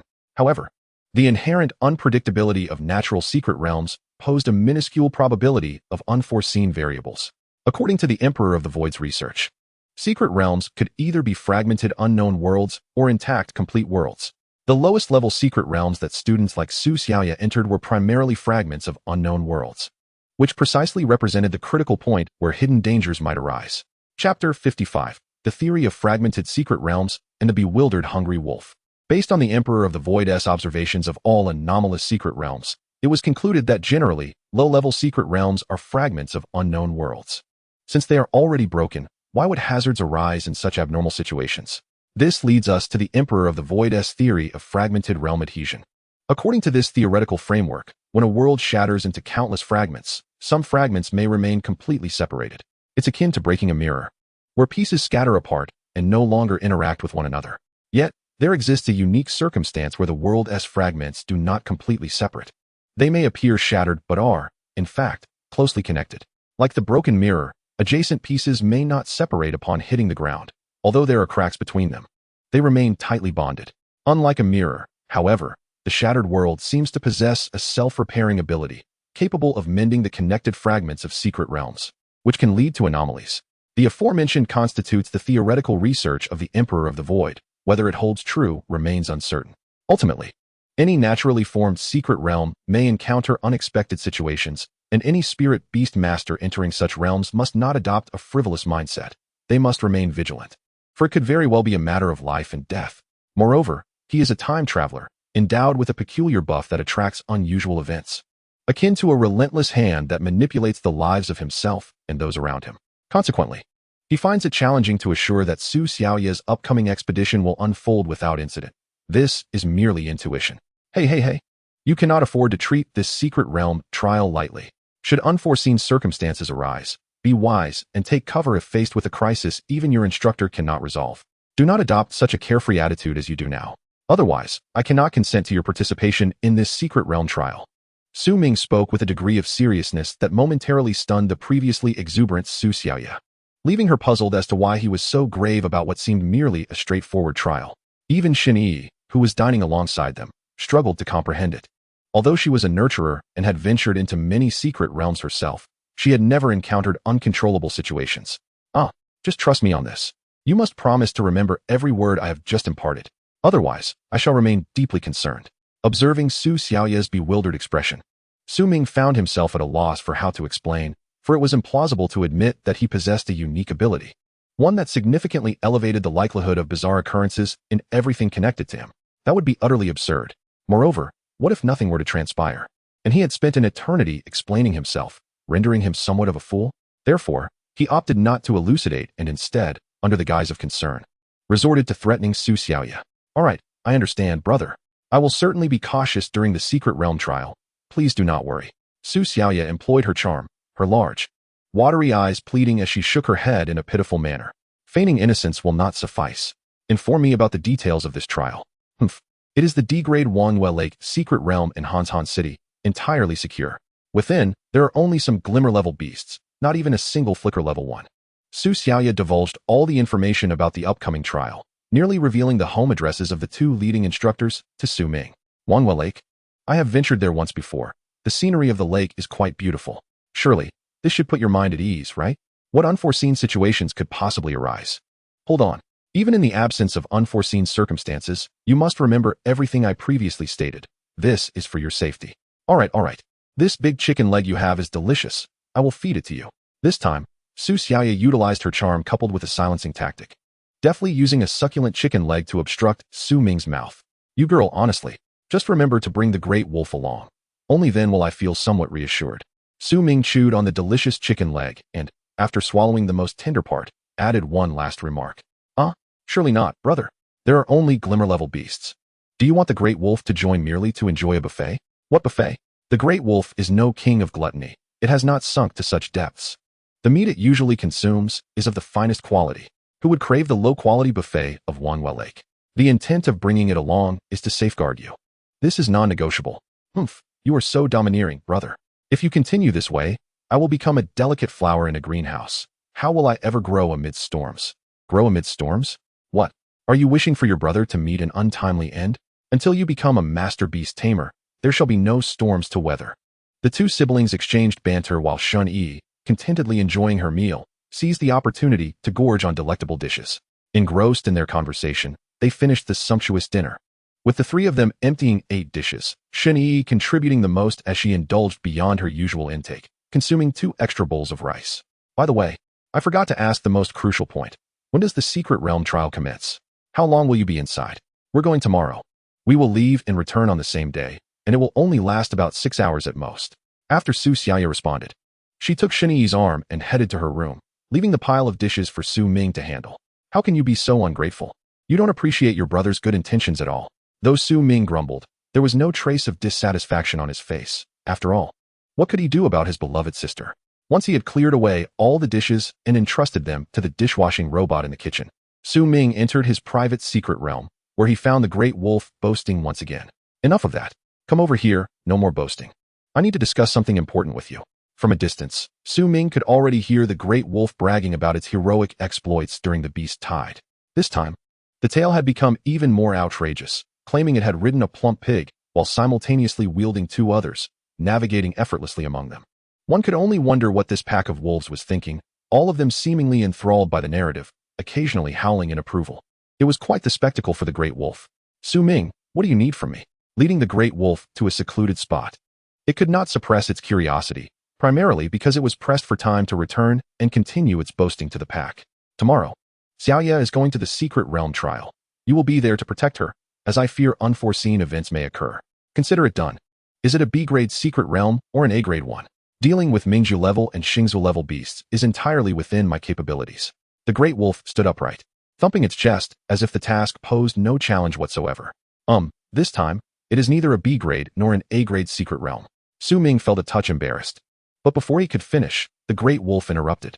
Oh, an S-grade secret realm would indeed be challenging, as it contains Liao Yuan level beasts. Extreme caution is required for protection. The great wolf's demeanor turned serious, fully alert, already strategizing how to protect Su Xiaoya, even if it meant risking its life against a Liao Yuan level dominant beast. Oh, do you really think I would send her to an S-grade secret realm? It is merely a lowly D-grade secret realm. Su Ming felt his face heat up, while the great wolf appeared bewildered. Su Ming, are you feeling feverish? You want me to venture into a D-grade secret realm? Are you hoping I will dine there? But those glimmer-level beasts won't satiate my hunger. Both Su Ming and the great wolf fell into a moment of silence, exchanging perplexed glances. Chapter 56. Su Ming, a respectful disciple. Under the pressure of the nurturer's authority, the great wolf reluctantly accepted the protective task, feeling its dignity as a wolf had been insulted. Really?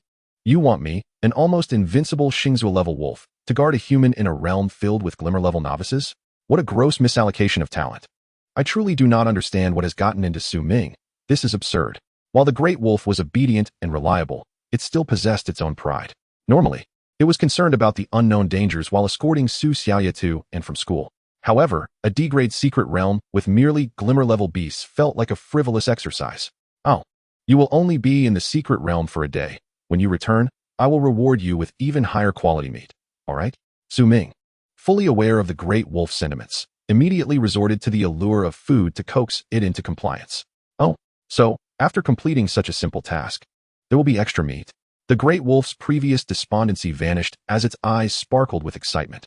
All thoughts of insult and misallocation were cast aside. What is a little grievance compared to the promise of high-quality meat? Any sacrifice is worth it. No wonder the moniker Big Hungry Wolf was chosen. The dimly lit buffet within the secret realm lacks allure, yet the promise of high-quality meat from Su Ming is undeniably enticing. Once benefits are received, one must commit to the task at hand. Do you grasp my meaning? Esteemed beast tamer Su Ming, the Big Hungry Wolf assures the completion of the mission. Motivated by gourmet delicacies, the Big Hungry Wolf has become increasingly composed and reliable, allowing Su Ming to rest easy. Even if unforeseen circumstances arise within the secret realm, the Big Hungry Wolf can quell any crisis at its inception, ensuring Su Xiaoya's safety. Alas, as an elder brother, I truly bear a heavy heart. Su Ming found himself nearly moved to tears, embodying the universal sentiment of a brother's love. According to the evolution schedule, tomorrow does not necessitate the evolution of summoned beasts, as the first forms of the polar rabbit have been fully evolved along all three paths. The glacier wolf, which was received just yesterday, requires 1 to 2 days for recuperation to reach optimal condition. As for the ice spirit fox and the little ice sparrow, there is no rush. Notifications for their evolution can wait a few days. Just as one must savor a meal bite by bite, evolution must be approached one step at a time. Even without the need for evolving summoned beasts, a plethora of tasks awaits tomorrow. Firstly, observation of the fermentation of the cold-hearted tree fertilizer is imperative, as Master Qingmu advised. It should be stirred every half-day to ensure thorough fermentation. Following that, preparations must be made for the second evolution of the glacier wolf and the third evolution of the polar rabbit, which requires an initial inventory check of evolution resources to ensure sufficiency. If lacking, purchases from the association will be necessary. It is essential not to overlook the physical condition of the polar rabbit and glacier wolf. These duties cannot be assigned to Xinyi, as the young girl still has much to learn and should not be burdened with intricate issues that are beyond her current level. After relishing a delightful dinner, Su Ming retired to bed early, beginning to mentally outline the tasks for the following day. The realization struck him that he seemed rather busy, and he wished to enlist Zhang Cheng as an assistant.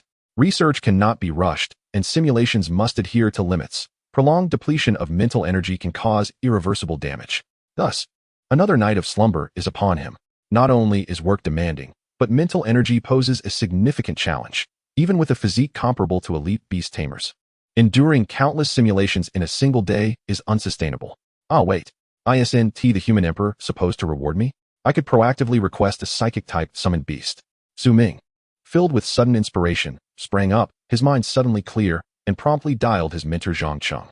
In the dead of night, what on earth does this rascal want? Doesn't he realize that the elderly require ample rest?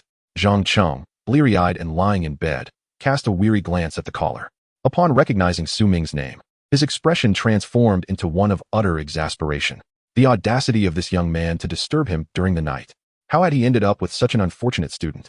He shows no regard for the teacher's well-being, turning the role of mentor into that of a mere jester.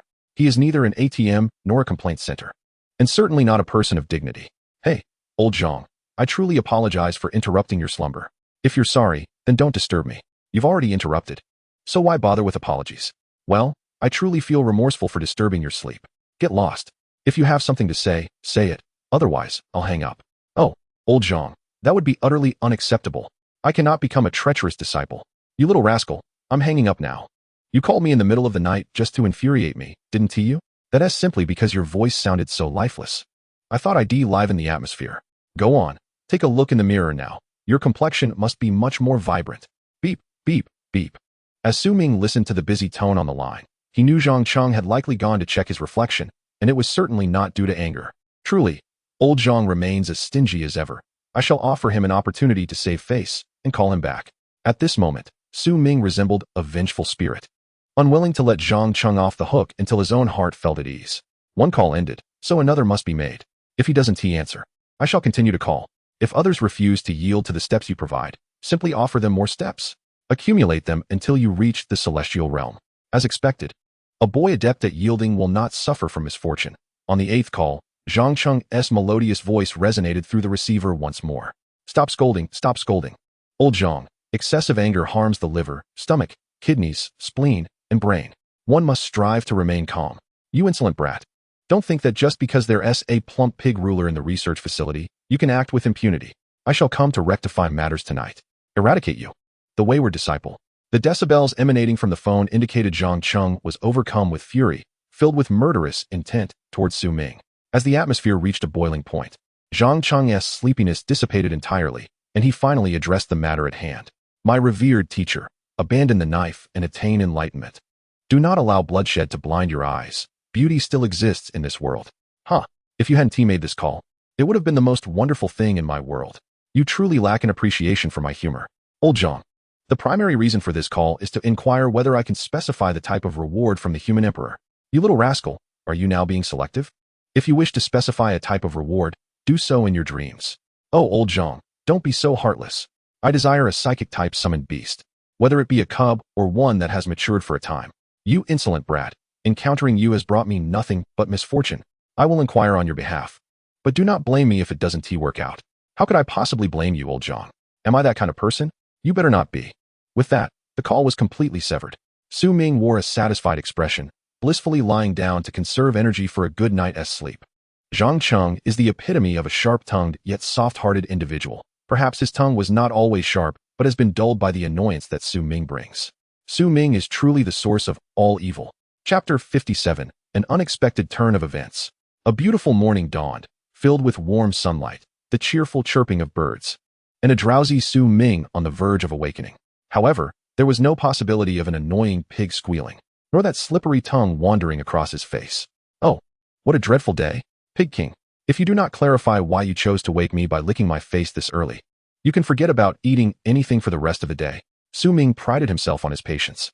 But after being roused by the outrageous waking service from the Pig King, he exploded, feeling the slimy sensation on his face and gazing at the Pig King, who was staring innocently with wide eyes at the edge of the bed. He wished to faint on the spot, daring not to open his eyes. He hoped it was merely a figment of his imagination. Trying to PUA himself into unconsciousness, Su Ming clearly failed, as he had no choice but to open his eyes and confront the harsh reality. Su Ming, I did not intend to lick you. It was simply that no matter how loudly I called, you wouldn't awaken. Something of great significance is happening outside. The Pig King grunted, and his comically plump expression led Su Ming to believe that this important event was merely that the fat pigs were hungry. Very well. I am eager to hear what momentous occurrence could possibly justify waking me with your tongue. Without a reasonable explanation, the next time the Research Institute hosts an event, you should take on the role of the drum at the entrance. Su Ming walked toward the restroom, muttering curses under his breath, feeling as if his body had become tainted. Family, who understands? Being awakened by the tongues of little dogs and cats is already his limit. That slimy pig-like tongue is truly revolting. If the Pig King's explanation fails to convince him, he might very well treat the Pig King's rear as a drum and offer a thrilling percussion performance for the guests present during the event. An abstract gimmick with maximal visual appeal, although it might be a bit taxing on the pig's behind. Ming, where are you? You're not still sleeping, are you? Something big has happened. Uncle Zhou has come to the Research Institute looking for you. As Su Ming was washing his face to rid himself of impurities, he heard Shen Yi's anxious voice calling out to him. What is going on? It's one thing for the Pig King to wake me up, but why is Shen Yi here too? Could it be that something serious has occurred? It shouldn't be. Let me take a wild guess. Something must have happened at the Moonwatch Lake secret realm. After all, the unexpected aura that comes with being a traveler makes this quite plausible. Su Ming didn't have time for a thorough wash, grabbing a cloth nearby to hastily rub his face, all the while rushing to the door to greet the anxious Shen Yi. Speak slowly and clearly, one matter at a time. When faced with a situation, don't panic. First, calm your anxious emotions. Alright, now what exactly has transpired? Ming understood that when people are in a panic, their expression systems might become chaotic. So calming himself briefly before discussing the matter would enhance efficiency. Ming, something has happened at the Moonwatch Lake's secret realm where Xiao Yu and the others went. Just as he suspected, the Moonwatch Lake's secret realm had indeed encountered an unexpected calamity. Ming was mentally prepared for this.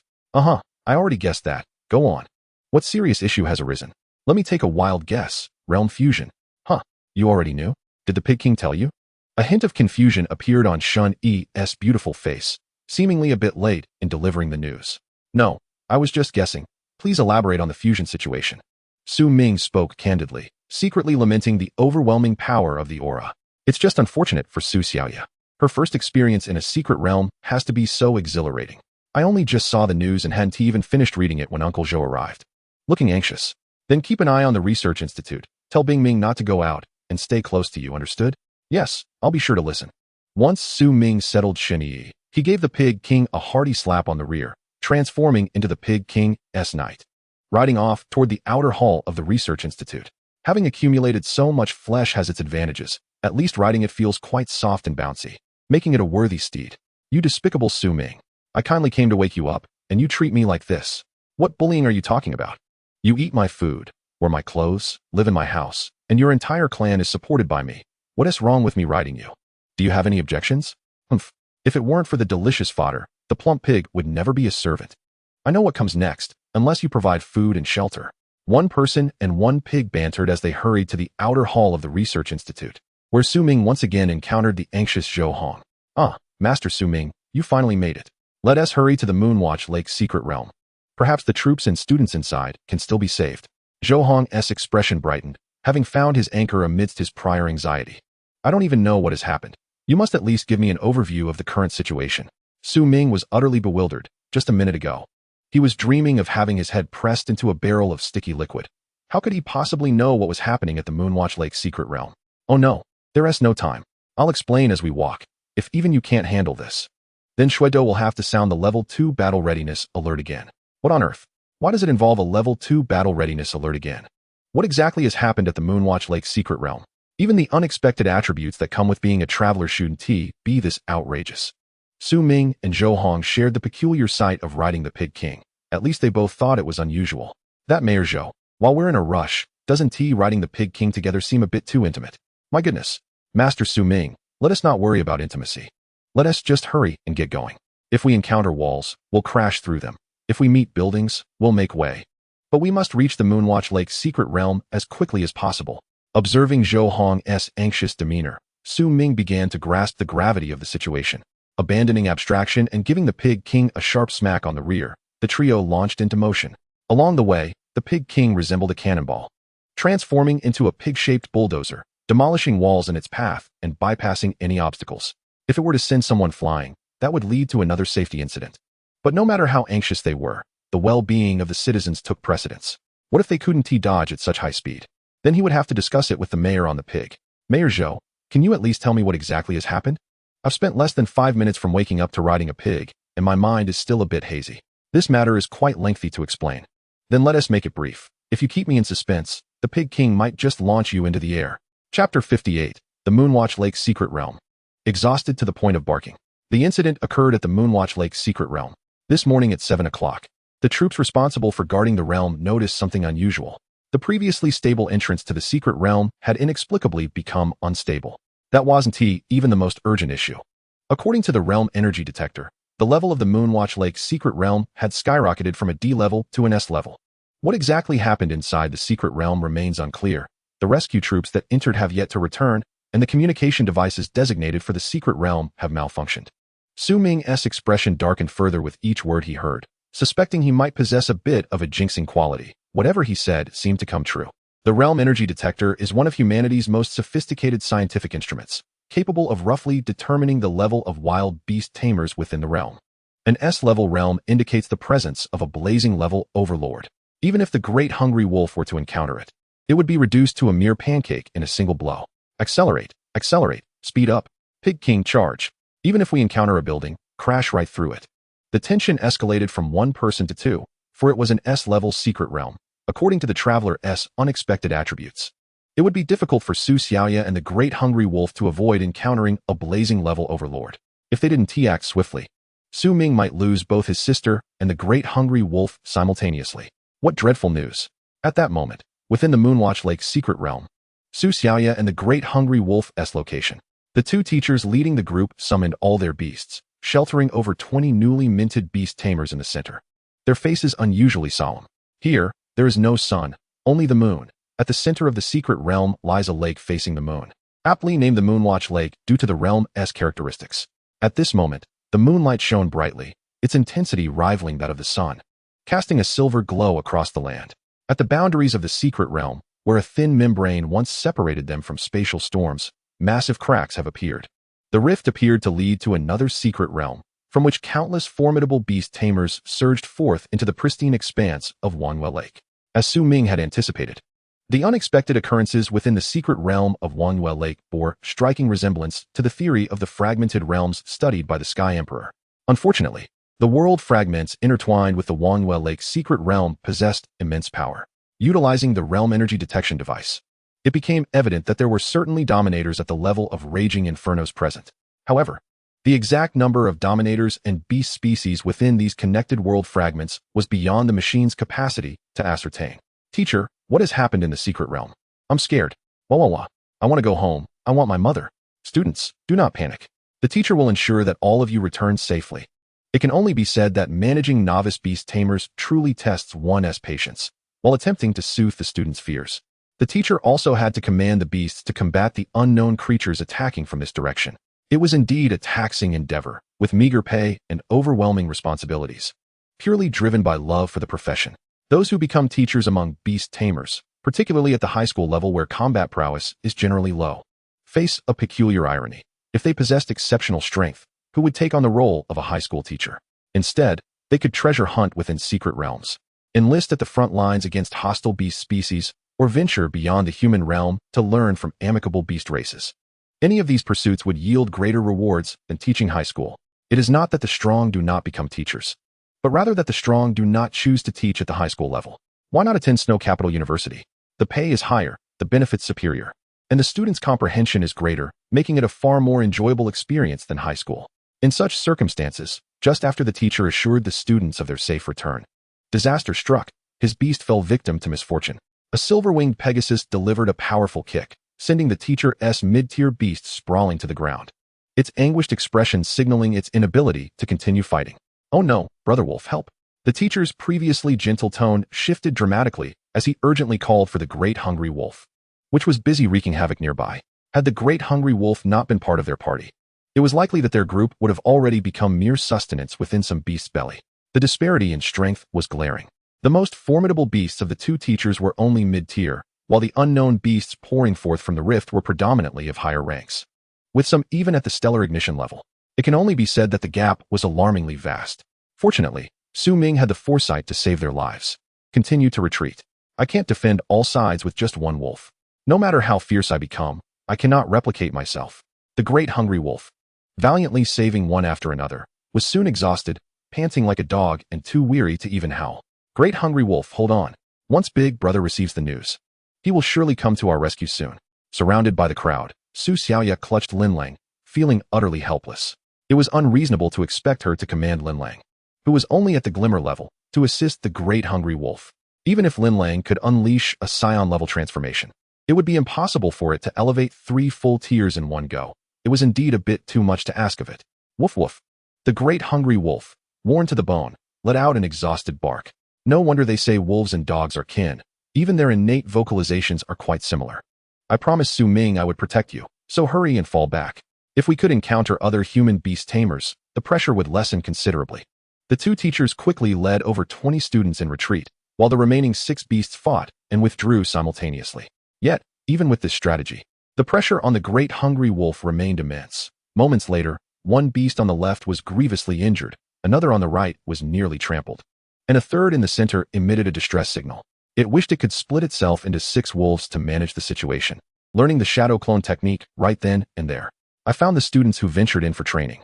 Brothers, lend a hand. just as the great hungry wolf was nearing its breaking point. A sudden voice from behind indicated the arrival of other human reinforcements, the troops stationed to guard the Wangyue Lake's secret realm. We're saved. The troops stationed at the secret realm have arrived. Mommy, I want my mommy. I never want to enter a secret realm again. Students, please don't cry. Quickly take cover behind the military. Good grief, what a headache. They promised over 20 elite students, and this is how they behave, crying for their mothers. They hardly resemble beast tamers. One of the teachers, suppressing his patience, tried to comfort the group of students and then lowered his voice to mutter complaints audible only to himself. Even a novice beast tamer, frightened enough in a secret realm to call for their mother, has surpassed 9,999 of their peers in psychological fortitude. What an eyesore. What beast tamer are they? They should hurry home to find their mothers. Great hungry wolf, the military has come. Do you want to take a break? If I rest, then you and the military will be in trouble too. Let us keep moving. I sense a familiar presence. The troops stationed at the Wangyue Lake's secret realm primarily comprised elite beast tamers, each equipped with a high-tier beast. Yet, even this could not withstand the ferocious assaults of stellar ignition-level beasts. Should the great hungry wolf rest, the defensive line would collapse in an instant. What familiar presence? Could it be that brother and the others have arrived? No, it's a presence akin to that of a pig king. More accurately, it is a dominator at the raging inferno level. Huh, what kind of familiar presence is that? Su Xiaoya was momentarily stunned, unable to comprehend how the great hungry wolf could crack a cold joke in such a dire situation. What on earth? A dominator at the raging inferno level. Even if there was an unexpected event in the secret realm, increasing its level to S, it wouldn't be so soon to encounter a dominator. Not only was Su Xiaoya bewildered, but so were the other students, the two teachers, and the reinforcements from the military.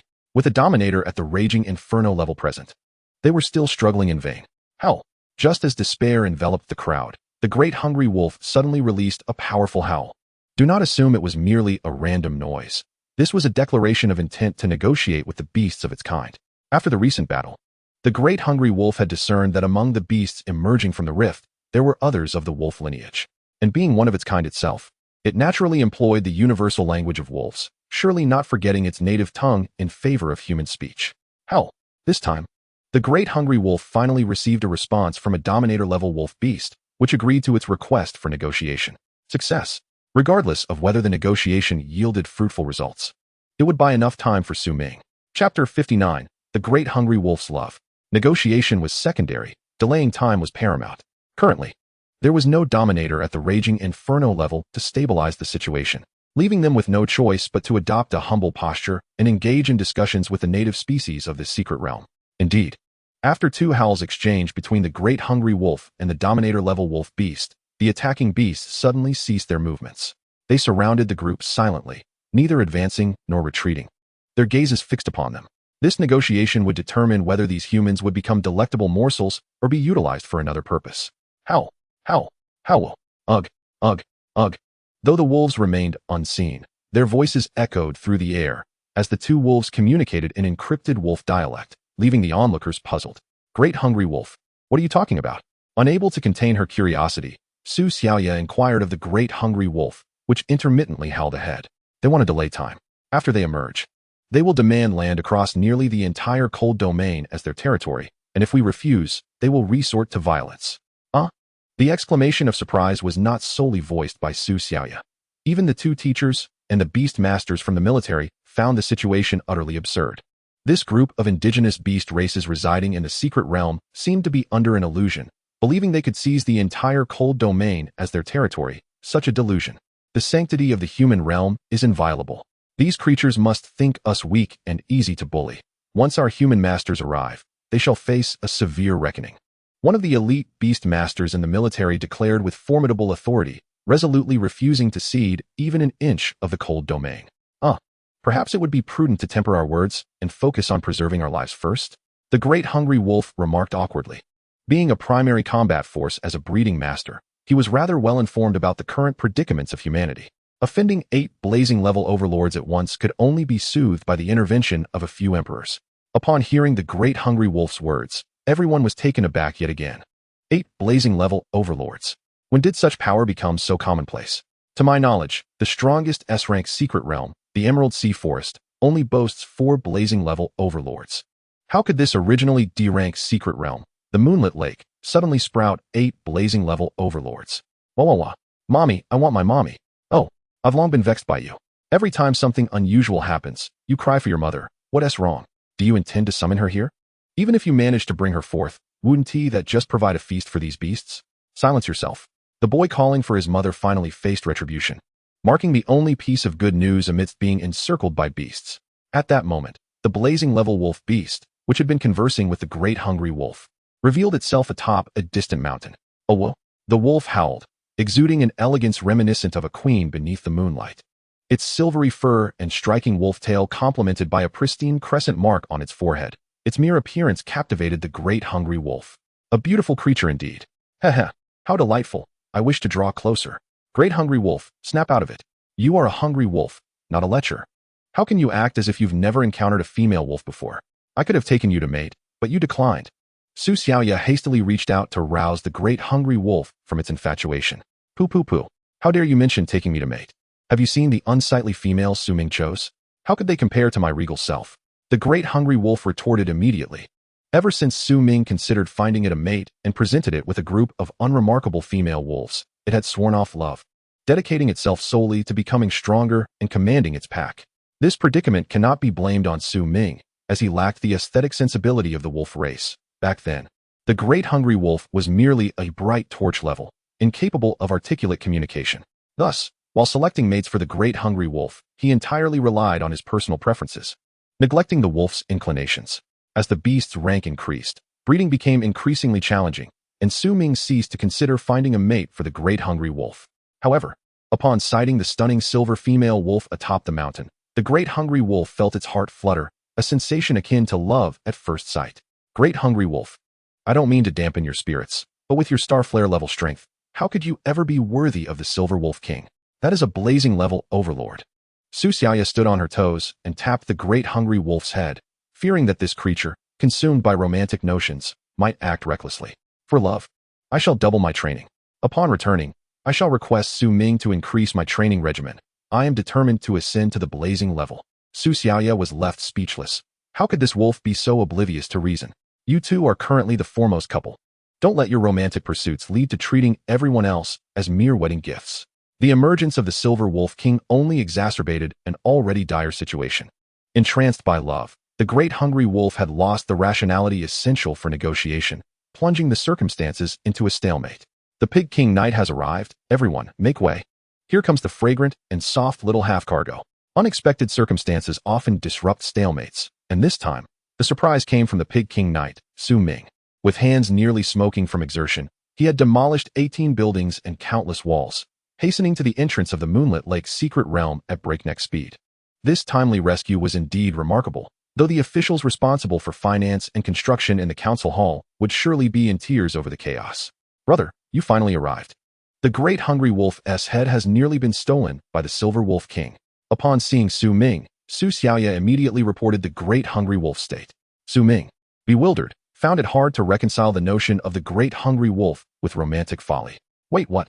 The great hungry wolf has had a revelation? Su Ming, I adore the Silver Wolf King atop the mountain. How beautiful.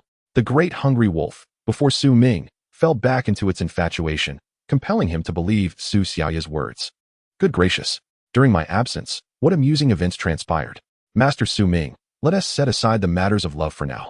According to the great hungry wolf's communication with the Silver Wolf King, the Moonlit Lake's secret realm has merged with fragments of another unknown world, resulting in a total of 8 blazing level overlords. At this, the elite beast masters of the military could no longer restrain themselves. Was the crux of the matter truly the great hungry wolf's romantic escapades? Those 8 overlords were intent on dividing the cold domain. Did I hear correctly? 8 blazing level overlords appeared in an S-rank secret realm. What was the purpose of summoning me on the Pig King? To deliver groceries? Su Ming, too, was losing his composure. He had initially thought his grand entrance on the Pig King would rescue everyone from peril. Now, it seemed he was merely delivering supplies, plunging alongside them into calamity. Though both scenarios involved peril, they were entirely distinct matters. This episode elucidated the significance of information. When discrepancies exist between parties, awkward situations are bound to arise. Chapter 60, The Love-Struck Brain and the Timid Battle Lizard. Su Ming felt his mind buzzing, needing to untangle his thoughts. The catalyst for this chaos was the secret realm training organized by Su Xiaoya's school, which, after a series of ludicrous events, had escalated into a confrontation between Ming and the Pig King against 8 blazing-level overlords. Is this correct? Is it reasonable? How could the narrative span such a vast chasm? Not only Ming was at a loss. Zhou Hong's expression was scarcely better. As the apparent strongest force in Hantian City, he felt he barely measured up against the Silver Wolf King. Not to mention the other 7 blazing-level overlords yet to reveal themselves. He was internally screaming, bleeding in desperation. Unfortunately, such thoughts bore no fruit. Could a few bleats drive away 8 blazing-level overlords? Clearly not. Even fellow clan members could not deter them. How could he hope to confront blazing-level overlords? The power of bleeding was simply insufficient. Initially expecting a grand entrance by 2 individuals and a pig, the current situation was uncertain, and the spectacle was bound to be far from impressive. What sins did I commit in my past life? Heaven, open your eyes. How can we still play when the opposition is this overwhelming? Did I receive the wrong script? Shouldn't the ensuing plot involve me leading the Pig King in a glorious rampage, averting catastrophe in the Moonlit Lake's secret realm with my own strength? This script was all wrong. If a confrontation were to ensue, the Pig King could very well be reduced to a mere pork patty by the 8 infernal-level dominators. Ming's heart was a tumult of emotions. Initially, he believed that dispatching the great hungry wolf for protection would ensure an unassailable victory, even when a minor complication arose. With the energy of the secret realm escalating from D-grade to S-grade, he was confident that he and the Pig King could sweep through the realm and reclaim their former selves. However, he never anticipated that an S-grade secret realm, born from the fusion of a D-grade, could spawn 8 infernal-level dominators. Are infernal-level dominators so trivial these days? The situation had spiraled far beyond his control. One could assert that the moment the 8 infernal-level dominators made their entrance, both he and Mayor Zhou's rescue attempts had devolved into mere farce. What to do? Engaging in combat was out of the question. The Pig King was quaking like a leaf at the mere mention of the 8 infernal-level dominators. The fact that he had not fled was already a nod to Ming's dignity. No, in truth, it was likely due to the allure of the feed that the Pig King had refrained from bolting. Ming gave the Pig King a resounding slap on the rear, causing ripples to dance across its flesh. Must you be so cowardly? It's merely the prospect of being turned into a pork patty by 8 infernal-level dominators. With the Pig King's firm and succulent meat, one could only imagine how delectable such a pork patty would be. What on earth was he thinking? Delicious pork patties. To be precise, a blend of human and pig meat patties. Abstract thoughts were indeed a poor habit. In such a perilous moment, Ming could conjure no means of self-rescue, only abstract musings. How? Before he could digest his thoughts, the Silver Wolf King atop the mountain suddenly let out a howl. A sound both crisp and imbued with elegance, utterly enchanting the great hungry wolf. Beautiful creature, come closer. I desire you. The drool from the great hungry wolf dampened the pig's feet rice, and Ming could hardly bear to witness the scene. Goodness, had he only educated the Pig King and neglected to enlighten you? Compared to the cowardly lizard, your infatuation is far more deserving of critique. Ming launched himself with a kick, showcasing the physical prowess of an elite beast master, but it landed on the great hungry wolf's rear like a kick against steel, eliciting no reaction whatsoever. Ouch! He stubbed his toe. The angle was all wrong, and embarrassment was inevitable. That kick was neither painful nor irritating to the great hungry wolf. But for Ming, it was a considerable blow. The surrounding students, teachers, and even soldiers cast peculiar glances in his direction, their thoughts a mystery. Su Xiaoya had already buried her face in Lin Long's embrace, too afraid to meet Ming's gaze, hoping it was all but a figment of her imagination. One could hardly say his behavior was abstract. It had strayed far from humanity. Was this the price of becoming the youngest beast cultivator? Yearning to share a slumber with my beloved. Wait, why does my rear feel itchy, as if someone had kicked me? The great hungry wolf scratched at its backside. Oblivious to Ming, who lay groaning on the ground, and continued to moon over the Silver Wolf King. Ming felt his heart turn as cold as a winter's snow. He could hardly believe that the once majestic and composed great hungry wolf had succumbed to such folly due to love. How had he never noticed that the great hungry wolf was a romantic at heart? Could this be the unique trait of beastly individuals? Misfortunes abound. Yet today seemed especially rife with them. His day of bad luck began with the sticky tongue of the Pig King, all thanks to that swine ruining his fortune. Unable to find another target for his ire, Ming decisively chose the Pig King as his scapegoat. Convinced that the Pig King's earlier antics had licked away his good fortune, he rose painfully, employing a tactic akin to a hungry tiger pouncing. Clambering onto the great hungry wolf's back, and commenced a vigorous massage, attempting to restore the wolf's rationality. Wake up, come to your senses. An infernal-level dominator, having spent its life in the secret realm, would certainly not speak human language. You must act as the information relay, conveying the words of the Silver Wolf King. Dreaded infatuation awakened quickly. The great hungry wolf yearned to continue its lament, but was abruptly interrupted by Su Ming's intervention, its gaze regaining a flicker of clarity. Su Ming? What just happened to me? The great hungry wolf inquired, its bewildered expression betraying its confusion. If Su Ming were to remain oblivious to the fact that the great hungry wolf had been ensnared by a charm skill, he would be unworthy of the title of Beast Cultivator. What's wrong? You fell for the female wolf. What else could it be? Su Ming, fully aware of the cause and effect, feigned ignorance, clearly seeking vengeance for that painful kick. His toes were still throbbing. Me? Infatuated? You mean that Silver Wolf King atop the mountain? How could I dare? That's an inferno-level dominator. I value my life too much to pursue it. Now, another dizzy wolf had joined the fray. In the great hungry wolf's fragmented memories, the Silver Wolf King had merely set foot on the mountain peak. And in the next instant, its consciousness was ensnared. The great hungry wolf indeed found the Silver Wolf King to be quite beautiful, an undeniable fact. Yet its calm and composed nature would not allow it to be so entranced by mere beauty. Furthermore, it was an inferno-level dominator, capable of dispatching it with a single swipe. To become infatuated with such a formidable creature felt like a wish for early reincarnation. Su Ming glanced at the Silver Wolf King, surveying the surrounding environment before arriving at a conclusion. A cunning frog, always touching your belly. Allow the beast cultivator and detective to unveil the truth. Su Ming's gaze was firmly fixed on the Silver Wolf King, a confident smile playing upon his lips. Chapter 61. The Gathering of Dominators, the Might of the Psychic Realm. The onlookers, having done nothing of note, were left dazed by the unpredictable turn of events. Casting curious glances towards Su Ming, they simply could not grasp what had transpired. Fundamentally, their ignorance was to blame. Fortunately, he had awakened the simulation cultivation system, which enhanced his mental fortitude, allowing for increased frequency and intensity of daily simulations. He had taken the time to study the rather obscure psychic beasts. The earlier state of the great hungry wolf bore a striking resemblance to a skill effect only obtainable by psychic beasts. That skill could disturb the minds of beasts, ensnaring them in the blissful fantasies of desire. Great hungry wolf, informed the Silver Wolf King that its companions need not hide. There is not merely one inferno-level dominator present, but at least two. Su Ming's gaze was resolute and unwavering as he locked eyes with the Silver Wolf King, confident that another inferno-level dominator lay hidden beside it.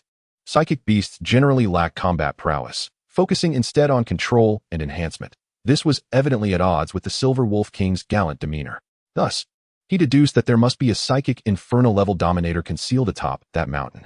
Otherwise, it would be impossible to exert such control over the great hungry wolf. Though the great hungry wolf was merely at the star level, its indomitable will was formidable, even a psychic beast of the same rank, while capable of enchanting the great hungry wolf for a brief period, would not render it into the lovesick state witnessed earlier. Such a potent charm could only be wielded by an inferno-level dominator. Upon hearing his words, the surrounding crowd was taken aback. What? Are there more than one inferno-level dominator? According to Master Su Ming? Yet, atop that mountain peak, there was clearly only the Silver Wolf King. Could their eyes truly be deceiving them? The less experienced onlookers were left with a multitude of questions. Even the great hungry wolf, tasked with relaying information, seemed perplexed. However, understanding or not, the message was conveyed. Within the confines of the Ming Research Institute, the great hungry wolf stood as the most obedient of the beast companions, forming a stark contrast to the mischievous Ice Ming. How? The great hungry wolf relayed Su Ming's words without omission, transforming them into the language of wolves. Atop the mountain peak, the silver-white wolf king's eyes widened in surprise. Humph, you little trickster. You think you can deceive me with such antics? The wisdom of humanity is beyond your imagination. Su Ming cast aside his earlier gloom, replaced by the sheer delight of unraveling the disguise. Yet, as the adage goes, joy lasts but 3 seconds. Suddenly, the scene at the mountain peak blurred, revealing its true nature. As he gazed around, he realized that there were not merely 2 blazing dominators. Upon closer inspection, there were a total of 8. It seems my estimation of 2 was overly conservative. When has it ever been the case that such blazing dominators could unite so? Su Ming's smile faded, and the faces of those behind him turned mournful. With this imposing assembly, they felt as if a chain had been fastened around their necks, reminiscent of the soul-binding chains of the black and white impermanents. The silver-white wolf king stood at the forefront, a lazy cat sprawled upon its back. To its left a stag-like dominator, and to its right, a bear entirely clad in silver. Behind them stood a crane on one leg, a silver-winged Pegasus with petite wings to the left of the crane, while to the right was a rather listless cow. Surveying the scene, 7 blazing dominators loomed atop the peak, their mere presence enough to instill terror in any onlooker. Why were there only 7 blazing dominators, one might wonder. It turned out the last one was right beneath their feet. No worries then. The counting was indeed accurate. The final blazing dominator was the very rock they stood upon. Or rather, the mountain peak itself. What can be said? Sometimes, it is best not to be overly cunning. For what was once a single blazing dominator had turned into 8, inviting unnecessary trouble upon oneself. Su Ming felt an overwhelming urge to faint on the spot and invoke a time reversal spell to return to the previous morning. Why the desire to return to yesterday morning? Because by this morning, Su Xiaoya and the others had already set forth. Time was of the essence, and he could not halt their journey. Great hungry wolf, do we possess any leverage to negotiate with these 8 blazing dominators? Though our bodies remain unscathed, the souls of those behind us seem to have already perished. With our necks ensnared so tightly, we do indeed appear as if we are on the brink of death. Su Ming and the great hungry wolf glanced back at the others, only to discover that countless transparent cattails had entwined around their necks. No wonder they felt ensnared by the soul-binding chains of black and white impermanence. It turned out the chains were but an illusion, yet the entrapment was all too real. It would not be long before the souls of this group would be drawn forth by the transparent cattails. It was no exaggeration to say that while their bodies were alive, their souls had already succumbed. There were no metaphors here, only stark reality. It was absurd. The current scene illustrated the might of the psychic-type beast companions. They had quietly seized the lives of so many, poised to extract the souls of the entire group at any moment. Those transparent cattails were not soul-binding chains, but they served a similar purpose. After all, the effect was identical. Both were lethal in nature. Some lived yet felt dead, while others were dead yet did not truly live. There was no way around it. Su Ming's penchant for abstraction was ingrained in his very genes. Even at this critical juncture of life and death, he still felt compelled to indulge in abstraction. Meow? What an intriguing human you are. Pray tell, how did you come to discover my presence? With a cat's meow, Su Ming felt as if the air around him had turned haunted, for he distinctly heard a voice. But in the next moment, he realized it was not a ghostly presence. It was the lazy cat perched upon the back of the silver-white wolf king speaking. Why call it a lazy cat? A creature that required a wolf's back to traverse could hardly be considered industrious. Such thoughts he could only entertain silently. Should he voice them and be overheard by the lazy cat, the already doomed individuals behind him would surely meet their end sooner than expected. Meow? Meow meow meow. Su Ming lamented his inability to speak the language of cats. In a bid to show respect to the lazy feline, he meowed a few random sounds. Attempting to respond to the cat's inquiry, meow, speak in human tongue, and I shall understand your meaning through your psyche. There is no need for your clumsy mimicry of my kin's language. What on earth are you babbling about? The cat rolled its eyes at Su Ming in utter exasperation. How infuriating, to be looked down upon by a mere cat. Clearly, he had meowed with utmost sincerity. It must be that this lazy cat had not mastered its language. Su Ming, lacking in skill, could not blame the tool for his shortcomings. It was clearly not a matter of his inability to speak cat. Esteemed and adorable lazy cat. I am Su Ming, a master of beast cultivation among humanity, with some understanding of the psychic-type beasts and their alluring effects. A bead of cold sweat trickled down Su Ming's forehead. He had nearly revealed his innermost thoughts. Were he to call the lazy cat lazy in its presence, he would surely await Zhang Cheng to collect his remains. Meow meow. I see. It seems the human race is not entirely composed of novices. Adorable cat. I quite like that name. The lazy cat, reclining upon the silver-white wolf king, stretched contentedly, its round feline face displaying a look of satisfaction. Meow? Have you considered the previous terms? We could collaborate, provided you demonstrate your sincerity. The lazy cat spoke once more, its crescent mark upon its forehead glimmering before it vanished from sight, only to reappear in Su Ming's embrace the next instant. What? Is this perhaps a spatial ability? A psychic space, dual-type beast. What a magnificent celestial cat this is. Chapter 62, The Moonlit Spirit Cat. Su Ming was left utterly speechless by the revelation. Just how opulent was the fragment of the world connected to the secret realm of Wanhua Lake. It not only nurtured 8 blazing dominators, but also birthed this exquisite dual-type cat.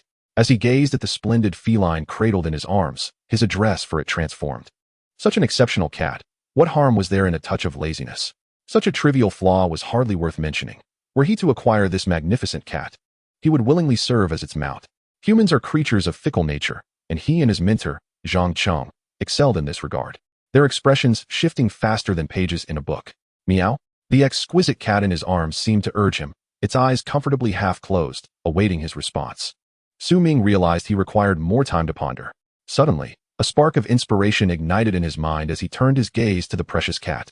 In his quest, he had stumbled upon this cat. Surely, it would not be excessive to utilize a simulation on it, would it? This simulation would not be for research purposes, but rather to examine the cat's information panel and reflect calmly within the void of the simulated space. No sooner had he thought of it than he acted, for the simulation cultivation system would not be detected by the cat. What was there to wait for? He activated it without hesitation. In the familiar darkness, enveloped by a sense of void and an all-too-familiar aroma, Su Ming found himself once again within the loading space of the simulation cultivation system. He first directed his gaze towards the panel of the exquisite moonlit cat. Foreknowledge of oneself and one's adversaries is the key to unassailable victory. The significance of information is beyond dispute. Had he and Zhou Hong been privy to the circumstances surrounding the Moonlit Lake's secret realm earlier, they might have already rallied their allies in Shui City. Race, Moonlit Spirit Cat. Attributes, Lunar, Psychic. Growth stage, Youth. Level, Mid-tier Inferno. Quality, Perfect. Race skills, Moonlit Domain, Super Tier, Major Completion. Psychic Mirage, Super Tier, Complete.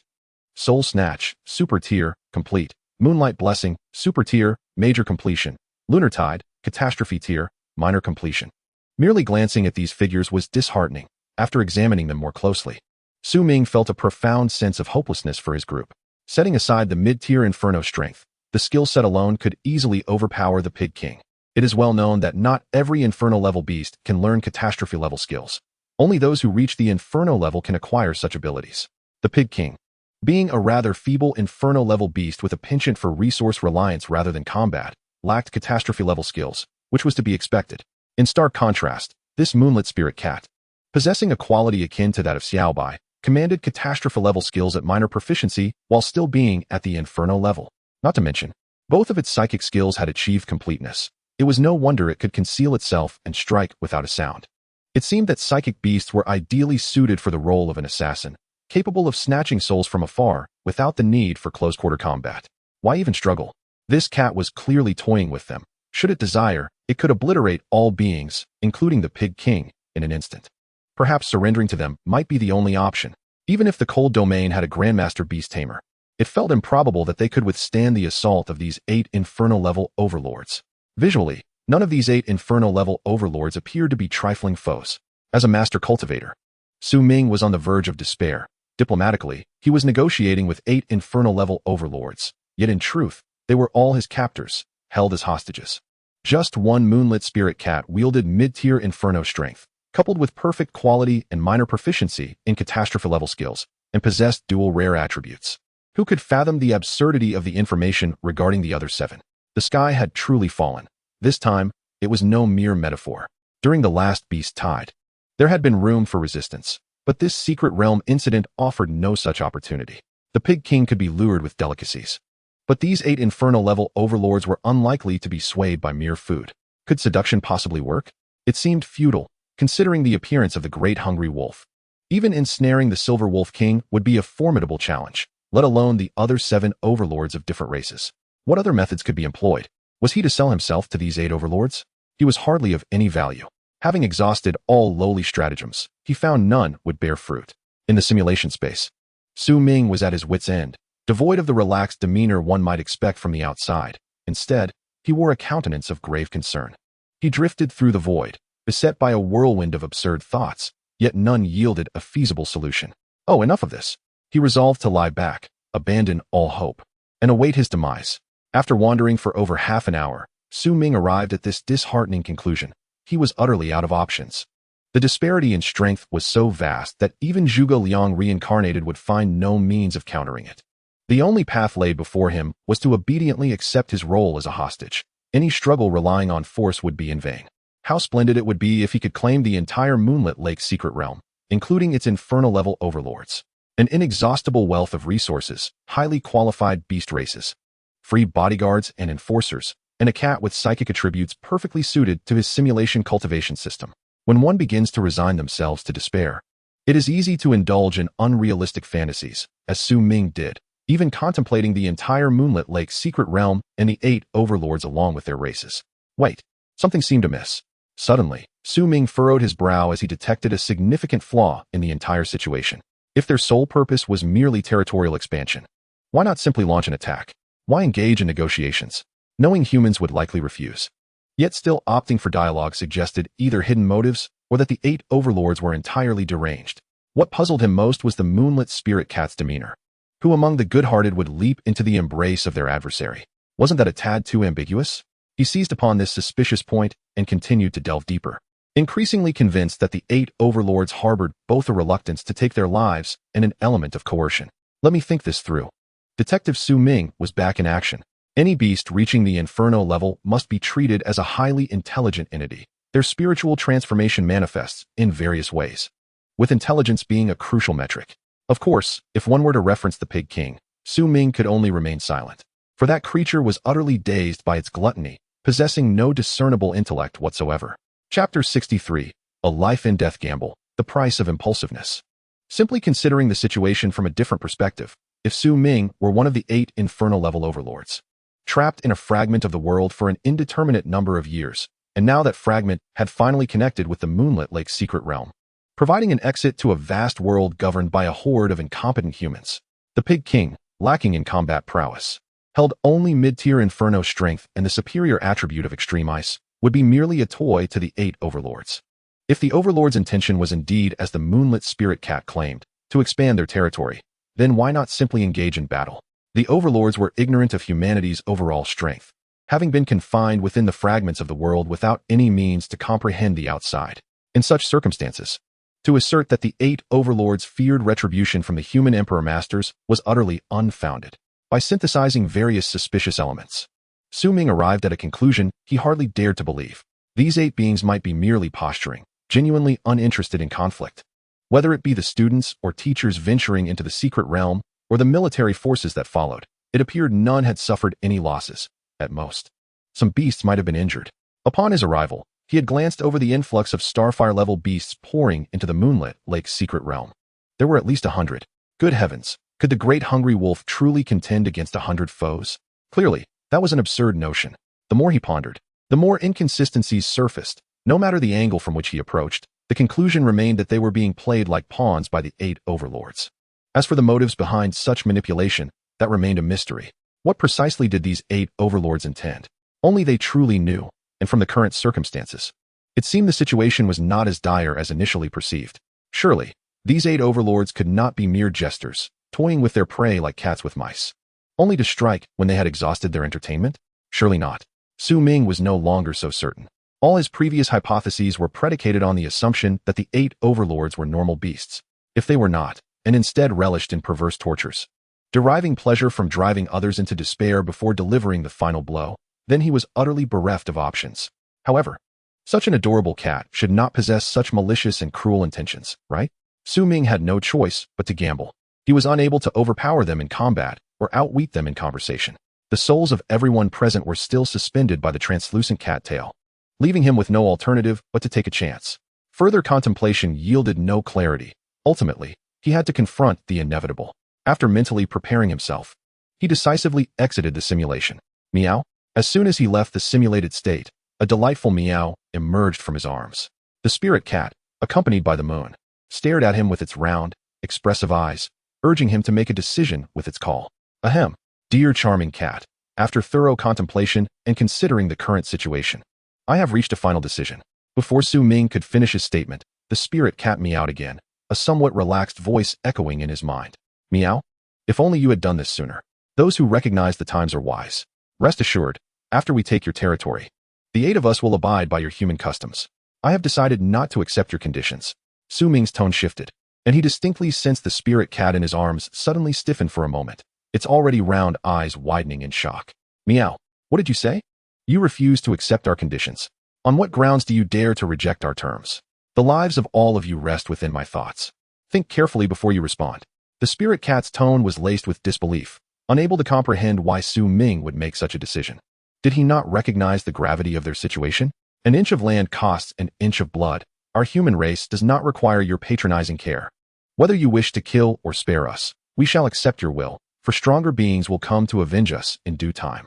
Ming's words were fervent and impassioned, casting himself as a hero willing to sacrifice for the sake of humanity. This left the spirit cat in his arms momentarily stunned. frozen in place. Howl, roar, cry. The voices of the other 7 blazing dominators jolted the spirit cat back to attention. As Su Ming could not comprehend beast language, he was entirely unaware of what they were discussing. Meow, meow, meow. The cat in his arms seemed to have fluffed up, incessantly meowing in the direction of the other 7 dominators. How should one put it? It appeared he had indeed placed a fortunate bet. He had a hunch that these creatures would not resort to violence, and their reluctance must stem from some ulterior motive. In truth, Su Ming was terrified. His earlier impassioned rhetoric had been entirely fabricated, a gamble on a slim chance. Had there been no such possibility, he would have feigned compliance to ensure their lives remained intact. As for the fate of the cold domain's territory, that was a matter for the higher-ups of the human race to contend with. Those in power should manage their affairs. He need not fret unnecessarily. Preserving his own life and contributing to humanity's future was what he ought to focus on. The voices of the 8 blazing dominators grew louder, shifting from simple discussions to heated arguments. While he understood none of their words, it was evident that misunderstandings had arisen among them. The more they argued, the clearer it became that Su Ming had indeed made the right gamble. There was still room for resolution. Oh dear cat, do calm down. There's no need to get riled up. You've even transformed into your dragon form. Excessive anger can harm your kidneys. Su Ming, whether foolish or enchanted by the spirit cat, candidly expressed his thoughts and even began to pet the cat. This action rendered the 7 dominators silent, their wide eyes fixed upon Su Ming. The spirit cat, however, leaped up. Meow, boundaryless human. Who permitted you to touch my fur? How utterly vexing. The spirit cat glared at Su Ming, its adorable feline face puffed up in indignation, its tail swaying furiously in the air. Well, I didn't do anything. Why don't you all continue your discussion? Su Ming mentally berated himself, wishing he could slap his own face for his foolishness. After all those times petting rabbits and foxes, he couldn't resist the urge to stroke any furry creature he encountered, could he? Now he had landed himself in trouble. This was a blazing dominator, after all. Such an offensive act was far more egregious than a starving wolf confessing its feelings to the Silver Moon Wolf King. It was only natural for the cat to become enraged. Meow, I'll chat with you about your big head. Your name is Su Ming, isn't it? Teach me an unbeatable meow meow punch. Oh dear. Great wolf, pig king, save me. Dear charming cat, could you refrain from slapping my face? I was wrong, truly wrong. Due to Su Ming's reckless actions, the situation in the arena gradually became chaotic. The other 7 dominators showed no inclination to assist the spirit cat, perhaps believing it did not require their help. Su Ming found himself being chased around, with the great wolf and pig king wisely taking shelter near Su Xiaoya, unwilling to involve themselves in the affair between him and the cat. After all, it was not a genuine fight, at most. He would end up with a few claw marks. If they joined in, the situation would escalate. For the safety of all and the integrity of the cold domain, it was only Su Ming who bore the brunt of their antics.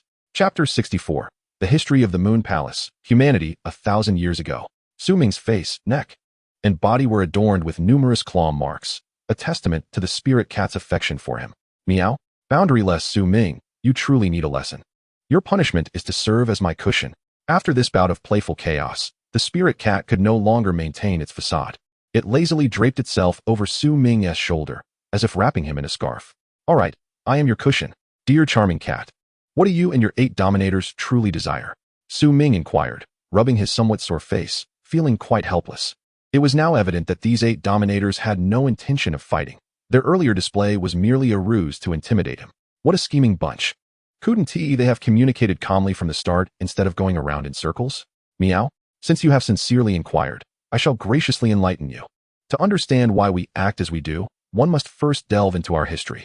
The spirit cat spoke with an air of wisdom, as if the history it was about to recount held great depth. Su Ming did not interrupt. After all, he was a researcher. Gaining insight into the history of the dominant races within the secret realm would undoubtedly aid him in nurturing his beasts. Moreover, this was the first time humanity encountered a scenario where 8 dominators coexisted within a single secret realm. His curiosity had been thoroughly piqued. The cat cleared its throat, stretching its body before elaborating on the history of the Moonlit Lake secret realm and the world fragments inhabited by the dominators. Meow, the world fragments we inhabit were once part of the same realm you refer to as the Moonlit Lake. It is a part of the Moon Palace world. The Moon Palace is the name of our original world, where there is no sun, only the moon. Almost all creatures are blessed by moonlight, able to absorb its energy and grow stronger. According to our clan's ancient texts, it seems that over 1,000 years ago, our world was embroiled in an astonishing war with other realms. This conflict shattered our world into fragments, resulting in our ancestors being forced to survive within these remnants. Relying on the resources inherent within the fragments of the world, having endured millennia of trials and survival, it has evolved into its current form. The moonlit spirit cat spoke with utmost seriousness, and Su Ming listened attentively. It was astonishing to learn that the earliest formation of these secret realms can be traced back over 1,000 years. This revelation was indeed a piece of information unknown to humanity. According to the elves of the Enchanted Forest, their ancestral records indicate that the world shattered merely 700 years ago. It appears that the emergence of each secret realm varies in timing, and the Moon Palace, where the feline resides, likely belongs to the earliest broken worlds. After all, no other realm has been noted to have shattered prior to the Moon Palace, indicating that. In terms of the timeline of fragmentation, the Moon Palace holds a rather advantageous position. The weakest would surely be the first to perish. Su Ming's mind raced through the information he had acquired about other secret realms, and in light of the current circumstances, it became evident that the moonlit spirit cat had spoken truthfully, with no reason to deceive. What benefit would there be in misleading him regarding the historical narrative of the secret realms? The cat had no justification for such a course of action. Thus, with history recounted, it was time to address the intentions of the formidable beings before him. Meow. The resources within the fragments of the world are nearly depleted, and those in the Moonlit Lake secret realm are woefully inadequate. We had hoped to venture into the outside world and plunder a fortunate race, yet unexpectedly encountered you humans. The moonlit spirit cat shook its head in resignation, its tail brushing against Su Ming's face, causing an itch he struggled to suppress. Wait a moment. Wasn't your prior stance to include humans in your plundering plans? Did you not seek to seize the vast territory of the cold domain as your own? Su Ming grasped the cat's tail, the soft fur nearly provoking a sneeze, which he fought to suppress lest it disrupt his train of thought. Meow. First, you impolite human. Kindly release my tail. Secondly, our ancestors were originally your beasts of burden. According to our ancestral teachings and the moon's guidance, there is no justification for us to act against you. The moonlit spirit cat's astonishing revelation rendered Su Ming momentarily speechless. No matter how hard he tried, he could not fathom a reason for these 8 formidable beings to harbor no ill intent. It was utterly bewildering. How could it be that the ancestors of these 8 powerful beings were once human beasts of burden? Was it truly so fantastical? Did the human race exist over 1,000 years ago, and in other worlds no less? Su Ming was utterly confounded. This contradicted everything he had learned about human history. When had humanity ever been so illustrious? He desperately scoured his mind for information from before the Great Cataclysm, only to discover that history seemed as if it had been deliberately erased. He knew of humans existing 200 years ago, yet was entirely ignorant of their circumstances at that time. Damn it, both man and beast are concealing truths. Why can't this information be made public to all of humanity, even if it cannot be shared with everyone? Why not disclose it to the master breeders who have made exceptional contributions to the human race? Why must they keep me in the dark? This is simply unfair. Su Ming thought silently, already aware that this was undoubtedly a scheme orchestrated by the human empire. He could not comprehend the rationale behind withholding information from before the Great Cataclysm. Yet, since the human empire had chosen to act in such a manner, there must be some reason behind it. If he were truly curious, perhaps he could inquire with Zhangcheng's mentor, the deep-sea monster. As for why not consult Zhangcheng himself? Well, Zhangcheng was also a master breeder, of equal standing. If he was unaware of the information, then it would be quite miraculous if he were to know. However, that didn't make sense either. If it was indeed according to ancestral teachings and the moon's guidance, then why had they initially sought to seize human territory? This was a blatant contradiction. Su Ming seemed to have stumbled upon a critical point. The moonlit spirit cat claimed their ancestors were once human beasts of burden while simultaneously seeking to claim human lands. Is this the behavior of a proper beast of burden race? It was utterly absurd. He had every reason to suspect that this latter statement was merely a fabrication by the cat, an attempt to excuse itself. This line of thought made sense. How could humans have been so formidable, leading the Moon Palace in a grand war? Su Ming cast a disdainful glance at the moonlit spirit cat, peering through its moon-like pristine eyes as if to glimpse its true intentions. Meow. We did not wish for this either. Who could have predicted that modern humans would be so feeble? The fact that they have cultivated the blazing level to such a state, yet still dare to call themselves master breeders, is quite the embarrassment. Initially, we intended to merely test the strength of contemporary humans, but instead found them lacking in power, though their spirit to defend their home remains intact. If they were to lose that spirit, we would have to seriously consider whether we should continue to follow humanity. Su Ming's expression of pride instantly turned to stone. After simulating the breeding system, the moonlit spirit cat became the second being to dare question his qualifications as a master breeder. He felt a surge of frustration. He had thought he had found a critical point, but instead, he had uncovered a counterpoint from the moonlit spirit cat. The worst part was that he had no way to refute it, which was quite disheartening. I am the youngest master breeder, the hope for the revival of humanity, a giant in the future breeding realm. Those who look down upon me shall see how the tides turn. Do not underestimate a master because of his current circumstances. Chapter 65. The Gifts of Ancestors, a Bountiful Harvest. According to the moonlit spirit cat, humans 1,000 years ago were incredibly powerful. Not only could they traverse various worlds, but they also commanded beasts of burden far surpassing the blazing level, based on the collective records of their several dominant races. Along with the oral traditions passed down through generations, it was clear that humanity was extraordinarily mighty at that time, nearly becoming the sovereigns of the cosmos. Stunned, Ming grappled with the revelation of humanity's past strength. If humans were so formidable 1,000 years ago, how had they fallen to such a state? This defied logic. Listening in confusion, he realized that the 8 blazing level overlords truly harbored no malice, allowing him to feel at ease as he instructed Zhou Hong to escort everyone else out. He chose to remain in the Moonlit Lake's secret realm to discuss how to accommodate the 8 powerful beings and their future plans. Meow? We too did not anticipate modern humanity's frailty. Aside from their appearance, they differ greatly from the descriptions in our records and ancestral tales, particularly in strength, which is remarkably lacking. Considering your current level classifications, to my knowledge, beyond the blazing level, there are the star, crescent, and blazing sun levels. As for what lies beyond, I am uncertain. The records have been somewhat fragmented, yet there undoubtedly exist even higher realms. The moonlit spirit cat's words were astonishing. Ming had long suspected that the blazing level was not the pinnacle for beasts of burden, but he had never imagined it to be merely the starting point. According to the cat's prior assertions, cultivating blazing level beasts of burden had been a trivial matter for humans 1,000 years ago, devoid of any challenge. No wonder it had previously claimed he was lacking. Compared to the descriptions in the records, Ming truly felt somewhat pathetic as a contemporary breeder. While others cultivated blazing level beasts as easily as one would eat and drink, he struggled even to breed a star-level beast. How could the disparity between modern and ancient humanity be so vast? Such a notion was misguided. How could one deny the efforts of contemporary humanity simply because their ancestors were so exceptional? Historical accounts indicated that before the Great Cataclysm, humanity had no knowledge of beasts of burden. In just 200 years, they had cultivated and evolved the breeding of beasts into their current form. Under the absence of any guiding legacy, that was already quite remarkable. In his heart, Ming mused, standing on the shoulders of giants certainly facilitates rapid growth. Yet, it is lamentable that his ancestors left no records regarding beast taming, let alone the more intricate art of cultivation and evolution. The present human race is not perched upon the shoulders of giants. They are distinctly mired in the quagmire, having achieved today's results only through perilous adventures and unyielding efforts.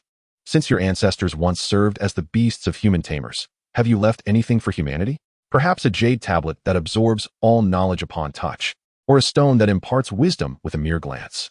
Ming chose not to dwell on the chasm between modern and ancient peoples. Instead, he aspired to inherit the legacy bequeathed by humanity of yore. It is widely acknowledged that, according to human imagination, those immensely powerful beings often employed various means to leave behind their legacies, ensuring the continuation of their race. Could it not be that within the fragment of the world recently connected to the Moonlit Lake's secret realm, such treasures exist? Meow? The artifacts left by ancient humans. All that could be utilized have been employed by us, yet there remain a few items we cannot comprehend, seemingly usable only by you humans. Heron, fetch that pile of refuse and see if this human named Ming can make use of it. One of the 8 blazing overlords, the heron, immediately spread its wings and soared towards the rift of the world fragment, disappearing in the blink of an eye. What nonsense. So, the items that your races cannot utilize are deemed rubbish, is it? Could you not extend a modicum of respect for the artifacts left by our ancestors a millennium ago? It must be said, this heron is remarkably swift, far surpassing any blazing overlord I have ever encountered. The cultivation methods of our ancestors are indeed superior to those of today. Ming, with a somewhat rough hand, ruffled the head of the feline, his demeanor growing ever more brazen upon discovering the 8 overlords' affinity for humans. He simultaneously marveled at the prowess of his forebears while anticipating the treasures they left for future generations of humanity. Meow meow meow. You, human, lack all sense of reason. I have made it abundantly clear that you are not to touch my fur. Humph. Do you not take pleasure in frightening others? I merely seek to collect a bit of interest in return. Ming recalled the disdainful remarks from the mischievous cat regarding his cultivation skills and felt compelled to retaliate. Meow? The moonlit spirit cat resisted for a moment, yet ultimately succumbed to Su Ming's embrace. Oddly enough, the cat began to find Su Ming's caresses rather pleasant, ceasing its struggles entirely, even allowing its temper to be soothed. "Little kitty, can I not subdue you? I am a master cultivator and a friend to beasts, capable of making all rabbits and foxes feel at ease. A mere kitten is no challenge." Su Ming's thoughts took a different turn. The simulated cultivation system consumes a significant amount of mental energy, and it is highly probable that the beast he contracts in the future will possess strong mental attributes. This adorable cat, not only boasting dual rare attributes, but also embodying the very mental affinity he requires, must surely be his. Unbeknownst to the moonlit spirit cat, this brief encounter has entangled it with a rather nefarious human. "Mimi, would you care for some cat food?" "Meow," Su Ming whispered softly into the cat's ear, causing it to puff up in indignation. "What is this nonsense about food? Remove your foul mouth from my face." The moonlit spirit cat firmly declined and leapt back onto the back of the silver wolf king. "Meow, hands off, you ill-intentioned human. I am much more comfortable atop my noble wolf's back." Su Ming made no attempt to prevent the moonlit spirit cat from escaping. On one hand, his small stature could not hinder it, and on the other, what cat could resist the lure of food? If any could, a sprinkle of catnip would surely reveal the cunning of humans. Caw! Within mere minutes, the pristine white heron returned from the rift of the world fragment, clutching a sack of assorted items in its talons. No, how could these be mere scraps? They are the very hope for humanity's resurgence. Here it comes. Here it comes. The rise of humanity is upon us. Mine, all mine. Greedily, Su Ming's eyes sparkled with gold. He could hardly contain his eagerness to examine the treasures left by humanity a millennium ago. He decisively opened the sack, revealing its contents, which could be categorized into 3 distinct types. The first category consisted of stones bearing a crescent moon insignia, akin to Pokemon evolution stones he had seen in his previous life, likely meant for the super evolution of moon-type beasts. The second category comprised electronic components resembling game consoles, similar to the skill machines from his past, which could impart skills for all beasts. The final treasure, of which there was only one, bore no relation to the Pokemon of his former life, for the humans of a millennium ago were far from being super beings. How could everything relate to Pokemon? The crescent moon stones were the most abundant, filling half the sack. Their precise function would only reveal itself upon further research. The electronic components, however, he managed to tinker with, discovering a new name for them. It was as if he pressed the power button, and the device successfully powered on. Yet, after a few flickers, the screen dimmed, possibly due to not pressing the next button in the sequence, causing it to fall into sleep mode. Of course, there was another possibility. These electronic components could be faulty, as one well understands in the realm of technology. Lastly, the singular treasure resembled a black flashlight. With a button at the center of the handle, what might occur upon pressing it remained a mystery. Adhering to a principle of caution, he thought it prudent not to press it indiscriminately. What if it were a mass destruction weapon crafted by humans a millennium ago? That would spell disaster indeed. Chapter 66. Su Ming's first beast companion. The information of 7 overlords. Su Ming's expedition into the secret realm for rescue could be deemed a resounding success. Not only did he acquire a sack brimming with treasures bestowed by humanity from a millennium ago, but he also inadvertently secured the allegiance of 8 blazing overlords. Indeed, with his silver tongue and audacious demeanor, he had managed to persuade the 8 overlords, even convincing them to relocate the entire Moonlit Lake secret realm to his Mingware Research Institute. Today is a fortuitous day. All that I wish for shall come to fruition. I have resolved that each year on this day will henceforth be my lucky day. Upon waking early to welcome the Pig King's bath, this ritual is essential for securing good fortune. As expected, Su Ming began to indulge in abstraction, reaping a trove of treasures along with the trust of 8 blazing overlords. Throughout the annals of human history, no individual has ever achieved such remarkable feats. He has pioneered a new path in the art of persuasion, characterized by deception and grand promises, later filling in the gaps of the process. As the youngest master cultivator, he possesses unwavering confidence in his capabilities. Meow. Remember the terms you agreed upon. From this moment forth, you may freely govern everything within the Moonlit Lake secret realm, even permitting other beast races to reside therein. However, you must elevate us 8 to star level within 5 years. Should you fail, do not blame this cat for turning its back on you. Such was the agreement forged between Su Ming and the 8 overlords, or rather, the means by which he had cunningly secured 8 overlord bodyguards. It is well known that after 2 centuries of temporal evolution, no beast taming master or cultivation master has succeeded in evolving beasts to the higher tier of star level. Thus, why would he dare propose such a deal? The answer is simple: the simulated cultivation system. Fear not, dear cats, for For I, Su Ming, am a man of my word. I have never failed to fulfill a promise. I guarantee that within 5 years, you 8 shall break through to star level. Su Ming confidently patted his chest, asserting that this was akin to the principle of loans. Regardless of whether one could recoup the money, the funds would be disbursed first. If he had the means, he would repay. If not, he could simply eliminate the debt. Repayment was a future concern, and for now, he sought immediate gratification. Moreover, if even he, equipped with a simulation cultivation system, could not accomplish this, then it was laughable to expect the other 8 overlords to succeed. The collective strength of humanity was evident. He was the most capable of nurturing a star-level beast. Although he was not yet a master cultivator but merely a novice, this was of little consequence. In addition to striking a deal with the 8 overlords, he had clandestinely signed a beast contract with the Moonlit Spirit Cat. Do not inquire how the cat consented. Perhaps it was due to his exceptional petting skills, or perhaps his knack for grandiose promises. In any case, after Su Ming pledged to serve as the cat's cushion and promised to be the first to elevate it to a star-level beast, the cat graciously accepted him as its companion. Wow, is this the power of the blazing flame? I feel unprecedentedly strong. I could vanquish 800 of my former selves with a single punch. Ecstatic, Su Ming brandished his fists and demonstrated a clumsy rendition of the 3-claw cat technique, leaving the other 8 overlords, including the cat, utterly speechless. The punches he threw bore no resemblance to martial prowess. Akin to a dog swimming in water, lacking both grace and any semblance of offensive capability. It was as if the left hemisphere of his brain was battling the right, resulting in a product of thought after deliberation. Meow? Spare us the embarrassment of such a display. The Moonlit Spirit Cat promptly slapped Su Ming awake, leaving paw prints on his face, snapping him back to reality. Since you are my first beast, you must be bestowed with a splendid name. Observing your silvery white fur and volatile temperament, with occasional puffs of exasperation, how about naming you the White Gas Cylinder? Meow. Before Su Ming could finish his sentence, he was met with a flurry of blows from the cat, who was displeased by his insolent words. Mistake, mistake. Oh, dear adorable cat, I was wrong. I promised to name you properly this time. Su Ming pleaded for mercy, realizing that, despite his elevation to the blazing flame level, he remained the weakest among that tier. It was no wonder he was being relentlessly pursued by beasts of the same rank. Unless he mastered the exceedingly rare beast powers, he would forever remain at the bottom of the combat hierarchy. Meow? If you continue to prattle on abstractly, I shall return and tear your bed to shreds.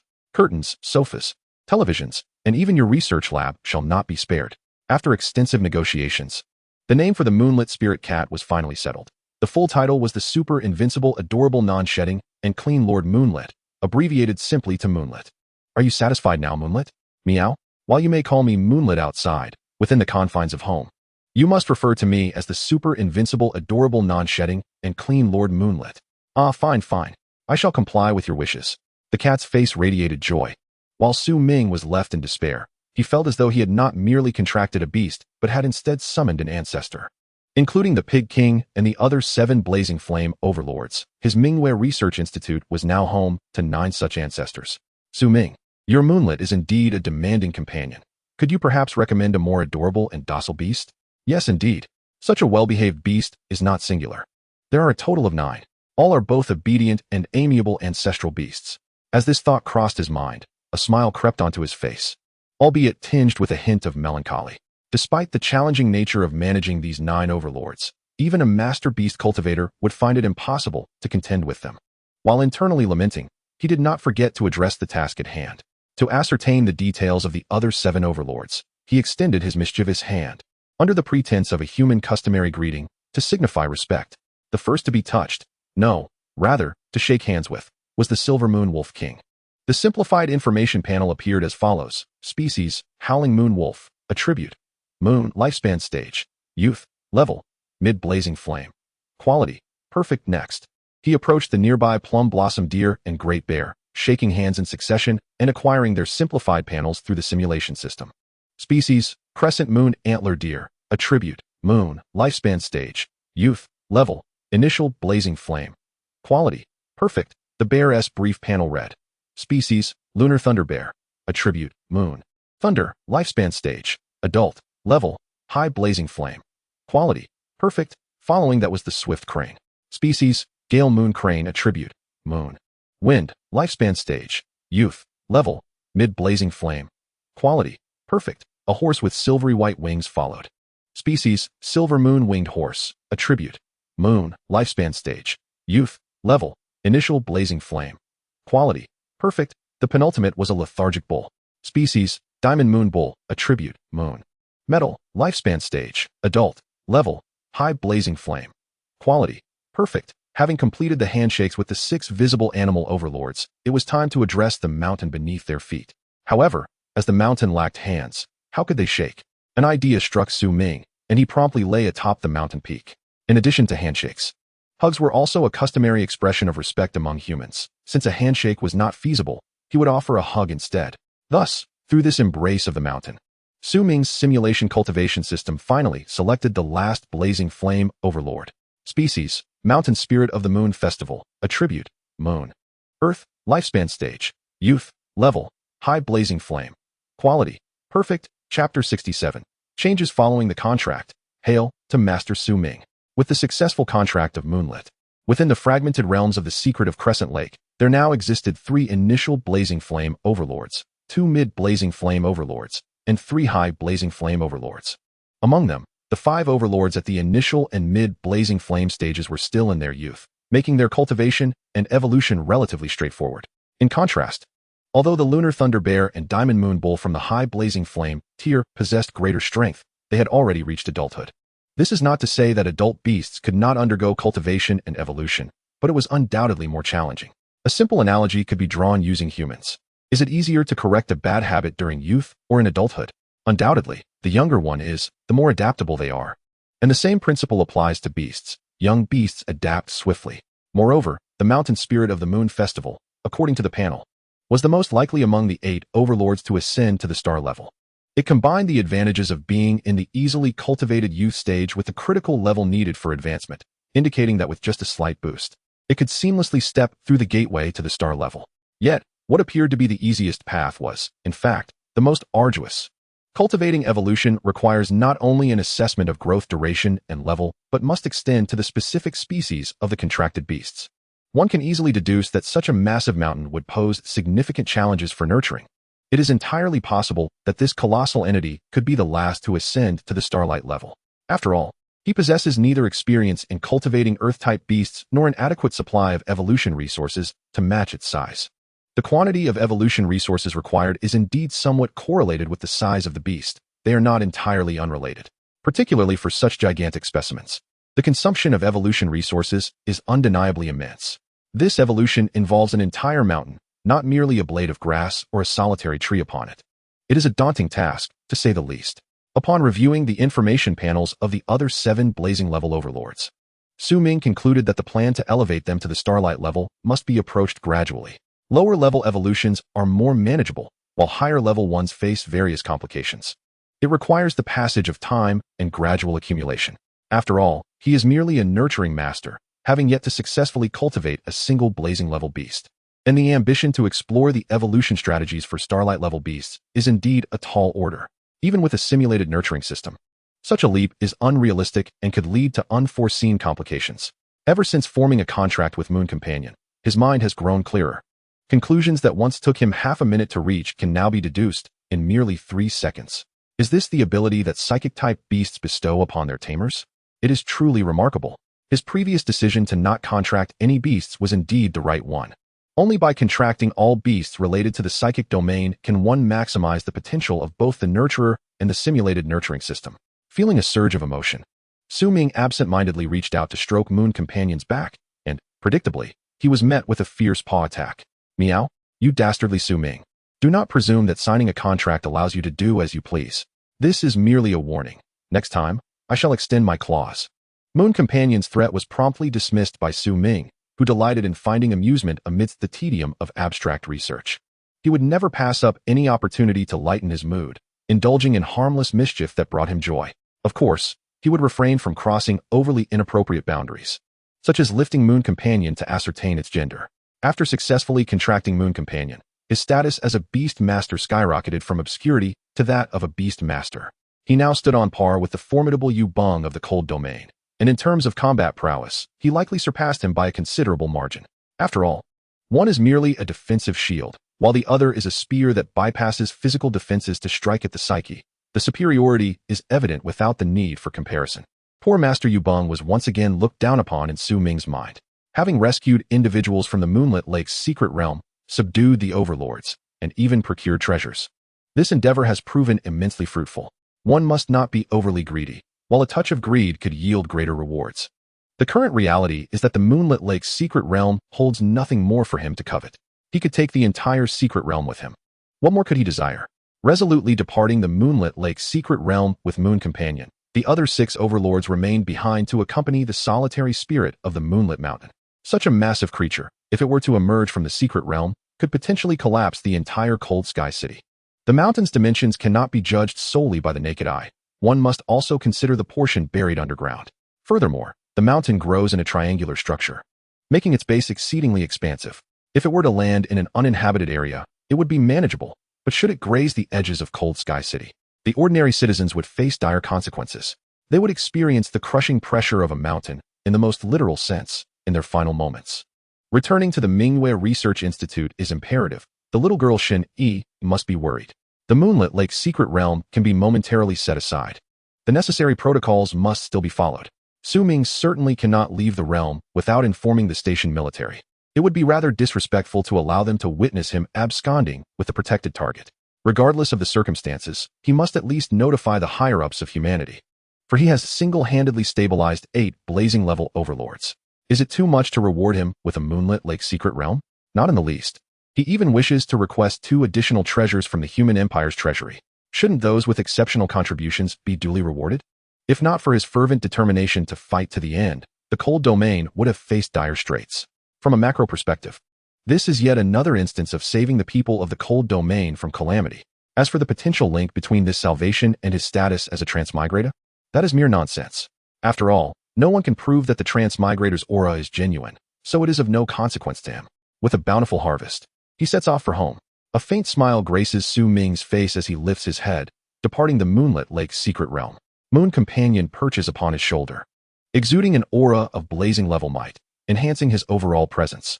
The military stationed around the Moonlit Lake's secret realm salutes him in unison, proclaiming loudly, "Thank you, Master Su Ming, for your contributions to humanity. We shall forever remember your achievements.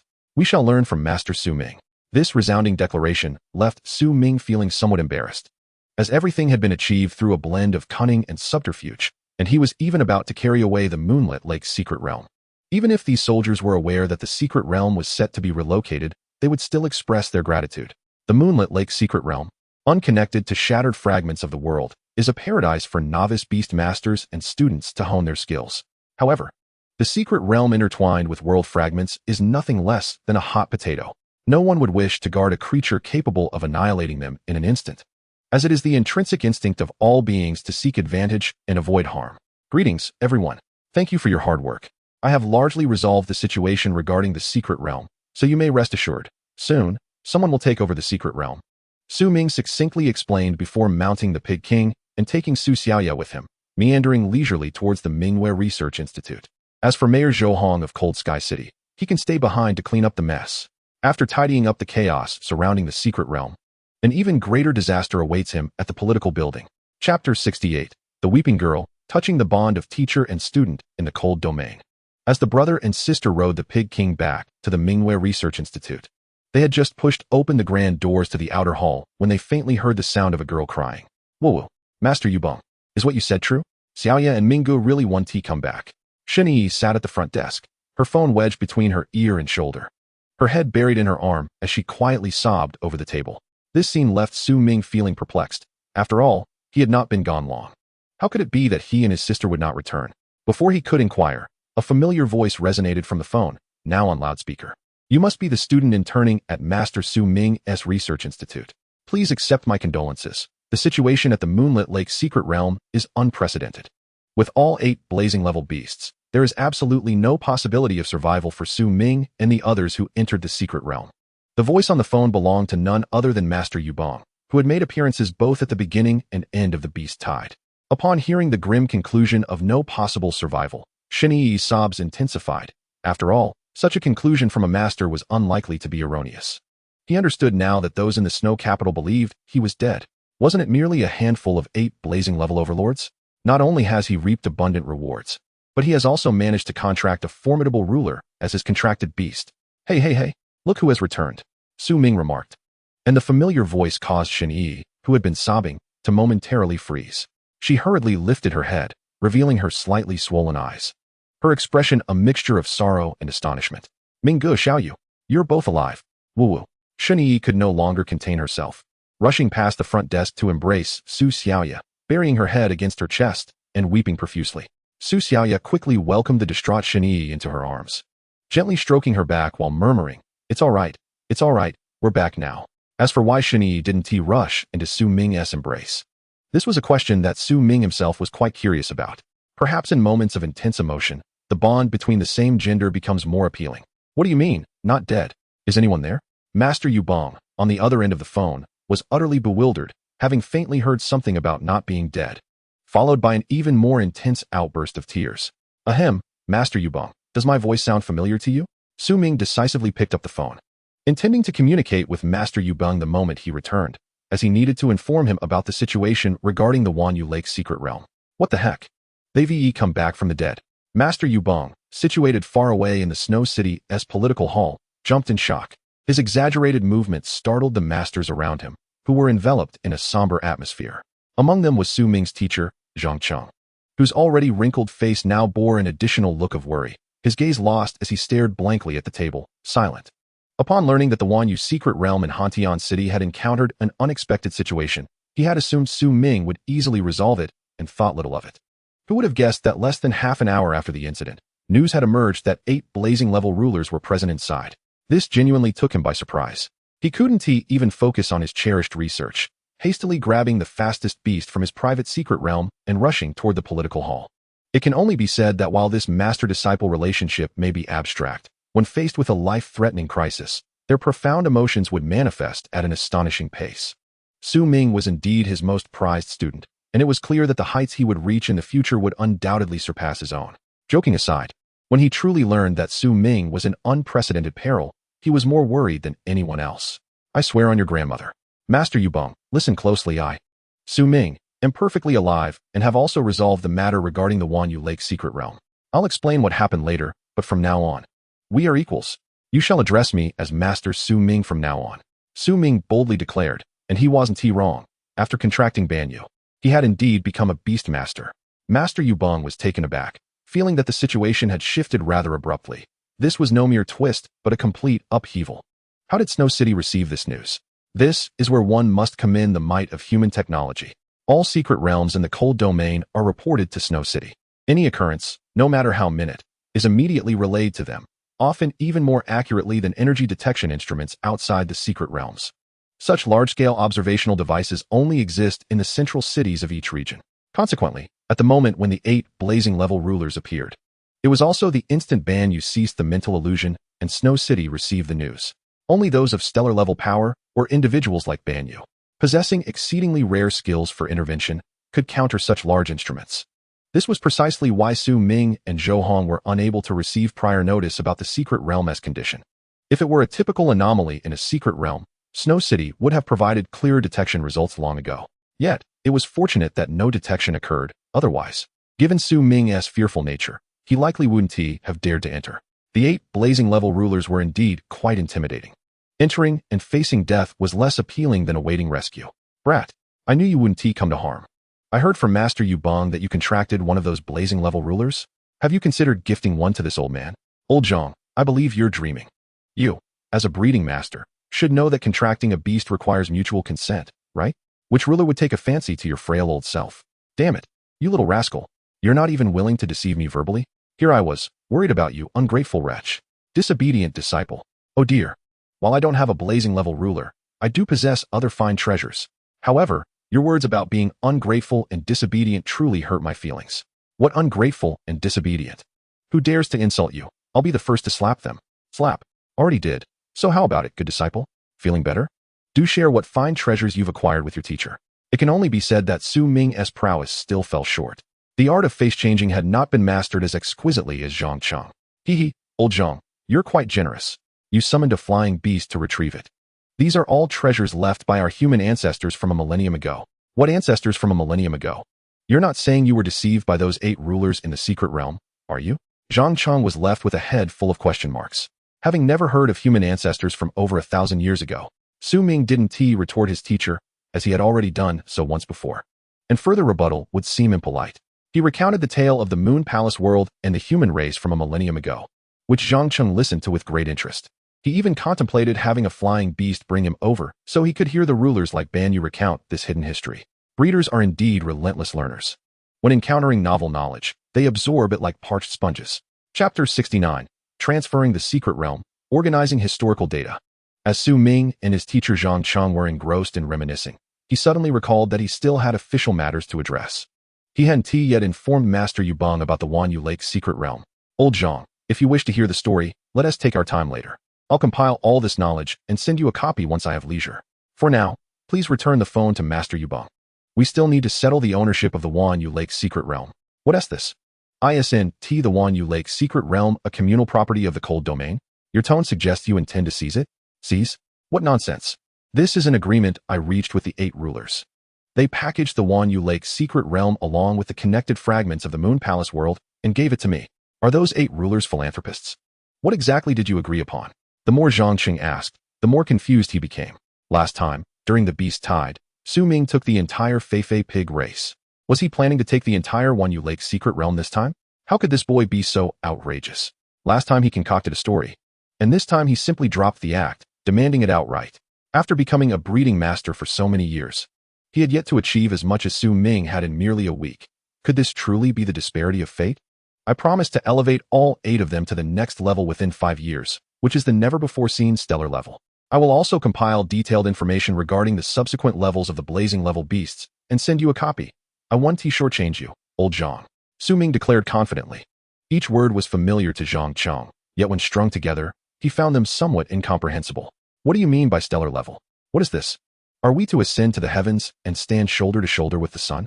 My goodness, such audacity to speak up. Not even a master cultivator.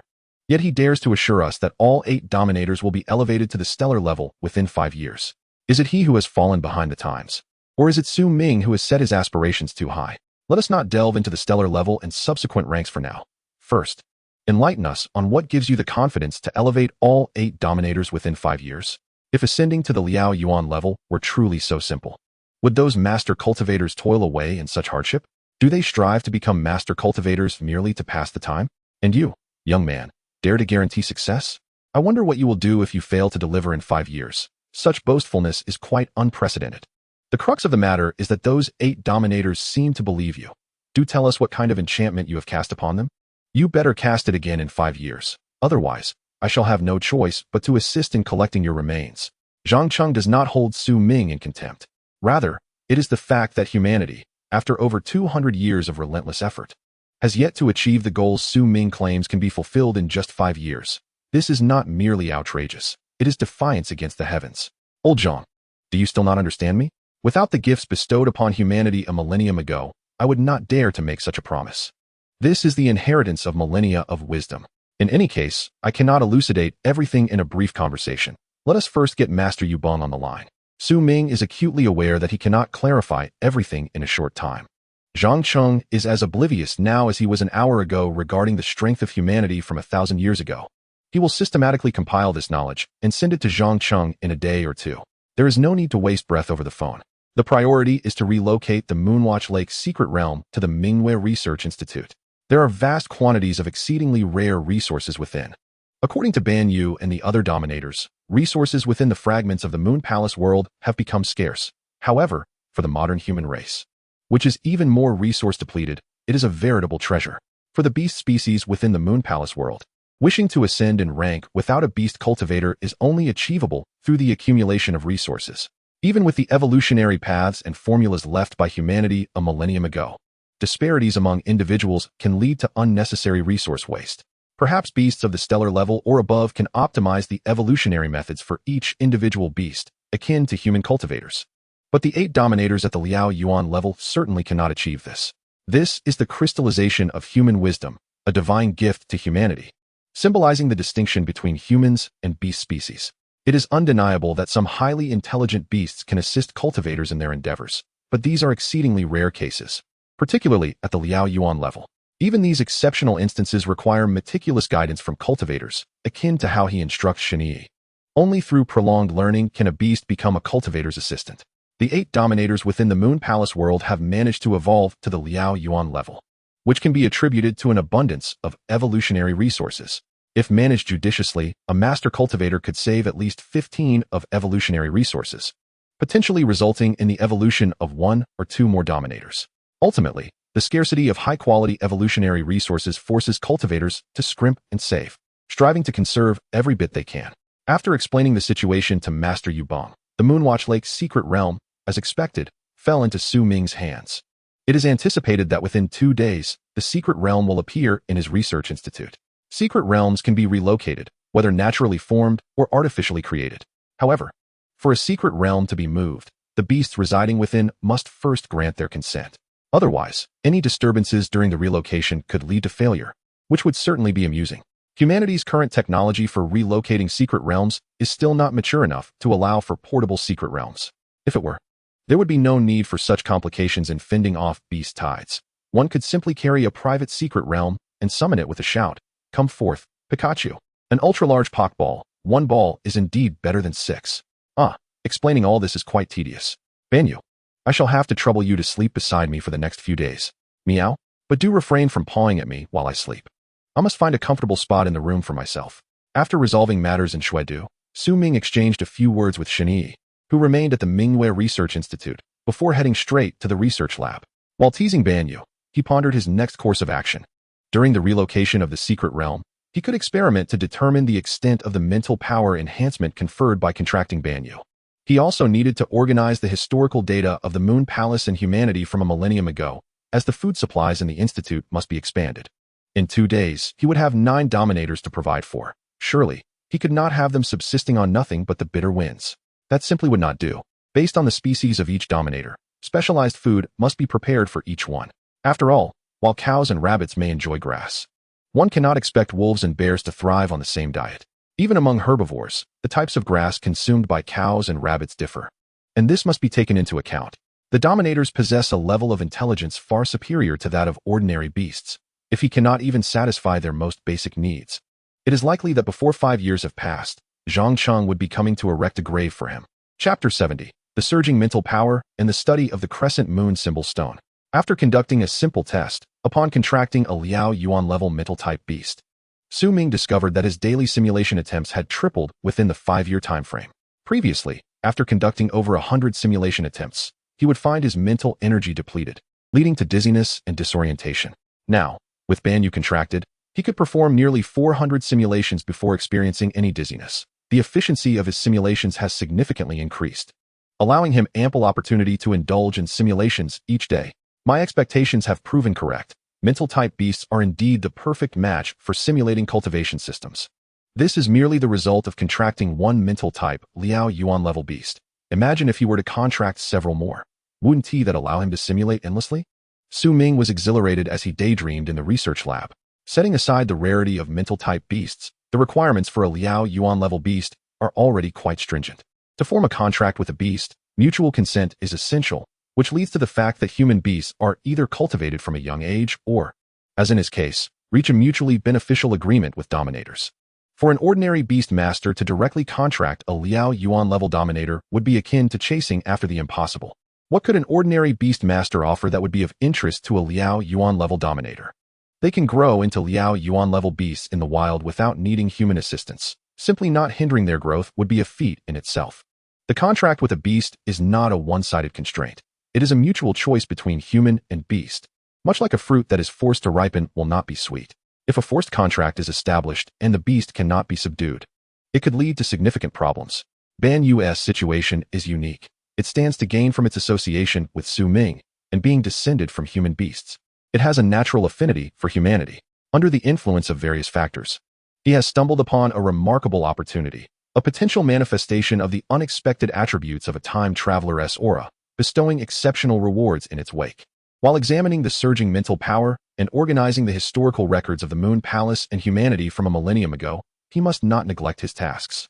When he encounters uncertainties in the historical materials, he can readily consult the languid Banyu beside him. Consequently, the pace of his organization exceeds his expectations. After toiling for an indeterminate number of hours, he found himself utterly devoid of fatigue, a testament to the remarkable surge in his mental fortitude, which further enhanced his capacity to endure sleepless nights. Henceforth, what once constituted 2 or 3 days of nocturnal study would now transform into 2 or 3 weeks. The exquisite pleasure of slumber gradually receded from his grasp. Alas, the journey of growth invariably requires relinquishing certain comforts. It was abundantly clear that Su Ming had forfeited the joy of sleep. As he meticulously organized his findings while consulting Banyu to rectify any gaps, he finally synthesized a rough outline of humanity's history from a millennium ago. Legend has it that 1,000 years passed. The lunar palace had already established its presence amidst the vast cosmos for an unquantifiable duration.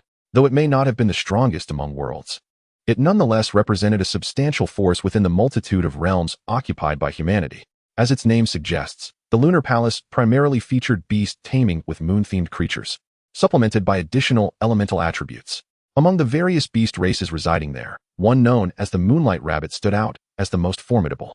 Through meticulous cultivation by humans a millennium ago, the Moonlight Rabbit race produced several blazing, sun-level super beasts.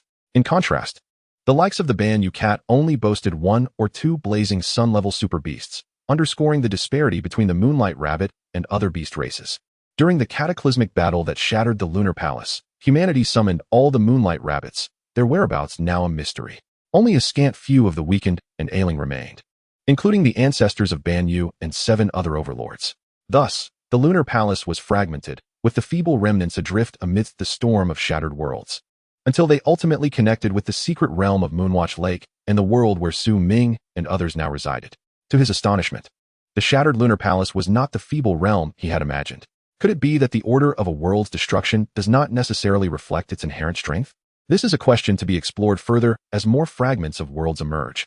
Su Ming expanded upon his personal reflections, marking uncertain areas to avoid misleading Zhang Cheng and the others.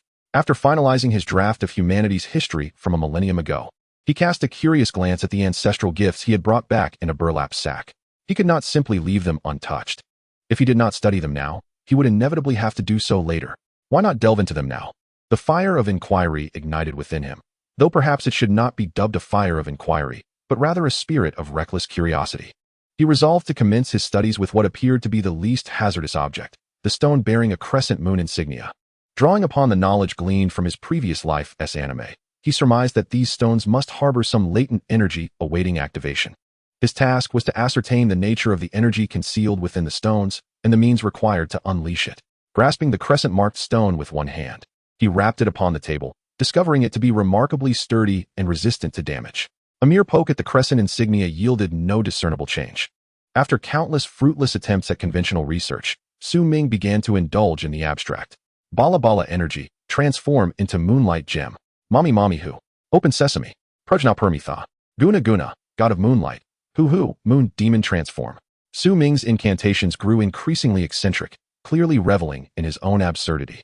Regrettably, regardless of the incantations he uttered, this ancestral gift from humanity remained unresponsive, leaving him in a state of discontent after his whimsical experimentation. What a wretched stone.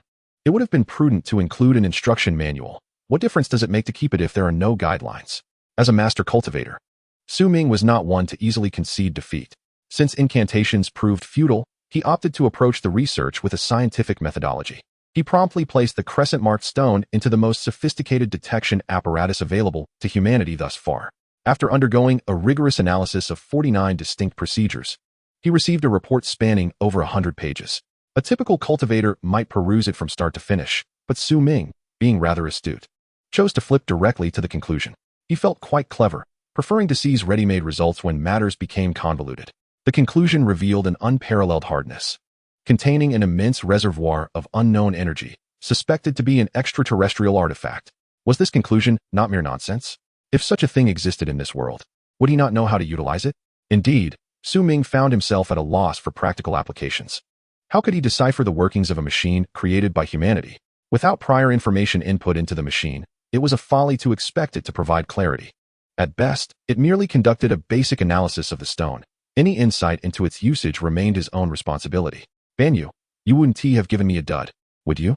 Is there no record within your clan on how to utilize such a stone? Meow, if we knew, would you even be researching it? We already mentioned that our records are incomplete. Why not investigate the other two items? Perhaps they hold clues left by humanity a millennium ago. Banyu shrugged helplessly. It was merely an ordinary cat, proficient only in spiritual and moon-based spells, utterly ignorant of the stones left behind. At a crucial moment, there was not a single reliable ally. Perhaps sending a few items to old Zhang and the others might yield some discoveries. When research hits a dead end, the solution is not to stubbornly persist alone, but rather to share the quandary with others. 1,000 perspectives might unveil 1,000 possibilities. And perhaps other cultivators or masters could discern the utility of these stones from a fresh angle. Chapter 71. Research hits a stalemate? The dark hand approaches. Su Ming's examination of the crescent stone was abruptly halted, bereft of any direction. He opted to explore another gift from humanity a millennium ago, an electronic component that flickered to life before promptly shutting down. Although termed an electronic component, it bore an impressive appearance, reminiscent of the large gaming consoles from his past life, with an array of buttons on either side and a central screen. The buttons were adorned with arcane symbols, likely a form of encryption utilized by humanity a millennium ago, the meaning of which eluded him. Despite being of human origin, the cultural and linguistic disparities between their civilizations were vast. After a series of futile manipulations, he successfully located the power button. As other buttons had yielded no response during the inactive state, the hardest part was over. Having found the power button, he was confident he could discern the proper usage of the machine. With renewed determination, Su Ming continued his exploration. The device, akin to a handheld console, boasted over 20 buttons of various sizes, amplifying his impression of it as a gaming machine. After several more minutes of experimentation, he finally uncovered another button, which, as anticipated, was the volume control. When powered on, the device emitted a beeping sound, serving as a startup alert. If the volume button had been pressed during the last startup, the subsequent activation would produce a louder beep. Why couldn't the ancients have simplified the buttons a little? Su Ming silently lamented, feeling somewhat foolish for having only discovered the volume control after such effort. For the time being, he was determined not to cease his research until he had unveiled the functions of all the buttons. Beep. Wibbly-wobbly beep. After toiling for several more minutes, Su Ming finally coaxed additional sounds from the machine. However, a new dilemma arose. While he had elicited sounds, he still had no comprehension of their meanings. He is not a human from a millennium ago. How could he possibly comprehend the language of that distant era? I am weary. Let it all come to ruin. Could it truly be, as the 8 overlords suggested, merely a sack brimming with rags, lacking a manual and burdened by a language barrier? Su Ming now felt as though he were deciphering an alien toy, and it would be a miracle if he could make any sense of it. Perhaps the humans of 1,000 years prior never anticipated such a fracture in human civilization. Not only had they forgotten the history of a millennium past, but they had also lost the very language itself. If he were to leave a message for humanity 1,000 years hence, he certainly would not have contemplated the possibility of language being forgotten. What a calamity! What has befallen human civilization? According to Banyu, humans from a millennium ago were a cosmic race, the rulers of countless worlds. Logically, such powerful beings could not have fallen to this pitiful state. In that moment, Su Ming pondered deeply, even questioning whether the humans of a millennium ago and those of the present were truly the same species. With no other recourse, he turned his gaze towards the sole object he had yet to examine, a peculiar device reminiscent of a flashlight. Alas, it seemed he would have to investigate this bomb-like object after all. If it were indeed a bomb, did the ancestors of the overlords never press it out of curiosity? Su Ming found it hard to believe that their forebears lacked such curiosity. Surely, throughout the millennia, there had been reckless souls who had pressed this switch. If the ancestors of the overlords had pressed it without incident, it stood to reason that he would not face any danger by doing so. Banyu, are you certain this device poses no threat? Su Ming, a cautious master of cultivation, worried that perhaps the overlord's ancestors were not as inquisitive as he presumed. Meow? You say this device has been pressed by the elders of our clan hundreds of times, and it's merely a distress signal device that, when activated, summons beast tamers to their aid, yet nothing ever happens? With Banyue's reassuring reply, Su Ming's last shred of concern dissipated entirely. Embracing the philosophy of fortune favors the bold, he felt compelled to press the button on the flashlight-like apparatus. He felt a sharp prick on his thumb, akin to a needle during a blood draw at the hospital. In truth, he had not been drawing blood, but this strange device had indeed pricked him. What the hell? What is this thing doing, drawing my blood? Banyu, is this what you meant by nothing happening? Su Ming felt a wave of frustration, sensing he had been deceived. These overlords hardly seemed noble. Meow? What do you mean, drawing blood? I have no idea. Banyue's wide eyes expressed innocence as it gazed at Su Ming, clearly unacquainted with the blood-drawing incident triggered by pressing the button. Ding dong. Yippee, foreign currency, foreign currency. The sudden sound startled both Su Ming and Banyue. To their astonishment, after extracting some blood, the black device resembling a flashlight emitted a noise. What is this? Not only had it drawn my blood, but it also spewed forth a plethora of incomprehensible symbols. Could it not translate into a language I can understand? Good news, the device is activated. Bad news, Su Ming cannot comprehend it. This is quite awkward. Ding dong. Adaptive mode activated. Matching current language systems. Pulse wave device capturing linguistic information within a radius of 10,000 miles. Integration complete. How is it that I suddenly understand? Wait, did the humans of a millennium ago truly consider the potential loss of language and civilization? Su Ming was momentarily dumbfounded, perhaps captivated by the foresight of the ancient humans, or simply astonished by the myriad functions of this small device. Meow, this is fantastic. This is undoubtedly a creation of the ancient human cultivators. Cats may even ascend to the stellar or crescent levels. The surreal scene of a bewildered human, an excited cat, and a pulse wave-emitting flashlight was undeniably peculiar. Bloodline detection successful. Current holder identified as a pure-blood human. The Human Spark Cultivation Program is officially initiated. Time since last activation, 1,395 years. Su Ming gradually emerged from his stupor, the mechanical voice announcing the Human Spark Cultivation Program echoing in his ears. Incredible. The humans of a millennium ago were indeed remarkable. No wonder they became a cosmic race. Their foresight was unparalleled. They even devised something as sophisticated as the Human Spark Cultivation Program. Su Ming felt a profound admiration. How could a species destined for greatness not have contingency plans?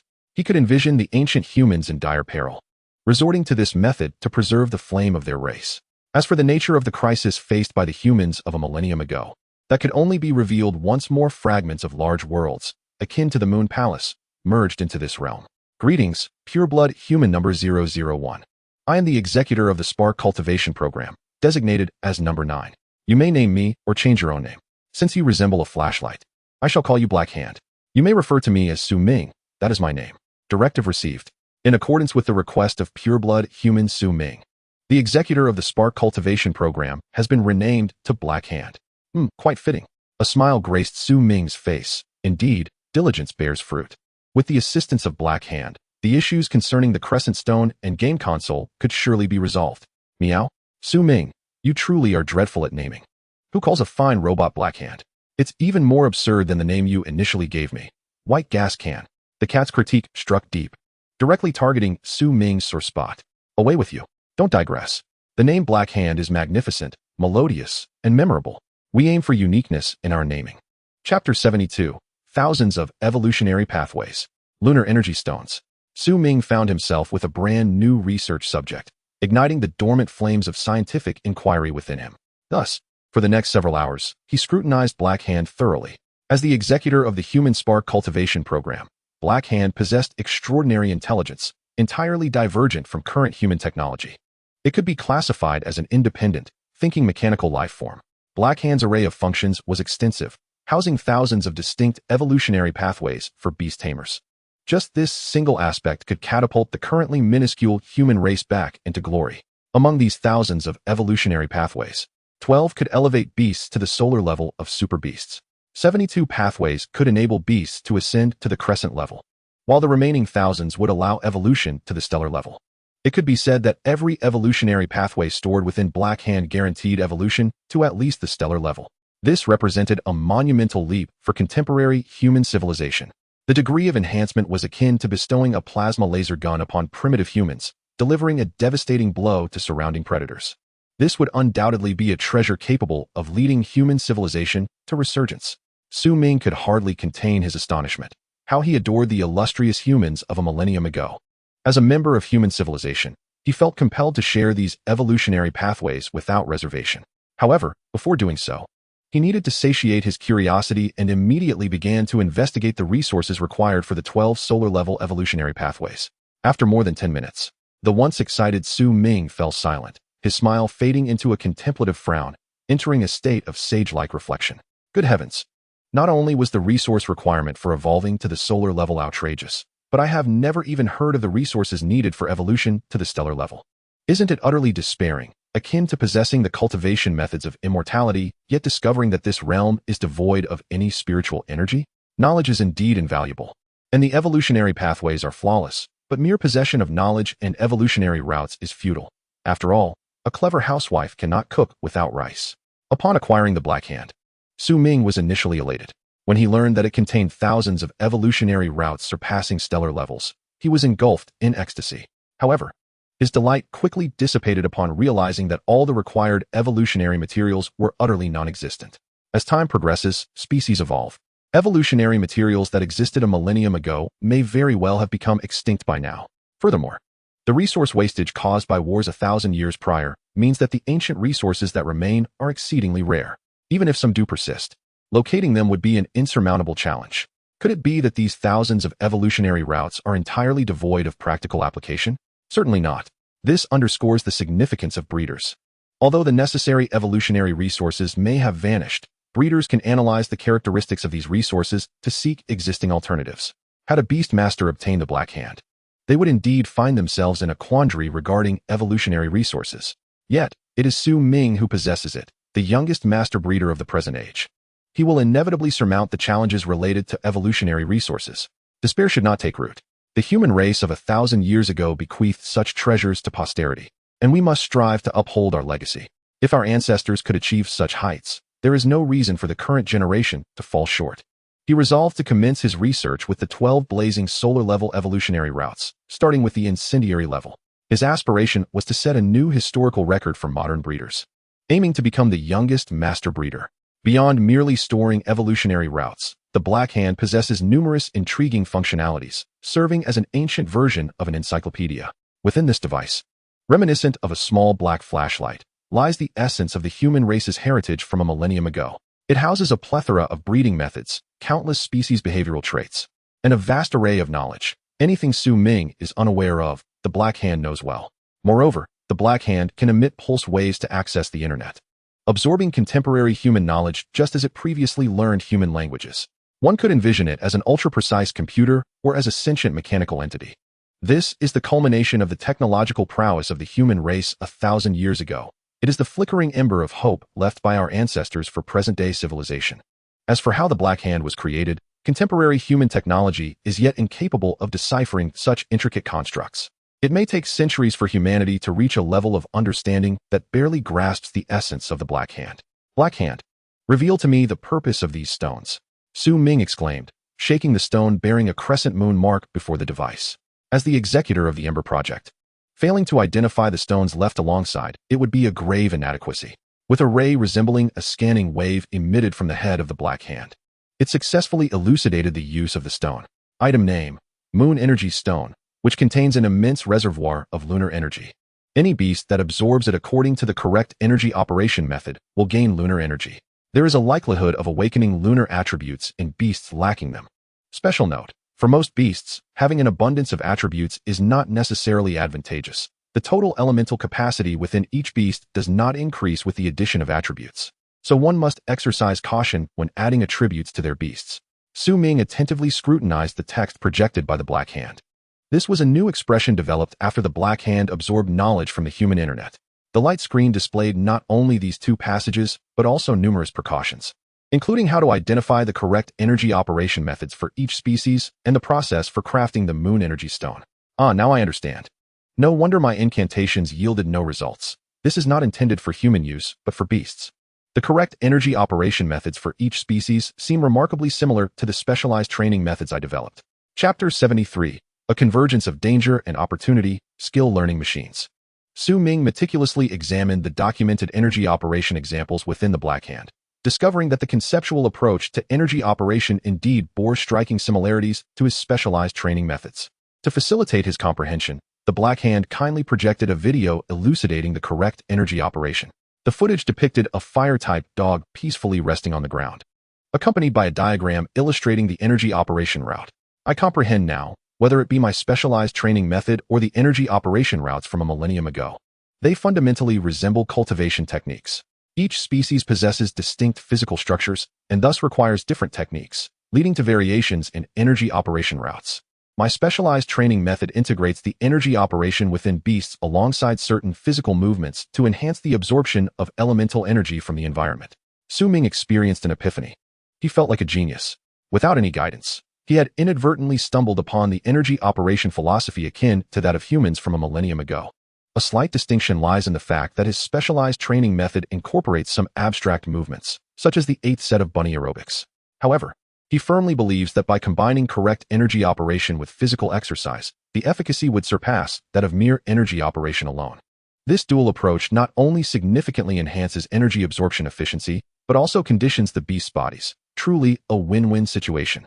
In simpler terms, the energy operation route from a millennium ago represents the foundational level, while Su Ming has augmented it with abstract movements conducive to energy operation. This suggests that if he allows the Arctic bunnies to perform the 8th set of bunny aerobics while utilizing the Moon Energy Stone to assist absorption, there is a probability they will transform into dual lunar and ice elemental beasts. According to the information provided by the Black Hand, most beasts can possess a maximum of 3 attributes. Further additions may lead to various complications. Dual or triple attribute beasts are preferable, as they avoid the shortcomings of single attributes while preventing issues arising from excessive attribute amalgamation. Su Ming has now acquired yet another avenue for research. Among the 12 direct evolutionary routes to the blazing solar level, one pertains specifically to rabbits, the Moonlight Rabbit's direct path to the blazing solar level. It is well known that the Arctic bunny is also a rabbit. Attempting to explore this avenue poses no harm, especially since pure moonlight rabbits are no longer found in today's world. He dubbed this research endeavor the Moonlight Rabbit Revival Project. By combining ice and lunar attributes, he aims to forge an entirely new evolutionary route. Having grasped the relevant knowledge regarding the energy operation within beasts, he redirected his focus to the crafting of moon energy stones. According to the detailed production steps from the Black Hand, it is assuredly impossible for contemporary humanity to replicate them. Technological limitations pose a significant hurdle, and the selection of materials for energy stones is exceedingly meticulous. One cannot simply pick up any stone from the riverbank to create an energy stone. Firstly, the energy stone must possess considerable density. No known mineral discovered by modern humanity meets this criterion. Additionally, the energy stone must exhibit exceptional elemental receptiveness. Without this characteristic, even if density is adequate, it would merely be an ordinary hard stone. Due to prohibitions on both technical and material fronts, he promptly cast aside the task of crafting energy stones, resolving to revisit the research when future conditions permit. Thus, the analysis of the lunar energy stones reached its conclusion. At this juncture, the energy stones possessed an irreplaceable quality, with their only acquisition route being through the emergence of new world fragments. According to Banyua, the future will witness an increasing number of world fragments merging into this realm, which will also nurture ever stronger beast races. This scenario presents a duality of danger and opportunity. Encountering friendly and human affable races poses little threat. However, should one encounter those beast races that harbor animosity toward humanity, the situation could become dire. After all, how could a once great cosmic race be devoid of hostile factions? Fortunately, the first of the sticky world fragments to manifest was the Moon Palace, a domain belonging to humanity. Otherwise, Su Ming and the entire cold domain would face ruin. Wealth and fortune lie in peril. This significant news must be relayed to the Human Emperor Council post-haste, ensuring that all emperors are prepared for impending battles. Alas, just as humanity had begun to find relative stability and peace, they are poised to endure yet another tumultuous trial. Su Ming swiftly communicated this news to Master Yubong, urging him to relay it to the Human Emperor Council without delay. Once this was accomplished, he retrieved a device reminiscent of a gaming console, once again employing the Black Hand for scanning and identification. The item was named the Skill Learning Machine. It was currently presenting the various buttons in a manner comprehensible to contemporary humanity based on the machine's capabilities. The Black Hand, demonstrating its sentient intelligence, directly addressed Su Ming's challenge, elucidating the functions of the more than 20 buttons that had previously eluded his understanding. After a brief wait, the Black Hand projected a holographic screen, detailing each button's function in language comprehensible to humanity. It was not that humanity from a millennium ago had neglected to provide a manual. Rather, the manual had been concealed within the grasp of the Black Hand, executor of the plan for nurturing human sparks. This was certainly more convenient than fumbling about aimlessly. There was no concern of inadvertently damaging the skill learning machine through random button pressing. Su Ming meticulously perused the operational manual for the skill learning machine and finally grasped its intended use. The skill learning machine could be primarily divided into 2 sections, learning and recording.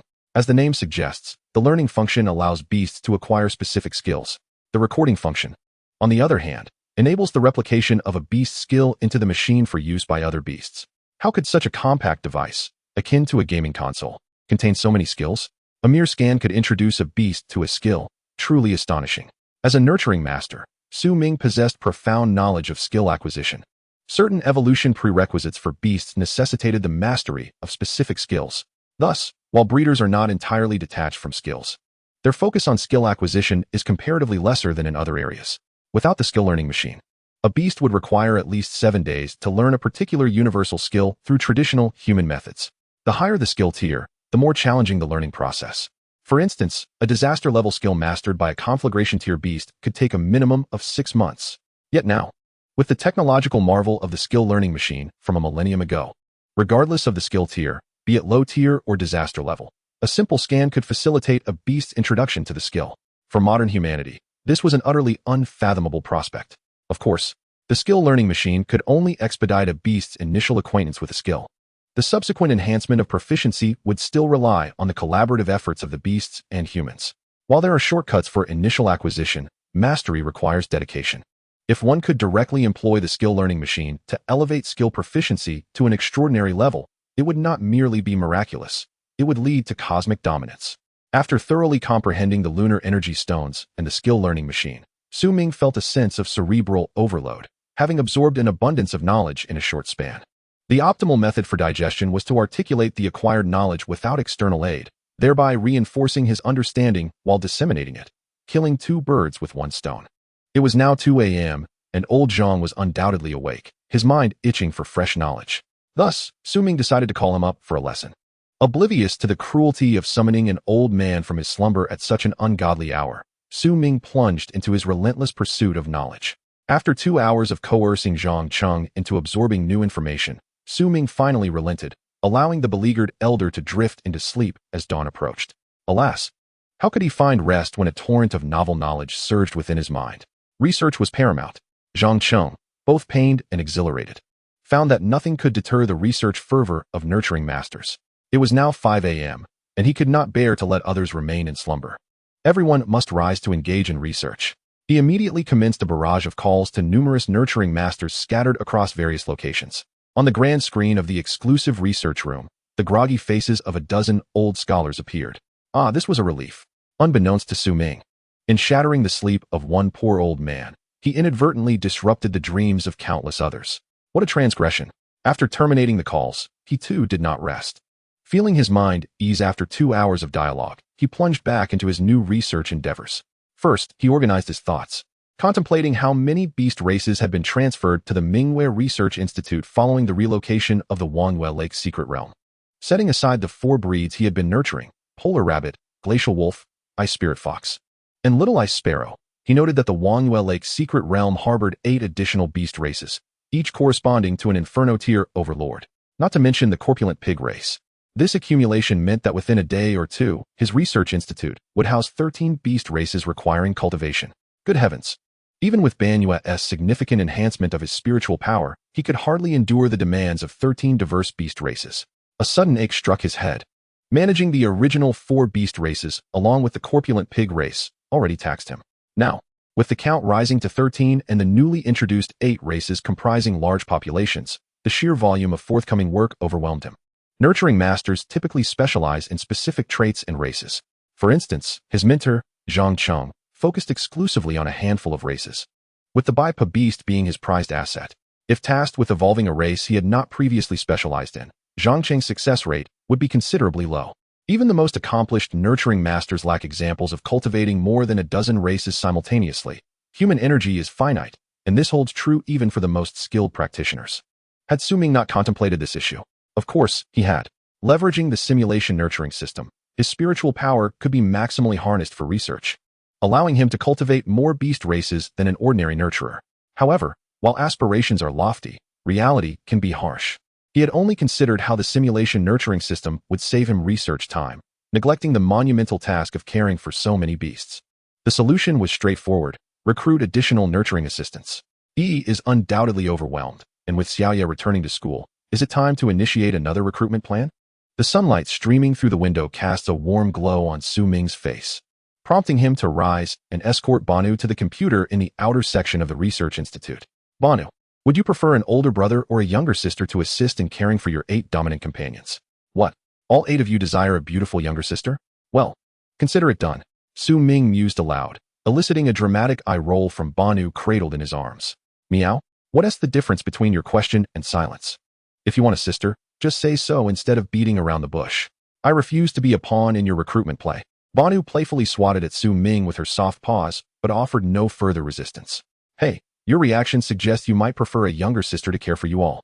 After teasing Banu, Su Ming promptly posted a recruitment notice, this time intending to hire 10 individuals at once.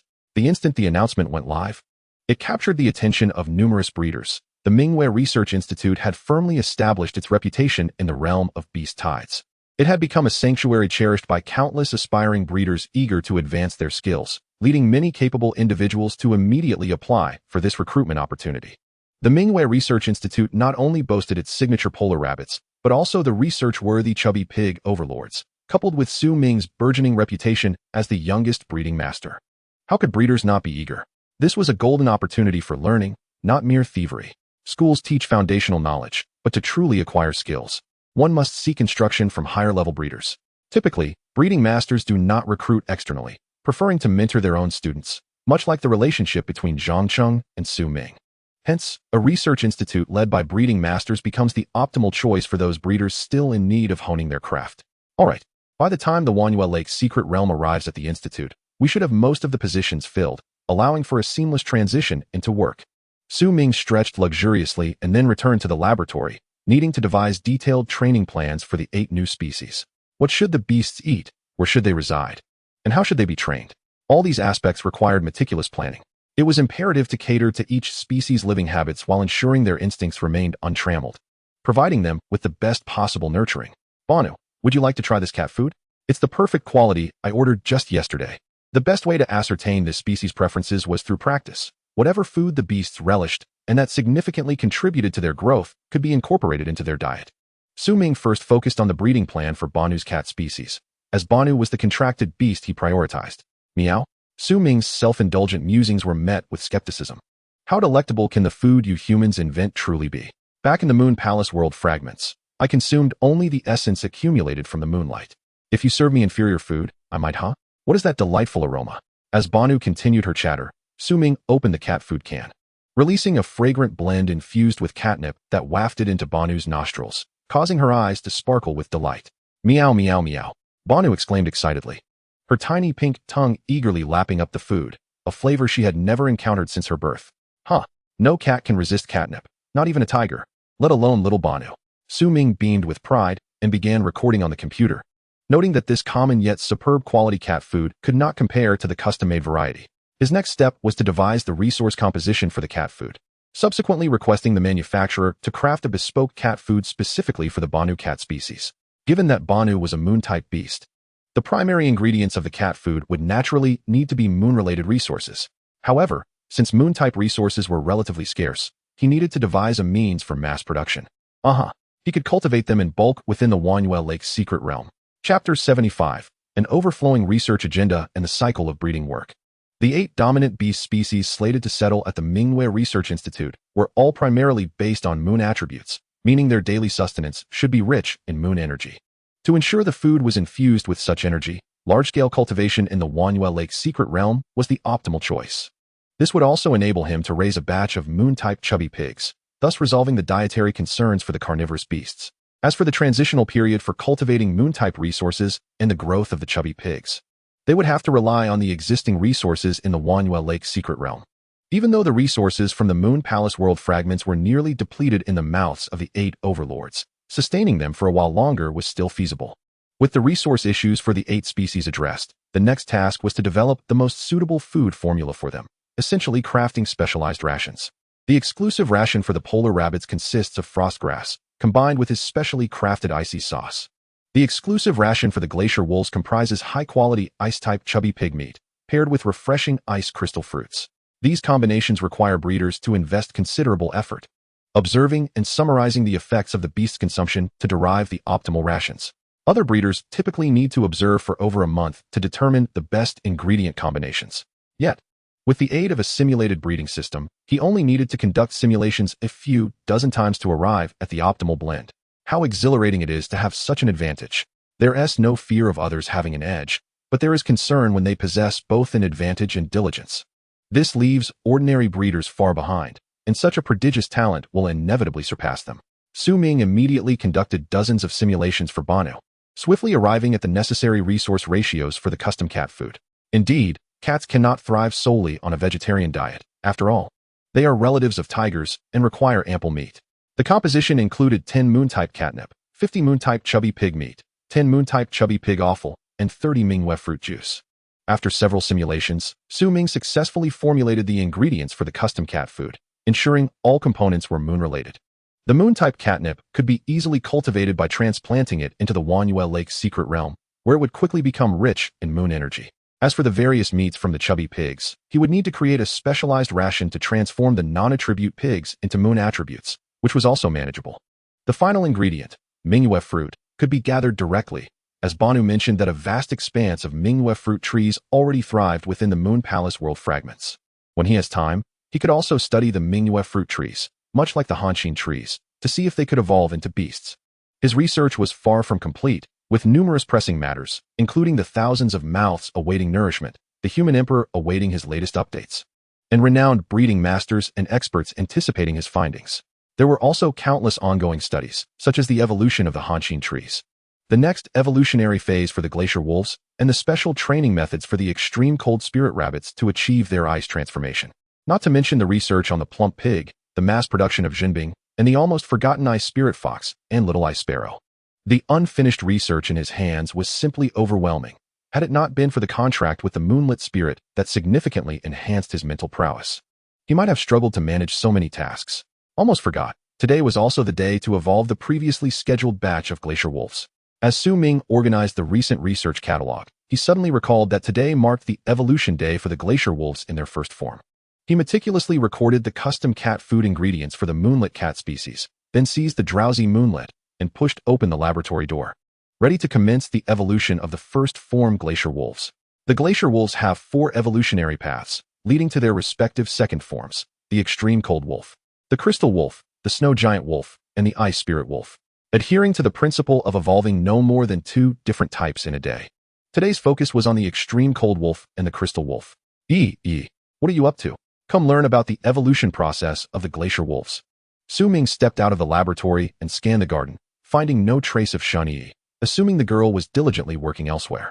As he anticipated, Shen Yi was currently bustling in the kitchen, with Bing Ming hovering beside her, guiding her in the preparation of 4 distinct types of glacier wolf food. Brother Ming, I'll be done shortly. Shen Yi seemed somewhat clumsy, and Bing Ming frequently pointed out minor issues. But for a novice nurturer who had barely been exposed to food preparation for 3 days, it was hardly a concern. Once you're done, come to the warehouse. I will teach you how to combine the evolution resources for the extreme cold wolf and the crystal wolf. All right, Brother Ming, wait for me. This only added to Shun Yi's fluster. Her current state could best be described as a whirlwind of activity. No need to rush. I'll first tally the resources. After you finish, we can make fine adjustments, and there will be plenty of practical opportunities later. Bing Ming, go to the private realm and summon the great hungry wolf. Have it bring all the glacier wolves prepared for evolution into the warehouse. At this moment, Su Ming resembled the brain of the Mingwe Research Institute, assigning tasks to everyone and every beast present. Such a busy day was the routine for every nurturing master. After evolving the glacier wolves, the ice spirit fox would also require evolution, followed by the little ice sparrow. Did he think that would conclude the evolutions? The complex evolution was just beginning. After the little ice sparrow's evolution, it would be time for the second form evolution of the polar rabbits.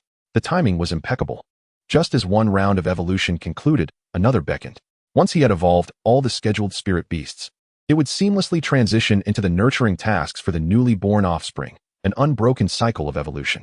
This encapsulated the daily life of nurturing masters, whether nurturing young or conducting evolutions, occasionally interspersed with a few custom spirit beast orders. The workload was undeniably intense. There were certainly nurturing masters who wished to cut corners, pondering whether to recruit hundreds of nurturing assistants to delegate these tasks entirely. The accolades would be theirs while the labor would fall to the assistants. Wasn't he that delightful? But if such an opportunity truly existed, would Su Ming let it slip by? The issue lay in the scarcity of insightful workers among the chosen. Not every novice nurturer possessed the intelligence of Shen Yi. Those older yet still stuck in the novice stage likely lacked the capability to manage such a diverse and demanding workload. A novice nurturer who hadn't firmly grasped the basics would be overwhelmed if inundated with advanced knowledge, possibly leading to utter bewilderment. This was the reality faced by nurturing masters. Only when the next generation of humans erupted forth like a fountain of nurturing talent could the workload of the masters truly be alleviated. Chapter 76. The Evolution of the Glacier Wolves. I heard the echo of an explosion. Once again, it was time for the rigorous yet exhilarating evolution phase. After Shinyi prepared the food corresponding to the 4 evolutionary paths for the glacier wolves, she hurried to the Research Institute's warehouse.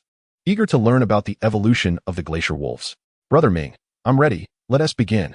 Shinyi panted, her breath coming in heavy gasps. Her chest rising and falling dramatically, sweat trickling down her delicate face, indicating a need for improved stamina. First, let us steady your breathing. Sit and rest for a few minutes. In your current state, how can you absorb any knowledge? Okay, Brother Ming, I understand. Shinyi obediently sat down, striving to calm her state, just as Bingming returned after seeking the Great Hungry Wolf. Su Ming, I've informed the Great Hungry Wolf. It will soon bring the glacier wolves over.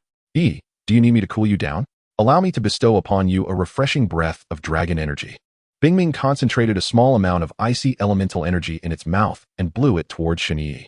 The refreshing chill brushed against her sweat-drenched cheeks, bringing her considerable relief. And she smiled sweetly at Bingming. Thank you, Bingming. No need for thanks. This is what I, as a dragon, should do. As Shinyi rested and interacted with Bingming, Su Ming felt reassured witnessing their bond.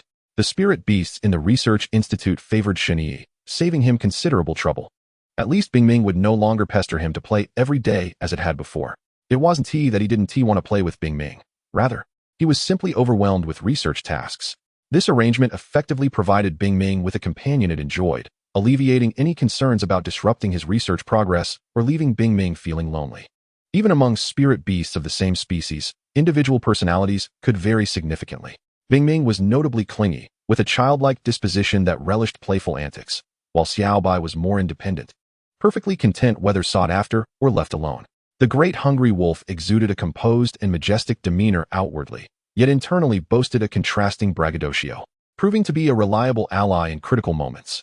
As for the King Pig, it was best left unmentioned. Su Ming had yet to fully grasp the specific personality of the moonlet, but sensed a hint of pridefulness. It would protest against being petted while its body swayed enticingly. As the nurturer of these spirit beasts, he hoped for their happiness and joy. In his view, life was not solely about combat, but should also encompass delightful moments. Have you rested enough? Come over.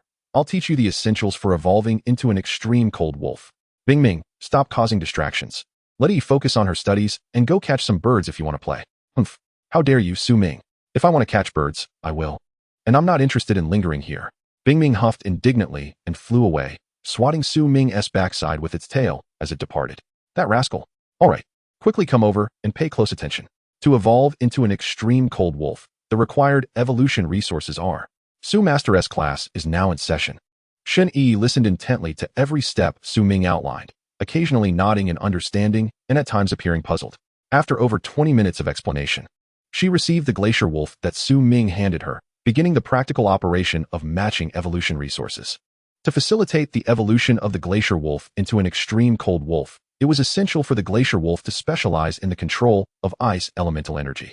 By enhancing both the quality and quantity of the ice elemental energy within, reaching a critical threshold, and then consuming the evolution resources, the glacier wolf could transform into an extreme cold wolf.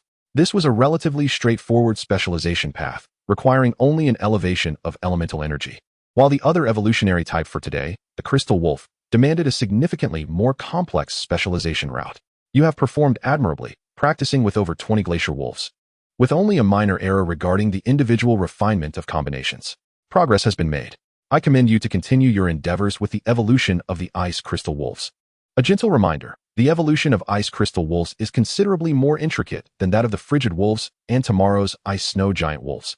So please exercise utmost diligence in your studies. Thank you for your kind words, Ming Gu. I shall exert myself to learn diligently.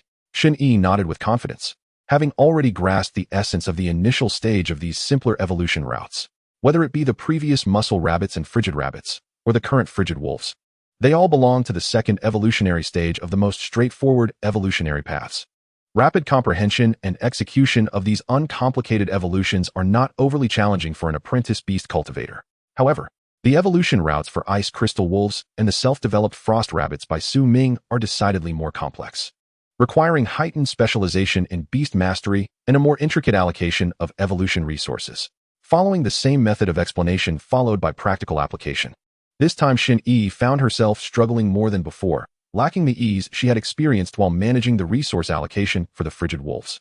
The crux of the ice crystal wolf's evolution lies in the transformation of the physical body and the materialization of the spiritual entity. Should either condition fail to be met, the glacier wolves cannot successfully evolve into ice crystal wolves.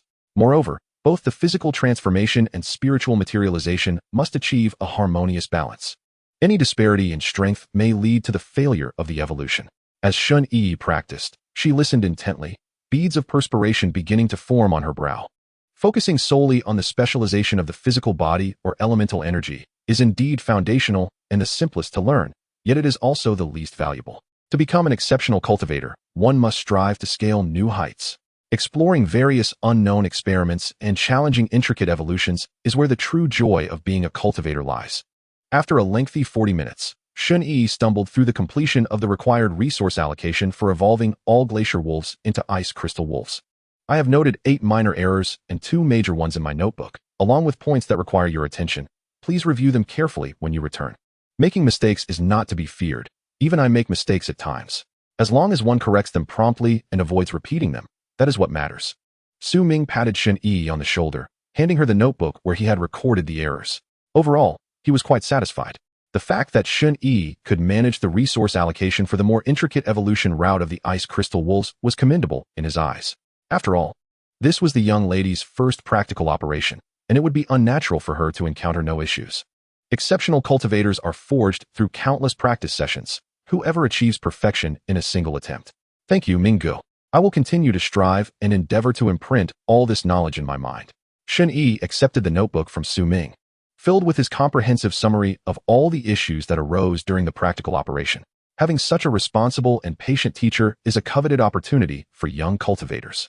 Having completed the meticulous adjustment of resources for the evolution from glacier wolves to frigid wolves and ice crystal wolves, they were now ready to embark on the most thrilling phase of collective evolution. The first to undergo collective evolution were the glacier wolves designated for the frigid wolf route.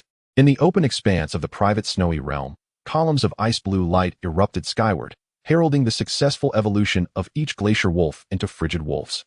Once again, it was a flawless collective evolution, with all glacier wolves achieving a 100% success rate. After a brief respite, those glacier wolves designated for the ice crystal wolf evolution took center stage. Once more, in the open snowy expanse, with fixed evolutionary positions. The initial segment of this evolution proceeded smoothly, devoid of any unforeseen incidents. Just as the two believed this collective evolution would also be flawless, an unexpected crisis arose. How? Oh no! I heard the sound of an explosion. Companion Moon, the Great Wolf, protect Xin-Yi. Chapter 77. On-site teaching, the final moments of change. Evolution is a pivotal step in the transformation of a beast, and it is also the area rife with uncertainty. Even the most formidable beast cultivators of today would not dare to claim that evolution is devoid of surprises. Ming had long since developed the habit of intently observing each glacier wolf during previous collective evolutions. When he noticed one of the glacier wolves exhibiting abnormal behavior, with its surrounding ice elemental energy surging erratically, he anticipated trouble. If left unchecked, this glacier wolf would undoubtedly fail its evolution, triggering a violent explosion centered around it. Ming, as an unexpected event occurred during the evolution, there's no time for elaborate explanations. Quickly retreat. Ming shouted to Xin-Yi while leaping in front of the problematic glacier wolf, having smoothly ascended to the rank of beast master with extraordinary physical prowess. He was wholly unperturbed by the potential mishap during the glacier wolf's evolution. Even if the glacier wolf were to explode in his hands, his current physical condition would withstand it, though his clothing might not fare as well. To prevent the evolution mishap of this single beast from escalating, he swiftly removed the troubled glacier wolf and propelled it to a nearby open space. The first step is to prevent the evolution mishap of a single beast from expanding further. It is necessary to isolate it and quickly analyze what the issue is. The second step involves utilizing elemental energy to probe what precisely went awry within the troubled beast. If one's strength does not permit intervention, then one must remain on the sidelines. The life of a beast cultivator is paramount. The third step is to delve into the energy to ascertain the nature of the problem. According to my preliminary investigation, This glacier wolf has undergone a mutation during its evolution. Ming acted with remarkable speed, swiftly isolating the problematic glacier wolf while simultaneously providing Xin-Yi with on-site instruction on the proper course of action in such situations. He articulated his knowledge while his hands remained in constant motion, explaining, analyzing, and contemplating, a hidden benefit of the surge in mental acuity. The fourth step, having identified the root cause, is to integrate one's acquired knowledge to attempt to resolve the issue before the evolution fails. How? This glacier wolf cried out in agony. Experiencing a failed evolution is undoubtedly distressing, as beasts endure varying levels of negative repercussions based on the difficulty of the evolution. When the glacier wolf can no longer withstand the strain, the elemental energy within it will erupt uncontrollably, culminating in a catastrophic explosion. This explosion is unlikely to be lethal to the glacier wolf, but it would leave it in a weakened state for a period, rendering it incapable of attempting evolution again for a month. Before the profession of beast cultivators gained prominence, the selection of contracted beasts depended not only on their quality and talent, but also on their resilience. If a beast lacks the fortitude to endure the pain of a failed evolution and develops an aversion to evolution, then the path of growth for that beast master would be at an impasse. The covenant between humans and their beasts is fundamentally based on mutual consent. If a beast is unwilling to evolve while its master forces it to do so, the outcome may be counterproductive. Should a beast harbor fears of evolution and lack confidence in its ability to transform successfully, the likelihood of evolution would diminish significantly. Thus, it could fall into a vicious cycle of failed evolutions, leading to complete stagnation. In the grip of such trepidation, the only method that could potentially ensure a beast's successful evolution would be to inundate it with excessive rare resources, forcefully propelling it forward. However, the cost is exceedingly high. The resources required to evolve a single glacier wolf could suffice for the evolution of 3 ordinary glacier wolves. Be good, little wolf, it won't hurt. Just follow my instructions, and you will surely succeed in your evolution. Urgently, he encouraged it to absorb that piece of ice crystal, solidifying the ice elemental energy within, and endeavoring to regain control over its power. The ice elemental energy surrounding the glacier wolf grew more intense, and after swiftly consuming a piece of the ice crystal, its situation remained unstable. This is quite the loss. The beast master of this glacier wolf must be made to pay extra for the additional ice crystals used. Ming retrieved several more pieces of ice crystals and placed them within the wolf's embrace. Simultaneously, he infused his own energy into the glacier wolf, assisting it in controlling the rampaging ice elemental energy. Humans, through the conduit of beast mastery, can absorb elemental energy and convert it within their bodies into any elemental type, which is the very reason they can form contracts with beasts of all attributes. One might regard humanity as a race of all attribute beasts. However, such extraordinary potential comes with numerous constraints. Relax your mind, adjust your energy flow according to my guidance, and believe in yourself. You can surely achieve evolution. As he supported the glacier wolf, Ming also offered words of encouragement, as such verbal motivation can significantly rejuvenate the beast, enhancing the likelihood of successful evolution. Having consumed 5 pieces of ice crystals, if this evolution were to fail, how could I possibly demand resource fees from your beastmaster? Ming felt a pang of regret for the resources expended. These were high-quality ice crystals. Were it not for the promising direction of this glacier wolf's mutation, he might have hesitated to make this investment. A mutation during beast evolution isn't inherently a bad omen. If the mutation leads towards a stronger and rarer form, it could liberate the creature from the confines of its evolutionary path. Liberation from constraints signifies that conventional reasoning does not apply, and the future evolutionary path will necessitate tailored cultivation methods, which will undoubtedly test the financial resources of the beast master. Nevertheless, even if the glacier wolf's master lacks funds, should the mutation possess research value, the research institute would likely make a modest investment. Alternatively, reporting the situation to the Beastmaster Association to apply for a cultivation loan would also be a viable option.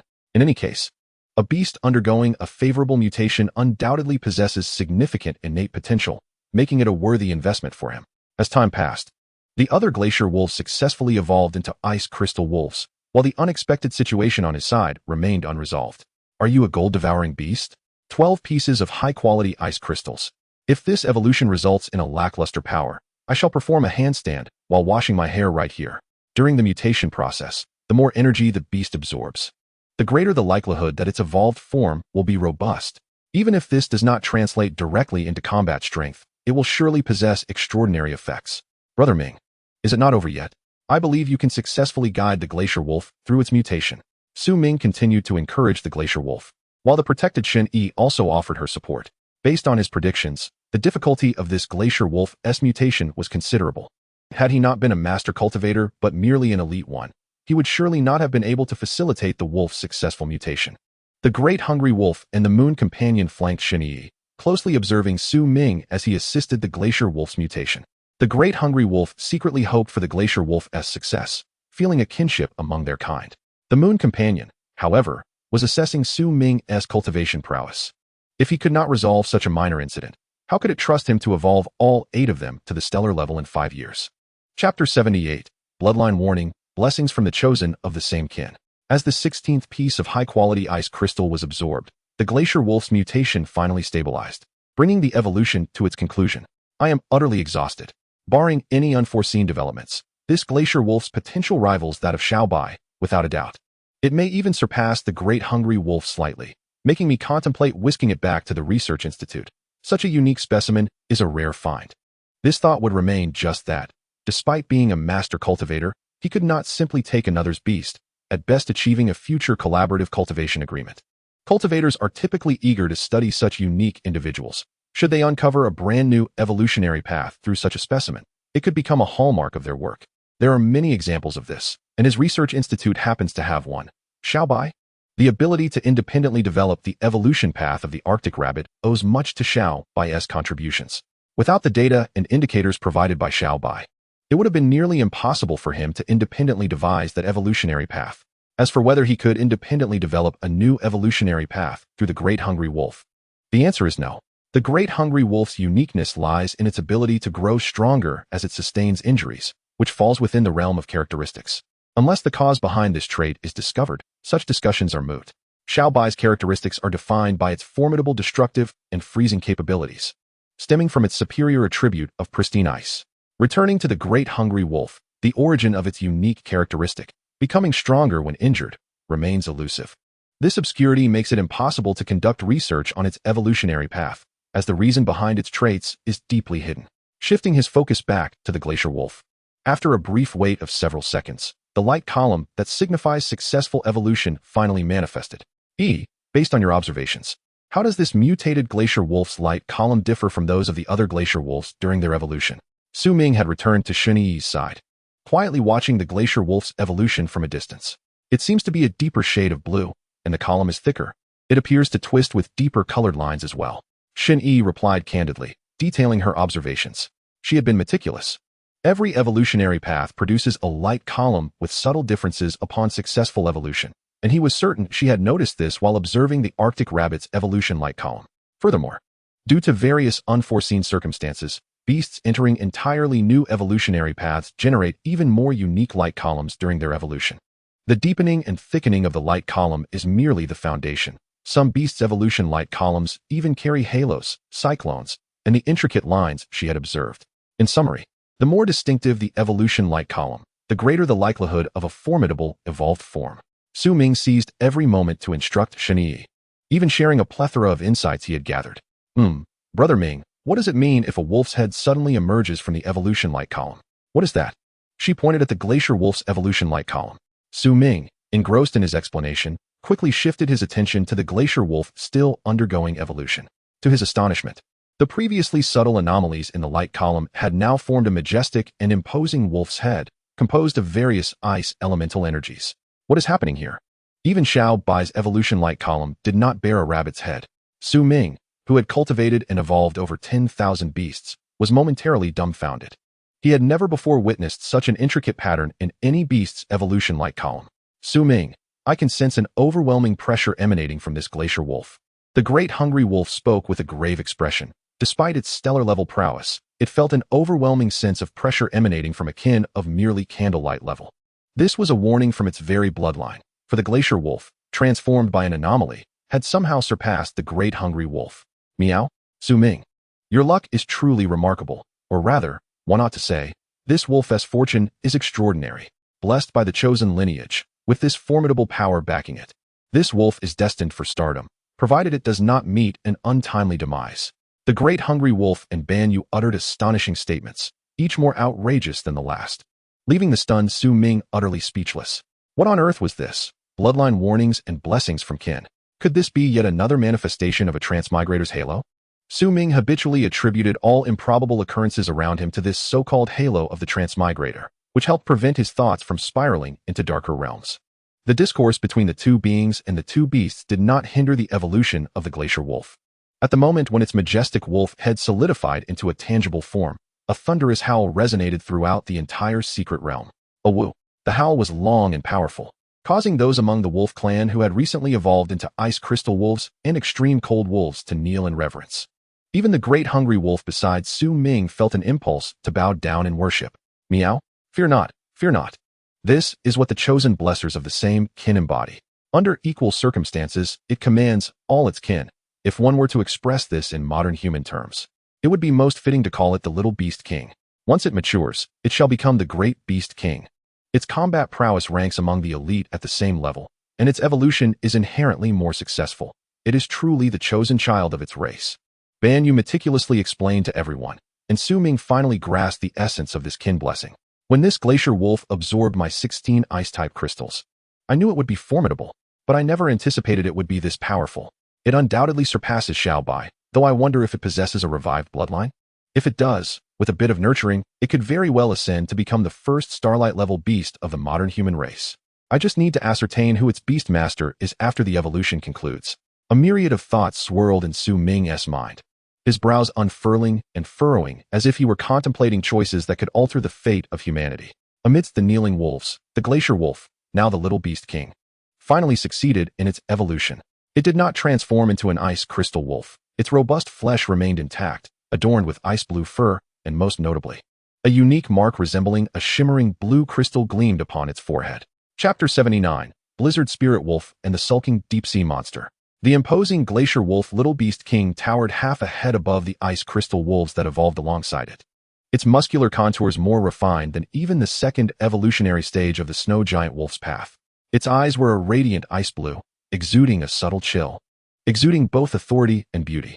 From the tip of its long tail, delicate hexagonal crystalline flakes, aptly named snowflakes, drifted down. As it swayed its tail, it created a trailing effect, painting icy blue streaks against the pristine white snow backdrop. In summary, the evaluation could be encapsulated in one word: magnificent. 2 words: extraordinarily magnificent. 3 words: unbelievably magnificent. Truly deserving of its title as the Little Beast King of its race, it had already exhibited effects comparable to a third-stage evolution, despite merely completing the first stage. Once it matured to a higher echelon, it would undoubtedly shine with unparalleled brilliance. Eager to touch the head of the ice crystal wolf Little Beast King, Su Ming approached with excitement. While it seemed he merely wished to pet the wolf, in truth, he sought to inspect the specific information of the glacier wolf Little Beast King. What a good child to have consumed my 16 ice-type crystals. Come here and let us bond. Su Ming bluntly began to rub the wolf's head. Although the ice crystal wolf Little Beast King had become the beast of a beast master, he was the one who had nurtured this Little Beast King in its formative stage. As anticipated, a glacier wolf capable of evolving into a race's beast king would undoubtedly be a premium specimen bred by the Ming Research Institute. With several months of emotional foundation, the ice crystal wolf Little Beast King did not resist Su Ming's affectionate handling. This was one of the perks of being a beast master. Any beast he had raised would retain its bond, even after signing contracts with other beast masters. The beasts bred by the Institute grew up within its confines, and after evolving, would often return, not to mention the optional beast care and medical services available. The professions of beast master and breeder were inherently intertwined, complementing each other to cultivate the strongest beasts with minimal resources. A woo. The glacier wolf Little Beast King howled, gently nudging Su Ming's face with its head, even extending its tongue to lick his cheek. The Little Beast King understood well that without Su Ming's assistance, it would never have achieved this evolution. Thus, for whatever reason, it would not reject Su Ming's affectionate gestures. After thoroughly enjoying the differing textures of the glacier wolf Little Beast King, Su Ming finally commenced his serious business, activating the simulation breeding system to probe the information panel of the glacier wolf Little Beast King. The ethereal space need not be elaborated upon. Instead, he shifted his focus directly to the panel. Species: Blizzard Spirit Wolf, Beast King. Attribute: Ice. Growth stage: Youth. Level: Mid-Candlelight.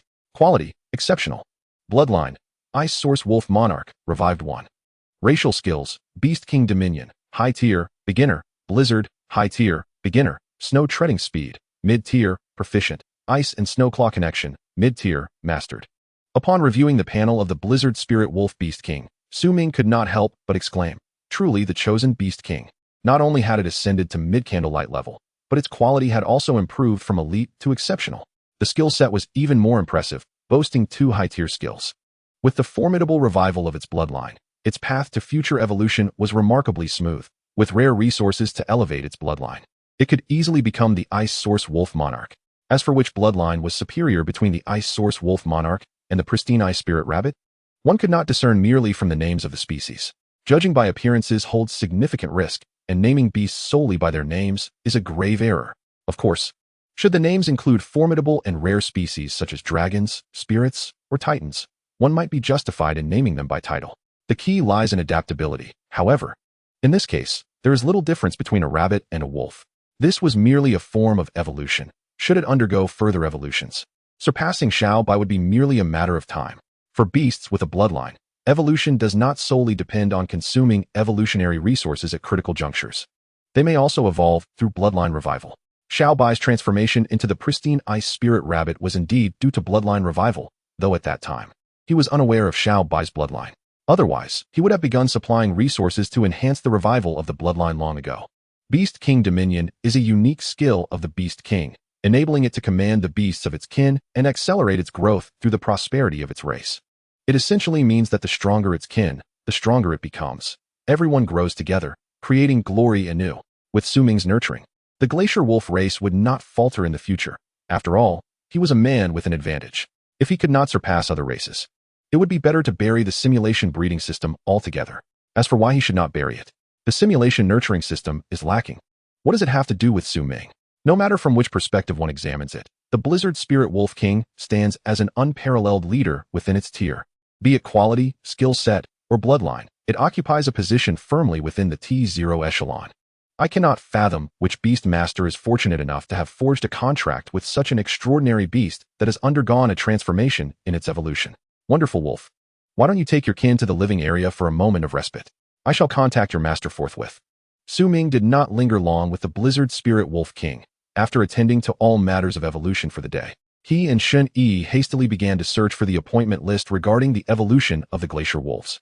The two were almost eager to bury their heads into the computer, their fingers frantically clicking the mouse as sheets of information about Glacier Wolf evolution appointments materialized before their eyes. Not this one, not this one, nor this one. Oh, found it. The Beastmaster of the Blizzard Spirit Wolf King is you. The computer screen ceased its scrolling, and all information regarding the Beastmaster of the Blizzard Spirit Wolf King was vividly imprinted in their minds. Hey, that rebellious disciple has truly made a name for himself.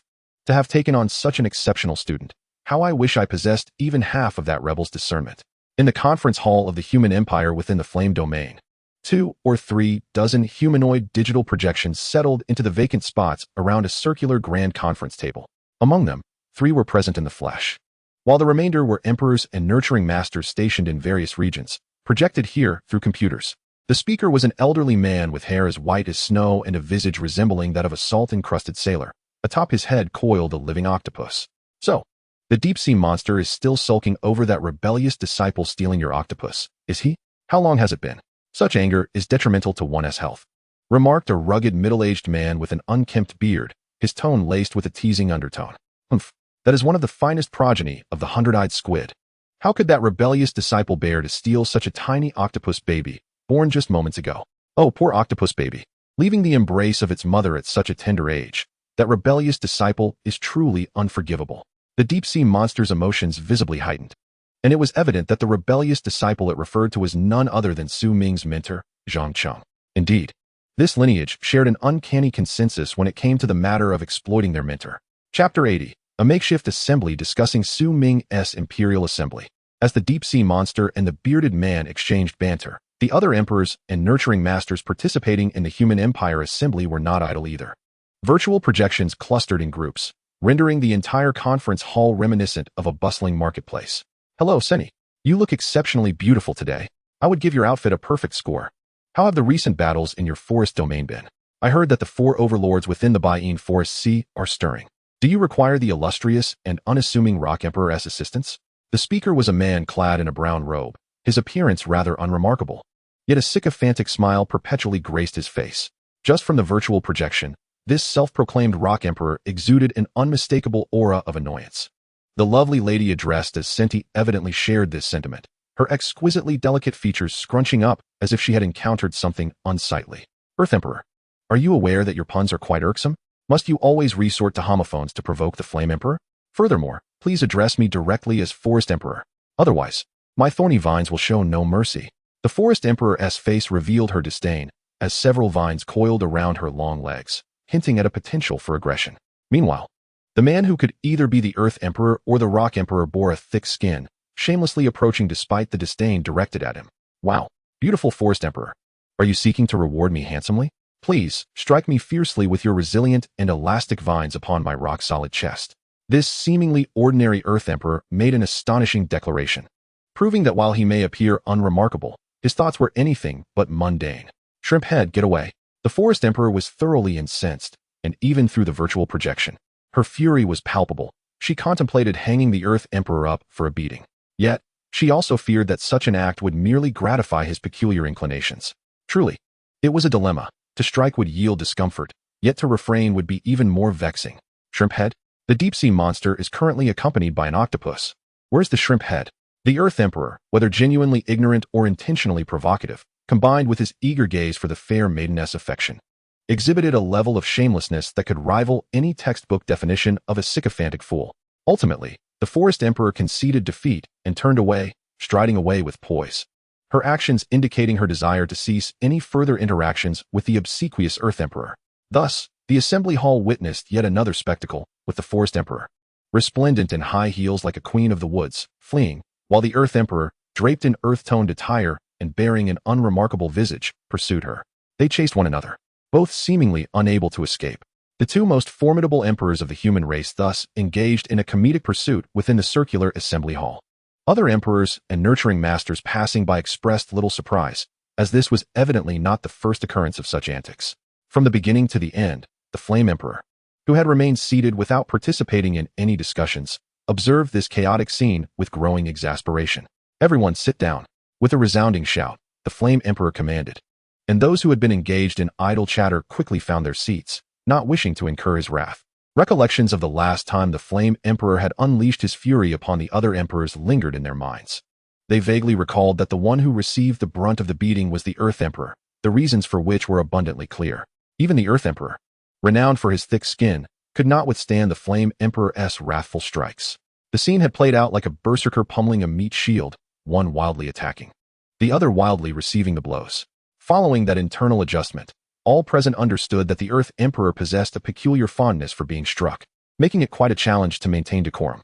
How did the human empire assembly devolve into such a state? Could it be that our highest sanctuary has become a makeshift gathering? The Flame Emperor spoke wisely. The disciplinary issues within the human empire assembly indeed warrant a thorough rectification. I, the Void Emperor, wholeheartedly concur, exclaimed a petite woman with water-blue hair, her virtual projection bearing a serious expression. Had it not been for the suppressed laughter from the crowd below, one might not have discerned any issues. When did I ever agree to take the lead? Water Emperor, are you once again misusing my name? A silver-haired young man clad in a Zhongshan suit instantaneously appeared within the assembly hall, radiating spatial energy that affirmed his status as the genuine Void Emperor. TSK, you arrived at the most inopportune moment.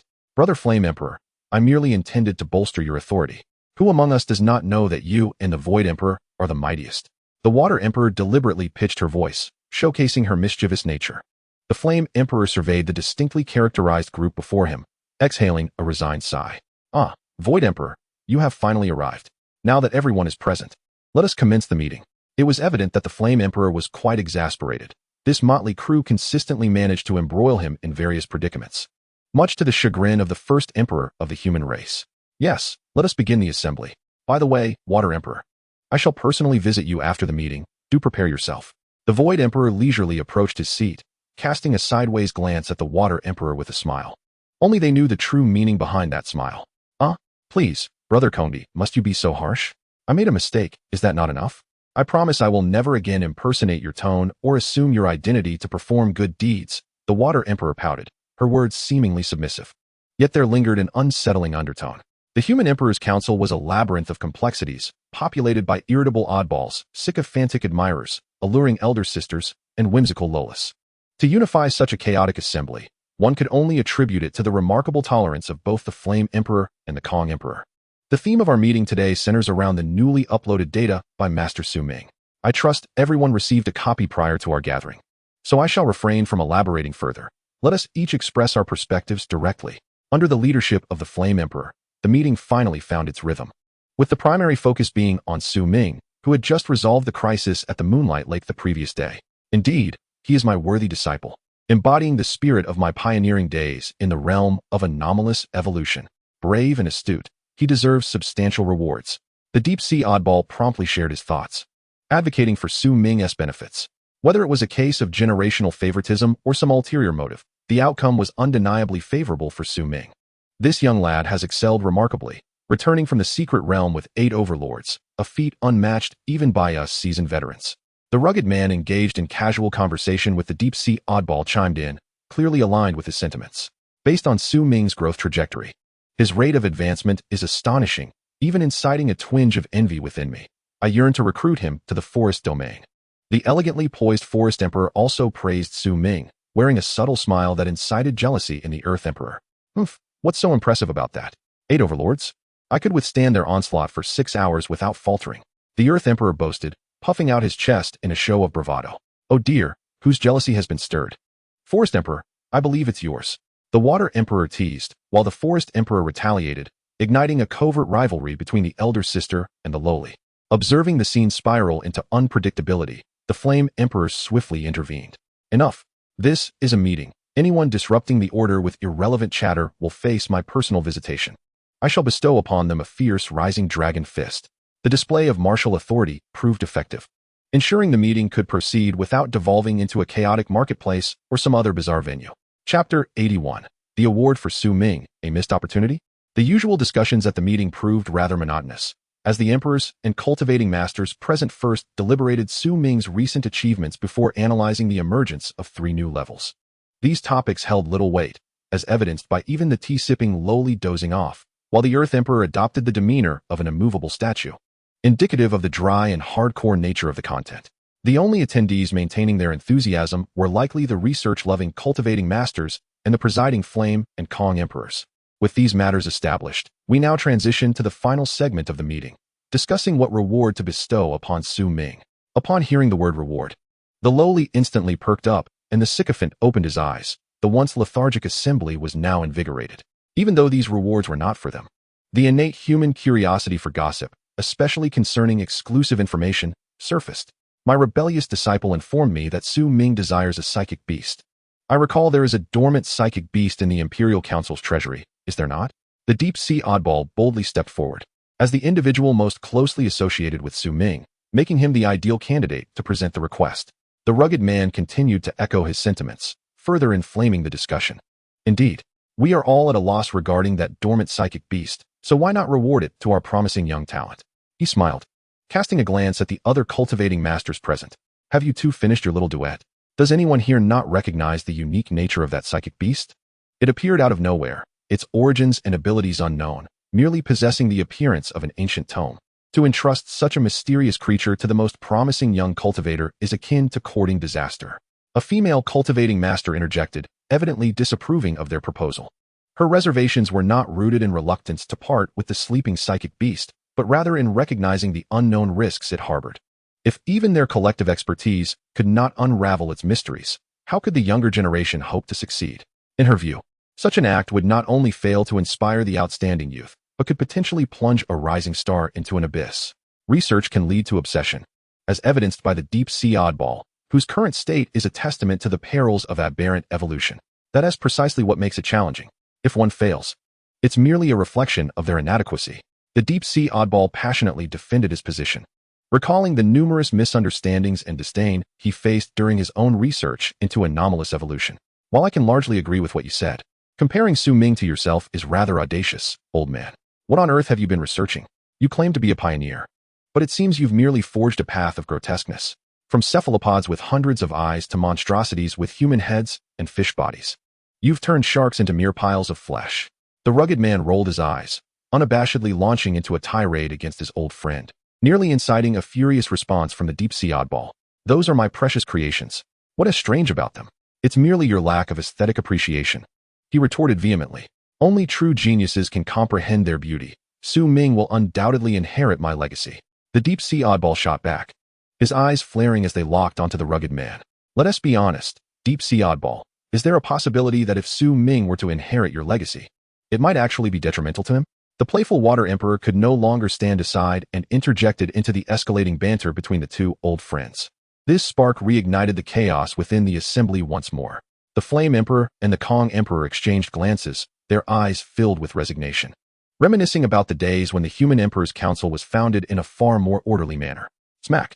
The flame emperor slammed his hand on the table, silencing the raucous marketplace instantly. Let us vote. Those in favor of awarding the dormant psychic beast to Su Ming, please raise your hands. The flame emperor halted the discord, employing the most impartial voting method to determine Su Ming's reward. I support this. The deep-sea oddball was the first to raise his hand without hesitation. I too support it. The rugged man, who had been arguing with the deep-sea oddball, also lifted his hand. Hee. I'm quite eager to see what fun things Brother Su Ming can create. The water emperor chimed in, raising her hand despite her legs dangling from the chair due to her short stature. I'll cast my vote as well.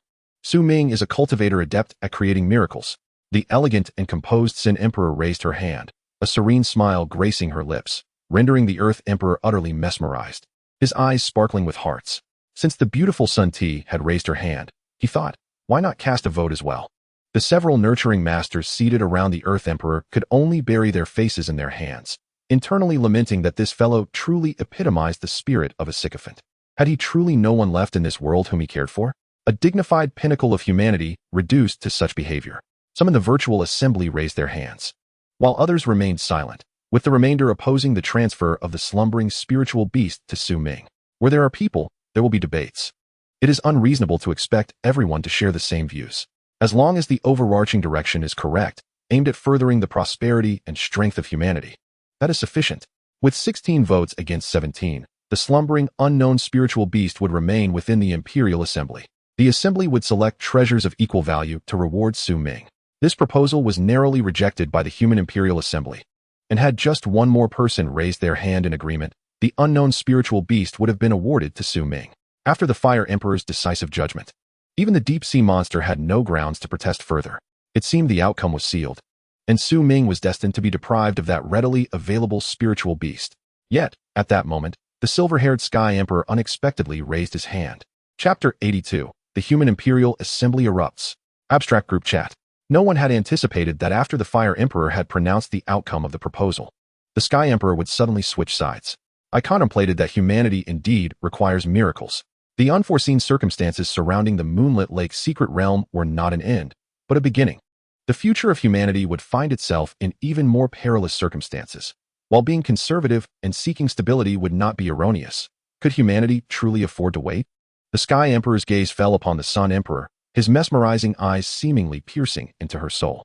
For a fleeting moment, the Sun Emperor's expression turned peculiar before she quickly regained her dignified and graceful demeanor, as if nothing had ever transpired.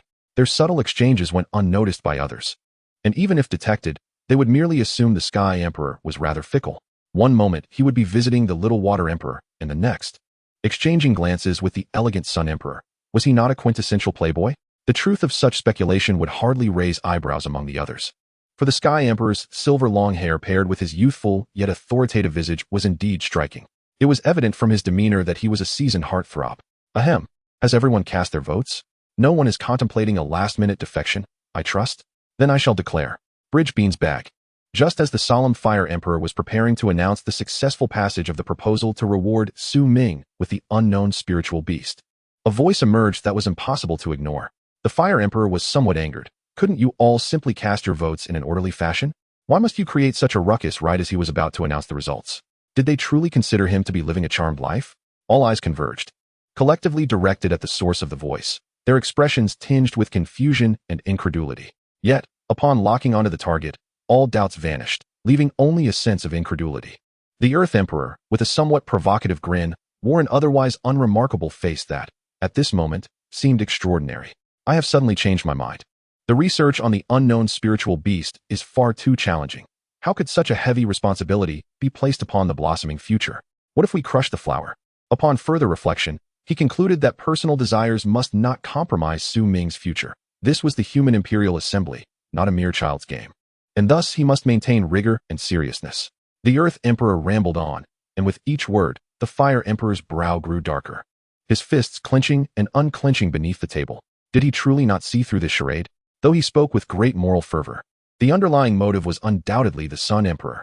Previously, upon hearing the Sun Emperor praise Su Ming and joking about whisking him away to the Sun Domain, this fellow had already expressed jealousy. Thus, his current antics came as no surprise to the assembly. The Fire Emperor, exercising his authority, abruptly silenced the Earth Emperor's incessant virtual projection, and the human Imperial Assembly's deliberation hall finally fell quiet. With the troublemaker handled, they resumed. I declare, grandchild, your father is on the line. The absurd ring of the phone served as the final straw, and the Fire Emperor could no longer contain himself, visibly reddening with rage. Seeing the situation deteriorating, the Sky Emperor quickly transported himself and the two arriving nurturing masters away, and in the next instant, the temporary human Imperial Assembly Hall erupted. Alas, how many times had the Fire Emperor caused an uproar in the assembly? It seemed this was the third instance. This meant at least a month without meetings. The two rescued nurturing masters appeared unfazed, conversing casually. Their complete lack of alarm, coupled with the Sky Emperor's practiced actions, indicated that such occurrences had undoubtedly transpired more than thrice. After all, not every explosion resulted in the destruction of the assembly hall. Only during moments of extreme anger would such an event occur. Clearly, today was one of those days. Do not lose your temper. Do not lose your temper. If you fall ill from rage, who will substitute for you? Do not harbor murderous thoughts against your kin. Do not harbor murderous thoughts against your kin. Do not harbor murderous thoughts against your kin. Apologies to the flame-maned lion race. I must vent this fire within me. The Fire Emperor soared into the sky, heading towards the territory of the flame-maned lions beyond the flame domain, while the three onlookers could only silently mourn for the flame-maned lions for 3 seconds. The human Imperial Assembly in the flame domain descended into chaos. The virtual projections engulfed in the explosion returned to their respective bodies and began discussing the origin of that absurd phone call in their exclusive chat groups. Still a baby, Water Emperor, did the Fire Emperor blow up again? Whose call was that, powerful enough to rival a nuclear bomb's detonator? I love mutations. Mutations love me. Deep sea monster not sure. It shouldn't be from our old folks, whether grandfathers or fathers, most are pushing up daisies. If someone's grandfather were alive, it wouldn't be a good sign. Iron working for 2.5 years. Scruffy giant the monster thinks it's humorous, but it does hold truth. Considering the average age of nurturing masters, they might as well be grandfathers. The girl who loves planting flowers. Sun Emperor, let me know if there's any follow-up. The muscular man who loves fitness. Earth Emperor, I'll kick. The girl who loves planting flowers. The girl who loves planting flowers. The girl who loves planting flowers. System notification. The muscular man who loves fitness has been muted for 24 hours by the administrator. Sky Emperor is empty. Sky Emperor is empty. Sky Emperor, a new group rule has been established. No malicious harassment of other group members. Violators will be muted for 24 hours. If there are any objections, speak now. Muscular man who loves fitness. Still a baby. Water Emperor. Sky Emperor, you're so mean. Muting someone and then tagging them again is truly heartless. Sky Emperor is empty. Sky Emperor, see no evil. Speak no evil. Let us maintain our friendships. Speak of it, and tonight I'll come to your place. The girl who loves planting flowers. Sun Emperor, the green tea water is finally going to be punished. Let us celebrate. Still a baby. Water Emperor, woe is me. You all are bullying the baby. Sky Emperor is a bad guy. Sob, sob, sob. My affection for mutation, and the affection of mutation for me. Deep sea monster, are we not discussing whose enchanting phone ringtone that is? How did we end up derailing the topic? Iron working for 2.5 years. Bearded brute, the fitness-loving hunk, is the culprit. System notification. Iron working for 2.5 years has been muted by Administrator K.ing for 24 hours. System notification. Iron working for 2.5 years has been unmuted by Administrator K.ing. K.ing. Empty Emperor, I just slipped up. Let me remind everyone not to stray off topic. Iron working for 2.5 years. Bearded brute 6. The group has spent a considerable amount of time discussing, half of which was filled with playful antics, and the other half derailed the conversation to the point where the identity of the owner of that captivating ringtone remained unsolved. One can only say that the human emperor is truly remarkable. Every individual here is exceptionally talented. Everyone adores this place. Chapter 83, Schwerer and Her Savior. In a somewhat dilapidated old building in Hantian City, At first glance, it appears to be one of the earliest residential structures erected in the cold domain. A young girl named Schwer, in her 20s and somewhat frail, is tidying her home. Her clothes are tattered, and her long hair, as white as snow, appears somewhat dull due to neglect over time. The old sofa is piled high with empty bottles, and the small dining table in front of it holds remnants from last night's revelry, while the floor is covered in grease and grime. Clearly a scene not typical of ordinary living conditions. Schwer bends down, clearing away the scattered bottles, her face devoid of expression, appearing somewhat numb. If one were to overlook her apathetic demeanor, Schwer possesses striking beauty, with large, captivating eyes, a delicate nose, and slightly pale lips. As she tidies up this chaos, a boisterous and brash male voice begins to echo from outside the old iron gate. Open the door quickly. If the money isn't repaid today, I'll chop off one of your brother's hands. Schwer pauses, a flicker of fear flashing in her deep-set eyes. Yet she musters the courage to approach the iron gate and opens it. It is not that she truly desires to open it, rather. This antiquated gate cannot withstand the force of a kick, and the outcome would be the same whether she opened it herself or it was forced open from the outside. Little sister, where's your drunken father? Hurry and bring him out to repay his son's debt. The burly man outside snarls menacingly, flanked by 3 henchmen wielding steel rods. Even in a world of beast tamers, there exist numerous ordinary individuals without contracts with beasts. Some have lost their first beast and lack the means to procure another, while others chose different paths during high school, unwilling to become tamers or breeders. Contracting a beast signifies immense strength, but also entails facing peril. Each person has their own perspective, and such ordinary individuals constitute roughly half of the urban populace. After all, the world cannot rely solely on beast tamers. These common folk are essential pieces of society. I don't know where he went. Schwer speaks timidly, her voice trembling with truthfulness. Yet this answer is evidently not what these men seek, met instead with increasingly fierce glares. Can't find him. Are you deliberately shielding him? Or are you truly at a loss? Such a question is difficult to decipher. It is only right to repay debts, whether you have money or not. Today you shall pay. The leading man bellows, slapping his palm with the steel rod, assuming a menacing posture. This scene terrifies Schwer, her body trembles, and instinctively she wishes to summon her beast, only to be struck by a disconcerting thought. Oh no, during this time, Bing is evolving at the Research Institute and is not by my side at all. Schwer's fear intensifies as she steels herself. She knows her beast is at the Research Institute, but these men certainly do not. Wait, boss. One of the henchmen whispers something in the leader's ear, prompting the burly man to slowly cease his threatening gestures, a hint of reluctance flashing in his eyes. Damn it. You have money for beasts, but not to repay debts. Do you really think the company can't handle you? Even if you are a beast tamer, what of it? If the debt isn't settled, your brother will suffer the consequences. The leader's eyes betray a flicker of caution, yet his threats remain unabated. He gestures slightly behind him, and a bruised and tattooed youth with yellow hair is dragged forward by 2 men in black. If you don't repay, this will be the last time you see him. The man continues his threats, yet Schwer's expression remains unchanged. Had this scene unfolded a few years prior, she might have hesitated, but her brother's actions in recent years have thoroughly chilled her heart. Kid, your father has fled, and your sister doesn't seem inclined to save you. Where do you think we should bury you? The burly man shifts his focus to the beaten yellow-haired youth after realizing that threatening Schwer yields no result. Brother, please don't bury me. I'll definitely win back the money. I promise to return tenfold. Just lend me another 1 million credit points, and I guarantee I will repay you. Schwer's brother, the yellow-haired youth, remains undeterred, still hoping to borrow another 1 million. One can only say that gamblers are like this. Blinded by losses, they can resort to anything. Slap. The burly man delivers a resounding slap to the yellow-haired youth, threatening him viciously. Borrow? What the hell are you talking about? You can't even repay the 5 million you already owe, and you still want to borrow more. Let me tell you, even if the king of heaven himself came, it wouldn't matter. You're not getting a dime from me today. Slap, slap, slap. The echoes of slaps resonate in the dilapidated stairwell, and the already battered yellow-haired youth is reduced to a grotesque state. Schwer watches silently from the side, inwardly feeling a sense of satisfaction. Gamblers deserve no sympathy. Brother, please stop. I've thought of something. You all hurry and capture her. Her beast isn't with her, and I'll use her to pay off my debt. The battered yellow-haired youth shouts, pointing at Schwer, his eyes glinting with a brutish glimmer. Despicable witch, watching me get beaten. How could you be my sister? Let us see you contribute to my gambling career one last time. The yellow-haired youth thinks to himself, such a mindset can only indicate a life of misfortune. What family encounters this would surely be cursed for generations. The lead man, who has been delivering slaps, snorts disdainfully. Even those collecting debts look down upon the yellow-haired youth's despicable behavior. Yet, despite their disdain, finding a way to recover their money through other means is still a viable solution to the debt. You almost had me fooled. So, the beast isn't around. That makes things simpler.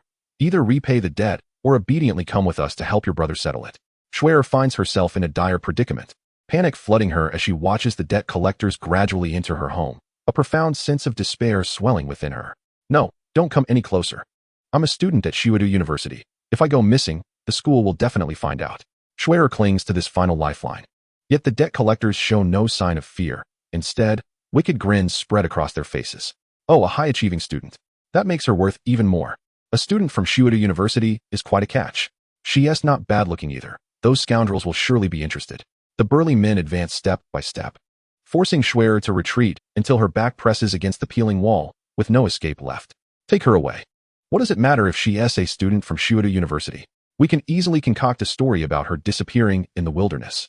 The previous ones were handled the same way. The Han man sneered with disdain, clearly backed by an immense force, effortlessly fabricating false information.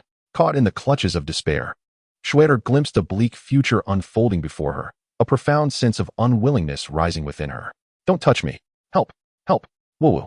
Her mouth was swiftly covered, rendering her cries into indistinct whimpers. The neighbors, upon hearing her pleas, chose to turn a blind eye, fearing the wrath of such nefarious powers. Who will save me? I have worked so diligently to study and to live. Why must I endure such treatment in the end? Is there truly a savior in this world? If so, why does not even a glimmer of hope deign to linger upon me? Just as despair threatened to engulf her, a youthful voice resonated through the corridor, calm yet imbued with authority.